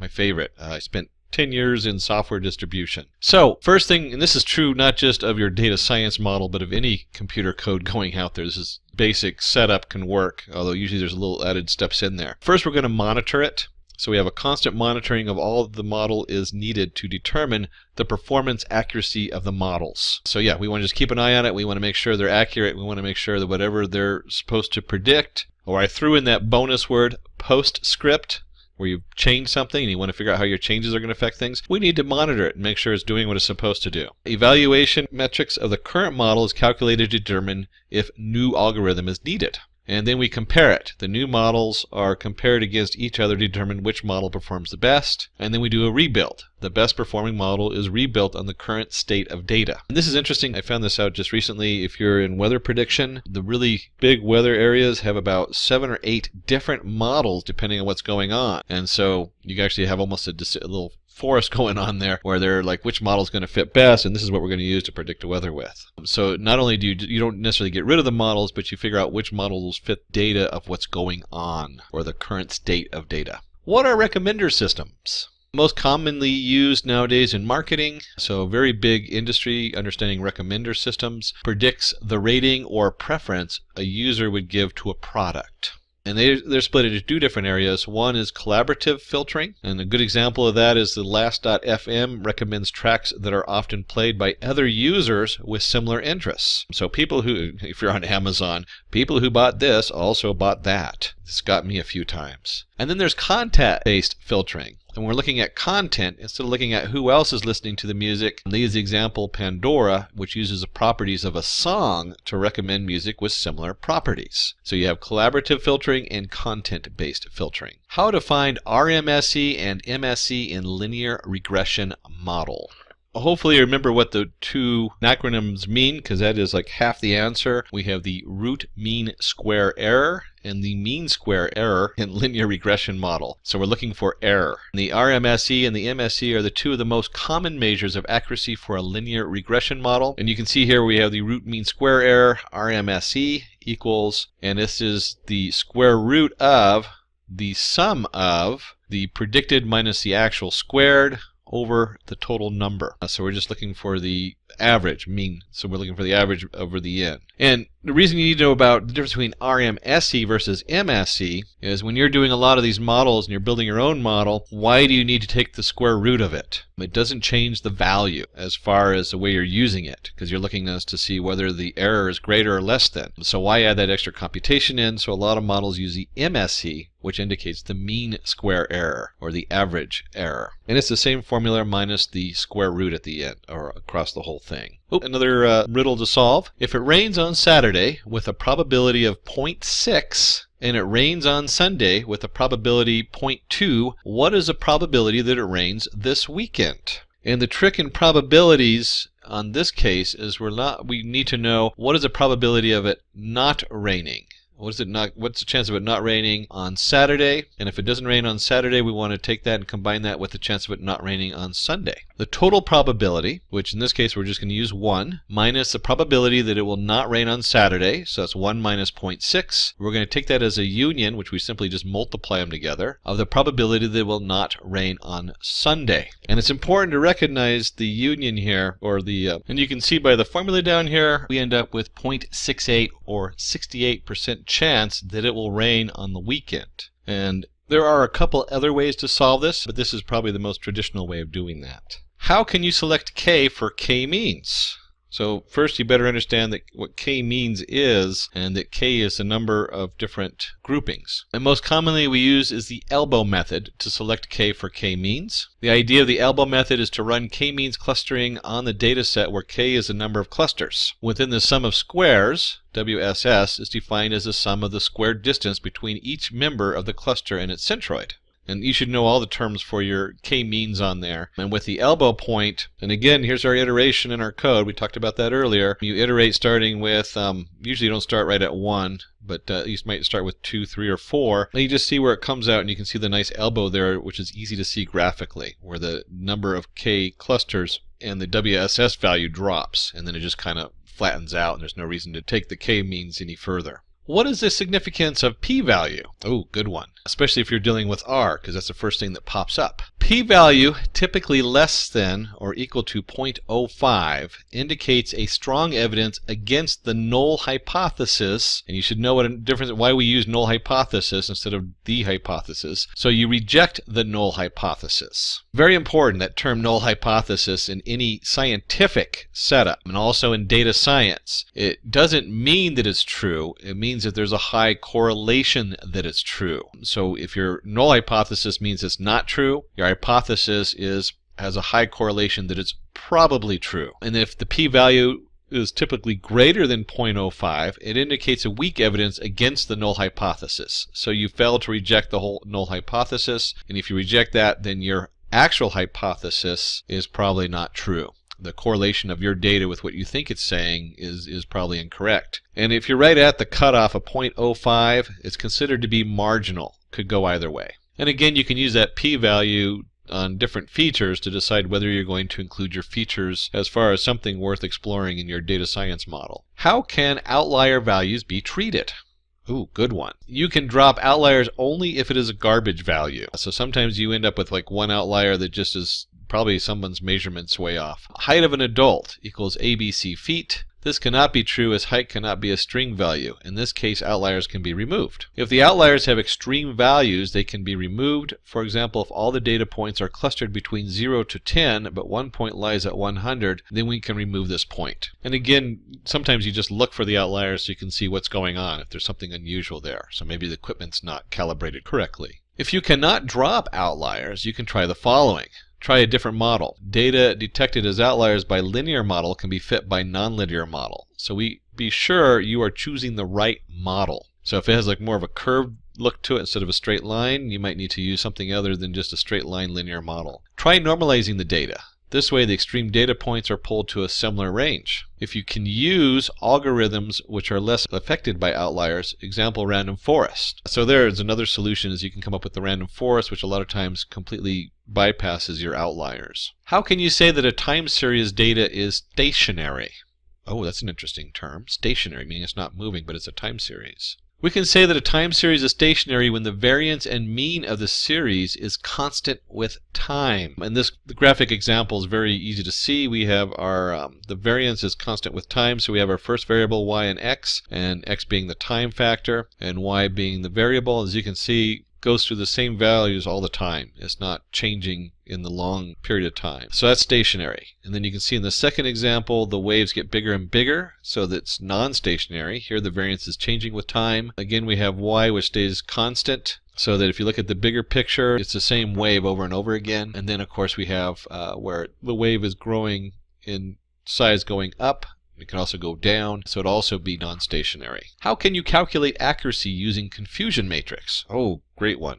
Confusion matrices are so useful when you're taking that first look at data, and also when you're showing the shareholders and you want to ask them for money. How can you calculate accuracy using confusion matrix? So you have your total data that we're looking at is 650, and you have your predicted values and your actual values, and you have your predicted P and your actual P. And so when we look at this, you'll note that if the predicted P and the actual P are 262, but our predicted P also had 15 that weren't correct. So you can see there's a false positive there of 15. And the same thing with the N. You can see where N predicts N, and it has a false negative of 26 out of the total number of N values in there. And so we can do an accuracy on there. The true positive plus the true negative is our total observations. So you have a total of 0.93 accuracy, or 93%. And just a quick note on this, this is so important, because it's one thing if someone is being diagnosed with, say, cancer. This is life-death, or is my nuclear reactor going to blow up? Suddenly, if the P is the probability of it blowing up, and this, let's say you have 15, that's a lot less than, say, the 26 chances of it blowing up.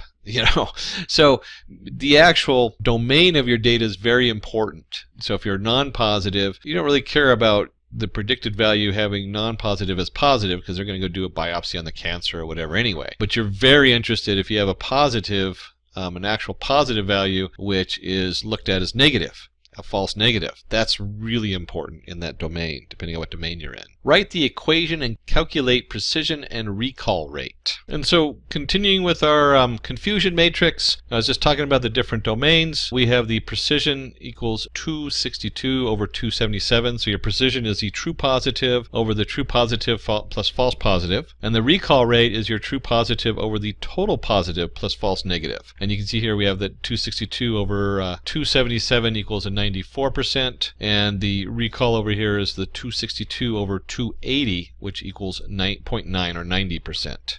And oh good, we're going to take a pause for another brain teaser. If a drawer contains 12 red socks, 16 blue socks, and 20 white socks, how many must pull out to be sure of having a matching pair? The last time I went through these kind of brain teaser things was like 20 years ago, and I had 6 people sitting across the table waiting for my answer. That's kind of mind-numbing when you're in an interview like that. Hopefully you're not stuck in an interview like that. But on this, you need to ask yourself, how many different colors of socks are there? So they've thrown a lot of extra data in here that you don't need to solve the answer. The answer is 4. An example, your first pick is white, your second pick is red, third pick is blue, so no pairs yet. And that means when you get to the fourth pick, there's a 100% chance you're going to have a match. So the most is going to be 4 that you ever have to pull out of your drawer. If it was 4 colors, the answer would be 5, and so on. It doesn't matter how many white socks you have or how many red socks or blue socks, different pairs you have. It's the different colors, the number of different colors. People who bought this also bought recommendations seen on Amazon as a result of which algorithm?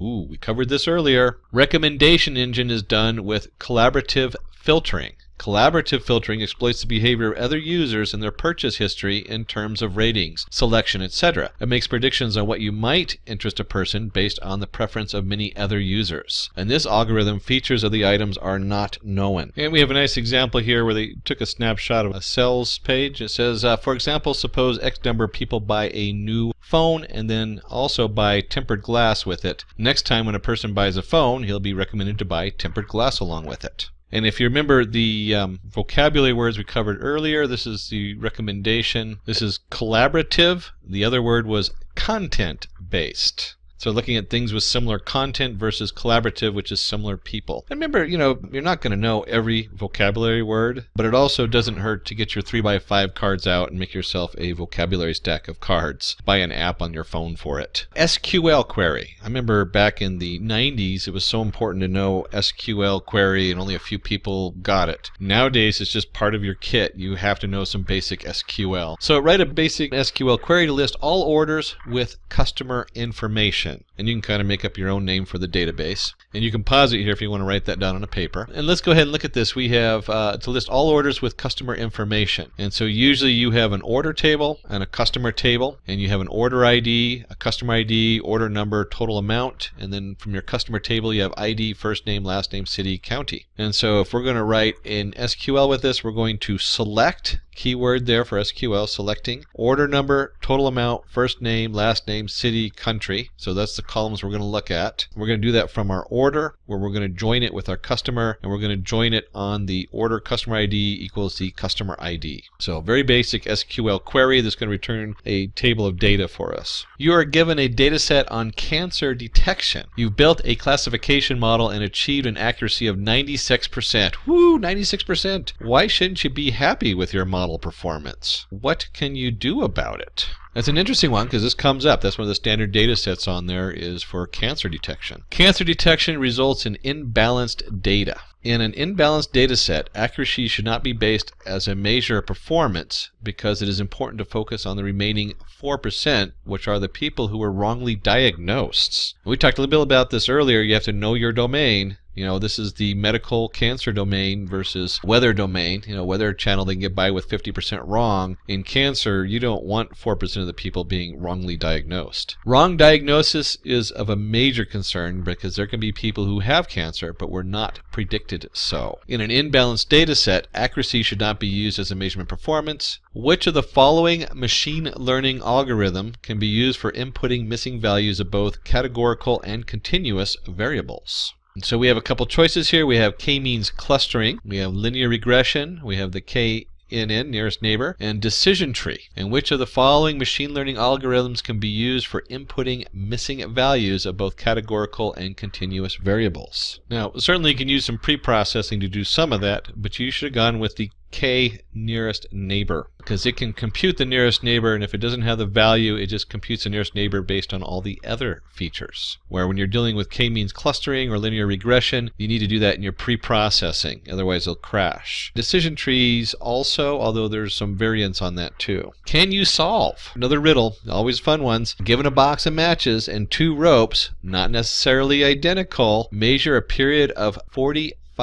minutes. And in this particular setup, the ropes are not uniform in nature, and the rope takes exactly 60 minutes to completely burn out. So each rope takes up to 60 minutes to burn out. And there's actually a couple different solutions to this. But let me go ahead. And one of the things is they're not uniform in nature. So even though they take 60 minutes... Anyways, let's go ahead and see what they did to solve it. And then we can also look at different options. We have two ropes, A and B. Light A from both ends and B from one end. Okay. When A is finished burning, we know that 30 minutes have elapsed and B has 30 minutes remaining. Now light the other end of B also so that the remaining part of B will burn, taking 15 minutes to burn. This we have gotten 30 plus 15 equals 45 minutes. Excellent solution. Mine, which I like, was to take one rope, fold it in two, so we know it's a half hour. Take the other rope, fold it in 4 places, so we know that that one's 15 minutes, and then you can just connect the two and burn it straight across. I think they're trying to cover that by saying they're not regular. The ropes have some irregularities. Maybe that's what they meant by that, is you couldn't do something like that. But that's my solution. Below are the 8 actual values of target variable in the train file. So we have a training file, not to be confused with the train on the tracks. We have 0, 0, 0, 1, 1, 1, 1, 1. What is the entropy of the target variable? We mentioned earlier that you should know your entropy and how to calculate the entropy. What is the entropy of the target variable? So we have a couple options here. We have minus 5 over 8 logarithm of 5 over 8 plus 3 over 8 logarithm of 3 over 8. Okay, let's just see where they got those numbers from. We have 1, which is going to be 5 ones and 3 zeros, and then we have a total of 8. Okay, and then we have the option of 5 which is number of ones, 5/8 logarithm of 5/8 plus 3/8 logarithm of 3/8. And we also have 3/8 logarithm of 5/8 plus 5/8 logarithm of 3/8. And then we kind of reverse those numbers around. And let's see what you're going to get here. Which one did you think it was? You should have checked the first one. So what is the entropy of the target variable? The key there is the target variable. So we're looking at the target in this case is going to be 1. Usually that's what you're looking for. And so the entropy of that one, we want to subtract out the entropy of the non-target variable. Whoops, I had that backwards. We're looking at 0, so we want to subtract out the 5/8 from there. So 5/8 logarithm 5/8, or negative 5/8 logarithm 5/8 plus 3/8 logarithm 3/8. And they have the hint on the bottom, entropy equals I of P of n. So we have a negative P plus P and n times the logarithm base 2 of P over P plus n minus the n over P plus n times the logarithm 2 of n over P plus n. We want to predict the probability of death from heart disease based on 3 risk factors: age, gender, and blood cholesterol level. What is the most appropriate algorithm for this case? So we have 3 features, and we want to know the predictability of death. Okay, a little morbid there. Choose the right algorithm. Do we want to use logistic regression for this, linear regression, k-means clustering, or the Aporia algorithm? And if you selected logistic regression, then you probably got the right answer. Linear regression, remember, deals with you take your line and draw a line through the data. And of course, you don't necessarily have to use a straight line. There's other means for that. But you're dealing with a lot of numbers. And k-means means we're just going to cluster objects together. With the logistic regression, though, you can mix those things together in buckets. So really, the logistic regression is what you want to use in that model, would be the most apt fit. After studying the behavior of a population, you have identified 4 specific individual types who are valuable to your study. You would like to find all users who are most similar to each individual type. Which algorithm is most appropriate for this study? Certainly, identifying census in just about a lot of different markets is common, so maybe they have a census or whatever it means. But let's take a look at some of the different algorithms we might use on this. We have k-means clustering, linear regression, association rules, and decision trees. And I'll give you a hint. We're looking for grouping people together by similarities, and by 4 different similarities, so very specific. They gave you one of the values, specifically the k value. So k-means clustering would be great for this particular problem. You have run the association rules algorithm on your data set, and the 2 rules, banana apple is associated with grape, and apple orange is associated with grape, have been found to be relevant. What else must be true? So this would challenge you to understand association rules. You could picture in this particular one, you're going shopping, and you almost always see somebody who has bananas, they usually have grapes in their bag also. And somebody who has apples usually has grapes in their bags. And then apples and oranges is also associated with grapes. And let's go ahead and take a look at that. And we have a couple different options here. First one is banana, apple, and grape, orange must be a frequent item set. Not so much. Banana, apples, oranges must be relevant rule. Grape is common with banana, apple, must be a relevant rule. And how about grape, apple must be a frequent item set? Let's go back and take a look at that. And we notice that we have bananas, apples to grapes. We have apple, orange to grape. Boy, there's a lot of grapes and a lot of apples in there. And so if you said the last one, grape and apple must be a frequent item set, then you got it correct. Your organization has a website where visitors randomly receive one of 2 coupons. It is also possible that visitors to the website will not receive a coupon. You have been asked to determine if offering a coupon to visitors to your website has any impact on their purchase decision. Which analysis method should you use? And so let's go ahead and start by giving you another hint and give you some limiting your selection. We have a one-way ANOVA, k-means clustering, association rules, and student t-test. So obviously you should know what each one of these means, but let's take a look at the question again. So you want to know which method should you use to see if the coupon's valid for their purchase. Well, we're not clustering and we're not associating things together. We want to know the end result. Student t-test also drawing that little t in boxes and switching them around. There's really only one answer that works in here, and that's the one-way ANOVA. With that, we have reached the end of this session on a data scientist expert, Phil Goss. If you have any questions or if you require the resources that we used in the session, then please feel free to let us know in the comment section below, and you will be answered as soon as possible from our training experts. Until next time, thank you for watching, stay safe, keep learning, and get ahead. Staying ahead in your career requires continuous learning and upskilling. Whether you're a student aiming to learn today's top skills or a working professional looking to advance your career, we've got you covered. Explore our impressive catalog of certification programs in cutting-edge domains, including data science, cloud computing, cybersecurity, AI, machine learning, or digital marketing. Designed in collaboration with leading universities and top corporations, and delivered by industry experts, choose any of our programs and set yourself on the path to career success. Click the link in the description to know more.